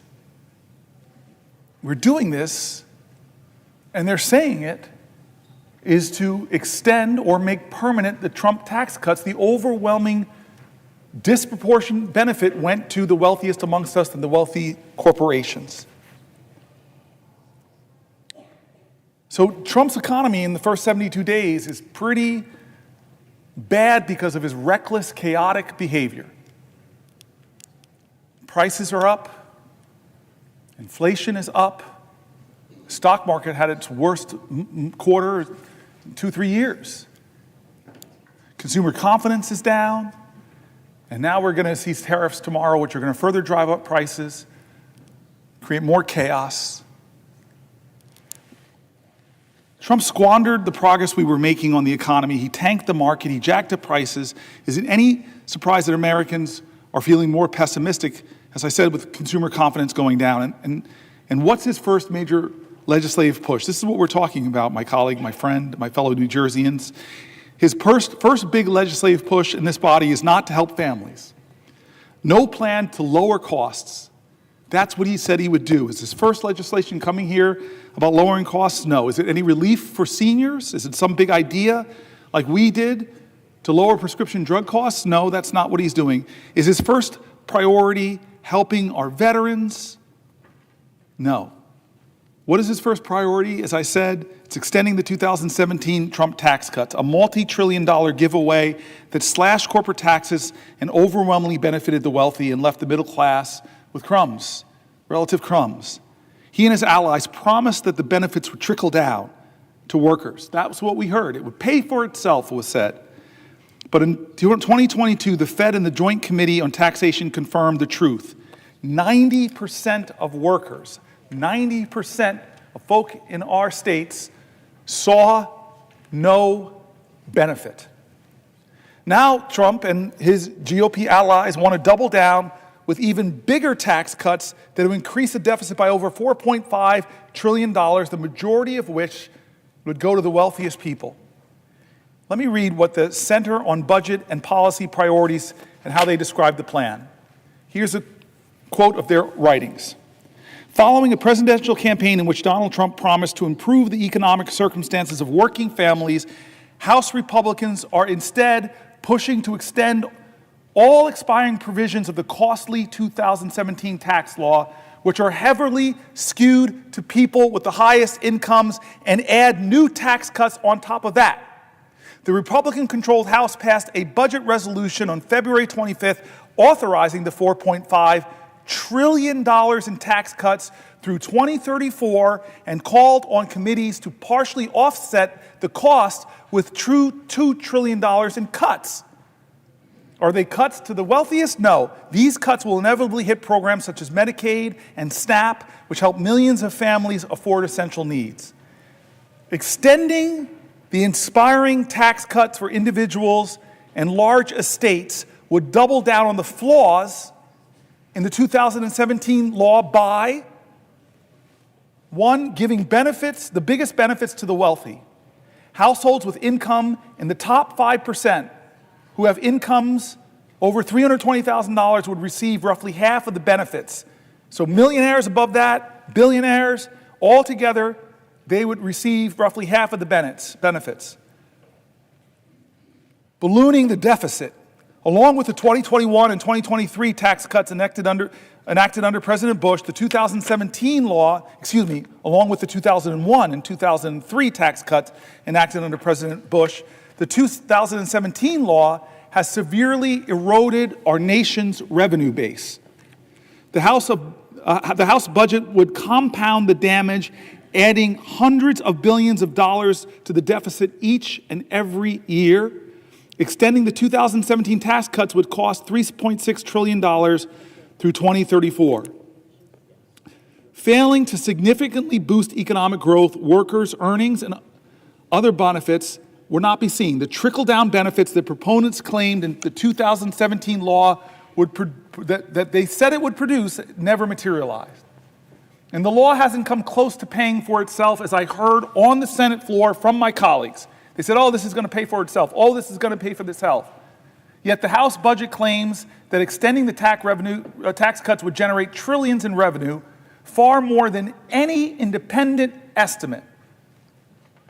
As of 2017, an alternative path is available. Congress should work towards creating a fairer federal tax system that raises more revenue from wealthy people and corporations and supports high-value investments that expand opportunity and promote more shared prosperity. During the 2017 debate, Trump administration officials and prominent proponents claimed the tax law would yield broadly shared benefits by boosting economic growth. President Trump's Council of Economic Advisors claimed the centerpiece corporate tax rate cut would very conservatively lead to a $4,000 boost in household income. What a lie. But the research to date has failed to find evidence that the gains from the corporate rate trickled down to most workers. Surprise, surprise, surprise. A study by economists from the Joint Committee on Taxation and the Federal Reserve Board found that workers below the 90th percentile of the firm's income scale, a group whose incomes were below roughly $114,000 in 2016, saw no change in earnings from the tax cut. Proponents claim that the tax cuts would pay for themselves hasn't panned out either. In fact, a study by economists from Harvard, Princeton, the University of Chicago, and the Treasury Department estimate that the law's total corporate tax cuts, the rate cut as well as full expensing for capital investments and international tax charges, reduced revenue by roughly 98 cents for every dollar of tax cuts. Reduced revenue in our country by roughly 98 cents for every dollar of tax cuts, even after accounting for increases in economic activity due to those cuts. Similarly, proponents argued the law's 20% deduction for pass-through businesses, partnerships, S-corps, and sole proprietorships would boost investment and create jobs. Then Treasury Secretary Steven Mnuchin for example, argued that the deduction would be good for the economy and good for growth. But researchers have found no evidence that it provided any significant boost in economic activity and little evidence that increased investment or broadly benefited workers, other than the owners themselves.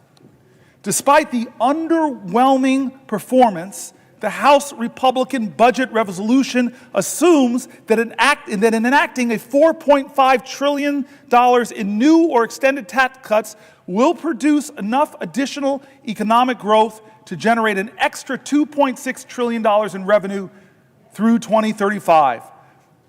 They think it's going to offset the tax cuts. The Committee for a Responsible Federal Budget has derided this claim as fantasy math, noting that it is many times greater than even the most optimistic independent estimate. They lied to us, or at least just put out really expansive hope in the past, and none of it came true. Fool me once, shame on you. Fool the American people twice, well, we should not let it happen. This idea in this country that if you make the wealthiest more wealthy by giving them more tax cuts and deny services to our veterans, deny health care to our seniors, cut Social Security benefits, cut scientific research, cut programs that protect people's safety and security, that is going to somehow help our nation to prosper as a whole. You're kidding yourselves. We have the evidence. We have the analysis. And this is the crazy thing. As I heard from Chuck Schumer, that Republicans are now trying to hide the true cost of their billionaire tax cuts with accounting gimmicks. The New York Times interviewed budget experts from across the political spectrum to shed light on the Republicans' trickery. And this is the article I want to read. I know some people have questions. I want to read this article because Schumer shook me. So here's the New York Times. The title of the article is "The Budget Trick the GOP Might Use to Make $4 Trillion Tax Cuts Look Like They're Free." How much does a tax cut cost? It depends on what you compare it to. Republicans in Congress trying to advance a giant bill that includes $4 trillion in tax cut extensions are considering a novel strategy that would make the extension appear to be free money. The trick, budgeting with the assumption that current policies extended indefinitely into the future, even those with an expiration date like the 2017 tax cuts set to end next year, it's the difference between making the extension appear to cost $4 trillion, which is the true cost, or hiding it and say it costs nothing. Using this, quote, current policy baseline wouldn't change the bill's real effect on our deficits or debt, but it would make it easier to actually make the tax cuts lasting by sidestepping a rule governing budget reconciliation, the process Republicans are using to pass the bill. Yes, this sounds technical. That's why we've enlisted some of our Washington's top budget veterans to explain this maneuver using a metaphor. Across the ideological spectrum, nearly all of the more than 20 experts we heard from disliked changing the baseline that Chuck Schumer just came in here and said the Republicans have already decided that they're going to do it. This is outrageous. But here are the New York Times interviewed across the ideological spectrum, a whole bunch of experts from the center, from the right, from the left, and let's hear what they're saying about this gimmick. If budget reconciliation is like taking the express lanes on a highway, there's extra rules and tolls, limited stops, but it gets you where you want to go faster, using a, quote, current policy baseline for taxes is like slapping a fake license plate on your car, says Zach Moeller, director of the economic program at Third Way, which describes itself as a center-left research group. They don't like this gimmick. They think it's fakery. Here's another person using an analogy. It's like taking an expensive week-long vacation and then assuming you can spend an extra $1,000 per day forever since you are no longer staying at the Plaza. That's Goldwyn, Senior Vice President and Senior Policy Director for the Committee for a Responsible Federal Budget, a nonpartisan group that tends to be hawkish on deficits. Here's another person, Jessica Riedel, Senior Fellow at the Manhattan Institute. I've worked with them in the past, a conservative research group, and the chief economist for the former Republican Senator Ron Portman of Ohio. Last year, despite being deeply in debt, I bought a $100,000 sports car. So next year, buying another $100,000 sports car is not irresponsible because I'm merely spending the same amount of money as the year before. And if I purchase only a $70,000 car, then I should be congratulated for reducing my annual spending by $30,000. A conservative think tank is basically calling this a hoax and a lie. Lying to yourself. That if I keep spending the same amount I've kept spending to drive up the costs, then I'm just doing the same thing I've done before, so it's not adding. Well, it is adding. There's no way to not call what the Republicans are trying to do a gimmick that's trying to hide the truth that they're going to add trillions of dollars to the deficits that our children, that our children's children are going to have to pay for.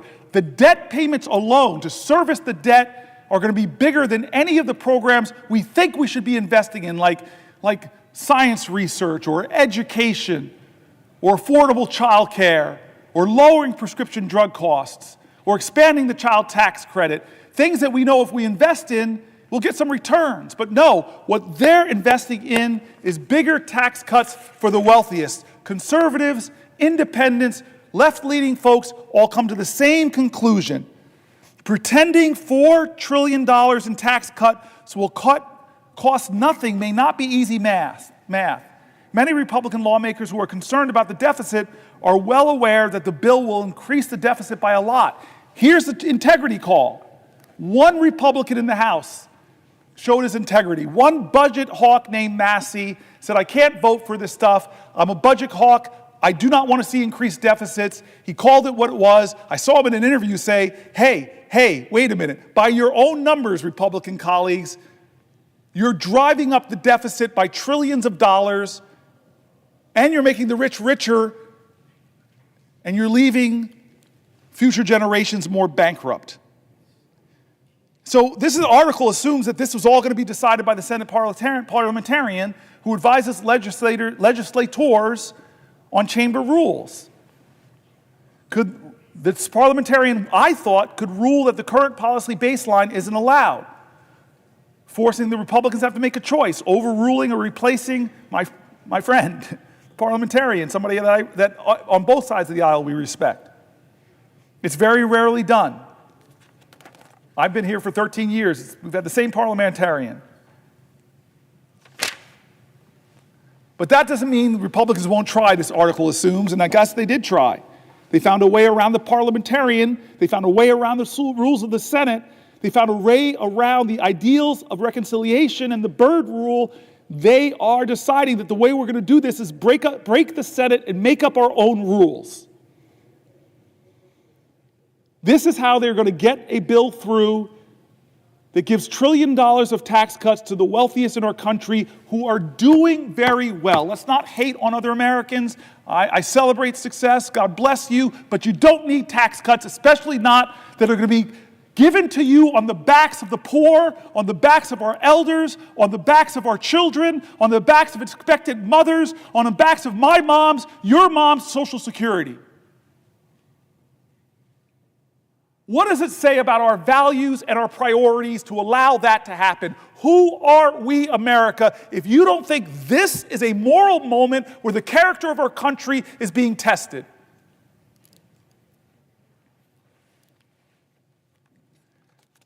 I tell you, the Senate has stopped crazy gimmicks like this before, but the persuasive power of Democratic senators probably won't be enough. We as a country, like these economists that are Republicans, that are Democrats, that are nonpartisan, who called out this budget gimmickry for what it is, When is it enough? When they came after journalists, when they came after colleges and universities, research and science, when they came after law firms who had the audacity to defend clients or to represent clients that were suing the president, who, God bless America, lost in civil courts, lost in criminal courts. When do you cross your line? We can't let this happen. It's not a right or left moment, it's a right or wrong moment, it's a moral moment in America. I've read Republican after Republican, from Republican governors to Republican mayor groups, from the Cato Institute to the Manhattan Institute to AEI, calling out this budget gimmickry for what it is, and the result will be the same: blowing up our federal deficit to stratospheric, almost unimaginable levels. This is wrong every way you look at it. And if your values are fiscal conservatism, then vote with your integrity and vote against that. If your values are a fiscal hawk and you hate deficits, well, vote against this bill because it violates you. Don't make up some fantasy that this is going to pay for itself. The 2017 tax cuts didn't. And you're going to extend them and say, well, it's going to happen this time. Oh, don't worry about it. It's going to happen this time. No, it's not.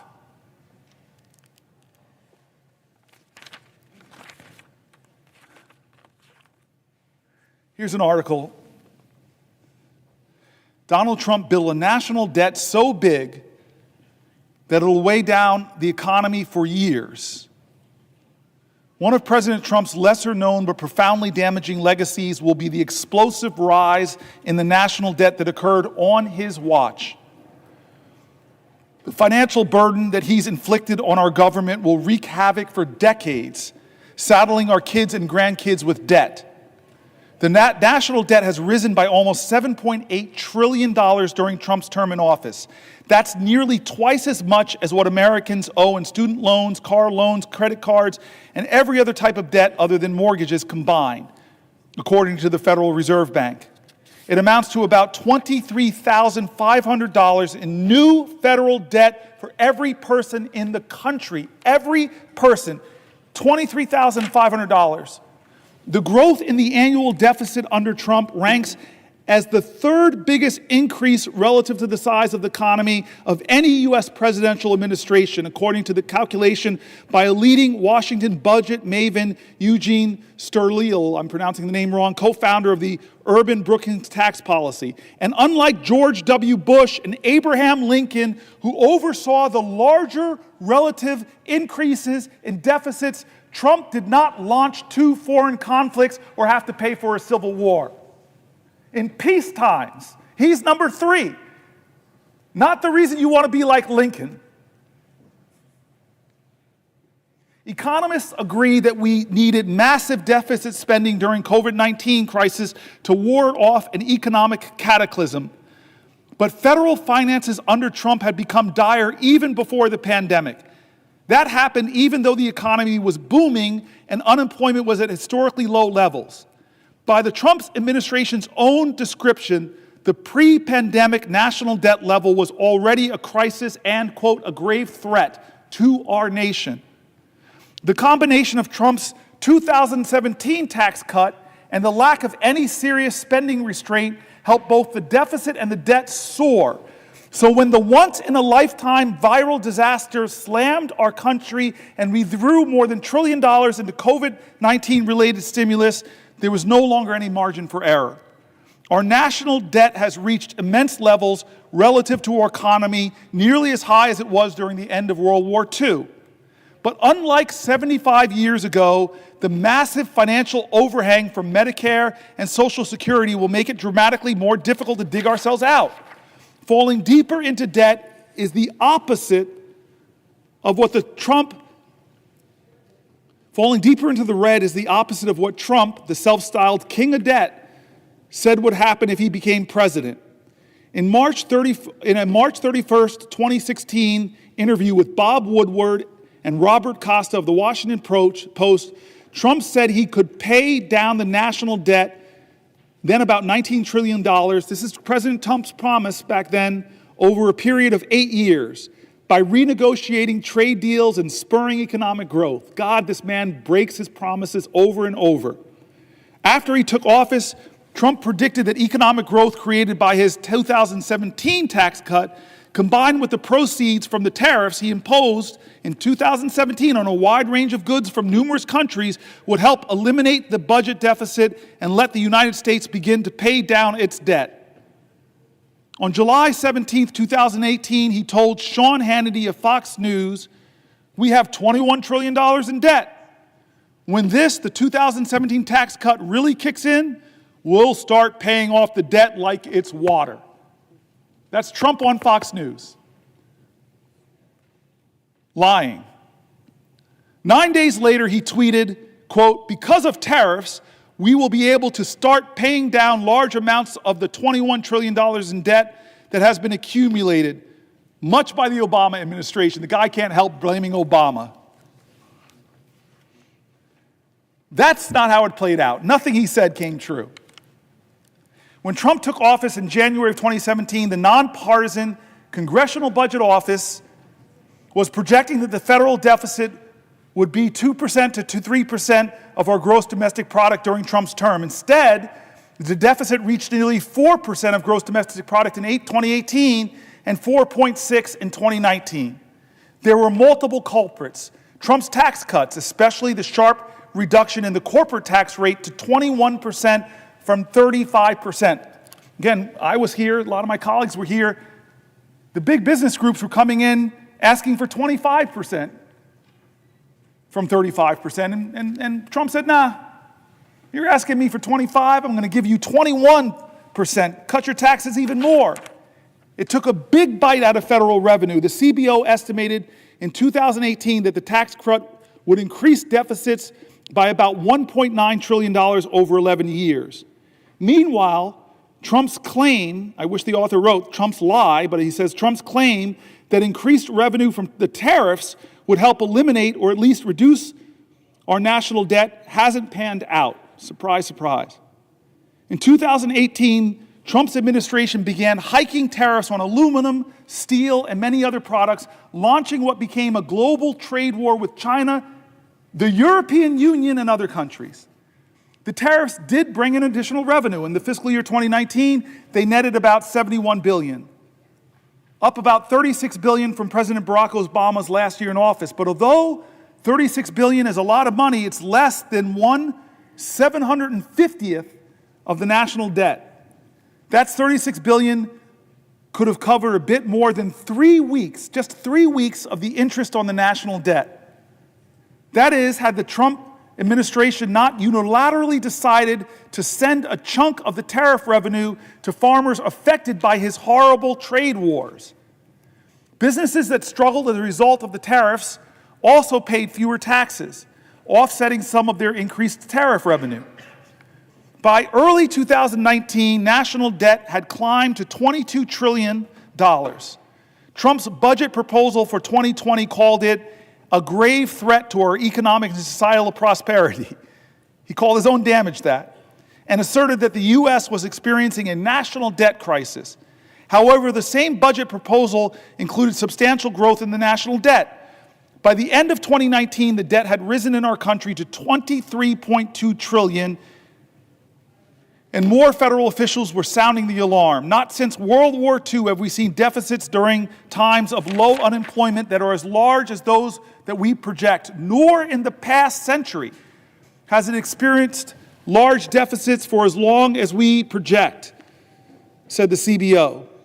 Weeks later, COVID-19 erupted and made the financial situation far worse. As of December 31st, 2020, about a month left or 3 weeks left in his term, the national debt had jumped to $27.75 trillion, up 39% from the $19.95 trillion when Trump was sworn in. He increased our deficit by 39%. The government ended its 2020 fiscal year with a portion of the national debt owed to investors the metric favored by the CBO at around 100% of GDP. The CBO had predicted less than a year earlier that it would take until 2030 to reach that approximate level of a debt, but not under Donald Trump, including the trillions owed to various governmental trust funds. Under his leadership, the total debt grew and grew and grew. It's now at about 130% of GDP. Where are the fiscal hawks? Normally, this is where you give Trump's versions of events, but we couldn't get anyone to give us Trump's side. Judd Deere, a White House spokesman, referred us to the Office of Management and Budget, which is a branch of the White House. OMB didn't respond to our requests. The Treasury directed us to comments made by the OMB director, Russell Vought, in October, in which he predicted that as the pandemic eases, the economic growth rebounds. The fiscal picture will improve, he said. The OMB blamed legislators for deficits when Trump submitted his proposed 2021 budget. Unfortunately, the Congress continues to reject any efforts to restrain spending. It ain't me, he's saying, it's them. Instead, they have greatly contributed to the continued ballooning of the federal deficits and debt, putting the nation's fiscal future at risk. Still, the deficit growth under Trump has been historic. The Tax Policy Center has said that a comparison of every American president using a metric called the primary deficit, they are saying Trump had the third biggest primary deficit growth, 5.2% of GDP. He's our biggest debt man.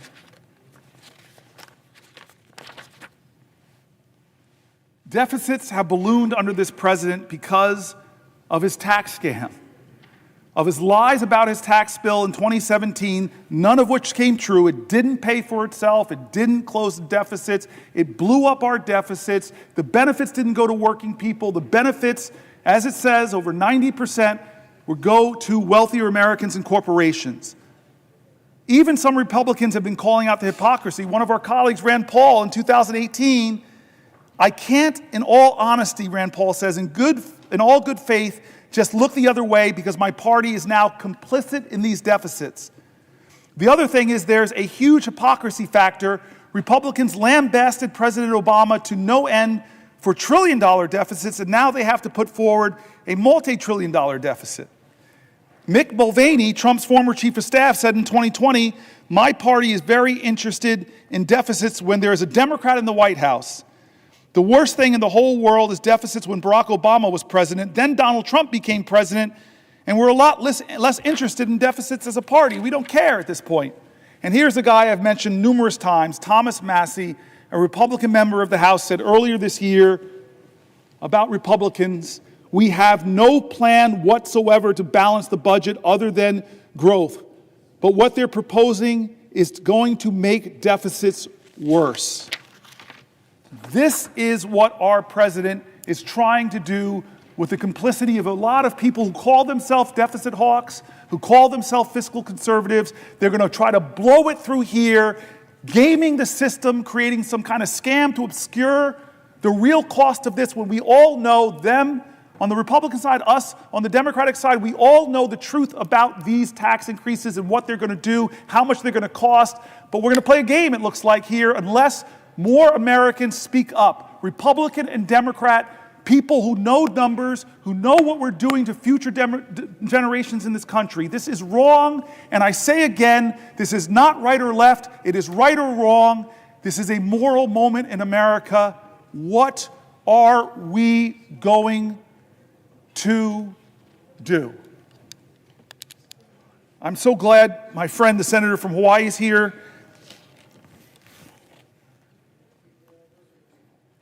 I try to keep M&Ms in my desk occasionally if she wants to partake of New Jersey's state product. The M&M was invented in Newark. Truth. Get great trivia here.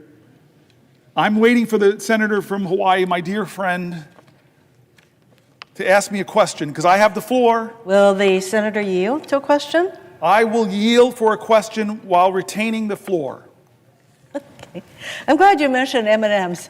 Both of us are lawyers, and I remember I got through the studying for the bar exam by eating mounds and mounds of M&Ms. So I thank you, the senator from New Jersey, for continuing to provide me with M&Ms. I want to thank you, Senator Booker, for standing here for hours on end to push back, to fight against this administration's lawlessness. And in fact, a reporter asked me today, do you think this is a good use by Senator Booker of his time to be on the floor to do this? And I said, anytime any of us gets up and use our voices to counter, to fight against the lawlessness of this administration, it is a good use of our time. So thank you, Senator Booker, for yielding to me and for standing up to the American people. And is it making a difference? Millions of people are watching you, Senator Booker. Millions have watched and are watching you. It's making a difference. So I want to ask you a question about the lawlessness of this administration. As you yourself said last night, quote, "These are not normal times in our nation," end quote. In fact, these are the very words that I often use when I meet with anybody who comes to see me from Hawaii, individuals, organizations. I say, these are not normal times. So Donald Trump has made no secret of the fact that he fancies himself a king with total disregard for the rule of law. And from day one, he and his administration have taken one illegal action after another. On his first day in office, Donald Trump issued an executive order purporting to end birthright citizenship, a right protected in our Constitution for more than a century. Birthright citizenship. He tried to unilaterally freeze federal funding for everything from cancer research to disaster aid, funding that had already been appropriated by Congress and that the executive branch is required by law to spend. It is not as though it's up to the president to decide what programs he's going to release money for. Congress already made that determination. By law, he is supposed to expend these funds. But again, he thinks he's the king. He can do whatever he wants. So he's put a freeze on these funds. He's enabled Elon Musk, an unelected billionaire, the richest person in the world, whose only qualification is the more than $200 million he spent to get Trump elected, to run roughshod through our government. Together, they've attempted to shutter USAID and the Consumer Financial Protection Bureau, just for two examples. This Consumer Protection Bureau, which has returned more than $21 billion to consumers through its enforcement actions. $21 billion going to our consumers. And apparently King Trump can't stand that, and neither can Elon Musk. These are agencies that do critical work at home and abroad and represent just a minuscule part of the federal budget, but this doesn't stop either Trump or Musk from going after these programs. And Musk's so-called Doge team has gained access to sensitive databases and payment systems across our government containing the personal information of millions of Americans. So he has access to the Treasury Department database, all our Social Security numbers, our tax payments, all of that. He is running roughshod until stopped by a court on these databases. And they've done all this without any transparency or accountability whatsoever, meaning we still don't know the full extent of where Doge has been or what they've done. Trump has launched an all-out assault on our federal workforce. He attempted to fire tens of thousands, he actually fired them, who are on probationary status overnight, and only for courts to order them, these thousands and thousands of federal employees in probationary status, to be reinstated weeks later. Talk about chaos, talk about sowing fear. So now he's attempting to reclassify whole swaths of federal employees to strip them of civil service protections and in some cases eliminate their ability to bargain collectively.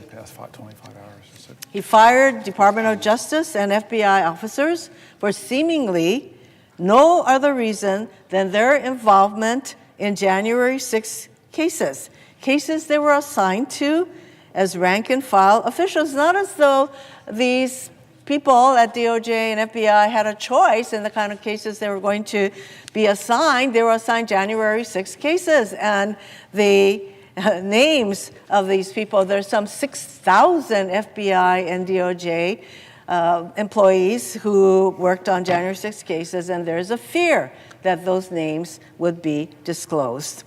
He's going after schools, from kindergartners to universities, as part of his war on diversity, equity, and inclusion. There are many examples of the kind of government overreach that they are exercising through their effort to ferret out what they call diversity, equity, and inclusion, which actually, that is a positive. Don't we want to be inclusive? So I want to give you just one example. There was a teacher in Idaho who had a poster in her classroom that said, "Everyone is welcome here." And there were handprints, different colors, white, black, yellow, handprints.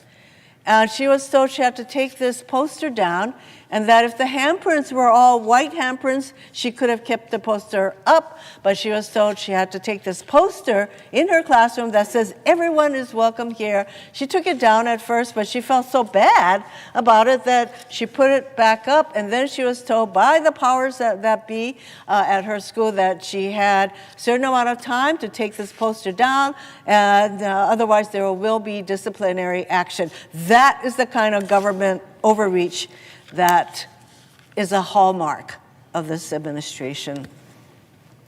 To date, the Trump administration has withheld millions of dollars from hand-picked colleges and universities, conditioning the funding on unreasonable demands meant to bring these colleges to their knees. So he's starting with Harvard, Columbia, there's probably a whole long list of colleges that he's threatened to withdraw hundreds of millions of dollars from. They've slashed funding or staffing at the Department of Education. In fact, they would like to dismantle the Department of Education, which is responsible for administering billions in funding for low-income students, students with disabilities, and something as critical as school lunch for kids.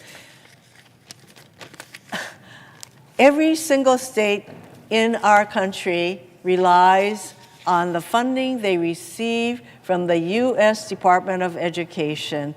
In Hawaii, we're talking about some $300 million in funding for our schools to help our kids with disabilities, to provide school lunches through the U.S. Department of Agriculture, the things that I mentioned.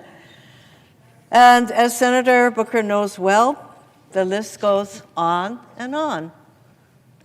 This administration continues to abuse its power, acting with total disregard for the rule of law. And we have turned to the courts to stop these illegal acts.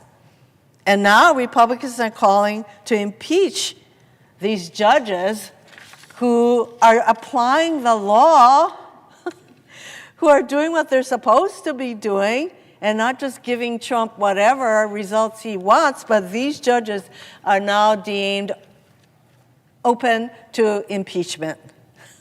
It's clear Trump and his cronies will keep on doing whatever they want, regardless of the Constitution or the law. They are crippling government and sowing total chaos across our country while doing nothing to address the actual issues people care about.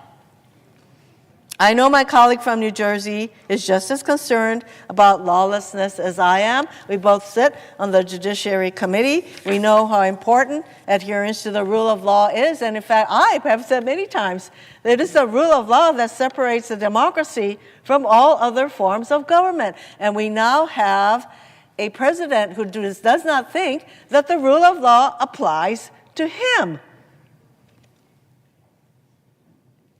WTF comes to mind. So, Senator Booker, my question to you is, what are the consequences of this total lawlessness on our government, our country, and the American people? Thank you, Senator Hirono. I think I need somebody to say what WTF, and to come from you is particularly precious and great. I'm grateful. And this rule of law is really important. It's part of this whole moment in American history that I keep calling a moral moment, something beyond the normal, where we shouldn't respond in a normal fashion.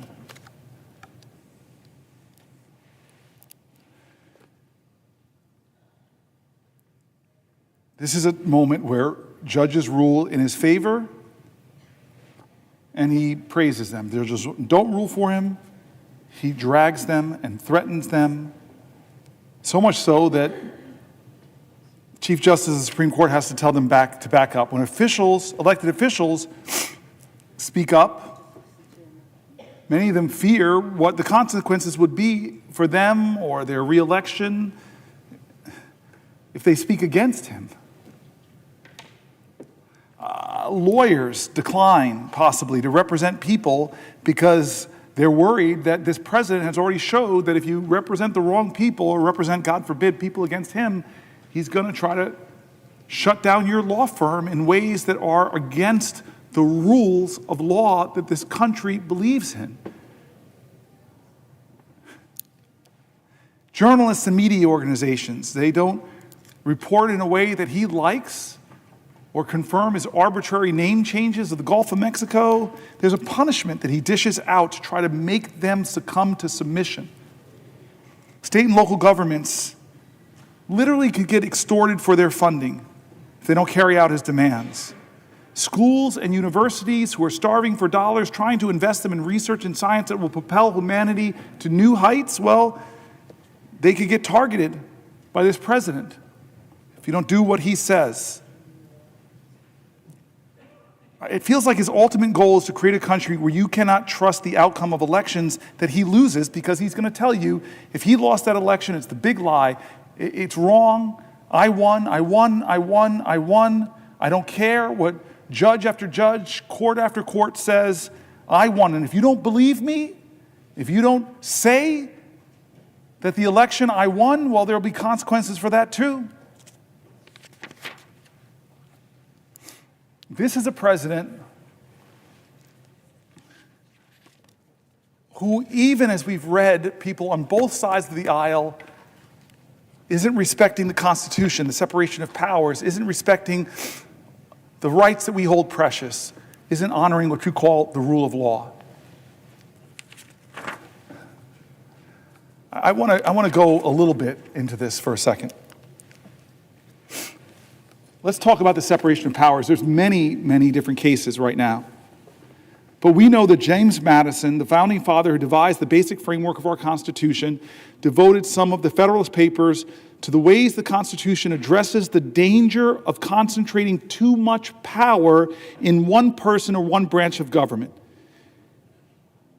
Written in 1788, Madison's words still have resonance today. This is what he wrote in Federalist 487. The accumulation of all powers, legislative, executive, and judiciary in the same hands, whether of one, a few, or many, and whether hereditary, self-appointed, or elective, may justly be pronounced the very definition of tyranny. And so what is this president trying to do? He's trying to jam any court decision that's not in his favor, and either the judge is corrupt and should be impeached, or he's just going to deny the ruling or not follow it.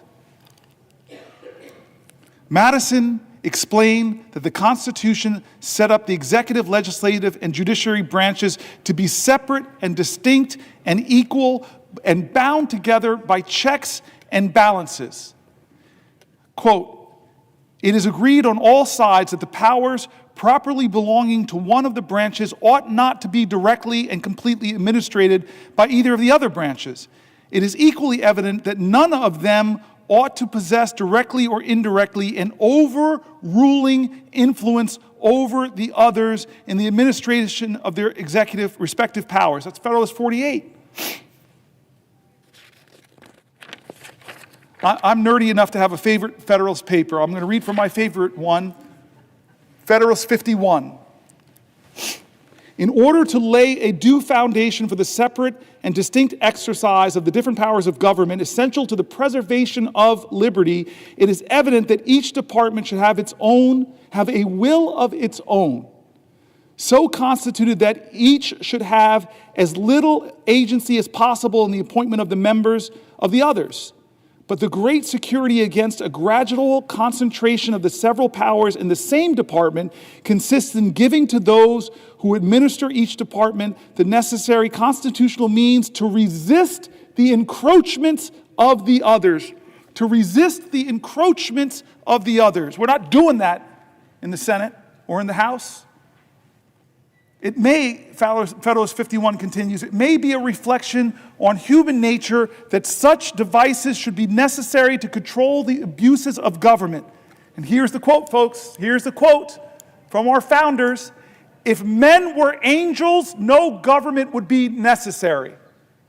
If angels were to govern men, neither external nor internal controls on government would be necessary. But our president is no angel. In framing a government," this is 51 continuing, "in framing a government which is to be administered by men over men, the great difficulty lies in this: you must first enable the government to control the government, and in the next place oblige it to control itself." They are talking about at great length our founders and the separation of powers and the checks and balances of these institutions, and yet for 72 days of this administration has the Congress, Article 1, the People's House, the Senate, the deliberative body, have we once held this president to account? The most powerful man in the world and the richest man in the world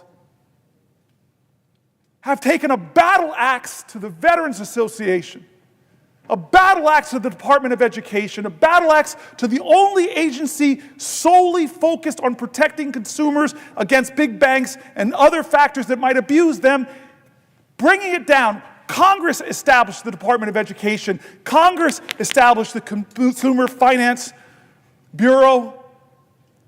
Congress.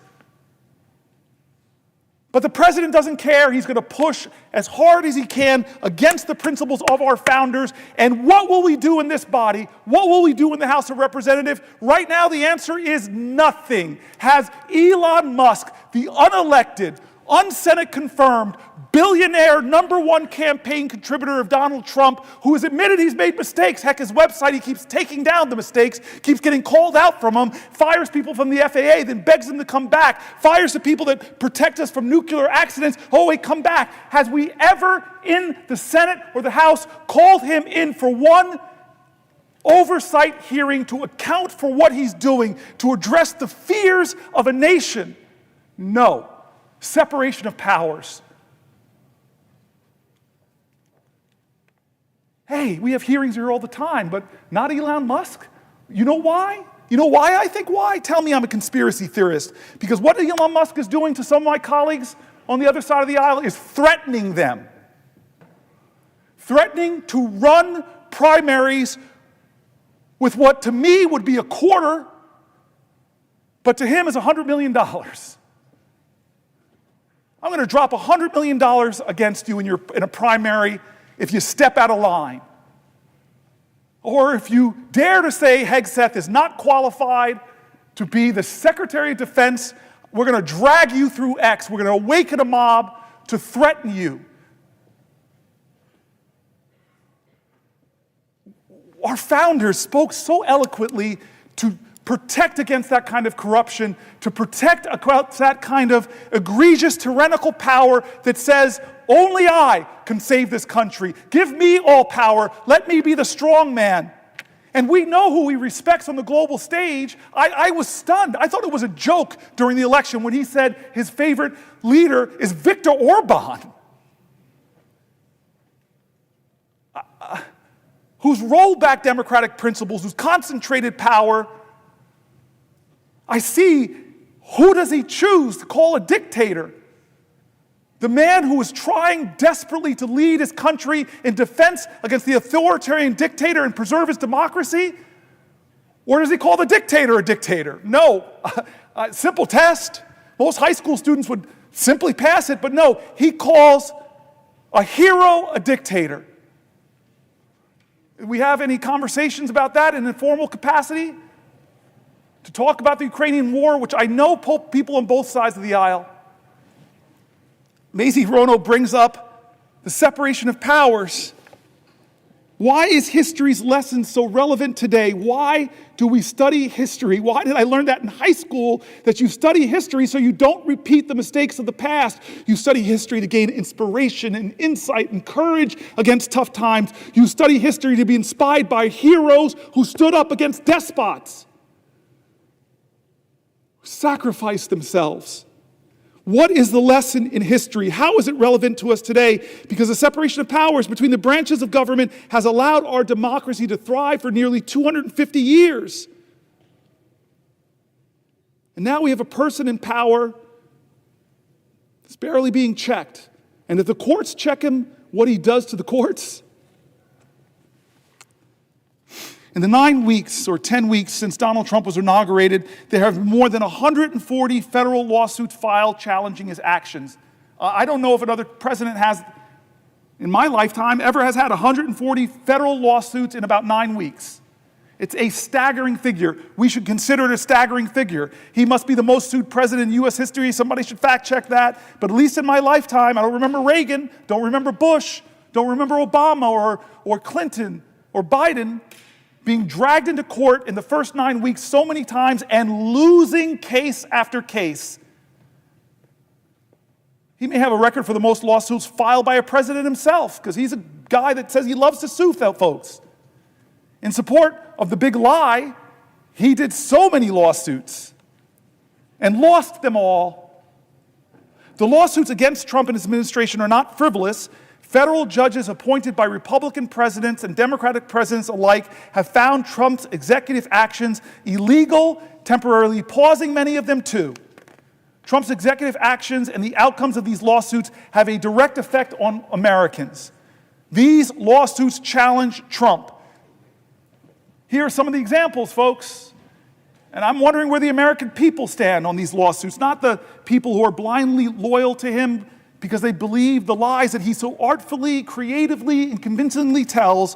But just tell me, where do you stand on these issues? Attacks on veterans who have served our country in the military and civil services. Well, there are lawsuits challenging his right to attack our veterans. There's lawsuits challenging Trump on his attacks on government agencies that protect your grandmother from online scams. I don't know where you stand with the grandmas getting scammed, to defend them, or the president. Lawsuits against Trump because of his attacks on lawful American citizens born in this country and guaranteed their citizenship under the U.S. Constitution. There are lawsuits against the president for withholding National Institute of Health funds to support studies of horrific diseases like Alzheimer's and disrupting life-saving medical research and ongoing clinical trials. Now, if you're a student of history, this is the problem often with lawsuits. Brown versus Board of Education, we celebrated as this wonderful case. It was. But was it obeyed? No, it wasn't.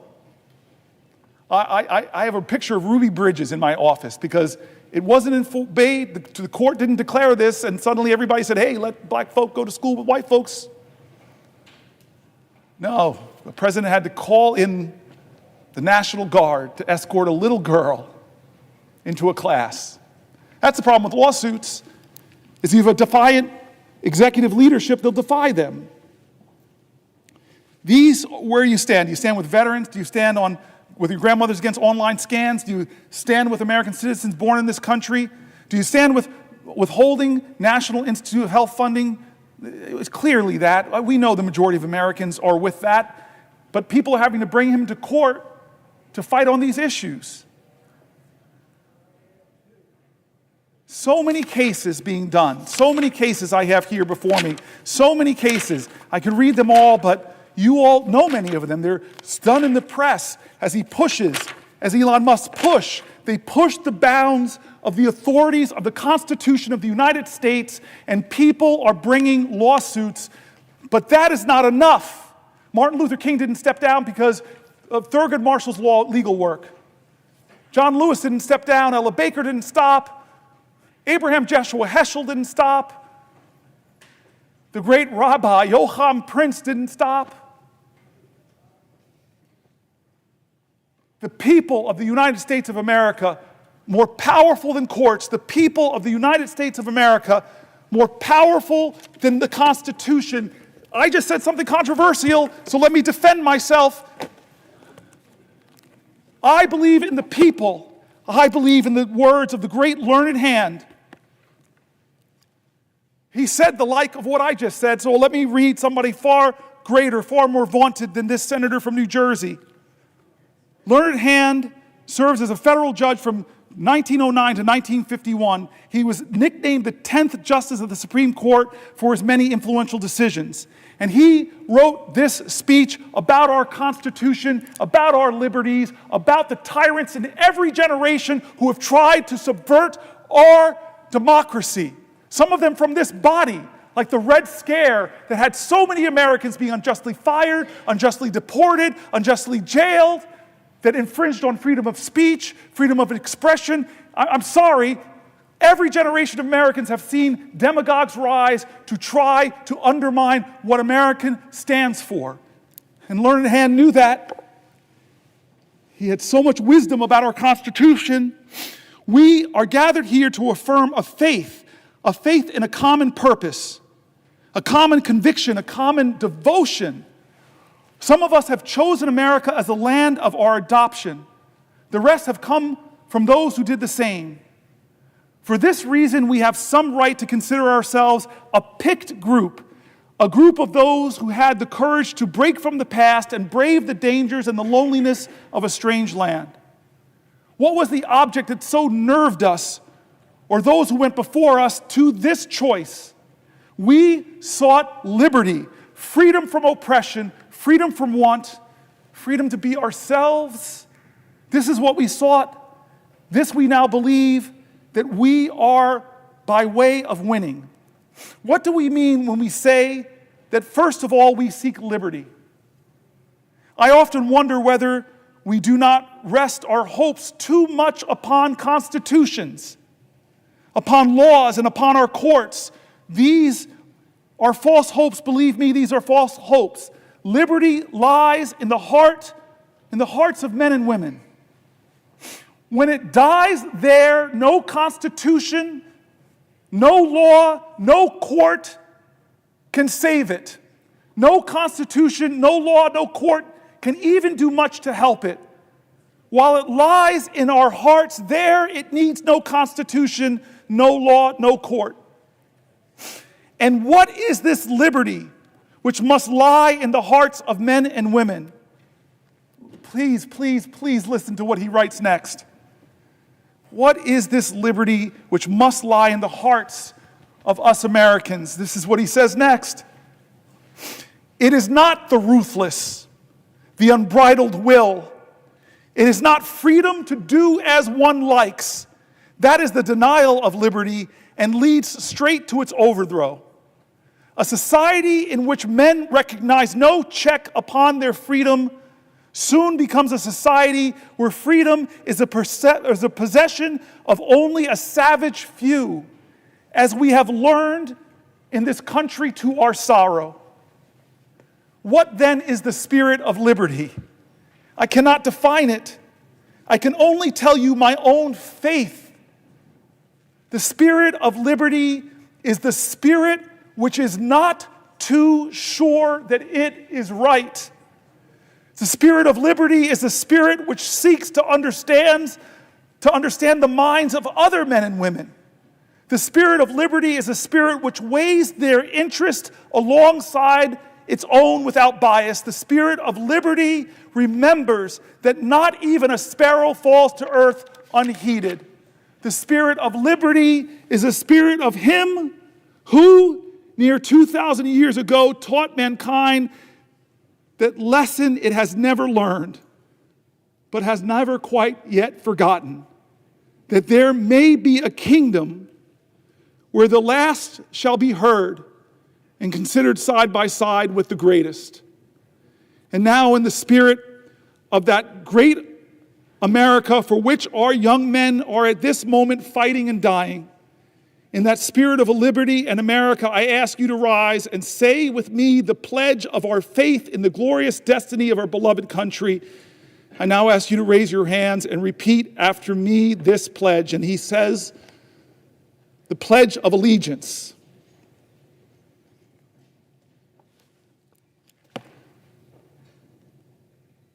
He believed that the Constitution dies if the spirit of it dies in the hearts of men and women. I will tell you,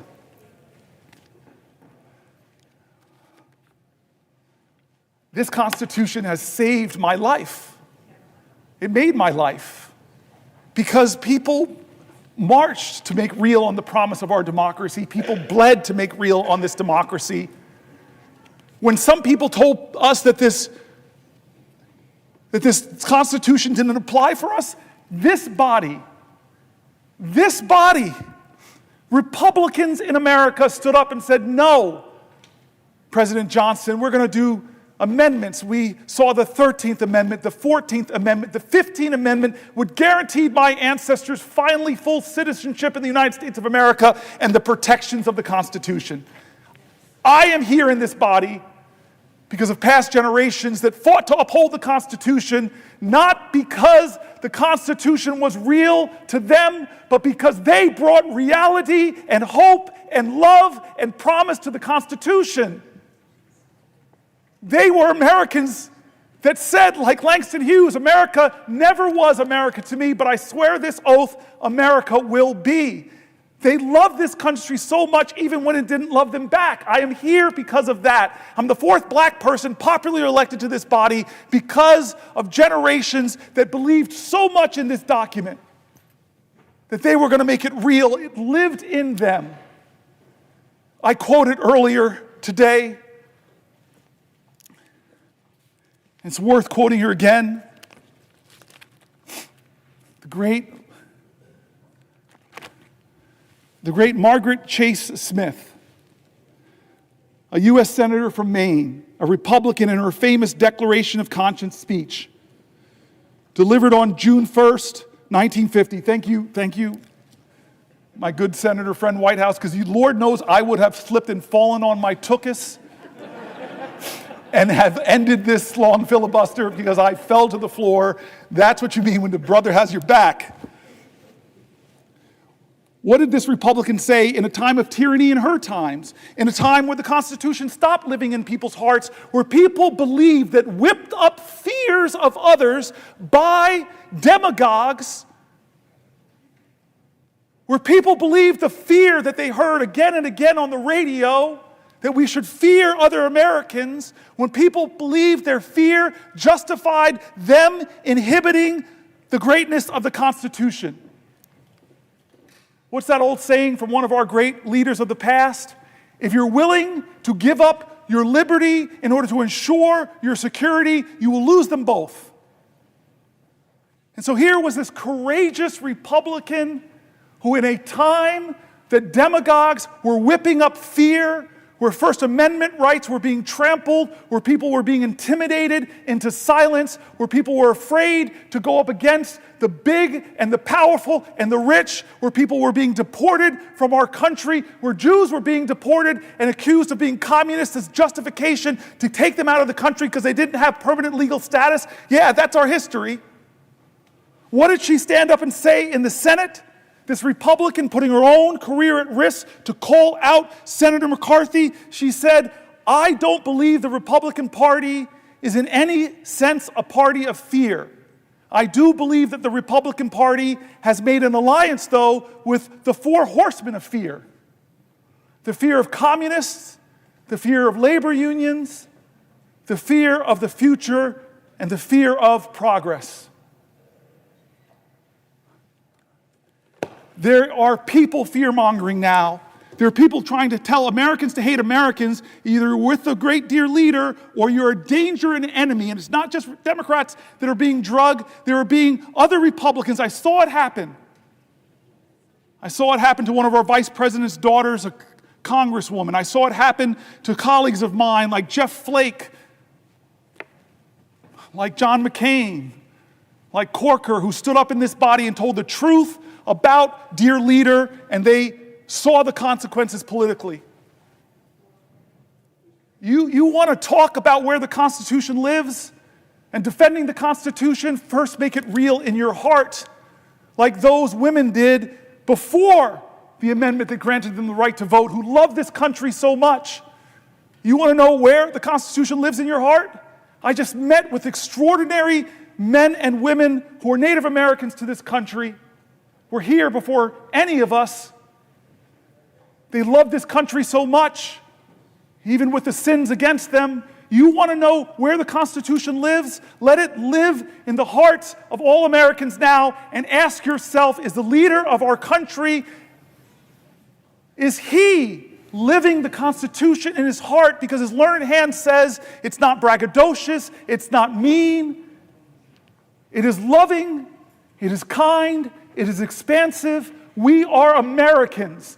Our creed above the presiding elder says it all, e pluribus unum, trying to remind our country that despite racial difference, gender, besides Republican or Democrat, ethnics, you know all the lines that divide us are not nearly as strong as the ties that bind us. That's what e pluribus unum means. What about the pledge that learned hand read? Listen to the words. It says things. It says things in that pledge. It says that we are one nation under God, that we are indivisible, and we pledge ourselves to liberty and justice, not just to the people who agree with the president, but for all. God bless my courageous colleagues who have spoken out in the past and suffered the consequences. The liberty and the Constitution lives in their hearts. They put patriotism over politics. We are in this moral moment now. We are in this moral moment now. This is not right or left. Don't let them say this is a partisanship. It is not. It is not left or right. It is right or wrong. America, this is a moral moment. Does the Constitution live in your heart?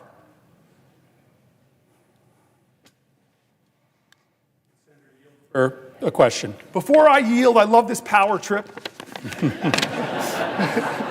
It's the only time in 13 years I've really felt this power. I don't have to let my colleagues speak. And I, first amongst us all, really love to speak. I just want to say thank you to Chris Murphy. I repeated this 10, 15 hours ago, but I just want to tell the story, and then I'll let you go, Chris. 9 years ago on this floor, after the Pulse shooting, we called Chuck Schumer, Chris and I saw a moment, he saw a moment that we couldn't do business as usual. We just said, how can you have this mass shooting, yet another mass shooting, and this body just go on as business as usual? It's why I'm standing here right now. And we agreed, with the Chuck Schumer's help, that we would get control of the Senate. And Chris Murphy went down to that desk, and I promised him, I'll be with you, I'll stand with you, I won't sit down, we'll go as long as we possibly can. And he began a filibuster 9 years ago, and it lasted 15 hours, and he still had fuel in the tank. I know he did. I was a hurting guy. I told you my back was hurting, my feet were hurting. But we had a direct end when Mitch McConnell agreed to give us votes on common sense gun safety, which I think every American, most gun owners agree on, just universal background checks. And it failed to get 60 votes in the Senate, but you stood, and I stood with you. And he said to me days ago, if you're going to do this, brother, I will be your aide-de-camp this time, and you've been with me. You have been with me far past 15 hours. You've been with me for 23 hours and 49 minutes.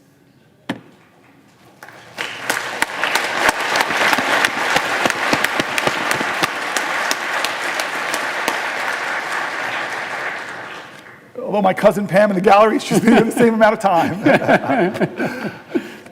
All right, so I'm going to yield my power. It's not going to go to my head. This is why we need separation of powers, checks on men, because men are not angels. I yield for a question while retaining the floor. Senator Booker, it has been a wonder to be with you on the floor these last 24 hours. You indeed did something extraordinary and performed a sympathy filibuster with me 9 years ago, where as I stood at that desk for 15 hours, you stood on the Senate floor. You didn't need to, but you did in solidarity. I have been with you for the last 24 hours, but I've sat for most of it. You've done the hard work. You are an extraordinary senator. You are an extraordinary American. And I think I can say on behalf of everyone in this chamber and many people in the gallery, you are an extraordinary friend. And so I think all of us feel privileged to be here with you at this moment of peril, this moment of danger, this moment of opportunity for the nation, but also this moment of history. On August 28, 1957, at about 8:45 p.m., Strom Thurmond took this floor. And he took the floor with the intent of trying to block the 1957 Civil Rights Bill. This was the most significant, really the only civil rights bill that had been before the United States Senate in 90 years. Most famously, about 10 years before, when he was running for president as a Dixiecrat, he had said, "There's not enough troops in the Army to force the Southern people to break down segregation and admit the Negro race into our theaters, into our swimming pools, into our homes, and into our churches."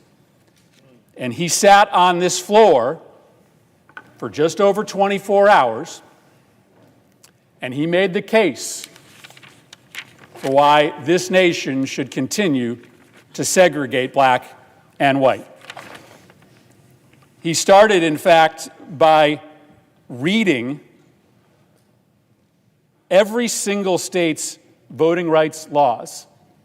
Every single state's laws he read into the record, apparently as proof that every state adequately protected all of its voters and that no additional laws were necessary. He had friends in his cause to preserve segregation that came down to the floor and asked him long questions to give him breathers. At the end of that 24 hours, at around 9 p.m. the following night, he could go no longer. His final words in his 24-hour record-breaking filibuster were, "I expect to vote against the bill." But within hours, the bill passed. It became law. It established the Office of Civil Rights at the Department of Justice. It was not nearly enough, but it broke 90 years of inaction.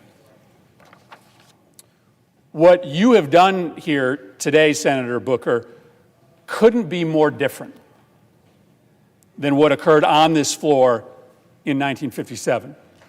Strom Thurmond was standing in the way of inevitable progress towards equal political and economic rights for black Americans.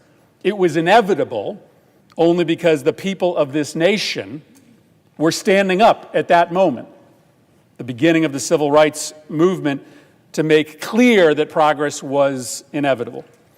And I say that that moment is so different from this moment because today you are standing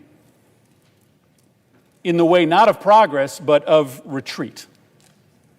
You are standing in the way of retreat from the rule of law, retreat from our commitment to provide care to the most vulnerable, retreat from our common cause, at least we used to be in common cause, that we would have zero tolerance from corruption at the highest levels of government. And you have recognized rightly that this multifaceted retreat from everything that makes this country so special, and the speed of that retreat over the last 71 days, it is an exceptional moment. You've said that word over and over again. It is not normal what this administration has been doing to rob from us the values that used to unite left and right in this nation. And so you made this bold decision to engage in an exceptional tactic, to declare 24 hours ago that you were going to stand on this floor for as long as you could to try to raise the specter of failure in our fight against this retreat for our colleagues and for the American public. The exceptional nature we have heard so eloquently from you over the course of the last 24 hours, the massive transfer of wealth in this reconciliation bill from the poor and the middle class to the wealthy, the industrial scale harassment of journalists, of universities, of law firms, the destruction of the independence of the Department of Justice, the destruction of the American knowledge economy and the research economy, the use of the White House in violation of the Constitution to make those in power richer. You have laid out the case. And it's funny, I remember this from 9 years ago. When you're sitting in your spot, you haven't moved in 24 hours, you have no idea what's happening outside of this building. You don't actually know how many people in this country have engaged in the conversation that you started 24 hours ago. On one social media platform alone, there have been 150 million clicks on your live stream. This is a country of 300 million Americans. You have been able to pique a conversation here amongst our colleagues, who we need to stand with us eventually against this retreat, and across this country. And I think we are here as we reach a pivotal hour to just say thank you for having the courage, the audacity to bring us on this journey. And so my question is pretty simple. I think you will find when you finally leave this chamber that you have done something extraordinary, that you didn't solve the problem, that we are still a long ways from being able to successfully beat back this retreat, but that you have accomplished something extraordinary. And so I guess that's just my question. When you set out with this idea, when this was starting to germinate in your mind, my question for you, Senator Booker, is what did you hope to accomplish? I thank my colleague and my friend again. He and I talked about this, that I was challenged by my own constituents to do something different, challenged by my own constituents to do something, challenged by my own constituents to take risks. My staff here, who should get a lot of credit for making it thus far, I'm not sitting down, but I'm mindful of what you said about Strom Thurmond. I'm mindful of that right now as I watch that clock tick for another 20 minutes.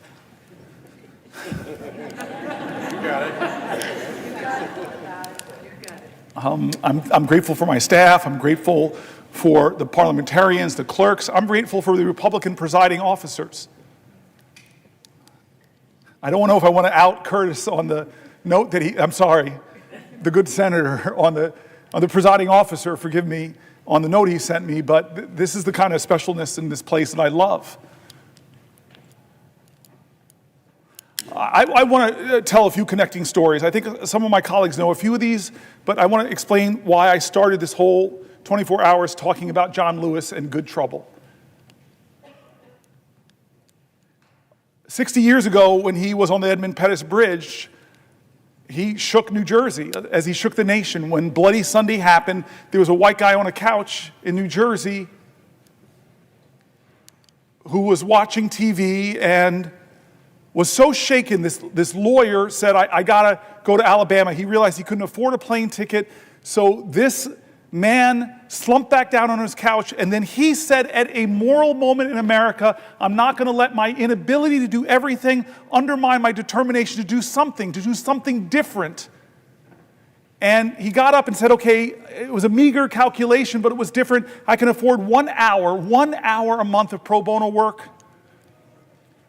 And he called around and he found this woman named Lee Porter, who was heading up an organization called the Fair Housing Council, and said, can you use a lawyer? And she's like, hallelujah, thank you, Jesus. Yeah, we need some help. And they worked together and they designed a sting operation where they would send black families in areas of New Jersey that would not sell homes to black people, where usually the best public schools were, and if they were told the house was sold, they'd send a white couple behind them to expose that the house was still for sale and expose all of this. Well, they had a lot of success getting things written about the severe housing discrimination in my state. And he said that after about 4 years, I got this case file of a black family trying to move to New Jersey, and they were frustrated because every time they'd look at homes in the places, the best public schools, which happened to be white communities, they said they couldn't find a home. So they did the sting operation. They sent the black couple in. They were told this incredible house was not for sale. They loved the house, so when the white couple went, they just threw in a bid to see if it would be accepted. The bid was accepted. Papers were drawn up on the day of the closing. The white couple did not show up. The black man did. Lawyer Marty Friedman marched in, confronted the real estate agent. You would think 1969, a year after the Fair Housing Act, that he would capitulate, but he didn't. This lawyer gets up so angry, this real estate agent gets up so angry, he punches the lawyer in the face and sings a Doberman Pinscher on the black guy. They get out of there shaken up, and they start writing letters back and forth. The good owners of the home found out what was going on. They were so aghast. They said, let us sell the house directly to the black family. The black family moved in.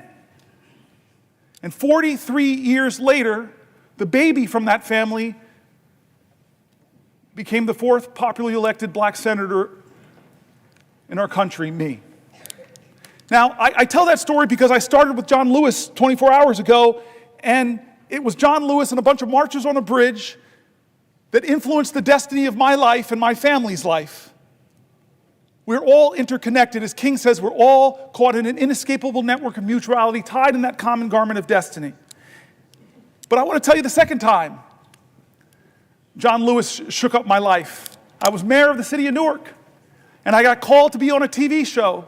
I got called by a guy named Skip Gates, who I love, admire, and he calls me and he jazzes me up. He fills my ego. He just flatters me. Hey, I got this show called Finding Your Roots, Cory Booker, and you're a rising star. You're this hot shot. We should feature you in this. And I'm like, oh, great. Oh, don't say that, Skip. But okay, yeah, of course.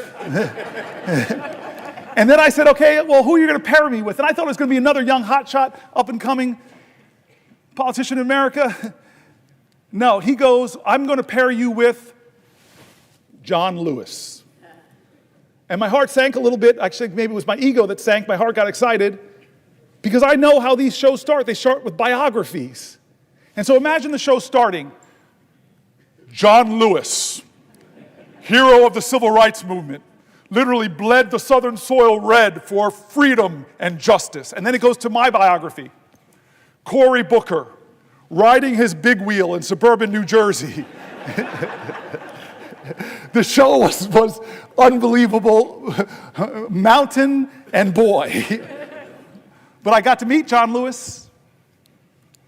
I got to tell him that story, that he changed my life, and I didn't even know it. On a bridge in Alabama, changed the course of events in New Jersey that led to me.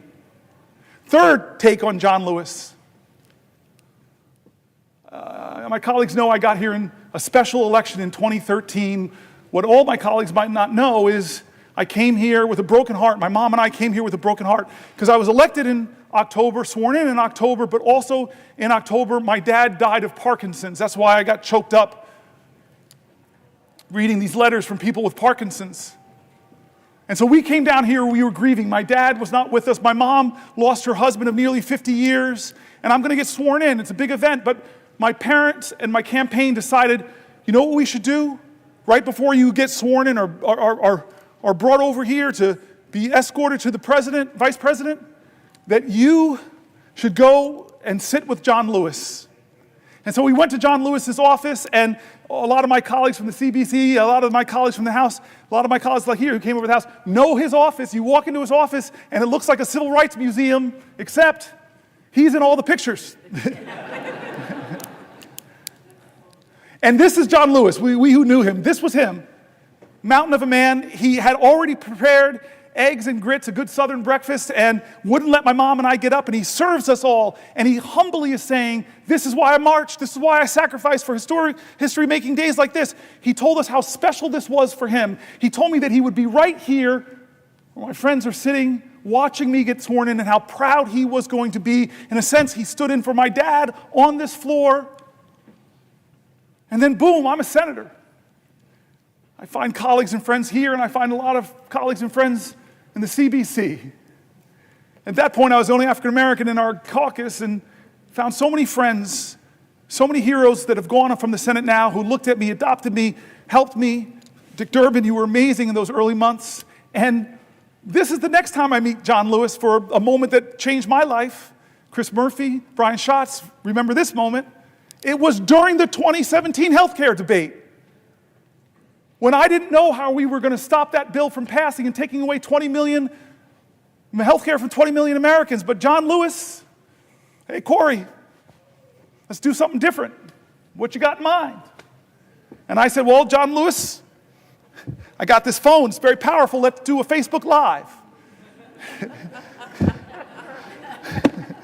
And so I opened it up, Facebook Live. We meet in the Capitol, and then he says, hey, where can we go to sit down for a place? And I love my favorite place to sit. I watch Schoolhouse Rock so much, it's right on the steps of the Capitol. Let's just sit there and talk. Chris Murphy, Brian Schatz, first people out to sit with us. And the time lapse is amazing.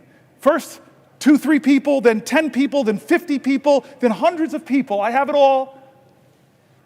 Coming because of the moral magnetism of this man, John Lewis. And he talked to people that night who were looking for, what can I do? I'm just one person. And this guy who in his 20s, who was just one person and caused a heck of a lot of good trouble, he told them, don't lose faith, don't lose hope. Get angry, but let it fuel you. Be afraid, but know that's a necessary precondition to courage. He was amazing that night, and I know my colleagues remember that. And then there was the next time. Oh, Brother Warnock, you're going to love this one. The next time I was with John Lewis, Jimmy Carter had gotten a little sick. But then he got better and went back to teaching Sunday school. And I thought, this man is in his 90s. I need to go to Sunday school. And so who do I know? Because there's a waiting line. It's like people sleep out all night. I might have been a little selfish. How do I know I can get in? Call John Lewis.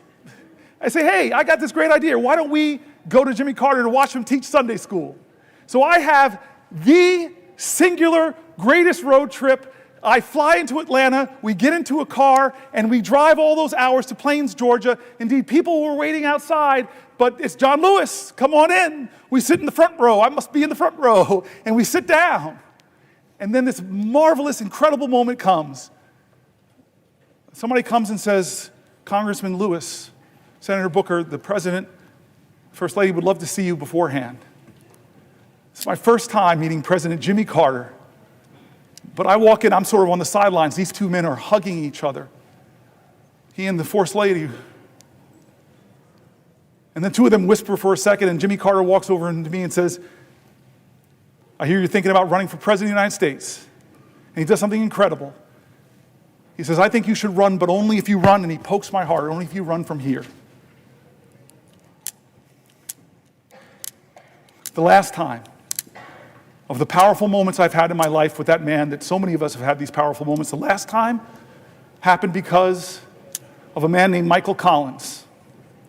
I know there are people in this room that got the same phone call I got, that it won't be long now, that John Lewis is going to pass very soon. He can't speak, but I know he would want you to have your moment to say goodbye to him. And what do I do? What do I do? To say goodbye to a man that's a legend in my life, a legend in our nation. What do you do to say goodbye to him? I wasn't prepared. I can't say I said anything eloquent. Michael Collins, God bless you, man. You put the phone by his ear and you just gave me my time to have a conversation with the man that would soon die, the man that changed my life, that helped my family get into a neighborhood that loved me and cherished me. God love Harrington Park. The man who stood in for my father when heaven brought him home. The man that showed me on the steps of this Capitol how powerful the people are. It wasn't about him, it was about them. The man that brought me to see a president who flattered every senator's ego, tell them what they want to hear, run for president. And so I said everything I could, but the last thing I said I remember very well. I said, I love you. I said, I love you. And I said, John, I know you're going to be in heaven looking down on us. And I promise you, John Lewis, that I will do everything possible, that we'll do everything possible to make you proud.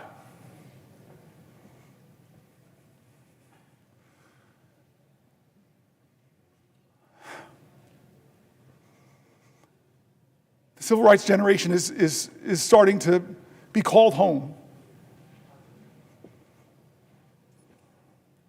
Leaders are leaving us. We in the CBC have lost a lot of greats.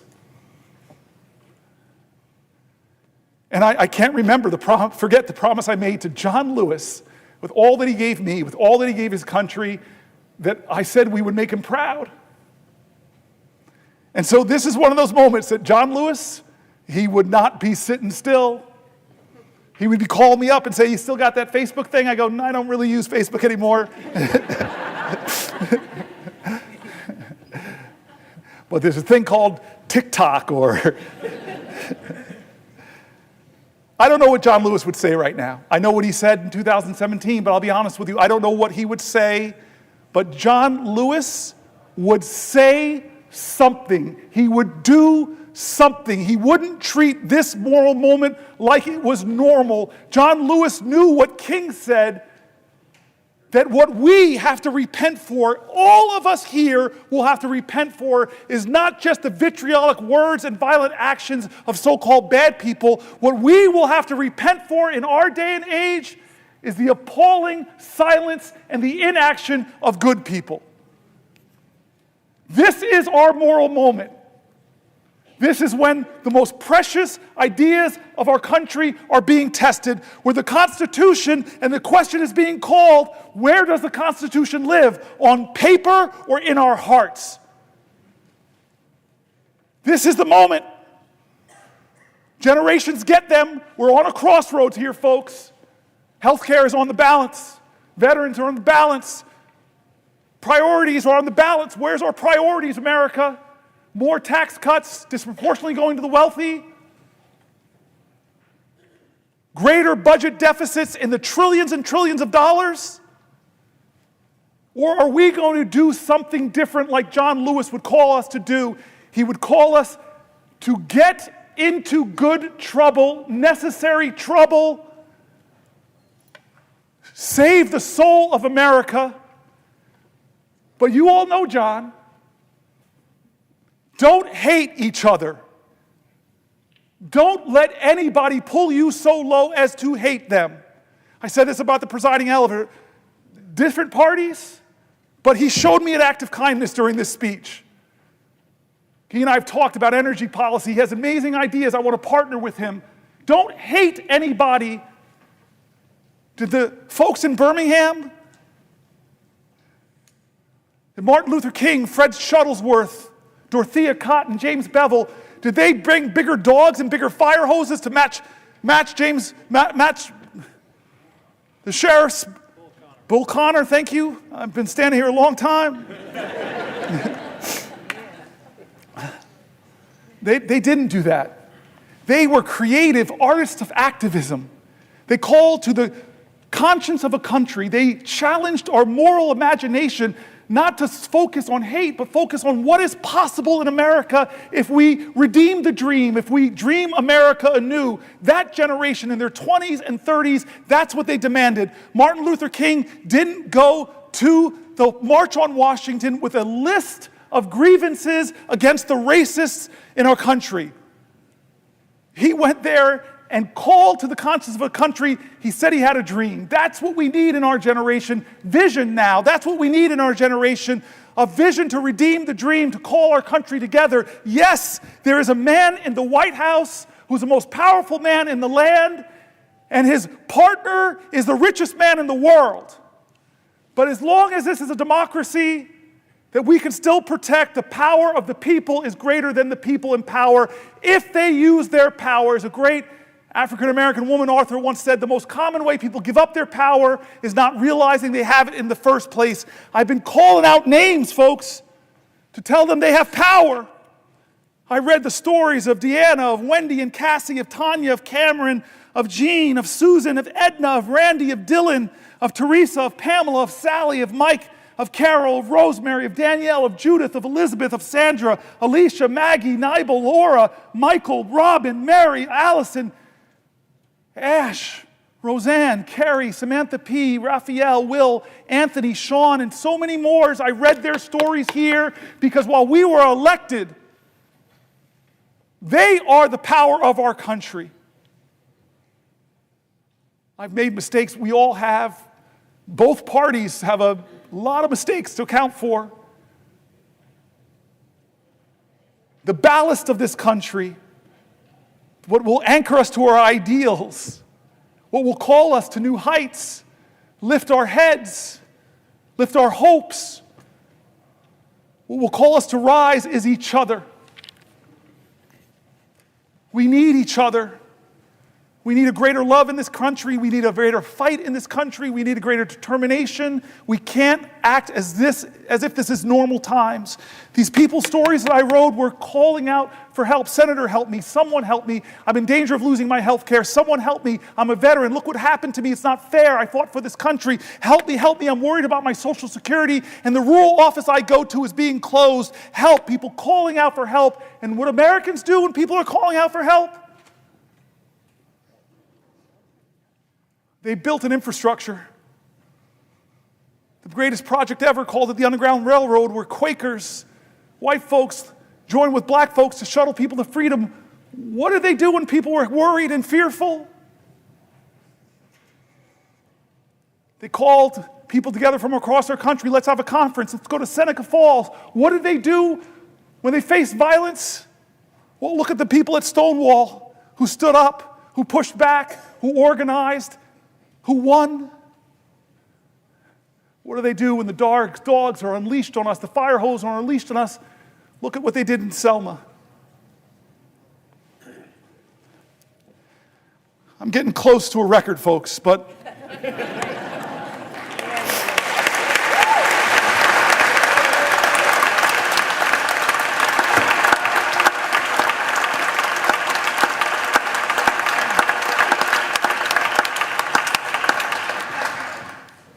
there's a room here in the Senate named after Strom Thurmond.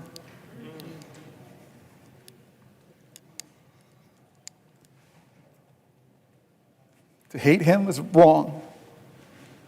And maybe my ego got too caught up that if I stood here, maybe, just maybe I could break this record of the man who tried to stop the rights upon which I stand.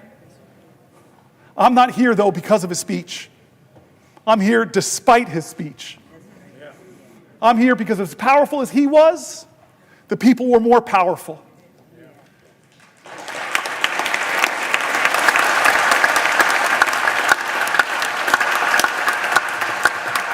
But I remind you, all those people who believe like me that we've got to redeem the dream, turn again to John Lewis, because you all know the story, my colleagues, of when the man that beat him savagely, drew blood, cracked bones.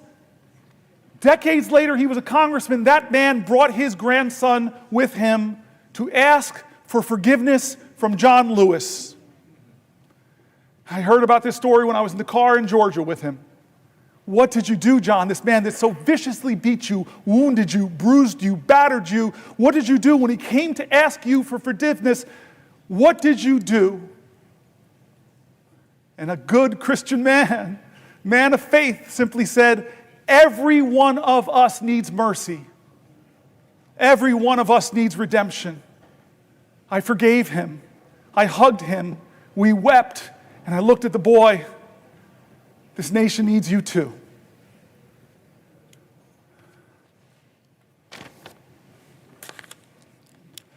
John? Would the senator yield for a question? Chuck Schumer, it's the only time in my life I can tell you no. I just want to tell you a question. Do you know you have just broken the record? Do you know how proud this caucus is of you? Do you know how proud America is of you?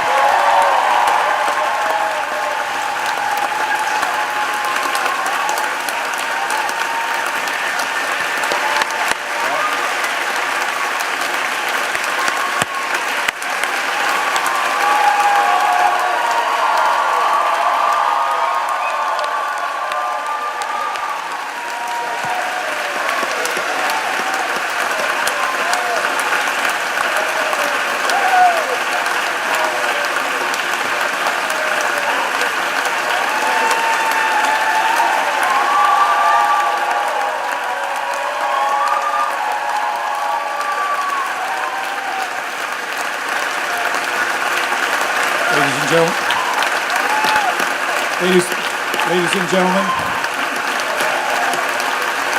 ladies and gentlemen, ladies and gentlemen,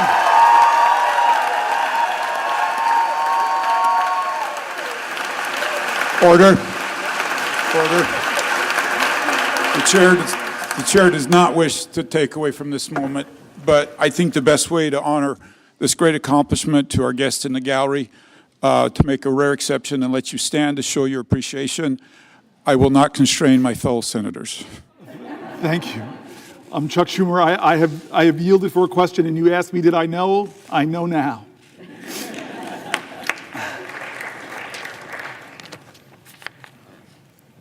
I want to not quite wrap this up yet.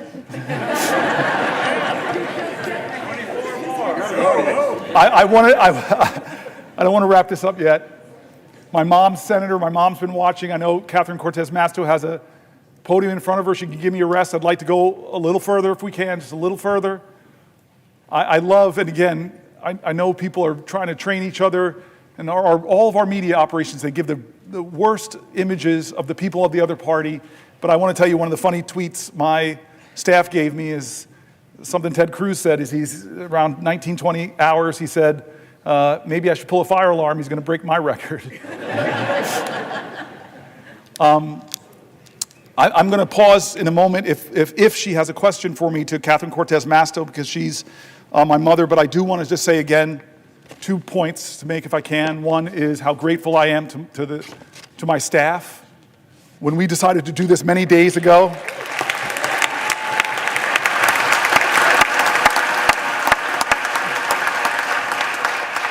when we decided to do this days ago, they were like, we have to do this. And we started preparing and working on this, and they did an extraordinary job. They were with me late nights, writing. I just feel guilty because they wrote about 10 books, and we didn't use all of them. They were really substantive stuff, pulling from Republicans and Democrats in critique of this moment, pulling from Democrats and Republicans, Republican governors that were saying, do not cut Medicaid.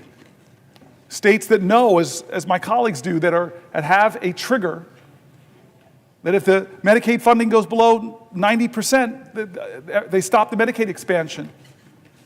My staff really worked hard to not make this just Democratic voices, to make it people in our country, that Republicans and Democrats, you heard mentioned in the speech, the Cato Institute, the Manhattan Institute, all people who are honest arbiters and are saying that what Trump is doing is wrong, that a budget like this that blows massive holes in our deficit, it will be something our children are trying to pay for. And what are they ultimately paying for that's caused this big deficit? It's trillions of dollars of tax cuts that people like Doge, multi-billionaire Musk will benefit from, but children won't.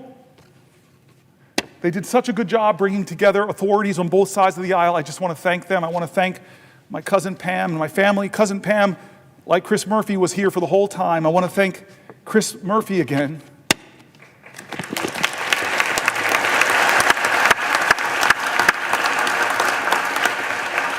who never stopped telling me we could do this, we can do this, we can do this, and said, I will stay with you. He's been with me on the floor. I hope you don't look as tired as I look, because you look beat, man. Do I look that bad? No. All right. I want to go a little bit past this, and then I'm gonna deal with some of the biological urgencies I'm feeling.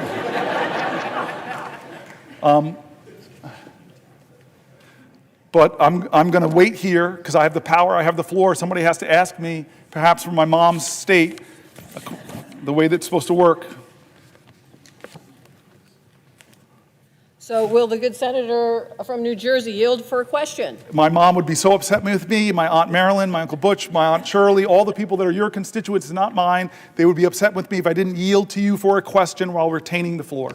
Well, first of all, Senator Booker, I have to say, we in Nevada are so proud of you. We are proud to be Nevada Strong. You are one of us. You are definitely New Jersey, Nevada Strong, and so proud of what you have accomplished so far, and willing to stay here as long as it takes to help you get your message across.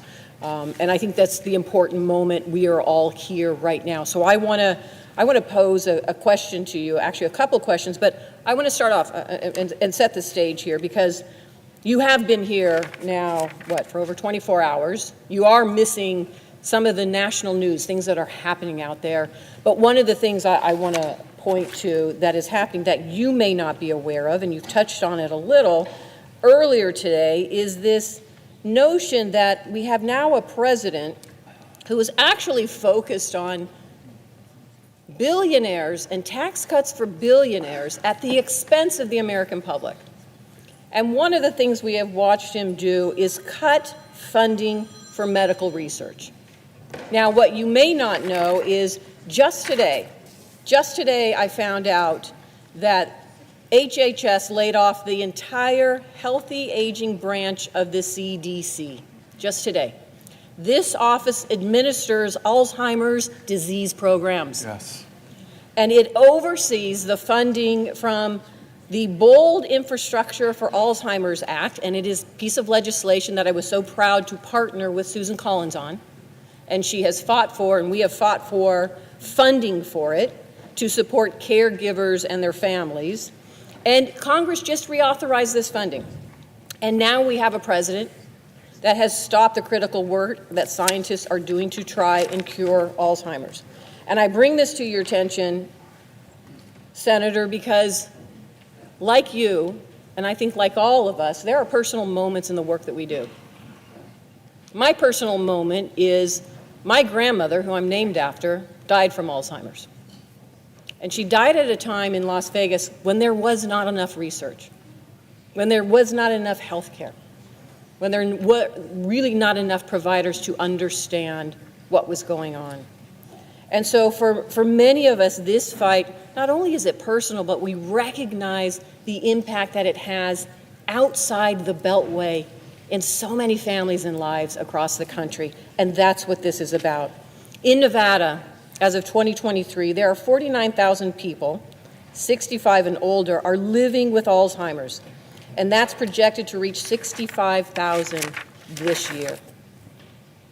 Not only did we hear that HHS laid off the entire healthy aging branch of the CDC, but Donald Trump also recently terminated a $14,000 NIH research grant that had been supporting Alzheimer's research at the University of Nevada, Las Vegas. And he's continued to cut the grant for essential research for so many reasons. We've seen these funding cuts, we've seen mass layoffs, and the impoundment of grants that have already been approved by Congress. This is a violation of the rule of law, and you have been talking about that for the last couple of hours. President Trump is forgetting that this is personal. It is happening to so many families. So my question, Senator Booker, to you is, what do you think families and caregivers of those impacted by Alzheimer's, how they are feeling about what is happening right now? So this bothers me for two reasons, and the first you've already mentioned, is this is the points of bipartisan work that we do. I talked about Chris Murphy and the bipartisan gun bill that lots of people here worked on with Senator Cornyn and others, and how upset my state is that some of that community violence intervention money that I worked so hard to get in that bill is being clawed back by a president. There are people in this room, I know so many of you, and I know on the other side, that have done such great work to work with our colleagues to find common ground and get really important programs passed that bring resources to families. And it's being clawed back by a president, not with consultation, not with a hearing, not with a discussion of even why you would target Alzheimer's research. That is a violation of the separation of powers. And I wish my Republican colleagues would hold more hearings about that. These are programs that they like. I saw that with USAID. I worked with Marco Rubio on some of that programs and those investments that are now been cut and clawed back. So it's a separation of powers issues. It's an offense to the common goals that we share in this community of leaders. But the second reason it bothers me is an article I read hours ago by Fareed Zakaria. And he talked about what's happening to a nation that cuts so dramatically what is one of the best taxpayer investment dollars in biomedical sciences. If you're an investor, and I told you there's an investment that every dollar you invest, you would get $5 back for your economy, folks would be invested in that vehicle. Well, that's NIH funding. Every dollar you invest, who would cut a profit center? It's not just a profit center, though. The outcomes, the discoveries, could change the lives of people who are suffering in your nation and around the world. But he's attacking them. I read all these universities from around the country. This shows you how magnanimous I'm trying to be. I even read stories from USC. I'm sorry, rival. That all of these universities are cutting their postdocs, cutting their PhDs, cutting the lending, because they don't know, as Donald Trump threatens, the direct costs they're stopping. And Fareed Zakaria said so painfully to all Americans with Americans' pride, as we are doing that, China, who, when they had that cultural revolution, they first went after their universities. Now, modern China, their government is doing the opposite. They're trying to out-America us.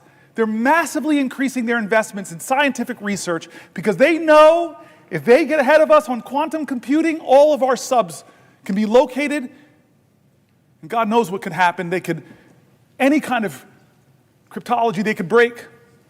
They know if they get ahead of us on scientific research, the power and advantage it will give them, so they're doubling down. But what are we doing in America? We're tolerating a president that is cutting the funding that will predict who defines the future and what values will define those futures.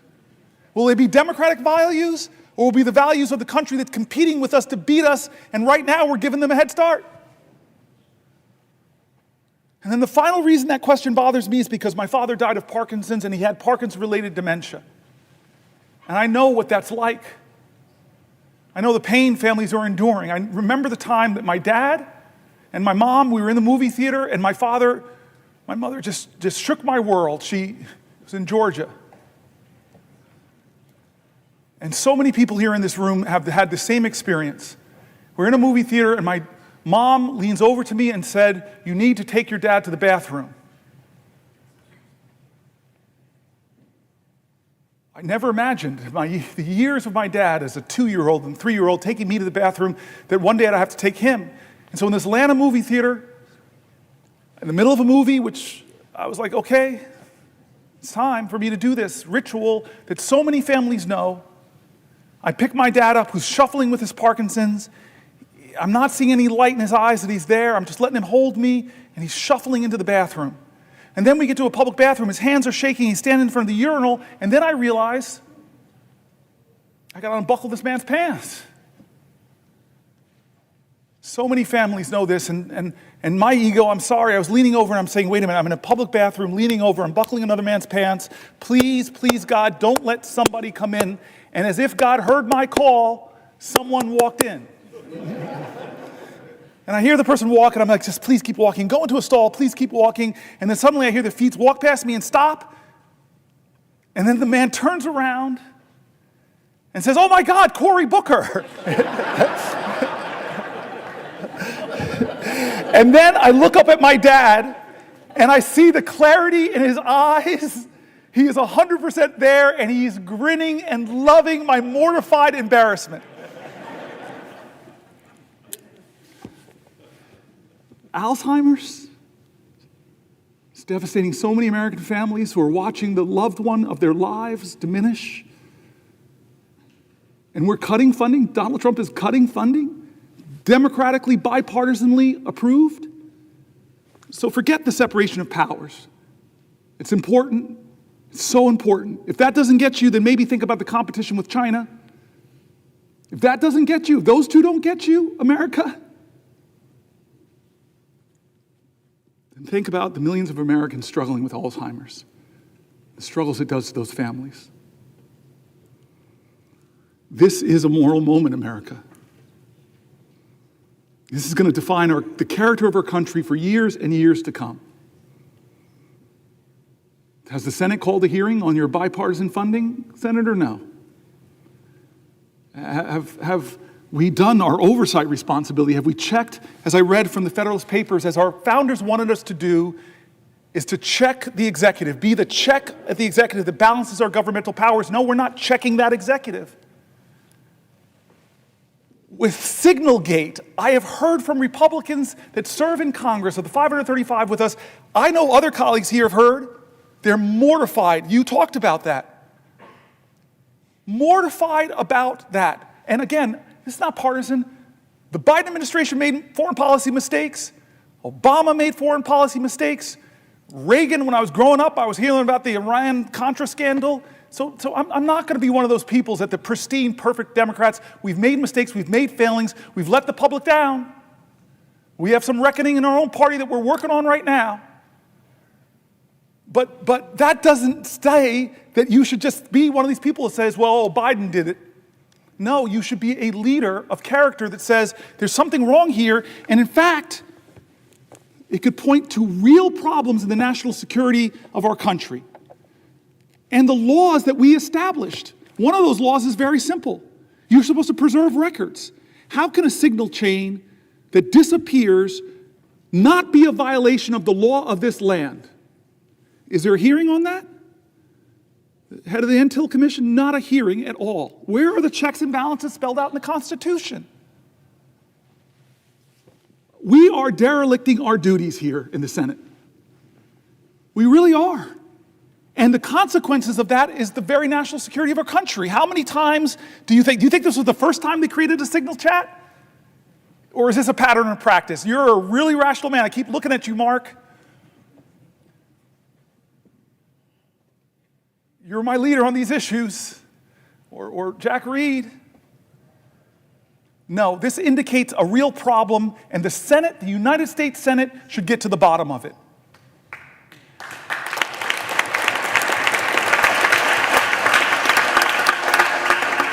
This is a moral moment. I keep saying it's a moral moment. Who are we going to be? What's going to define us? And it's time not for the typical tribalism. It's time for leaders to start standing up and saying, you know what? We can go a different way. We can imagine a different country. That's why I pointed out the new leader of the Democratic Party on the House side. We're a different generation. There's a rising generation of people. I've talked about my friend who wrote this great book, Abundance. There's a whole bunch of new ideas out there that are about the future, about the possibilities, about the hope, about the greatness of America, not the greatness that is braggadocious, not the greatness that says, I'm better than you, not the greatness that says, only I can fix things. That's not the America we want. We want America that says, we the people. An America that says, e pluribus unum. An America says that our history shows that rugged individualism and self-reliance are important values, but rugged individualism didn't beat the Nazis.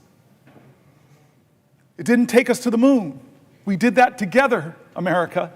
We need bigger visions that can unite us beyond our narrow partisan divides to get a real mandate. And you know what a real mandate should be? It should be government efficiency.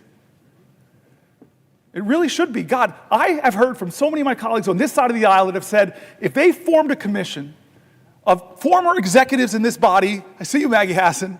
It was hard, but I had to cut 24% of my budget. 1 out of 4 employees. It was really hard. It caused a lot of pain, but we had to reduce my government. There are a lot of people here, there are executives on both sides of the aisle that would have said, pick me, let's form the most exciting team possible. Because Jack Reed knows that the military of the United States of America could do things more efficiently. It's a little bit of waste over there because they haven't passed an audit. Where's Maria Cantwell? The Commerce Committee. So many ideas about how to create profit centers in the American government. You have talked to me about them. You're brilliant on some of these ideas. I look around here, but I could look to the other side of the aisle. The farmer sitting over there, the guy who's been so good to me, Chuck Grassley. I forced that man to hug me when we passed. I forced you to hug me, sir. I have pictures. Can't deny it. I don't know how you're going to get reelected now, sir. You hug this dude, black dude from New Jersey. You're so sweet to me still. We passed a big bipartisan bill because people like him, like the presiding officer, I've met with you, you still have big ideas. You still have big ideas that aren't partisan. If President Trump, from his inaugural address to his first speech before a joint session of Congress said, enough, there are big ideas in this country, I want the best, I want people to come together. I'm tired of us talking down at each other. It's time for us to come together and imagine ways to create real abundance in America for all Americans. I trust the genius of America, the kindness and the decency, but this president doesn't do that. He violates all of our common senses of decency. And don't say it doesn't happen, folks. Don't say that. I listen to him. I listen to how he talks about people. We have a government now, as I said earlier, that isn't ask not what your country can do for you, but what you can do for your country. We have a country now where a president says, ask not what your country can do for you, ask what you can do for Donald Trump. And you're seeing who gets the special treatment. Some law firms are really threatened right now with being bankrupted by Donald Trump targeting them. Others have decided a different path. I'm not hating on them, but they said we're going to go to Trump and we're going to offer him what he wants. We're going to give him tens of millions of dollars of free pro bono work. I wish they would bring some of that free pro bono work to Newark, New Jersey. A lot of people who need lawyers, folks in my city. What are the standards here of our government? You want a merger? Well, maybe you should put a lot of money in Donald Trump's meme coin. I read the document, there's something word called emoluments. And we sit by and act like, oh, no big deal. He's made millions and millions of dollars from who we don't know. We haven't held one hearing of oversight to know who is giving him millions of dollars through that meme coin. Is it the Turks? Is it the Saudis? Is it the Chinese? Is it the Russian oligarchs? Do we know? Should we know? Yes, America, stop falling into tribal lanes and closing your eyes to things that should not be normalized. Why are we normalizing these things? They're wrong. They're patently, on the face of it, is wrong. If you use Signal to discuss a military attack, the time of the attack, the weapons that are going to be used, and you do it on a commercial app and decide to include a reporter, there should be accountability. Am I crazy?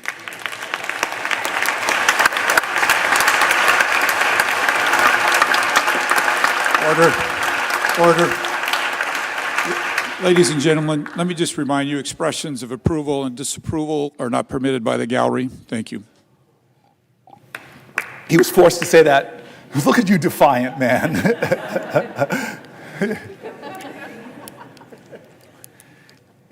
The Senate and the House should be checks and balances on the President of the United States.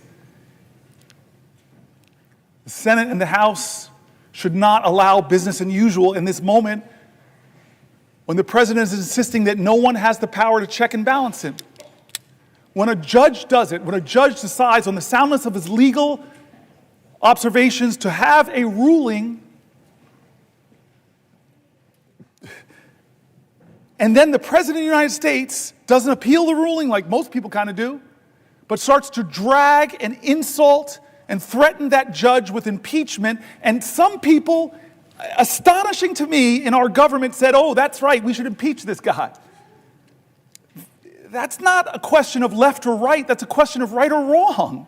We normalizing this behavior, we're letting him do things that Republicans and Democrats should say together are wrong.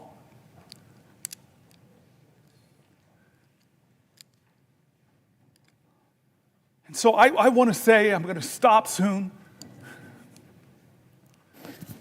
Well, for a question? Oh, yes. God bless you. I will yield for a question while retaining the floor. Thank you. I want to start, before I get to my question, with just saying how proud I am, how proud we all are of you. And I think I'm old enough to remember Strom Thurmond's Filibuster. I can remember being in high school and seeing the news every night and the reporters coming from the steps of the Capitol because they were filibustering the Civil Rights Bill. And what I'm proud of is that your focus on democracy and the opportunities that democracy opens up for all of our rights, in my mind, cancels out what Strom Thurmond did to prevent African Americans and others from getting the rights they deserve in this country. So I'm proud of that.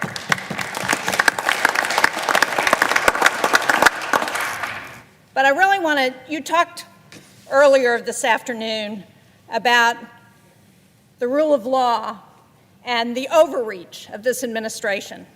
And as part of that, you went through a litany of agencies that Congress had established that this president is trying to take away.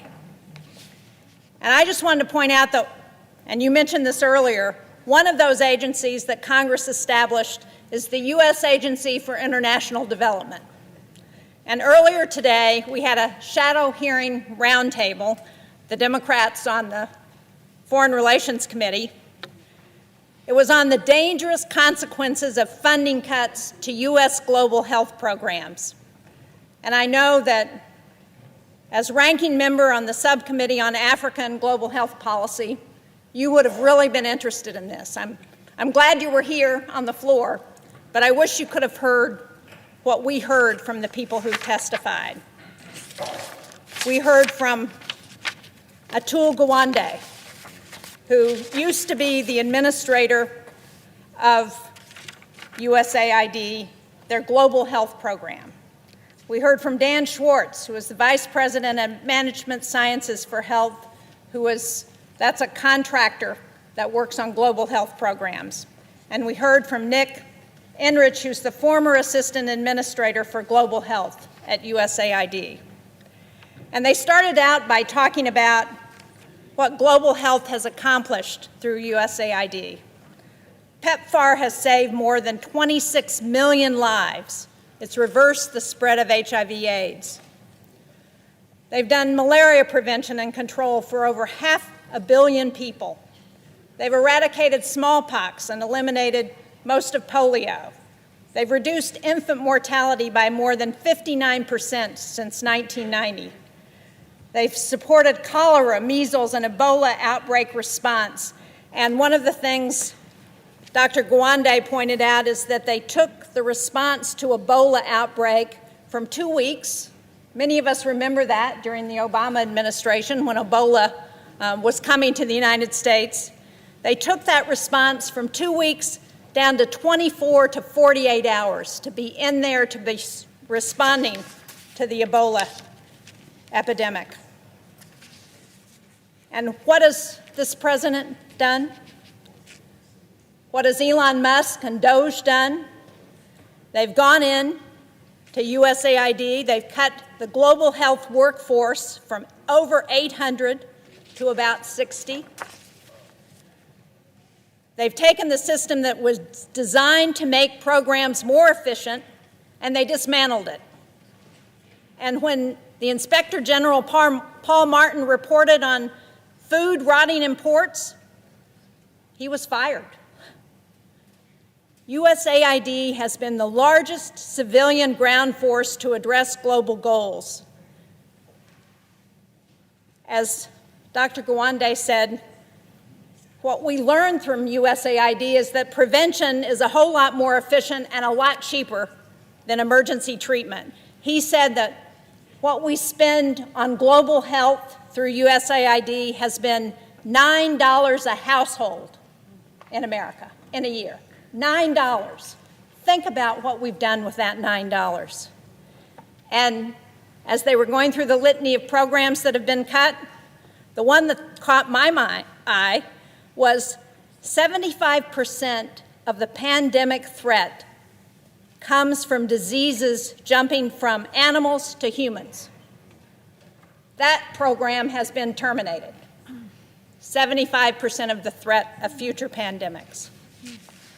So, as we think about rule of law and the overreach of this president, would you agree with me that there has been no consultation with Congress about any effort to move USAID into the Department of State, and that because Congress created this agency, Congress has got to be involved in reauthorizing whatever comes next, and that this president and his Doge boys need to understand that before they take any more steps at USAID? Yes, yes, yes. You and I both know that in a bipartisan way, we created some of these programs principally to keep America safe. Many of us remember that dramatic hearing where Trump's Secretary of Defense, James Mattis, sat before the American people when they were discussing the budgets for USAID and the State Department. And John Mattis knew the power of those programs to keep us safe. You mentioned infectious diseases. Well, we live in a world where an infectious disease anywhere is a threat to public health everywhere. So pulling our scientists out of the fight against Ebola, pulling our scientists out of drug-resistant tuberculosis fights, it makes no sense. And then, in terms of our safety, he just simply said, if you cut these programs, buy me more bullets, because our fight's to spread democracy. There are nations in Africa, for example, where the Chinese are trying to influence a different way of life. That's why so many African countries now won't criticize China for things that the rest of the world say are bad, because they owe them so much debt, they're so engaged, they're so overplaying the fact. Chris Coons said something, I think it was Chris Coons said something painful earlier about Myanmar. This horrific thing. America, the most generous country on the planet, when there's a crisis, we lead the rest. I've sat in meetings in a bipartisan way with ambassadors from other countries where we had the moral authority to tell them, you're not doing enough. And in the Myanmar crisis right now, as Chris Coons said, who's standing there? Not Americans. We don't have the capacity anymore to help in a horrific crisis like that, but the Chinese government's there. Again, it's what defines us. I keep saying this is not a left-right moment. This is a moral moment, and we tell our truth with what we do with our resources. And here's the thing. When you poll people and ask them how much money you spend on USAID, they say, oh, it must be 10% of the American budget. It must be 5% of the American budget. It's around 1% or less. A penny of what tax dollars you send down to Washington goes to help us make sure that around the globe we're countering the hard power of some countries with the power of our light and our soft power. We have been the envy of the world, where people see and know how special America is, because we live the value of every major religion, that we're going to love our neighbors, we're going to be there for you in your times of need. And we all know, with a terrorist group from far away to the most horrific attack, that in a lot of these countries, terrorist groups are trying to counter the democratic governments there. Look in the Sahel region. Look what's happening. When I was in Nigeria, I was shocked to say what they're talking about: instabilities in the north, the threats of terrorism in the north. I'm going to go for 7 more minutes and stop, but I want to use these last 7 minutes to return one more time to the people of my state and actually other states who demanded we do things different. who asked for help. Before I do, I just want to thank Mike Lee today. He's my partner in antitrust, a specialty of my friend Amy Klobuchar. And I don't know if you got my text, but you got it, where I said to you, I'm kind of going to the floor to hold it for as long as I can. And I may not make our first subcommittee together on antitrust where we have a lot of common ground. So I'm sorry I missed it today. I know you'll fill me in, but I know my friend filled in. Thank you. So I want to close back where we started, about us, about why I'm here.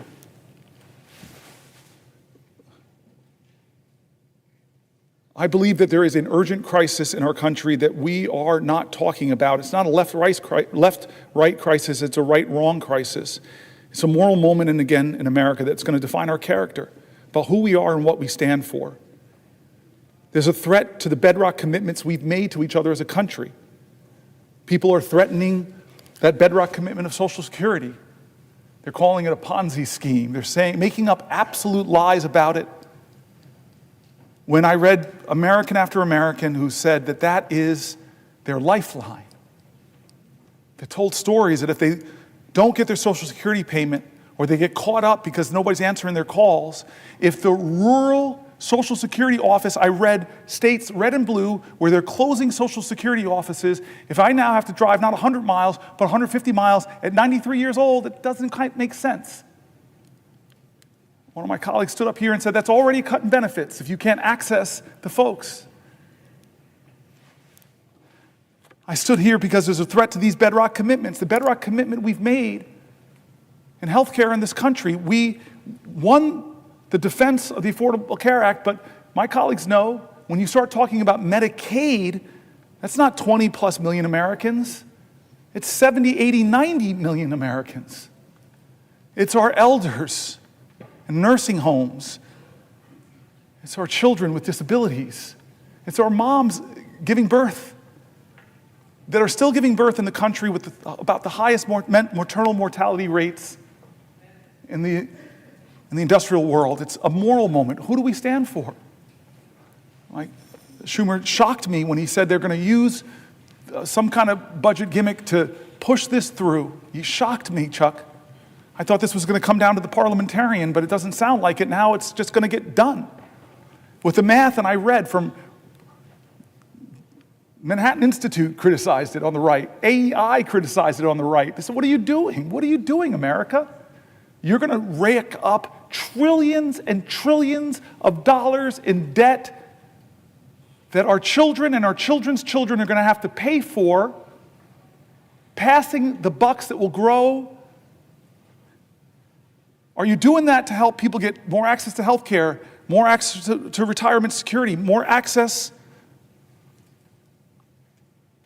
to the things we believe in, big ideas like universal child care, paid family leave? No, we're doing that in order to renew the tax cuts that I read conservative budget folks, moderate budget folks, all across the spectrum who said it will blow up our deficit. And the benefits of those tax cuts, not all, let's not use hyperbole, but most will go to the richest people in our country, who I promise you, I celebrate people who've brought their ingenuity and their expertise and their grit and their tireless work, who've built wealth in this country. Should not be us versus them, but I'm telling you that those folks do not need another tax cut. And the corporations who came here, you all remember, said we would like a 25% rate. The people I read said that when we kicked it to 21, not even what they were asking for from 35, it exploded. One of the main reasons it exploded our debt. And we read from conservative groups who just said all these promises that we would grow our way out of our deficit, they didn't materialize. All the promises that were made. Trump, for those who don't remember or weren't here when I read it, was going around telling folks that, oh, my tariffs, this is 2017, my tariffs, the money that I get, that will be what we could pay down the debt. The math that they did was that would account for about 1/750th of the debt at that time. But he used that money to try to compensate the farmers that he was hurting with his tariffs. This is a moral moment, and people are getting hurt, and people are afraid because of the threats to Medicaid cuts. There were people writing in and said $880 billion would devastate me, but even small cuts to services, my whole family, fragile architecture of our finances, if you just pull out the transportation money that my disabled child uses, that will crumble my financial world. And so when you talk about the bigger cuts, we know the math. Many states who expanded Medicare have a trigger that if it goes below 90%, all the Medicare expansion goes off in that state and millions of Americans will be hurt. That's not right, guys. That's not right. And so this is the choices we have before us. Our veterans and the VA. I'm mad at you now. You made me get very emotional with your story. We read John McCain's story. We read the stories of the poems of the unknown soldier looking over us and saying, what are you doing to the Gold Star families? What are you doing to the veterans? Are you living up to your promises that you made? Well, right now, with the cuts of tens of thousands, over 80,000 veterans who work for the VA, but even more, because about 20% or so of all federal workers are veterans. And we read stories from veterans in America who are shaken by what's happening, who are losing their jobs but yet all they want to do is serve. They're not what they're being called. They're not leeches. They're not criminals. They shouldn't be degraded for wanting to continue to serve their nation. This is what we're talking about, our veterans, our seniors, our health care, our financial security going forward. I asked the question to all those people who voted for Donald Trump, who believed in him that he would lower your grocery prices. I asked you, look at your financial self. Are you better off than you were 72 years ago financially? Well, the answer for most people who believed in him is no, because he didn't set out to do anything to lower prices. He set out to rename the Gulf of Mexico, to threaten Canada, to say I'm going to take over Greenland. He's done a lot of things, 140 executive orders. Many of them actually drive up your costs, make it more expensive to enroll in the ACA, reduce a lot of the tax credits there. He's increased your costs. He's taxed your bedrock services. Stock market tumbles, your 401k accounts are less. Inflation is up. Consumer confidence is down. This is what the voices we brought into this chamber, the voices of our constituents, red states, blue states, the voices of Democrats and Republicans, Republican governors, Democratic governors. We brought all the people that are saying, no, this is a moral moment, not left or right, right or wrong. And so I've tried over the last 25 hours and 1 minute to center the conversation back on what will we do of good conscience. People who are saying, I serve this country, I risked my life, shouldn't be able to keep my job. People who are saying, this country once made itself the envy of the world because we invested in high quality education for every child. I don't like what's going on at the end of the Department of Education. People who are saying, I worked harder than I ever have, but the prices on everything in my life are getting higher. People who are saying that the America I learned about in school, the one where people's rights are protected, the people who are saying that why are we yet again going through another healthcare battle that threatens millions of people, the people who are saying that I'm worried about the financial security and the future of my country, the voices of folks. And so I end by saying simply this, where I started was John Lewis. I don't know how to solve this. I don't know how to stop us from going down this road. Chuck Schumer's now told me that they're greasing the skids to do these things. I'm sorry, but I know who does have the power. The people of the United States of America. The power of the people is greater than the people in power. It is time to heed the words of the man I began this whole thing with, John Lewis. I beg folks to take his example of his early days where he made himself determined to show his love for his country at a time the country didn't love him. To love this country so much, to be such a patriot that he endured beatings savagely on the Edmund Pettus Bridge, at lunch counters, on freedom rides. He said he had to do something. He would not normalize a moment like this.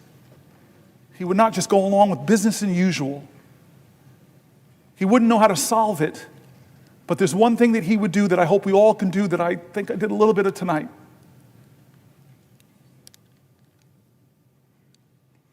He said for us to go out and cause some good trouble, necessary trouble, to redeem the soul of our nation. I want you to redeem the dream. Let's be bold in America, not demean and degrade Americans, not divide us against each other. Let's be bolder in America with a vision that inspires, with hope that starts with the people of the United States of America. That's how this country started. We, the people. Let's get back to the ideals that others are threatening. Let's get back to our founding documents, that those imperfect geniuses had some very special words at the end of the Declaration of Independence. It was one of the greatest in all of humanity declarations of interdependence. When our founders said we must mutually pledge to each other our lives, our fortunes, and our sacred honor. We need that now from all Americans. This is a moral moment. It's not left or right, it's right or wrong.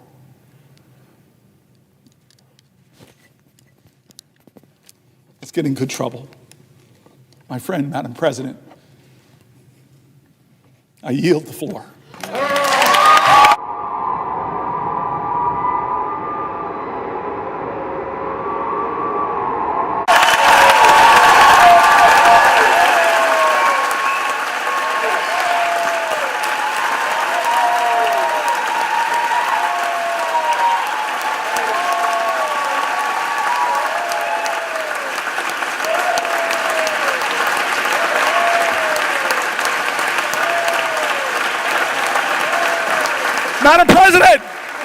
Madam President, thank you to the pages, thank you to the parliamentarian staff, thank you to the clerks, thank you to the doorkeepers. There are so many people that make this place special. I kept you up all night, kept you up 24 hours. I just want to say thank you. Thank you, everybody.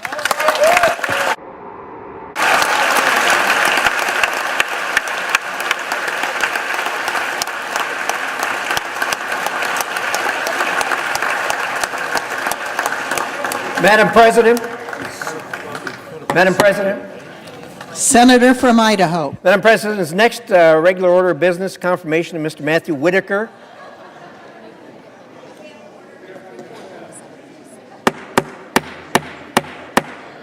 Order in the Senate, please. Order in the galleries. Madam President, is the next regular order of business confirmation of Mr. Matthew Whitaker to be ambassador to NATO? So that's the next order of business up. It is. Thank you. I'd ask unanimous consent that myself and the senator from Iowa be permitted to speak each 3 minutes, and immediately upon conclusion of that, we proceed to the vote on the confirmation. Without objection. I yield the floor to the senator from Iowa. There will be order in the Senate. There will be order in the Senate.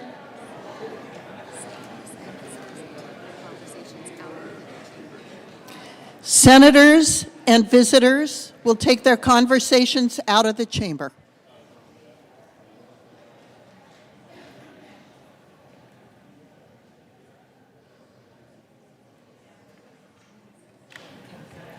The senator from Idaho. Thank you.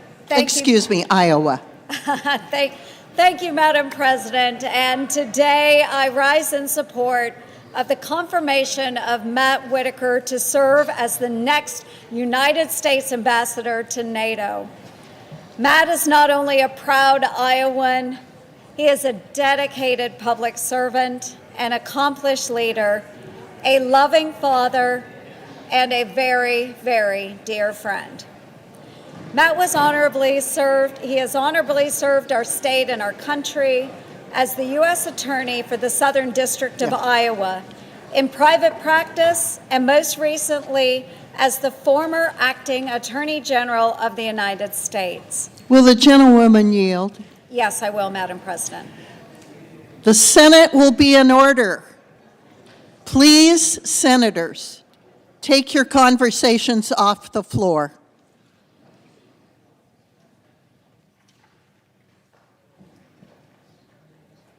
The gentlewoman from Iowa may proceed.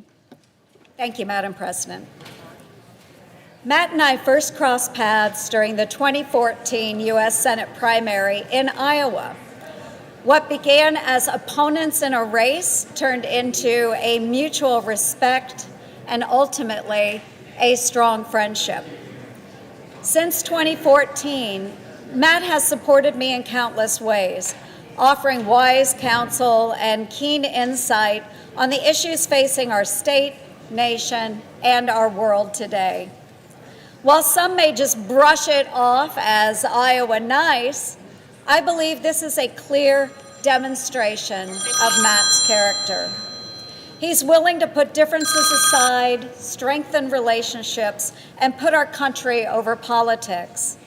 Over the last few years, during exchanges with NATO allies, a consistent theme emerged: the need for American leadership, a willingness to speak hard truths and encourage our partners to step up. Matt's experience has prepared him for this aspect of the job. With decades of law enforcement experience and having served as acting attorney general, Matt has successfully collaborated across many organizations and jurisdictions. He understands the evolving threats our nation and our allies face, from terrorism to cyber warfare to transnational crime. His experiences navigating complex security challenges will make him an asset to NATO and a force for strengthening our alliances. Matt Whitaker is a principled leader with a proven track record. Under President Trump's peace through strength approach, I have no doubt that Matt will be an effective advocate for America's interests and a champion of our national strategy. I urge my colleagues to support his nomination. He is the right leader at the right time for this critical role. Thank you, Madam President. I yield to the gentleman from Idaho. Thank you, Madam President. I rise today in support of President Trump's nominee to be ambassador to NATO, Mr. Matthew Whitaker.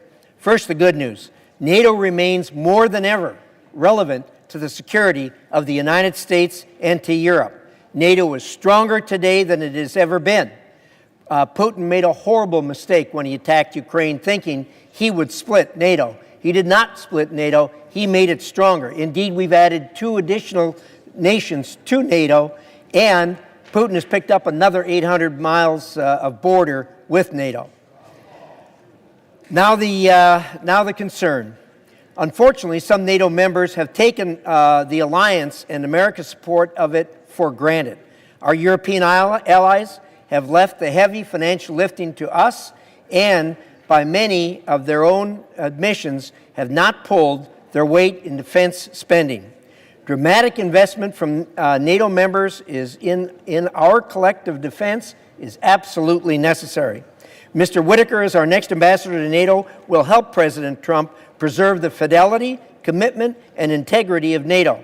He will encourage our allies to rise to meet the challenges of an increasingly dangerous world. And he will help our allies understand that this must be a true partnership. It's a tough job. I urge my colleagues to support Mr.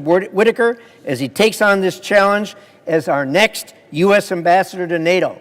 And Madam President, I ask the Senate execute the order of March 27th with respect to the Whitaker nomination.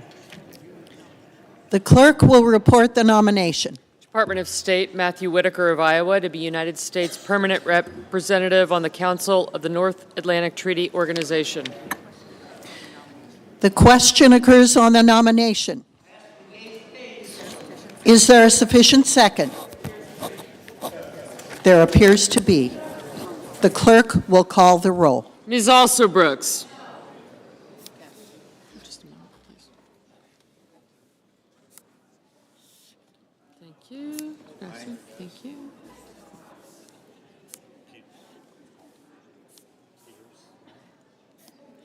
Thank you. Thank you.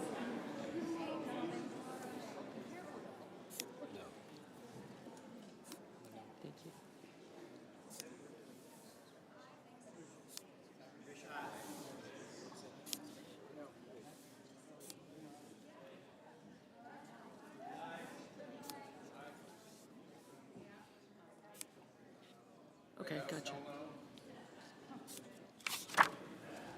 Sure, thank you. Gotcha, thank you. One.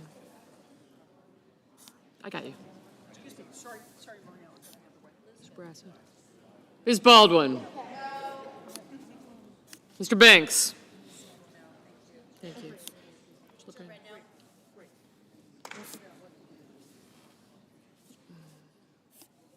Thank you.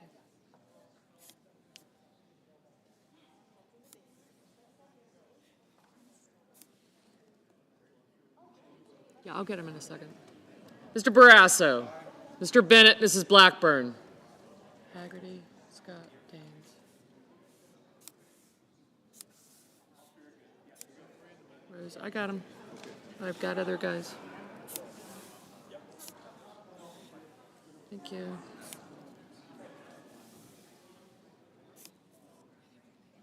Thank you.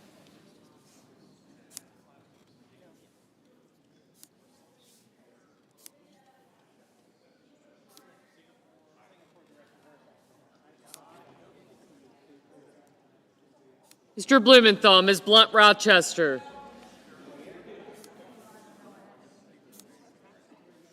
Just a second. Thank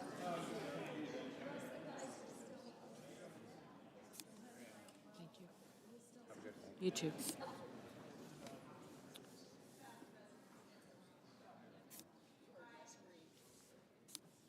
I did, thank you.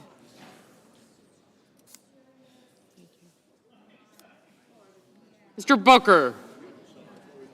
Mr. Bozeman. Mrs. Britt. Yes, for me. Thank you.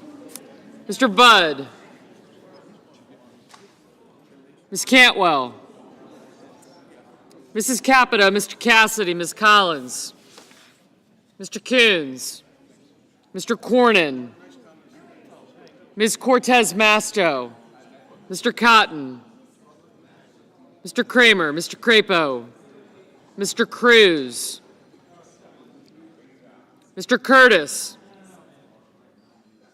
Mr. Daines, Ms. Duckworth, Mr. Durbin, Ms. Ernst, Mr. Fetterman, Mrs. Fisher, Mr. Gallego, Mrs. Gillibrand, Mr. Graham, Mr. Grassley, Mr. Haggerty, Ms. Hassan, Mr. Hawley, Mr. Heinrich, Mr. Hickenlooper, Ms. Hirono,